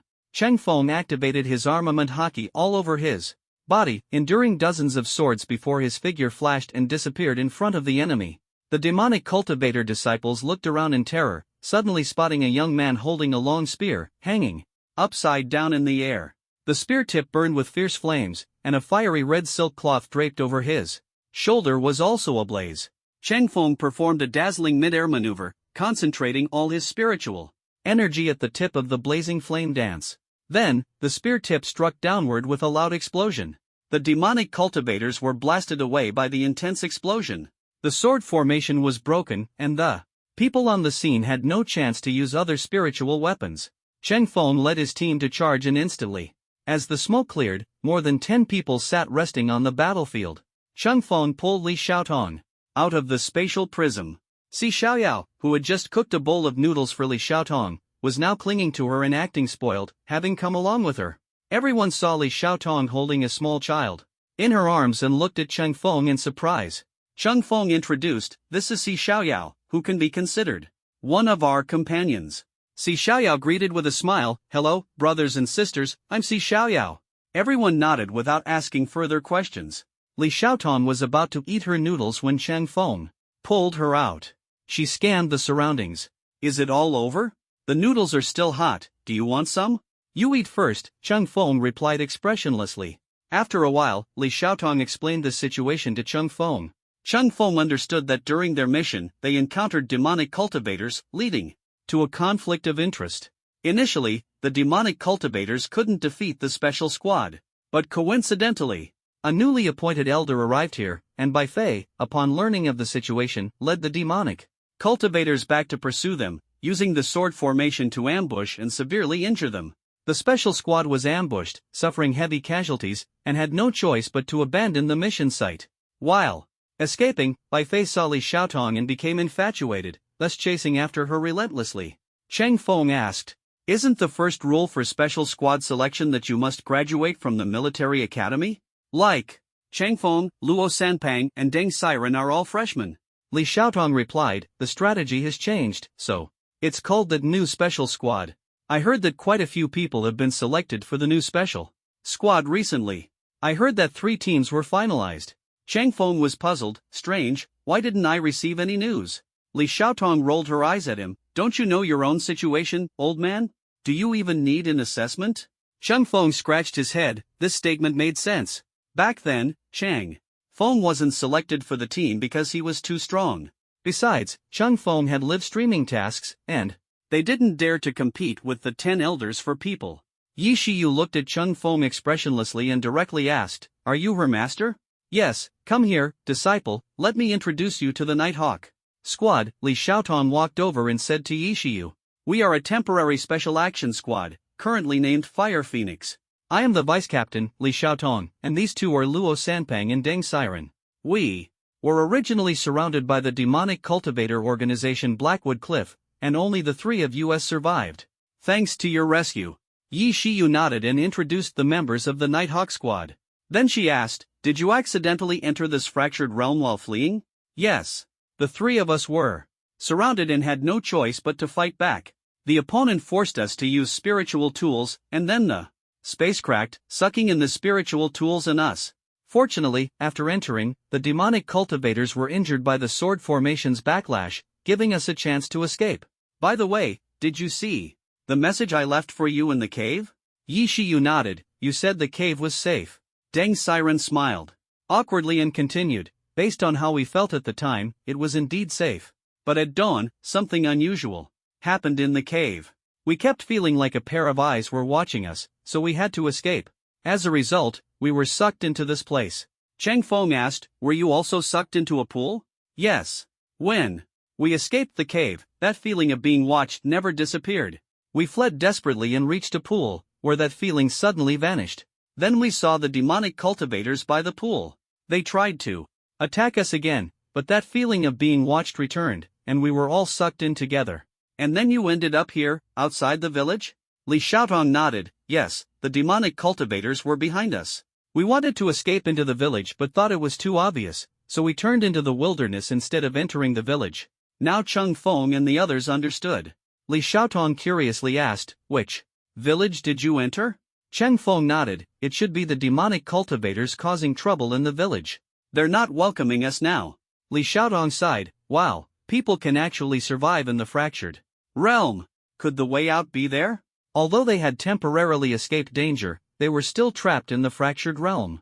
Yi Shiyu suddenly became alert. Someone's coming. After saying this, she quickly moved with the wind and hid under a giant tree. Li Xiaotong froze for a moment and looked at Cheng Feng. Is it your junior sister? Cheng Feng shook his head. I only guided her a few times. Li Xiaotong and the others had been busy with tasks and hadn't learned the six-style cultivation method issued by the higher-ups. Yi Shiyu quickly climbed the tree, and a pleading voice came from the dense branches, don't kill me. Yi Shiyu brought the person down. It was a middle-aged man. He was clearly frightened by the group's imposing presence, trembling all over. The man hurriedly explained, I'm a resident of the nearby village. I couldn't find any prey around the village outskirts, so I came to this forest to hunt. When I saw them fighting, I got scared and climbed the tree to hide. I really didn't mean to eavesdrop on you. Yi Shiyu fixed her gaze on him, and the man, feeling the pressure, continued, I just saw that you guys aren't bad people and even drove away those who wanted to take over the village. I can help you speak to the village chief on your behalf. Yi Shiyu nodded, lead the way. The man stood up, breathing a sigh of relief. He had overheard Li Xiaotong and the others' conversation earlier and knew there were secrets involved. Coupled with Yi Shiyu's earlier look, he almost thought they were going to silence him. Letting the middle-aged man lead the way, Yi Shiyu turned to look at Cheng Feng. Now only Cheng Feng could discern if the man had any spiritual energy fluctuations. Cheng Feng shook his head, signaling that the man had not awakened. Yi Shiyu silently stepped back a few paces, while Cheng Feng, Li Xiaotong, and Wen Duoduo moved closer to the man, creating some distance from the rest of the team. The man also sensed their change in attitude, and with Cheng Feng sharing some dry rations with him, his fear gradually subsided. This uncle was quite talkative and started chatting with them along the way. Our village often has outsiders showing up. At first, those people would cause a lot of trouble, desperately trying to leave. The group you defeated was different. They came into the village, demanding we hand over the people who had run inside, threatening to destroy the village if we didn't comply. The village couldn't reach an agreement with them, so the village chief had to drive them away. Cheng Feng asked, your village chief drove away dozens of people? Ha, don't underestimate our village chief. Although he looks young, he's not to be trifled with. He's even more capable than the previous village chief. The previous village chief? That was his father. In our village, leadership is hereditary. When the village chief steps down, the next in line is someone from his family. So the current village chief inherited the position from his father. Cheng Feng suddenly became alert, his gaze turning sharp. He recalled what the little girl at the village entrance had said. Her father went hunting and hadn't returned for a week. He Then asked the middle-aged man, "You said you came here to hunt?" The middle-aged man smiled bitterly. "There's no prey near the village, only escaped poultry." Cheng Feng felt something was off and pressed further. "Then what are you really here for?" "To kill someone." Cheng Feng's eyes lit up, and he quickly pulled Wen Duoduo and Li Xiaotong aside. The people behind them also heard the words "kill someone" and immediately stopped, staring at the man warily. "Dad!" During the tense standoff, a little girl's voice called out from afar. It was the same little girl they had saved earlier, the one who said her father had gone missing while hunting for a week. They had already reached the village entrance. The man patted the little girl's head and smiled. "Xiaohua, did you miss Dad?" "Yes." The man took out a small wooden item from his pocket and handed it to Xiaohua. The little girl happily accepted it. "Go play for a while, okay? Dad has some things to do with these brothers and sisters. I'll play with you later." "Okay." Xiaohua glanced at Cheng Feng and the others.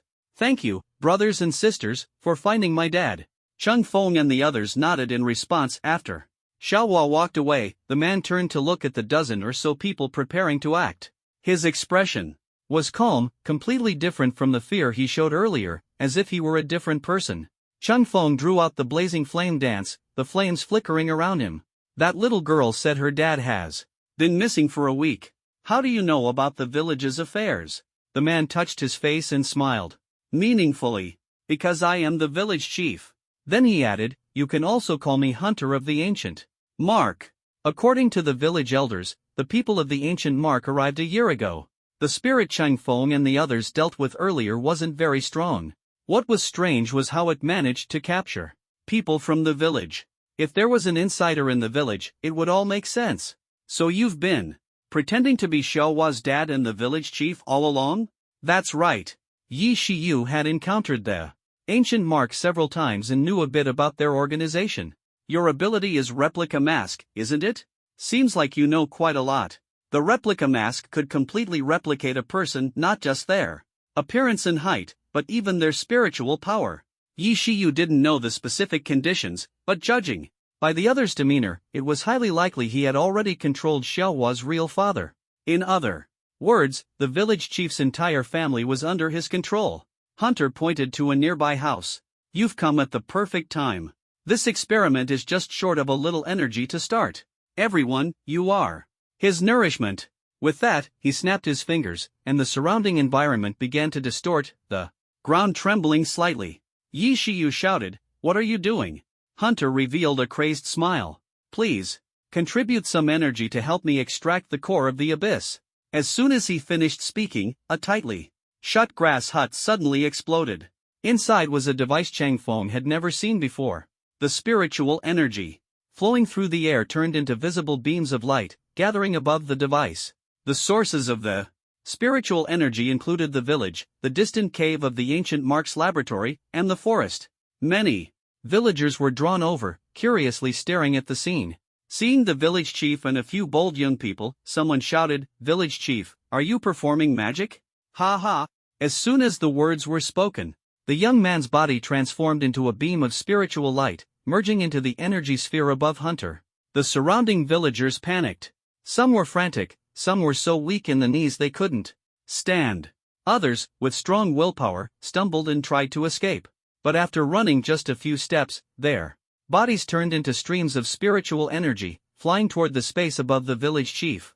Yi Shiyu was shocked. These villagers are spirits too? Strange, there must be a spiritual array in the village hiding their identities and creating illusions. Cheng Feng realized that some things couldn't be judged by sight alone, not even by the Sharingan. Clink! A few pieces of jewelry fell from someone's clothes, and as they hit the ground, their originally bright luster instantly dimmed. They were spiritual artifacts. These artifacts had interfered with the Sharingan's judgment.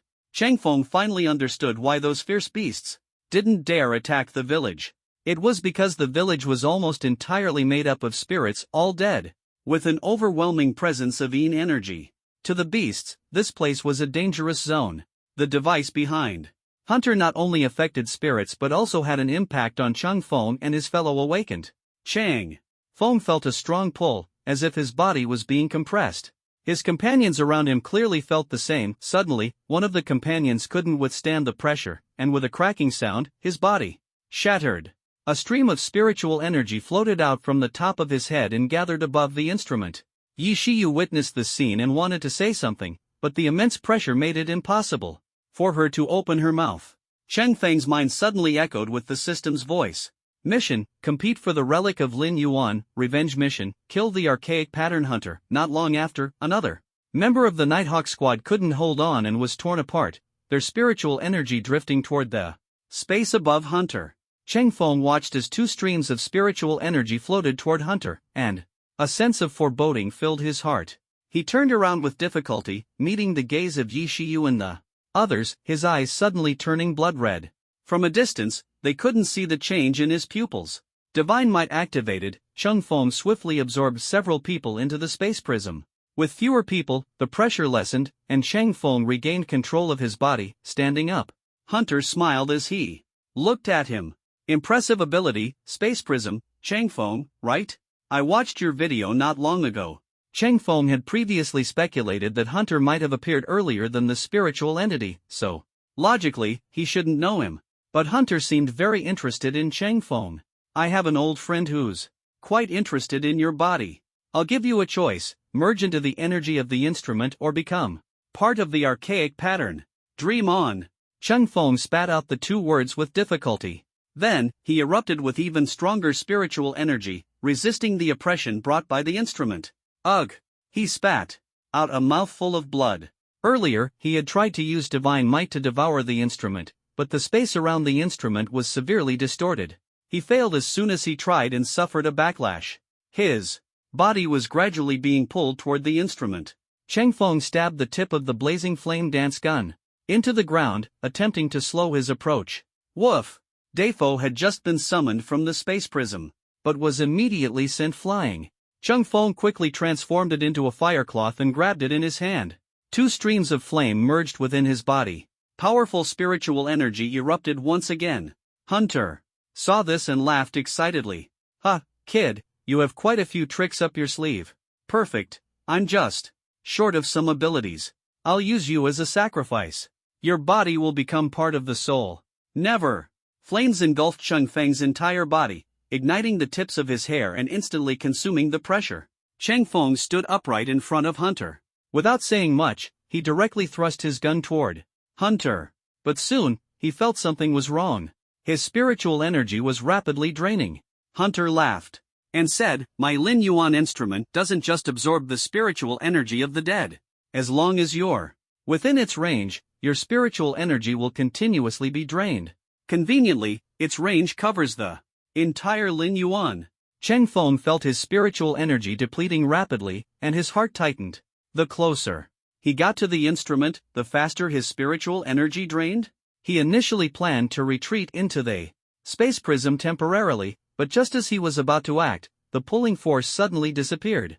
With most of his spiritual energy lost, the flames on Cheng Feng's body gradually extinguished. He steadied himself, feeling somewhat fatigued. Hunter turned to look at the instrument. Looks like it's complete. Haha, you're still alive. You really are suitable as a guinea pig. Daddy, what are you doing? Suddenly, Xiaohua's head peeked out from behind the house where Hunter stood. Cheng Feng saw several elderly people at the village entrance in the distance. They hadn't been absorbed by the instrument either, but their expressions were calm. As if they had long known this would happen, Cheng Feng guessed that these people were likely outsiders, while the other villagers were probably spirits. This village resembled a formation, allowing the deceased to continue existing and even living in spirit form. Cheng Feng had never heard of such a thing, not even in his previous life. It seemed his previous life had been wasted. A young boy ran from the village entrance. He charged forward angrily, glaring at the massive sphere of spiritual energy in the air and cursing. "You bunch of villains! What did you do to the calf? Where did you take the villagers?" he shouted furiously, approaching the people beneath the spiritual energy sphere and pointing at them accusingly. "Was it you? Do you know my dad is the village chief? If my dad finds out, he won't let you off." As he spoke, his voice grew quieter because the person he was pointing at was his father. "Dad? You?"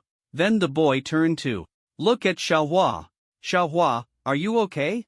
Hunter sneered coldly. It's ready. Now, let me show you the true face of Lin Yuan. He extended his hand, piercing the boy's heart directly. The boy stared at his father. In terror, his pupils dilating sharply. Dad, you. His gaze grew dazed as he saw his father's demonic hand reaching out. The boy's voice trembled. Xiaohua, run. Clang. Cheng Feng's weapon blocked in front of the little girl. Having failed to save the boy earlier, he would not let Hunter succeed this time. Hunter threw the boy into the spiritual sphere in the air, which devoured his body, its surface shimmering with faint spiritual glow. Cheng Feng speculated that the only natives left in the village were likely the boy and Xiaohua. Hunter might have kept these two children to complete the next step of his plan after they spiritual energy had condensed. Cheng Feng stood protectively in front of the crying Xiaohua. The surrounding space began to ripple. Yi Shiyu and the others rushed out from different directions through spatial edges, immediately locking onto Hunter's position, ready to assassinate him. Li Xiaodong's body erupted in flames, forming a fiery phoenix that let out a crisp cry as it charged toward Hunter. Hunter nonchalantly extended his hand, and the spiritual energy was absorbed by the sphere in the air. Use physical techniques. Cheng Feng instructed in a low voice, swiftly charging forward. Li Xiaotong understood and followed closely. Behind, the two simultaneously unleashed powerful tempest kick attacks, while Yi Shiyu and Yi Lingyun joined the assault from two other directions, wielding wind sides. A deafening explosion echoed. Hunter sustained multiple injuries, but the smile on his lips grew even more arrogant. Ah, impressive. You're truly impressive, he said, touching his face. When he looked up, everyone was stunned. That face, it was Cheng Feng's. The replication mask could perfectly replicate a person's appearance, including the markings on their body. According to research on ancient markings, Hunter could use this marking to perform abilities identical to Cheng Feng's. Disguised as Cheng Feng, Hunter laughed maniacally. He waved his hand, causing ripples in the space before him. A spatial rift appeared behind Li Xiaotong, who was closest to him. Xiaotong.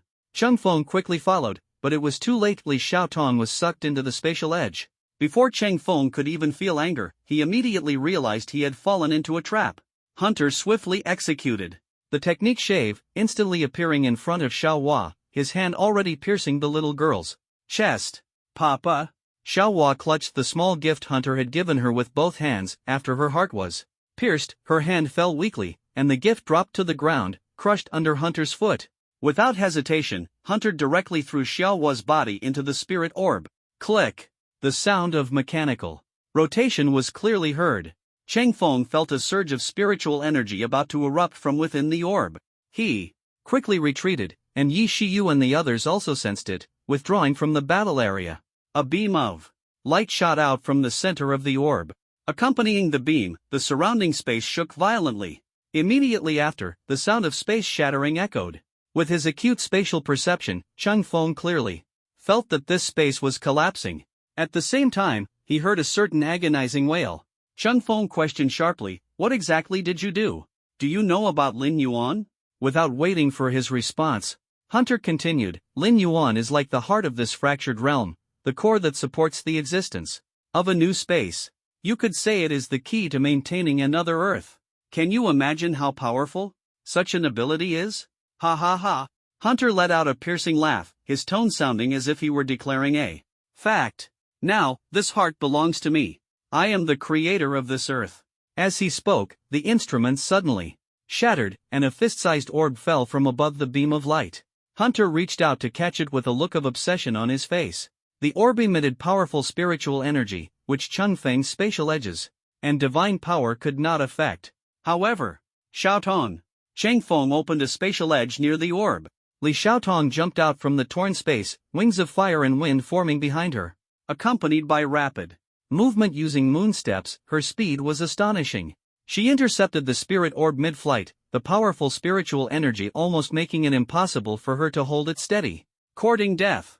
Hunter saw Li Xiaotong in mid-air and immediately understood. Although he had obtained Cheng Feng's mark ability through special means, the mark was identical to Cheng Feng's, and the space it opened could naturally be sensed by Cheng Feng. Cheng Feng had already noticed this when Li Xiaotong was absorbed into the spatial edge. Earlier, he hadn't let Li Xiaotong go, precisely to make Hunter lower his guard and give him an opportunity to strike. Thus, when Li Xiaotong was absorbed into the spatial edge, Cheng Feng also activated spatial perception, allowing Li Xiaotong to see the outside situation. This came in handy. Hunter shouted and quickly rushed behind Li Xiaotong, delivering a heavy punch to her back. Li Xiaotong, who was fiercely contending with the spirit orb's energy, had no time to dodge. The punch caused her to lose balance and fall downward.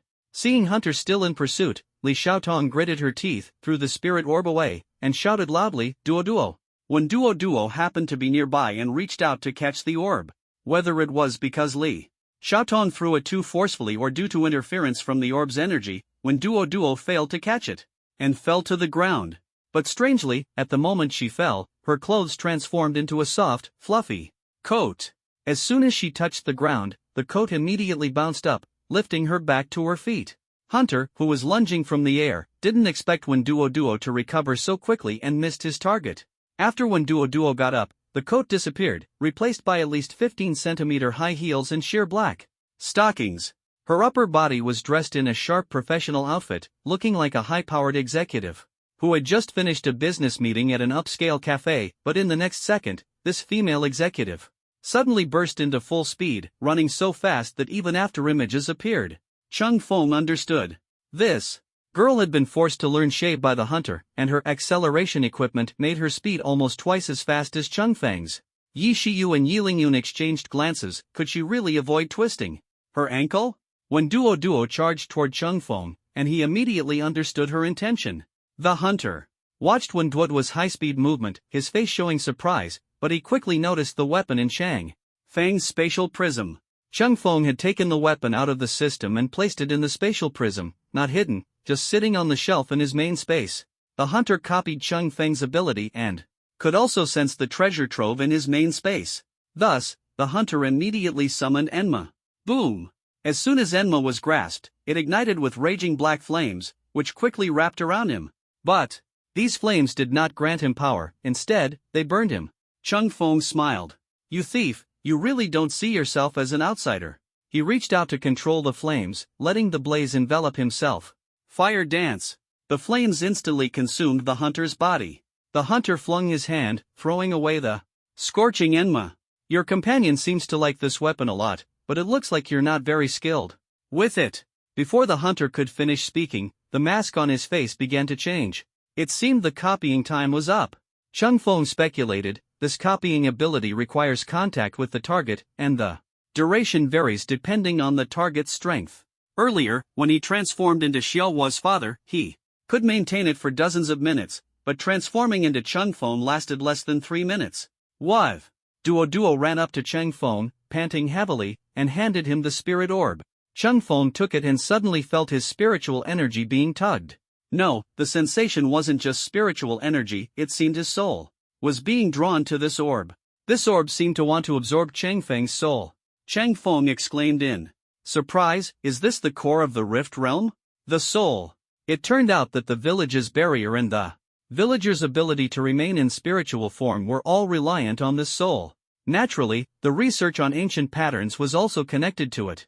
Cheng Feng felt the dense spiritual energy within the orb. This power came from absorbing countless people's spiritual forms and energy, as well as the spiritual energy of fierce beasts. The hunter reverted to his original form, an unkempt middle-aged man. He looked at the spirit orb in Cheng Feng's hand but didn't rush to snatch it back, perhaps knowing he lacked the ability. Moreover, his goal had already been achieved, to separate the soul from the Rift Realm and bring it back to the world. He regained a composed smile. But this smile didn't match his current appearance, making it look awkward. The hunter spoke, "Ha, we've been planning this for so many years, and you managed to beat us to it. Kid, consider this my gift for our first meeting. We'll meet again next time." The hunter's abilities were limited. Without the spirit orb, he was no match for Cheng Feng and the others. But he wasn't angry about the soul being taken away. His current demeanor was completely different from his earlier agitation. It was strange. After years of effort to extract the spirit orb, he remained calm even after it was stolen. It was as if he had two personalities. Cheng Feng saw the hunter about to leave and hurried forward to stop him. But the hunter seemed to trigger some kind of switch, and his figure disappeared in a flash before the instrument. Yi Shiyu immediately realized, this is the exit to leave Lin Yuan, Cheng Feng and the others. hurried forward to check, but couldn't find any switches. At the village entrance, only a few elderly people stood alone. Among them was the old man who had previously spoken to Chang Feng. Now, only he dared to step forward and speak. He looked at Chang Feng with a smile and teased, "You guys are really something. Old man, did you already know about these things?" Chang Feng asked. Hee, those who knew long ago are all dead. You don't seem like someone who doesn't know, Chang Feng said. The old man stroked his beard and sighed. Our team accidentally entered the Rift Realm during an outdoor expedition. I was lucky, watching my companions die one by one before I eventually stumbled upon this Lin Yuan. After realizing there was no way out, I let it go and decided to spend my remaining years here. But fate is cruel. I accidentally discovered some strange things in the village, and curiosity drove me to investigate secretly. Chang Feng asked, "Did you discover that the people here are all spirit bodies?" "That's right. One day, I saw two people fighting on the street, and one of them dropped an accessory. I felt the spiritual energy erupting from the others. Punch and began to suspect. Later, I found that almost everyone here wears accessories. These accessories should be spiritual tools used to conceal their identity as spirit bodies." Yi Shiyu curiously asked, "The people in the village are all spirit bodies? How long have they lived?" "I don't know the village's history, but I do know there are two people in the village who aren't spirit bodies. The village chief's child and Xiaohua. Yes, these two children were already here when I arrived. It seems some kind of formation is operating within them, keeping their bodies and ages frozen as they are now." Chang Feng listened silently as the old man continued, "When I was young, I trained in a major sect and learned Qi observation technique, which allows me to sense that these two children have more than one formation within them. Plus, with the presence of the archaic patterns Fengzi here, I suspect they are using these two children for experiments. Unfortunately, there are too few clues, and I couldn't investigate further. Only today did I understand their true purpose." Chang Feng asked, "They're the key, right?" "Exactly. This Lin Yuan is very strange. After coming here, I haven't cultivated, yet my spiritual energy has increased. This place must be a treasure, which is why the archaic pattern wants to take it over. As for those two children, they should be the catalysts. As the natives of Lin Yuan, using their flesh and blood to awaken Lin Yuan's heart couldn't be more fitting." When Duo widened his eyes and shouted, "The archaic pattern is so cruel. Who wouldn't say so?" The old man sighed, looking up at the sky. "Lin Yuan's space is about to collapse. Don't panic. I've looked into it. After Lin Yuan's space collapses, it won't affect the outsiders inside. You don't need to worry, you'll all safely return to the Rift Realm." Chang Feng detected another meaning in his words. "What about you?" "Me? We old folks have stayed here long enough. Our bodies have already been affected by the spiritual energy here and have been marked. We're not outsiders, so we'll naturally disappear along with Lin Yuan. You're quite an interesting little fellow." As soon as he finished speaking, the spatial rift grew larger, and an endless stream of liquid surged out from the cracks in the shattered space. More and more water filled the entire space. Before long, the whole area was submerged. Chang Feng noticed Yi Shiyu beside him looking panicked, holding her breath desperately, and then, glug. In the live stream, the calm water surface suddenly bubbled a few times, and then more bubbles appeared. Splash, Chang Feng was the first to emerge, holding Yi Shiyu's ankle upside down and quickly pulling her to the shore. Phew, finally out. When Duo, sharp-eyed, quickly shouted, "Hey, it's the live stream equipment. We're back." When Duo ran to the live stream equipment and saw the comments were sparse at first, with some people even asking, "Why is the live stream only showing the water surface? What's so interesting about that?" Soon, a flood of comments appeared. "Is this a resurrection? It must be resurrection. I've been watching the live stream all day, and they've been underwater for at least 24 hours. Humans can't possibly last that long. How could Changshan be measured by ordinary human limits? Truly worthy of Changshan." Aside from when Duo, Chang Feng and the others lay on the grass, still feeling the lingering sense of survival after a disaster. Although they had escaped, they couldn't help but curse the madness of the archaic mark in their hearts. Chang Feng wasn't sure if that village was an experimental base created by the archaic mark, but the fact that the archaic mark slaughtered an entire village and pretended to be a spirit to act with the children was an act of extreme evil. However, Chang Feng still had a question. The archaic Mark liked conducting experiments, so why was the elder who spoke to them not treated as a test subject but instead easily integrated into the village? Moreover, Chang Feng didn't believe that while secretly investigating in a village controlled by the archaic Mark, the hunters of the archaic Mark wouldn't notice. There were too many mysteries left unsolved, and Chang Feng knew these touched upon his blind spots. He desperately wanted answers, but unfortunately, they still didn't know how to leave this fractured realm. The core of the fractured realm, Lin Yuan, had already turned into a relic called Soul, which was now in Chang Feng's possession. Yet, the fractured realm appeared completely unaffected on the surface. Chang Feng exchanged a glance with Yi Shiyu. Would they really have to wait for the fractured realm to pull them out? Strange vibrations began to echo around them. Chang Feng felt that oppressive sensation returning. In an instant, the group around Chang Feng was stunned by the pressure. The gazes fixed on Chang Feng seemed to focus on the object in his hand. Chang Feng felt a trace of frenzy and anger within the oppressive force. Alo Chang Feng was instantly immobilized by the pressure, unable to move. Worse still, ferocious beast roars echoed from afar. A group of fierce beasts was charging toward them. As the beasts approached, Chang Feng could see their size clearly. 6th tier. Fierce beasts. Everyone, be careful. The beasts quickly reached Chang Feng and his group. At this moment, Chang Feng couldn't even stand steadily, let alone fight back. Howl, the fastest wolf king, rushed to Chang Feng, biting his head. It pulled hard but failed to sever Chang Feng's head. The sharp teeth of the beast couldn't penetrate his skin. The wolf king looked shocked, then opened its mouth to bite other parts of Chang Feng's body. They seemed completely unaffected by the oppressive aura emanating from Chang Feng and the others. The livestream audience was dumbfounded by the scene. What is Chang Shen doing? Is everyone kneeling? Is this some kind of ritual? Whoa! A ferocious beast is coming. It's so huge, at least 6th tier. Why isn't Chang Shen running away? Ah! Chang Shen's head is being bitten. What is he doing? Could he be suppressed? This is so strange. Why haven't I heard of such oppression in the secret realm? No one in the live chat could explain, and all messages were being censored. Although his body couldn't move, Chang Feng's abilities were still intact. He immediately used armament hockey to protect himself. His head was saved, but the pain didn't lessen at all. The spiritual power of the 6th tier beast was far stronger than Chang Feng's. Unable to bite through Chang Feng, the Wolf King angrily flung him away. With a splash, Chang Feng fell into the water again, but this time he quickly climbed out. He felt the pressure on his body ease significantly. Looking down, he noticed the spiritual orb had somehow slipped from his hand. The pressure on his companions also disappeared. More ferocious beasts arrived, and Yi Shiyu and Li Xiaotong quickly stepped forward. A wind scythe and a fire phoenix, two forces of spiritual power, exploded on the battlefield. The live broadcast camera zoomed out, providing a wide-angle view, perfect for watching this battle. Boom! The explosion of spiritual power instantly sent several beasts flying. Chang Feng felt Li Xiaotong's spiritual power, and was surprised that this little girl's spiritual power level had already surpassed his.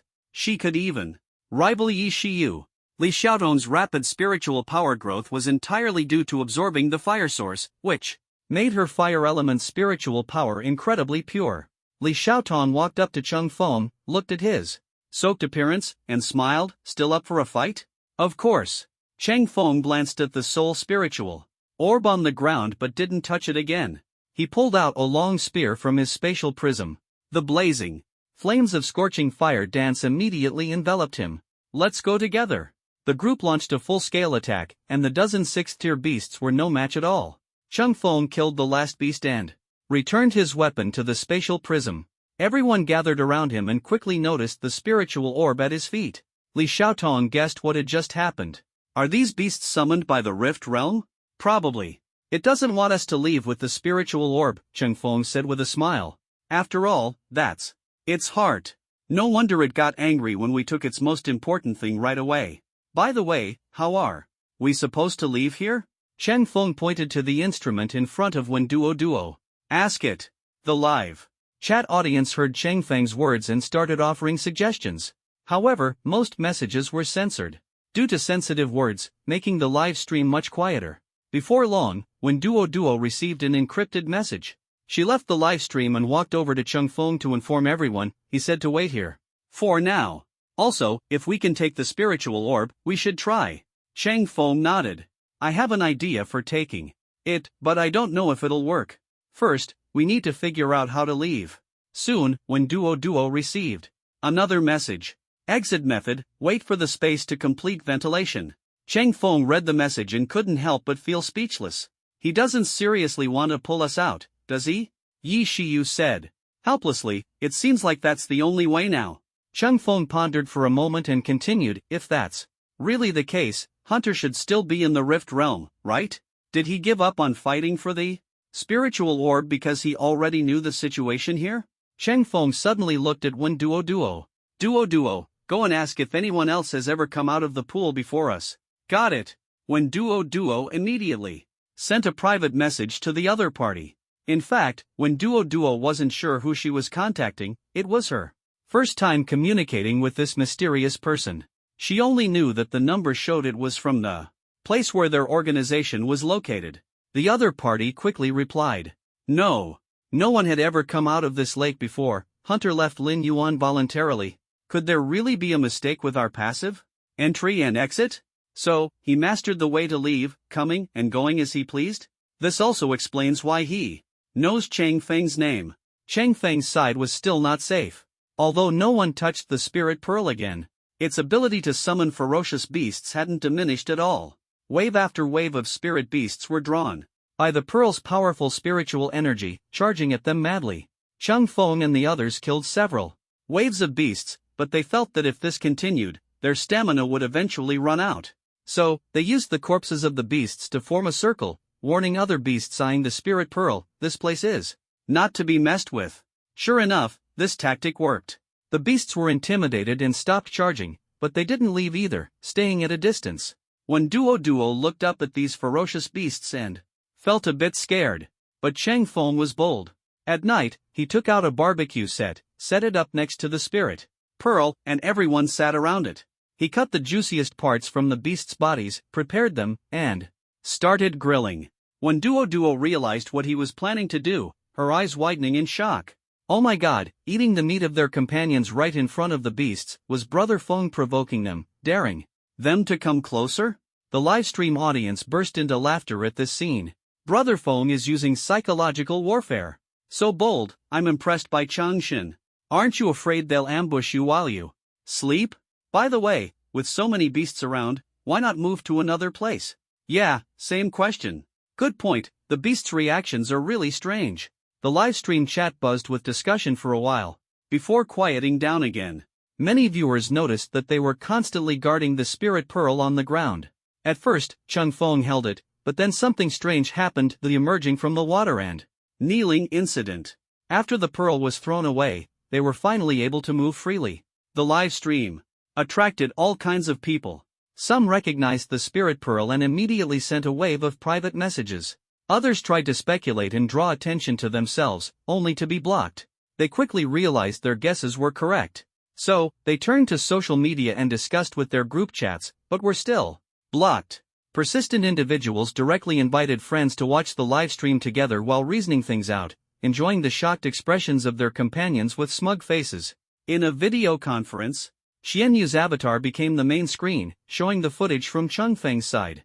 Xianyu smiled faintly, silently watching the eating broadcast on the screen. Li Sheiji, seeing his granddaughter safe, had a heavy expression but finally felt a sense of relief. After a while, Elder Li spoke. 12 people, only 3 remain. Xianyu had already received the report when Duo sent during her meal break. She forwarded the report to everyone and continued, at least it's not the worst outcome. This group was the strongest, with the hardest mission, and they even encountered demonic cultivators. Surviving is already very fortunate. Once they pass the path of ancestors, they can officially undergo the spiritual vein baptism. Ziliang appeared on the screen with an innocent expression. Old Li was wearing floral swim trunks, bare-chested, clearly just finished swimming. The weather was getting cooler, and steam rose from his body as the water evaporated, forming white mist. The heart of the Rift Realm? We previously investigated and confirmed that the Rift Realm has signs of life. This ancient pattern has been thoroughly studied. His gaze shifted to Ziliang as he spoke. What do you think of this thing? From the description, the spiritual energy inside is no less than that of a spiritual vein. Other effects depend on whether the Rift Realm is willing to speak up. I think we should just let the Daylight Squad use spiritual tools to extract it. The Daylight Squad, specialized in exploring the Rift Realm, possess spiritual tools designed for it. Rift Realms are rare. They had only discovered 2 locations, one of which was a dead Rift Realm. The squad had explored back and forth dozens of times, finding some effective spiritual tools. The living Rift Realm was unstable and could move. However, these tools had been tested and proven effective. Zelion also supported Old Lee's suggestion. Let's see what results they get first. No one objected, and Xianyu spoke up. Everyone, the electric mouse is reaching its limit and needs a break. No one disagreed. The fact that the livestream had lasted over a day was already impressive. Moreover, Cheng Feng and his team had successfully escaped from the frost abyss, and the next step was simply waiting for the Rift Realm to breathe. There was nothing else they could help with. Xianyu closed the livestream room and began today's meeting. Inside the Rift Realm, when Duo and the others finished their meal and walked to the equipment to interact with fans, many people in the livestream room were sending comments asking about Cheng Feng's gossip.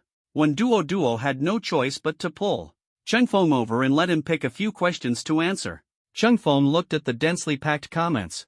The words almost too crowded to read. He picked a less personal question to answer. Suddenly, the equipment emitted a hissing sound, the screen began to blur, and within seconds, it went completely black. Cheng Feng looked at Wen Duo in confusion. I didn't touch it. When Duo curiously tapped the equipment, then pulled out his phone to check, no signal. Yi Shiyu, standing nearby, explained, it's probably because the electric mouse's ability time is up. Electric mouse?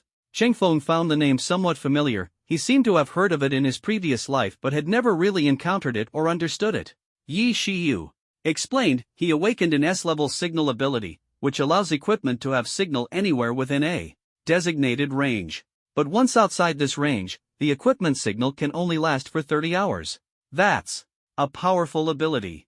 Does that mean he can monitor all information? In theory, yes, but don't worry.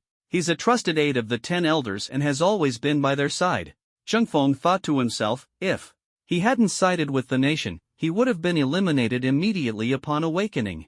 Now that their signal was cut off, they were essentially in a state of disconnection, but the situation had already been reported. They just needed to wait for the Rift Realm to open to return home, no major issues. But something felt off. Cheng Feng frowned deeply. Ever since he woke up, he had been using his observation ability to scan the surroundings and suddenly sensed many massive monsters approaching. It seemed those fierce beasts were just appetizers. Prepare for alert. Cheng Feng's voice suddenly rang out, waking up Luo Sanpang, who was sound asleep. After the meal, he had immediately fallen asleep, exhausted from the past few days of turmoil. Just as his sweet dreams began to take shape, Cheng Feng's shout interrupted him, and Luo Sanpang quickly got up. What's wrong? Is there danger? Yes. Cheng Feng nodded. Yi Shiyu and Yi Lingyun also rushed over. The surrounding ferocious beasts occasionally launched surprise attacks, but they were all killed and their bodies thrown to the outskirts. Yi Shiyu was about to ask what was happening when she saw more ferocious beasts approaching from afar. Cheng Feng had never seen such a massive group of beasts. He knew a great battle was inevitable. He initially wanted everyone to hide in the spatial prism. Although the Rift Realm repelled the spatial prism, Cheng Feng had a way to make it exist here for a day. However, they had a mission to bring back the heart of the Rift Realm. Moreover, Cheng Feng also had a task to seize the relic of the Rift Realm, which was not yet completed. This heart might not belong to the relic, or perhaps he hadn't fully obtained it yet. Everyone quickly gathered. Yi Shiyu ordered, form a triangular battle team, coordinate the attack. As soon as she finished speaking, the teammates evenly positioned themselves behind Cheng Feng and Li Xiaotong. When the ferocious beasts approached, Yi Shiyu's voice trembled slightly. 7th-tier beasts. Over a dozen of them. Her trembling voice was understandable. In ordinary secret realms, she could barely fight against one 7th-tier beast. But this was the Rift Realm, where the strength gap between different tiers of beasts was enormous, and this gap was even more pronounced here. They relied on teamwork to fight 6th-tier beasts and used corpses to scare off 4th and 5th-tier beasts. The destructive power of one 7th tier beast was almost equivalent to all the 6th tier beasts they had faced combined. Chang Feng looked at the spirit orb beneath his feet and said, "They are being attracted by this spirit orb. Everyone, move away first. Find an opportunity to launch a surprise attack later." As soon as he finished speaking, a spatial rift appeared in front of Chang Feng, and everyone quickly entered it. The leading 7th tier beast approached the spot where Chang Feng and the others had disappeared. It immediately spotted the spirit orb on the ground and charged at it irrationally. Chang Feng suddenly emerged from the spatial prism, his blazing flame dance spear in hand, thrusting straight at the beast's head. The sharp spear tip didn't penetrate the skull, blocked by the beast's spiritual energy. Chang Feng slightly withdrew the spear, reinforced it with armed color, and thrust again with force. Splurt! The spiritual energy barrier was pierced, but the spear was also forcefully repelled. Meanwhile, another spatial rift appeared behind the beast. Yi Shiyu and Li Xiaotong jumped out of the rift. Yi Shiyu's wind scythe aimed at the opening Chang Feng had just created, and slashed down fiercely. Crack!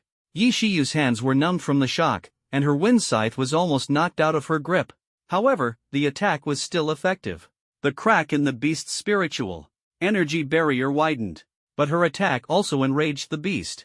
It turned around, glaring angrily at Yi Shiyu, ready to retaliate immediately. Li Xiaotong flipped in mid-air, quickly positioning herself behind the beast. The flames on her back formed into a fiery phoenix. While the beast was focused on Yi Shiyu, the opening was fully exposed to Li Xiaotong. Without hesitation, she gathered her strength and punched hard at the opening. Flames scorched the beast's skin, producing sizzling sounds. The 7th tier beast roared in pain, releasing a powerful spiritual energy shockwave. This force pushed Li Xiaotong back several steps in midair before she stabilized herself. At this moment, Chang Feng had already recalled the blazing flame dance, flames wrapping around his entire body. He then infused the spear tip with the purgatory fire of Enma. When the beast used its spiritual energy to repel everyone, Chang Feng, being slightly farther away, was less affected. He quickly closed the distance and thrust the spear fiercely into the beast's head. Splurt! The spear pierced halfway, and black flames immediately ignited on the beast's scalp. Their coordination was seamless, and this series of actions took only 2 seconds. The beast fell into a passive state as soon as it came into contact with them, completely unable to counterattack. Its full power had not yet been activated, leaving it frustrated. Li Xiaotong saw Chang Feng succeed and immediately joined in, intending to take down this leading bird with him. Suddenly, a sharp screech came from behind her. Li Xiaotong's heart tightened, and she quickly stopped, sidestepping to evade. A large bird with black feathers all over its body swooped past her chest, pecking fiercely. The strong wind it stirred directly blew Li Xiaotong several meters away. She rolled a few times before stabilizing herself. At that moment, the situation instantly reversed. Other beasts arrived, and the advantage was snatched away from them. The injured beast took the opportunity to quickly distance itself from Chang Feng. The flames on its head left the blazing flame dance, burning for a few seconds before extinguishing. Chang Feng was instantly surrounded by 3 or 4 7th tier beasts. Other team members quickly emerged from the spatial prism. Chang Feng had chosen a good position, right on the outer edge of the 7th tier beast's encirclement. The other team members were responsible for providing support from the outside. Facing 3 or 4 beasts, Chang Feng was somewhat flustered.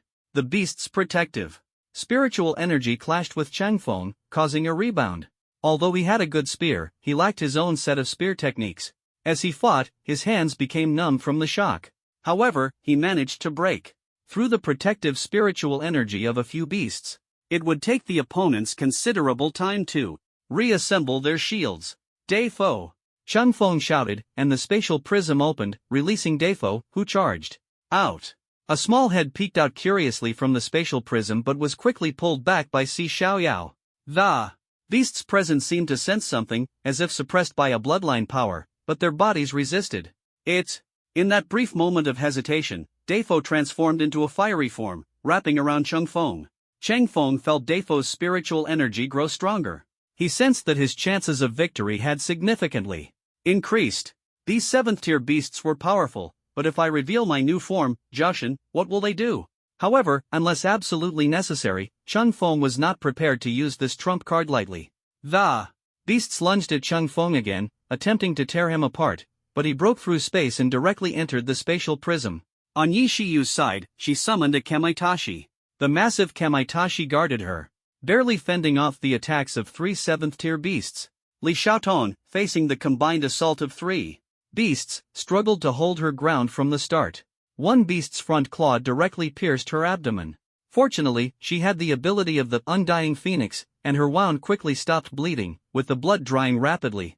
The beast she had severely injured earlier was now frantically retaliating against. Horror! Bang! A bullet tore through the void, striking the back of the head of the beast. Chang Feng had heavily injured. All its previous defenses had been broken, and the bullet drilled straight into its skull, spiraling and shattering its brain. The beast didn't even have time to let out a cry before collapsing. The first enemy of this battle had fallen. It had been less than a minute since the fight officially began. All of this was the result of high-speed coordination. Li Xiaotong immediately realized that Chang Feng had helped her. Ha, as expected of my master. Even in such a dangerous environment, he still looks out for me. She silently gave Chang Feng a thumbs up in her heart. But soon, she noticed something was wrong. Chang Feng had entered the spatial prism where were the 4 beasts he had been fighting just now. Li Xiaotong looked up and saw 3 ferocious beasts charging toward her from afar. Damn it, Chang Feng, you're such a bastard, she cursed inwardly, only to be directly struck by the sharp blade of a flying beast. The immense impact sent Li Xiaotong flying, and her back was instantly stained dark red with blood. Bang! Chang Feng's second shot followed closely, aiming straight at the head of the beast whose defense he had just broken. Splat! Another hit. Although it didn't kill the beast instantly, it was severely injured, and its combat power significantly weakened. Chang Feng didn't let up, firing 4 more shots in quick succession. 2 of the shots hit the other 2 beasts whose protective spiritual energy he had broken, while the other 2 were to protect Li Xiaotong. Li Xiaotong stopped the bleeding on her back and immediately started running away. Facing 5 7th-tier ferocious beasts, she would rather be shot dead than fight them head-on. After several gunshots, she felt the murderous intent behind her gradually weaken. Turning back, she saw the beasts were injured. And in the distance, Chang Feng was smiling at her. Damn, you still have the nerve to smile after almost getting me killed. I'll settle this with you later. After finishing his covert shots, Chang Feng immediately left the spatial edge, and the flames of his blazing fire dance ignited the nearby 7th-tier beasts around Li Xiaotong. The fire exploded among the 5 beasts, instantly drawing the attention of 3 of them, leaving 1 severely injured and 1 lightly injured beast for Li Xiaotong to deal with. Chang Feng was surrounded by 3 beasts, and he gave it his all, unleashing his physical techniques and domineering aura. Among the 3 beasts, 1 was the injured beast facing him head-on, while the other 2 circled to his sides and back, preparing to ambush him. 7th-tier spiritual beasts are intelligent enough to cooperate and coordinate as a team. Chang Feng knew it was a trap but still charged forward with his spear. In an instant, flames soared into the sky. The 2 ambushing beasts bit at his underarm and back, but their attacks were blocked by his hardened armament hockey. Though his skin wasn't pierced, the impact sent Chang Feng rolling several meters away. His spear also fell to the ground. But this time, it was intentional. The tip of the blazing fire dance spear was firmly embedded in the head of the beast facing him head-on. Blood flowed down the spear shaft as the flames burned more fiercely. Chang Feng steadied himself, quickly approached the beast, pulled out his spear, and with a fiery arc, struck the protective spiritual barrier of another beast. Buzz! Chang Feng's hand went numb, and he was forced back several steps. The beast seized the opportunity to charge at him, its sharp claws sending him flying dozens of meters away. Ah! Chang Feng unexpectedly collided with a soft cushion, quickly got up, and realized he had crashed into Wenduo, who was frantically dodging the beasts chasing her. She was running desperately but was knocked down by Chang Feng's flying body, landing face-first in the dirt, even losing her high heels.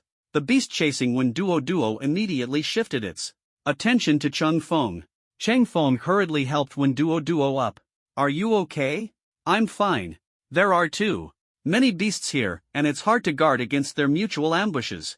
Should we retreat for now? Everyone knew in their hearts that what the beasts truly wanted was the spiritual pearl. Chang Feng didn't outright reject the idea but instead said, let's hold on a bit longer. If we really can't manage, we'll retreat. Alright. Chang Feng's gaze was fixed on Wenduo, making her shiver involuntarily. She asked, "Brother Feng, is there anything I can help with?" Chang Feng smiled, "Just focus on running. But I need to test it. First." He picked up the spirit orb from the ground, and a wave of pressure instantly weighed on him. He quickly threw the orb away, and his body immediately returned to normal. "It works!" Chang Feng instructed one. Duo, do it like this, lure all the beasts over." When Duo watched his demonstration, understood his plan, but still asked worriedly, "Brother Feng, can I really do it?" "Don't underestimate yourself." In fact, after when Duo shaved her head, her speed was already the fastest among them. Her running made it safer. Seeing her hesitation, Chang Feng reassured her, "Don't worry, I'll use a sniper rifle to cover you while you run, ensuring your safety." When Duo calmed down after hearing this. "Alright, let's give it a try." She thought, and her high heels appeared on her feet again. She quickly grabbed the spirit orb from Cheng Feng's hand and threw it into the distance. When Cheng Feng picked up the spirit orb earlier, the beasts were instinctively guided by the rift realm to lock onto the person holding the orb. They immediately charged at Cheng Feng. But Cheng Feng quickly threw the orb away, and the rift realm's psychological suggestion on them instantly failed, leaving them momentarily confused. As they prepared to scatter and hunt, the rift realm sent another suggestion, focusing their target on when Duo. Just like before, when Duo threw the orb, and the beasts were dazed again. When she caught the orb, they charged at her once more. This brief confusion gave when Duo precious time to escape. Her tense heart began to calm down. "Hey, you wanna chase me, huh?" roared several beasts, disturbed and enraged, their eyes red, charged at when Duo without hesitation. "Oh my god." When Duo jumped in fright and immediately started sprinting, shouting loudly, "Brother Feng, are you ready?" "Not fully gathered yet, attract a few more." Cheng Feng replied, casually tossing black medicine to Yi Shiyu, Yi Lingyun, and the other team members. Earlier, the siblings had been tormented by the beasts but fortunately weren't seriously injured. Yi Shiyu didn't understand Cheng Feng's intention to gather the beasts and curiously asked, "What are you planning to do?" "Gather them and take them out in one go," Cheng Feng said decisively. "Ha!" Yi Shiyu almost didn't catch his words. They had struggled to deal with a single 7th-tier beast earlier, so how could they now take out a whole group in one go? Were they planning to let the beasts wipe them out instead? Luo Sanpang, however, was intrigued. "Brother Feng, how exactly are you planning to take them out in one go?" Cheng Feng explained, "I'll break their armor, Li Xiaotong will use area attacks, and you guys will clean up the leftovers." He spoke casually, but in reality, the most challenging part of dealing with the beasts was their spiritual energy shields.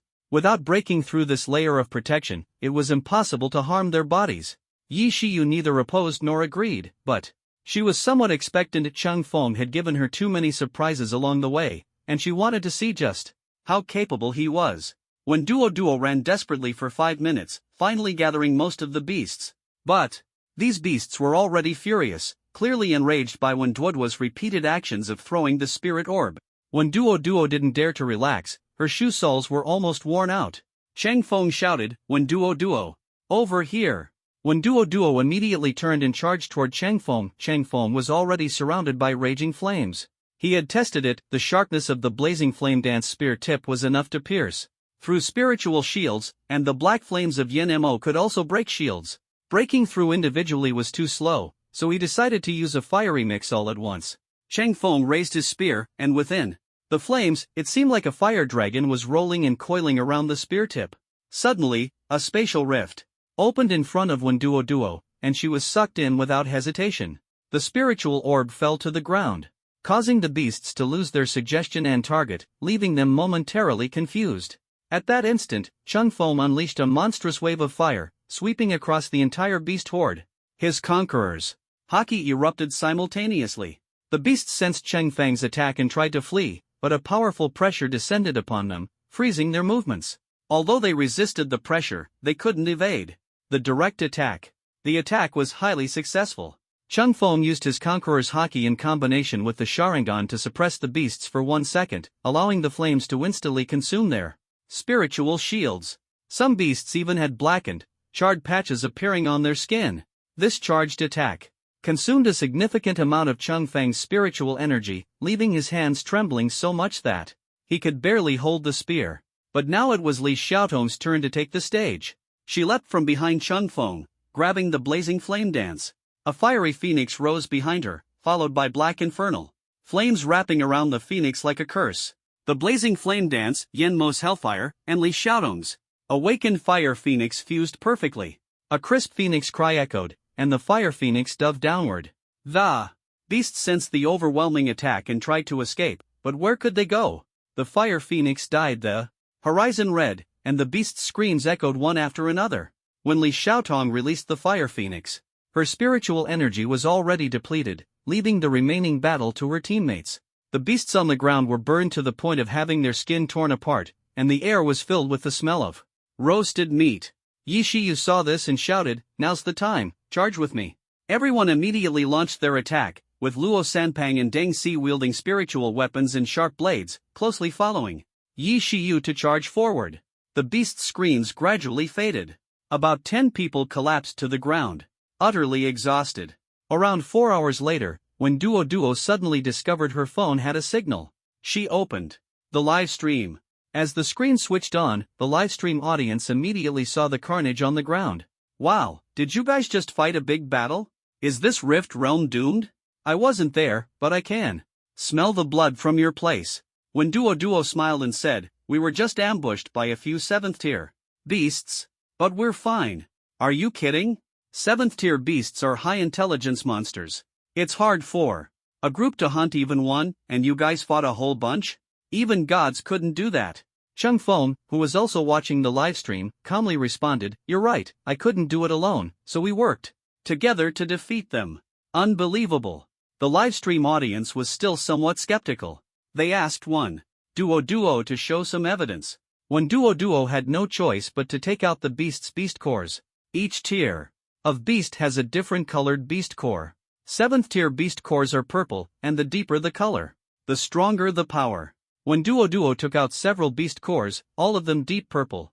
Upon seeing this, the people in the livestream fell silent one by one. When Duo laughed and said, "Now you believe us, right?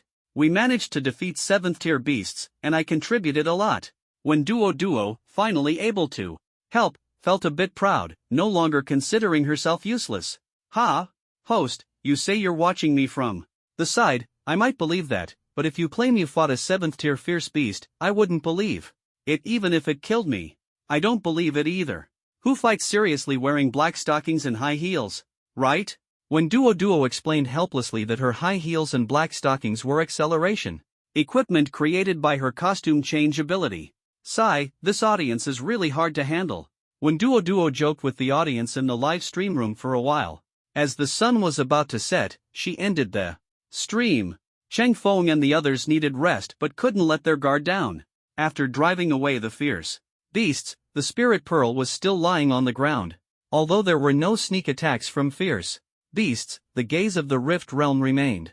As soon as they touched the spirit pearl, they would feel immense pressure. So they couldn't change locations yet and had to choose an open area by the pool, dividing into 3 groups to take turns keeping watch. Li Xiaotong approached Cheng Feng. "It's getting dark. Are we staying here?" Cheng Feng glanced at the spirit pearl and said, "Let's observe the situation first. If the Rift Realm tries to hide the spirit pearl through crustal movement tonight, we'll take the pearl and keep running. On the other hand, if the pearl doesn't move, the crust around here should remain unchanged." Cheng Feng speculated that when they previously touched the spirit pearl, they only felt the pressure from the Rift Realm. The Rift Realm was angrily staring at them but could at most restrict their movements. The spirit beasts were attracted by the spirit pearl and attacked them under the influence of the Rift Realm. Therefore, the Rift Realm likely couldn't approach its heart, at least not truly touch it. As the sun set and night fell, the crust began to move violently. Unlike the past few days, today's crustal movement was particularly fast. The earth trembled with a rumbling sound, as if protesting the Rift Realm's incompetence. The Rift Realm was anxious. It indeed couldn't touch its own heart. So Cheng Feng and the others didn't have to worry about being buried by the crust near the spirit pearl. However, they still had to guard against the Rift Realm summoning other creatures to harass them. The 3 groups took turns keeping watch. As dawn approached, the sound of crustal movement gradually diminished. Their surroundings seemed unchanged, but the Rift realm had raised the altitude of this area by several thousand meters. They were now level with the clouds. Yi Shiyu said helplessly, "It wants to trap us here." Cheng Feng sensed figures approaching from afar. Soon, Yi Shiyu also heard the sound of the wind and looked over with him. Hunter wore gold-rimmed glasses and had changed into a white suit, exuding a refined and elegant demeanor. He looked like a cultured villain. Behind him was a man with a rough and careless demeanor. Cheng Feng recognized him as the person who had summoned fierce beasts in the military academy's secret realm years ago. The fierce beast he summoned was still being raised in Chang Feng's spatial prism. When Duo received the news and whispered to her companions, "They've given me the estimated ventilation time, which should be this evening." Hunter approached. "Friends, is the gift I gave you still well preserved?" Li Xiaotong retorted, "You have the nerve to ask for a gift back after giving it away? Ha, don't misunderstand. It's mainly because my colleague wants to meet you." "Oh no, he wants to meet Cheng Feng. To be precise, he wants to study him." The man behind Hunter looked at Cheng Feng and grinned foolishly. Then, without waiting for anyone to react, he charged forward. Cheng Feng hadn't fought him in the military academy's secret realm before, but now, seeing the opponent's explosive speed, he was secretly surprised. In an instant, the man rushed to Cheng Feng and threw a punch.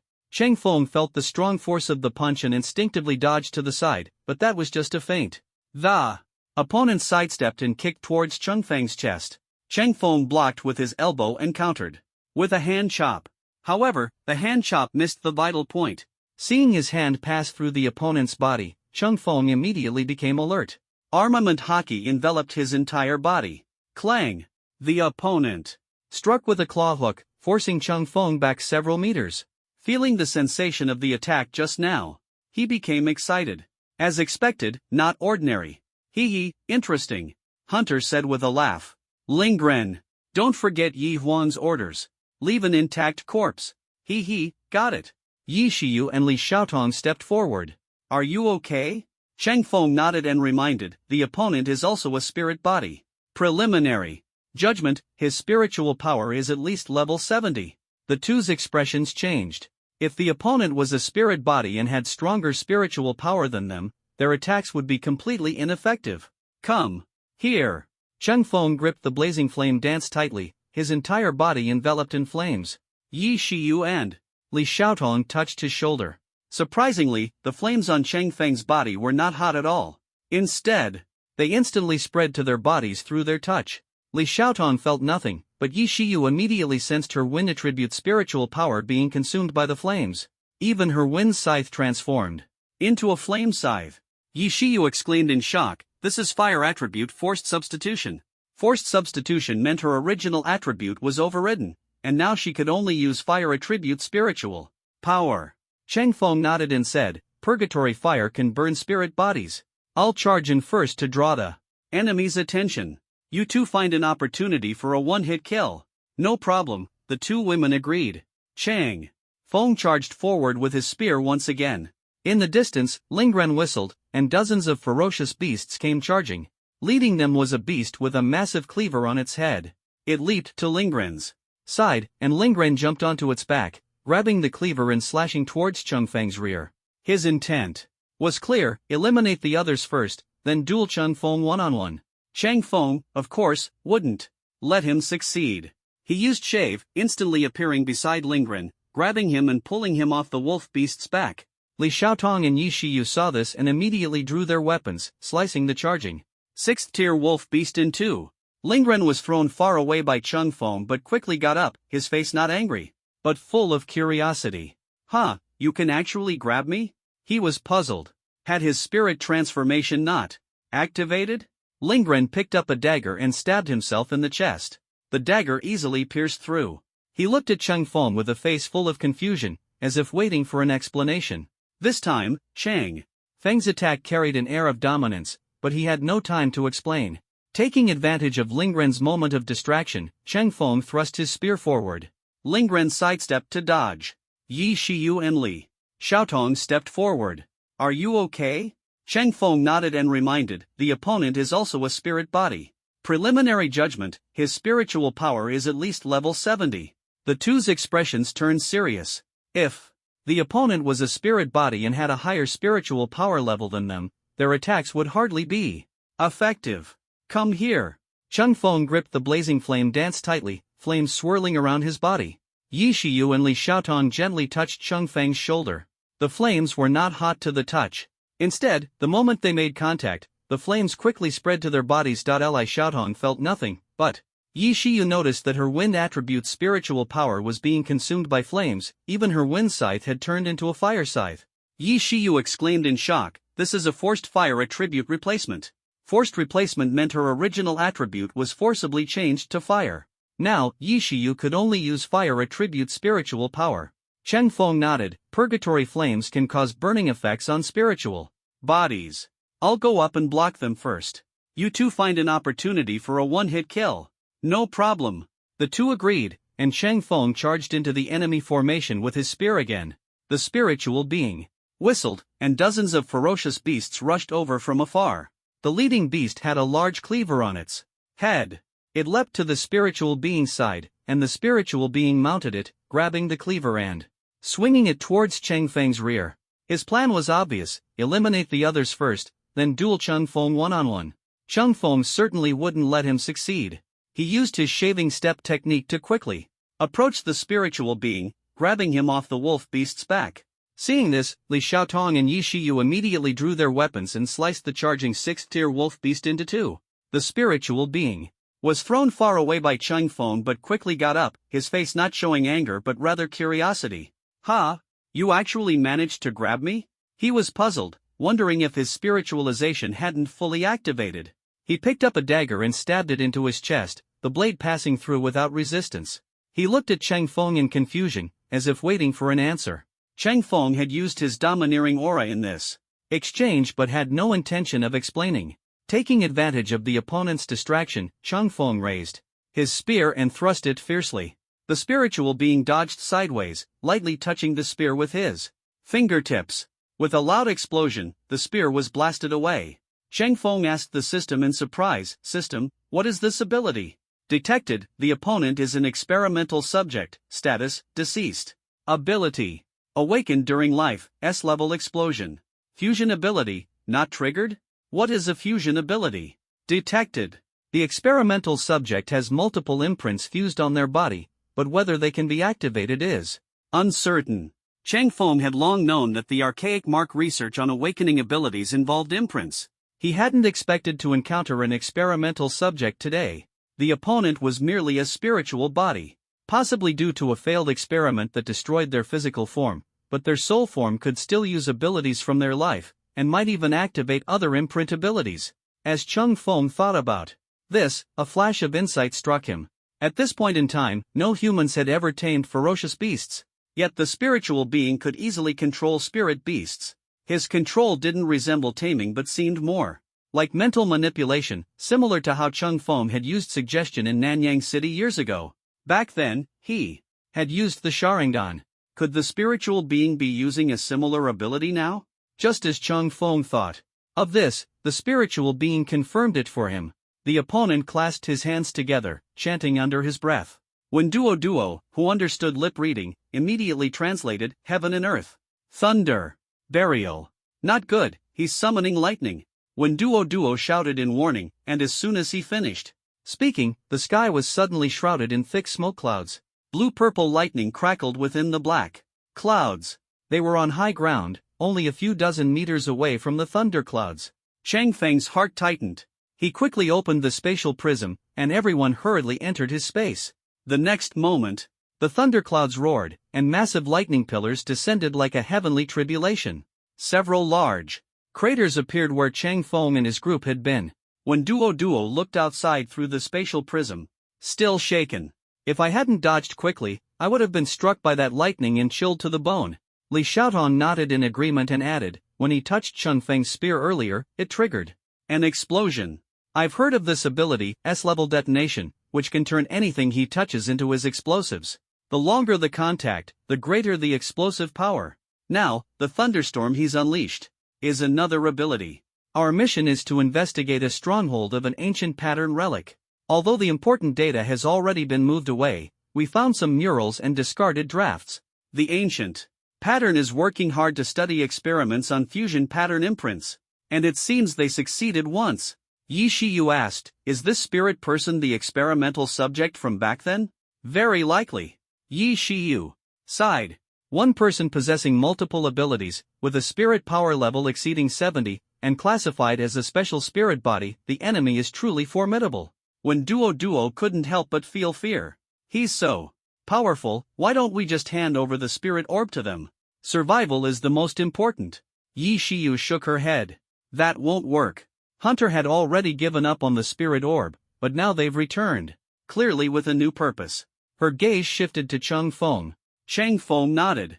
Indeed, I once fought the spirit person. It was in the secret realm of the military academy's assessment. He demonstrated the ability to control fierce beasts. At the time, he showed great interest in my weapon. Yi Shiyu continued, that's right. Suddenly summoning so many fierce beasts must be another of his abilities. She actually wanted to add. With Chang Feng's weapon capabilities, anyone would be interested. Chang Feng continued, we can't avoid this battle. Even if the rift starts ventilating, we'll still have to face them head-on when we leave. He turned to his teammates. Stick to the original plan. You clear the fierce beasts while keeping an eye out for opportunities. Yi Shiyu and Li Xiaotong nodded. Understood. At the edge of the space, the spirit person looked at the ultimate move in the air, stomping his feet in anger. Ah! A wasted ultimate. Damn it! So infuriating. Hunter also said helplessly, this ability is indeed troublesome, but they'll come out sooner or later. Once you kill him and transplant the spatial prism onto yourself, you'll be able to use it too. The spirit person listened to Hunter's words, thought seriously for a moment, then jumped up excitedly. Great! I can finally play. As soon as he finished speaking, the spatial rift opened again. Chang Feng and his team emerged from the rift. The thunderstorm attack the spirit person had unleashed earlier was indiscriminate, killing all the nearby fierce beasts. The number of fierce beasts instantly decreased by 2/3. The remaining fierce beasts, upon seeing Chang Feng and his team, immediately obeyed their master's command and launched an attack on Chang Feng. Yi Shiyu and Li Xiaotong stood beside Chang Feng, protecting him. Chang Feng, meanwhile, walked toward the spirit person. Halftime's over, let's continue. Continue. The spirit person repeated twice, then launched another assault.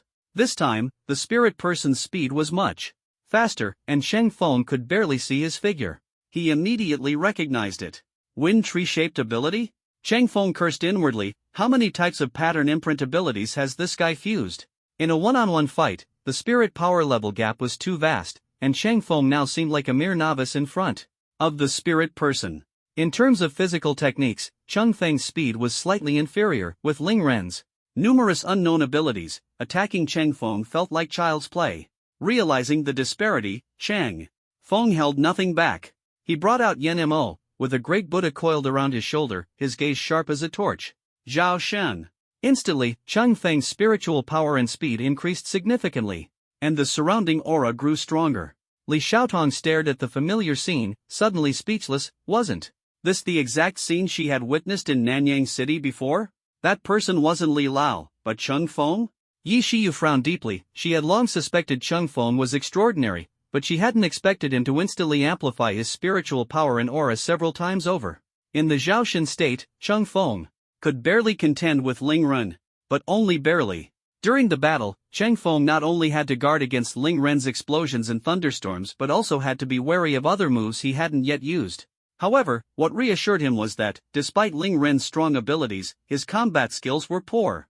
Although Chang Feng hadn't undergone systematic military training, he had self-taught a lot of experience in his previous life, supplemented by Lu Yishou's constant theoretical knowledge input, which included many combat techniques.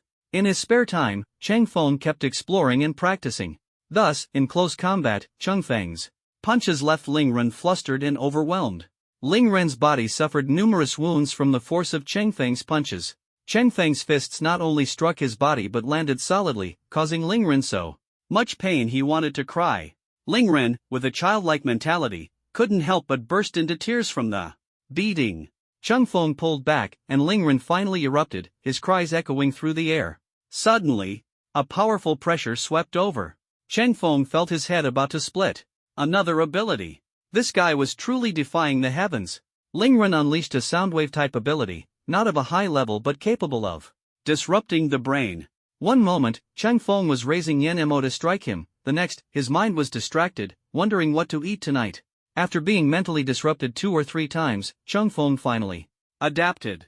During the adaptation phase, Ling Ren managed to hit him a few times, but fortunately, Chang Feng's armed color reduced the explosion's impact. Finally, Chang Feng became immune to the mental interference. He delivered a fierce punch to Ling Ren's right cheek, sending him flying. Chang Feng seized the opportunity. Slashing horizontally with Yen Mo, Ling Ren dodged but was still scorched by the flames in the air. Ouch, so hot. Ling Ren jumped around frantically with the flames on him. However, the flames didn't burn for long. After 10 seconds, Ling Ren suddenly reacted, reached out, and shed a layer of his spiritual body, causing the flames to fall to the ground. He wiped his forehead in relief, exclaiming, "You're really strong. I'll treat you like a toy to play with." Chang Feng ignored him, sidestepping the lightning Ling Ren threw at him. He focused his mind on the system. System, activate the directional superpower blueprint. Successfully used. Fainting colored spiritual power flowed out of Chang Feng's body, enveloping him entirely. Instantly, everyone around was bound by the laws, unable to move. They watched as a cluster of ink-colored spiritual power on Chang Feng's body extended a tentacle. Target locked, Hunter, ability replication, copy mask. The tentacle obeyed Chang Feng's command and reached out to Hunter. At the moment of contact, the surrounding laws were lifted, and everyone regained their freedom. They felt a moment of confusion, as if they had seen something, but immediately forgot. The system had erased part of their memory. Just as they were puzzled, someone noticed Chang Feng now held a mask in his hand. It was his star transformation, Chang Feng's appearance transformed into Ling Ren's, then he put on the replication mask. Buzz! Chang Feng's mind went blank for a moment. Then, he saw several bright points flying toward him from afar. Leading the way was a ball of flame, and upon contact, Chang Feng felt his body explode briefly. He immediately understood this was Ling Ren's blast. Right after, a bolt of lightning struck Chang Feng, and he couldn't dodge it in his consciousness. After a brief paralysis, he gained a new ability, Thunderstorm. More and more light and electricity surged toward him. Host detected to possess multiple abilities simultaneously, duration, 30 minutes. Would you like to back up these abilities? Back up? The host can spend exchange coins to back up abilities, allowing repeated use later, or spend exchange coins to integrate the abilities into the body. 14 abilities detected. Would you like to spend 2,800 exchange coins to back them up? Current balance, 6,345 exchange coins. Back up. Congratulations, host. Backup successful. As the system's voice faded, Chang Feng exited his consciousness. He clearly perceived all of the opponent's abilities. The replication mask's limit was 30 minutes, and now Chang Feng's Jiaoshan state was also nearing its end. He understood that if he couldn't defeat Ling Ren within these 30 minutes, he was finished. He glanced back. Yi Shiyu and Li Xiaotong had almost cleared out the spirit beasts. Ling Ren saw Chang Feng transform into his own appearance and felt puzzled. "Hey, are you a mirror?" Chang Feng didn't answer, quickly charging toward him. With the abilities enhancing him, his speed was even faster. His entire body was enveloped in lightning elements as he instantly rushed to Ling Ren. Pressing one hand against Ling Ren's chest, he softly muttered, "Blast!" Boom! Ling Ren was blasted back several steps. Behind him, Hunter was shocked. "He actually copied your abilities? Is this the replication mask? But wait, didn't he awaken Spatial Prism?" Ling Ren, furious from the blast, ignored how Chang Feng had obtained his abilities and charged directly at him. Hunter wanted to warn him but was ambushed from behind by Yi Lingyun, who swung a scythe toward his head. Hunter rolled to dodge, only then noticing that the ferocious beasts summoned by Ling Ren were almost cleared out, giving Yi Lingyun the opportunity to attack. Hunter sneered, "You think you can kill me? Then let's find out." Yi Lingyun only needed to stall him, preventing Ling Ren from strategizing. Ling Ren charged at high speed, lightning gathering in his left palm, stabbing straight at Chang Feng. Chang Feng immediately used Earth Spirit power to create an earth wall as a shield. Boom! The earth wall shattered, and Ling Ren's figure turned into a flash of lightning, rapidly lunging at Chang Feng. Flash thunder roar. Chang Feng couldn't dodge in time, the speed was too fast, causing spatial fluctuations to destabilize, and spatial virtualization failed. He could only use Yen Mo to block. Clang! He was knocked back dozens of meters. The attacks didn't stop. Lingren continued charging like lightning. Cheng Feng steadied himself, adjusted his spirit power, and the flames on his body suddenly disappeared, instantly replaced by lightning and Yen Mo's black hellfire. Cheng Feng softly muttered, "Flash thunder roar." Crackle. 2 arcs of electricity flashed through the air, colliding. Instantly. Cheng Feng had only copied Ling Ren's abilities, so his usage techniques naturally couldn't match Ling Ren's. However, he had just used the Sharingan to copy them. Now, he could fight Ling Ren evenly. Without issue. The 2 arcs of electricity streaked through the air, and the world fell silent for a moment. At the point where the arcs met, an explosion erupted instantly. The two were blown apart by the blast. Ling Ren wiped the blood from the corner of his mouth, his right hand bearing scorch marks.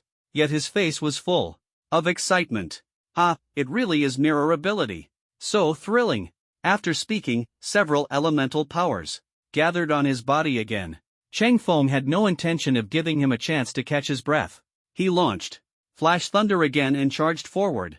Based on the opponent's movement trajectory, Cheng Feng roughly judged his direction of movement. Sure enough, Cheng Feng saw Ling Ren's body move to the right, and the lightning in his hand instantly shot out.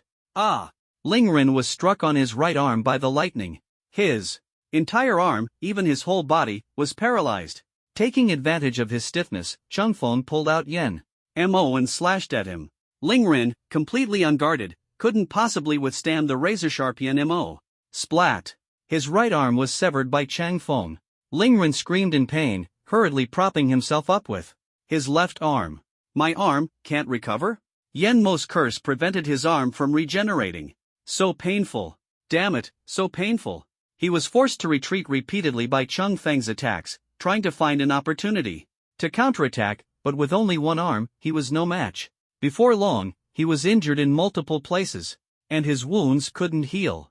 Using the brief opportunity gained from taking a hit, Ling Ren finally managed to escape temporarily. After distancing himself from Cheng Feng, he quickly pulled out a vial of medicine. Without waiting to open it, he swallowed it directly. Hunter saw this scene and cursed inwardly, immediately ordering Yi Lingyun's true form to appear and retreat swiftly. Yi Shiyu and Li Xiaotong arrived, seizing the opportunity to gather spiritual power and attack Ling Ren.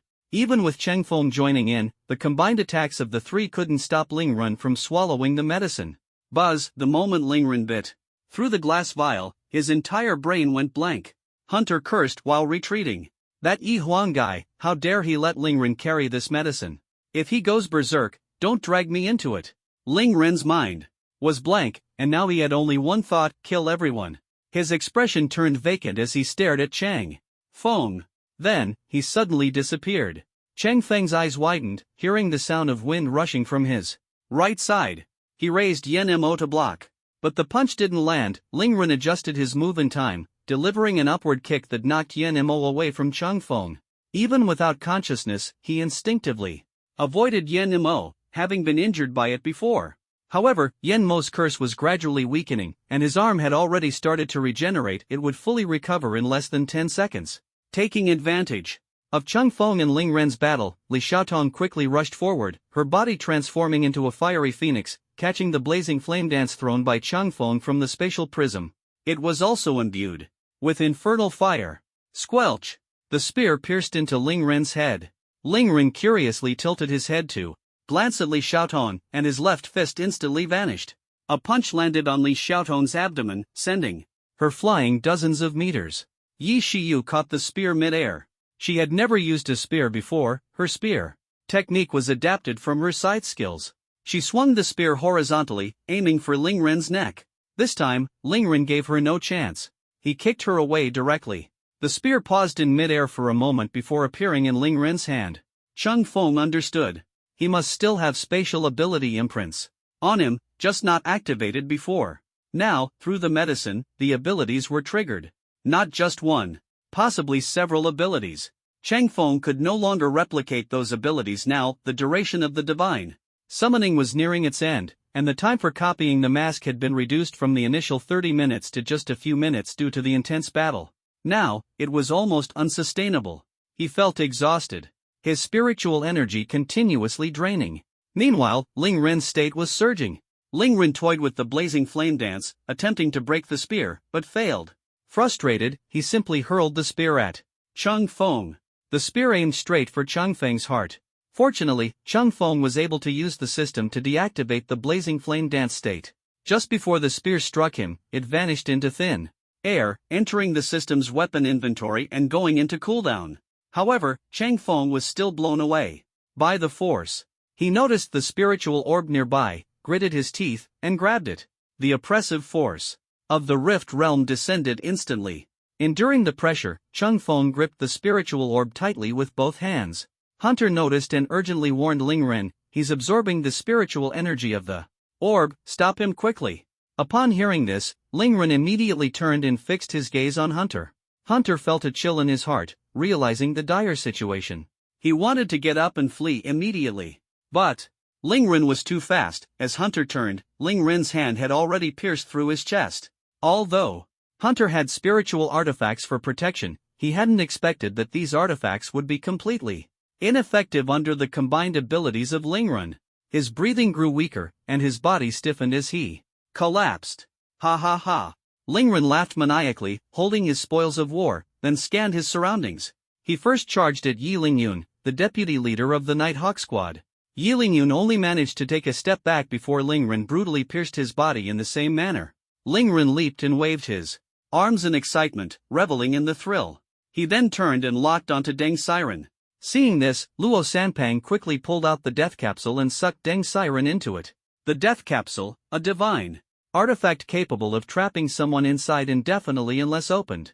Moreover, if the capsule were destroyed, the space inside and the trapped individual would vanish. When Lingren noticed his target suddenly disappear, he immediately shifted his attack direction.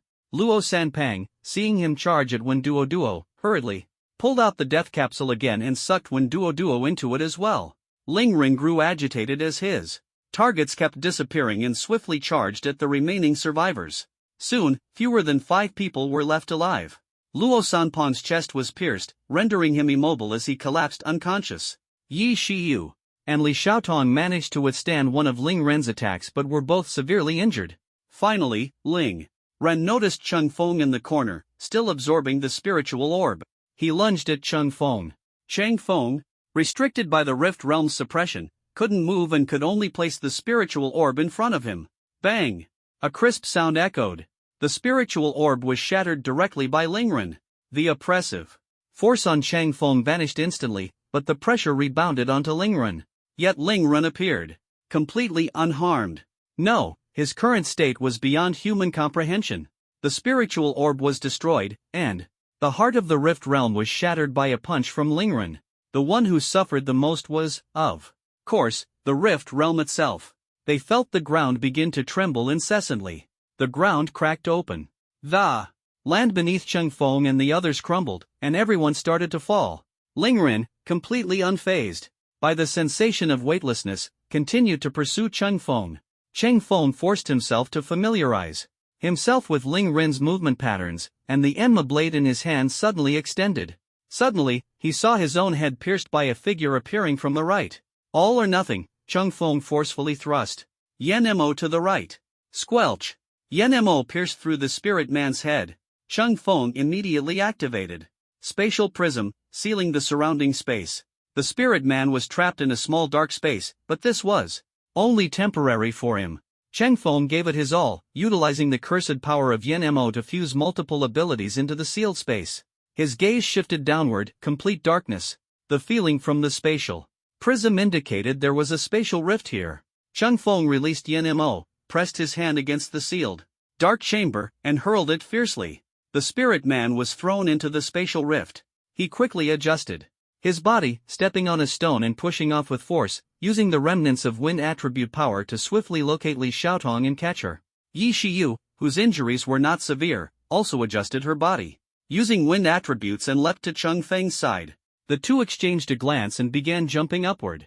They continued to leap, seemingly about to escape the collapsing area. Suddenly, a powerful pulling force from below grabbed all 4 of them. Yi Shiyu, already gravely injured, collapsed immediately under the pull, and Chang Feng quickly held her. At first, he managed a few more jumps, but as they neared the exit, the pulling force grew stronger. Chang Feng's strength was quickly depleted. The abyss below seemed to have a consciousness, pulling them fiercely at his weakest moment, directly dragging the three into its depths. Chang Feng's consciousness gradually blurred. His experiences from 3 lifetimes flashed through his mind like a movie, until a series of alarm sounds jolted him awake. Warning, you are in the abyss, your body is about to be crushed. Warning, you are, activate protection mode? Protection mode can protect your body from abyssal contamination and help you choose a safe landing point. Activation condition, possession of all system items. Chang Feng struggled to utter 2 words. Activate. Protection mode activated, your items have been cleared. The system is entering hibernation. Destination, random.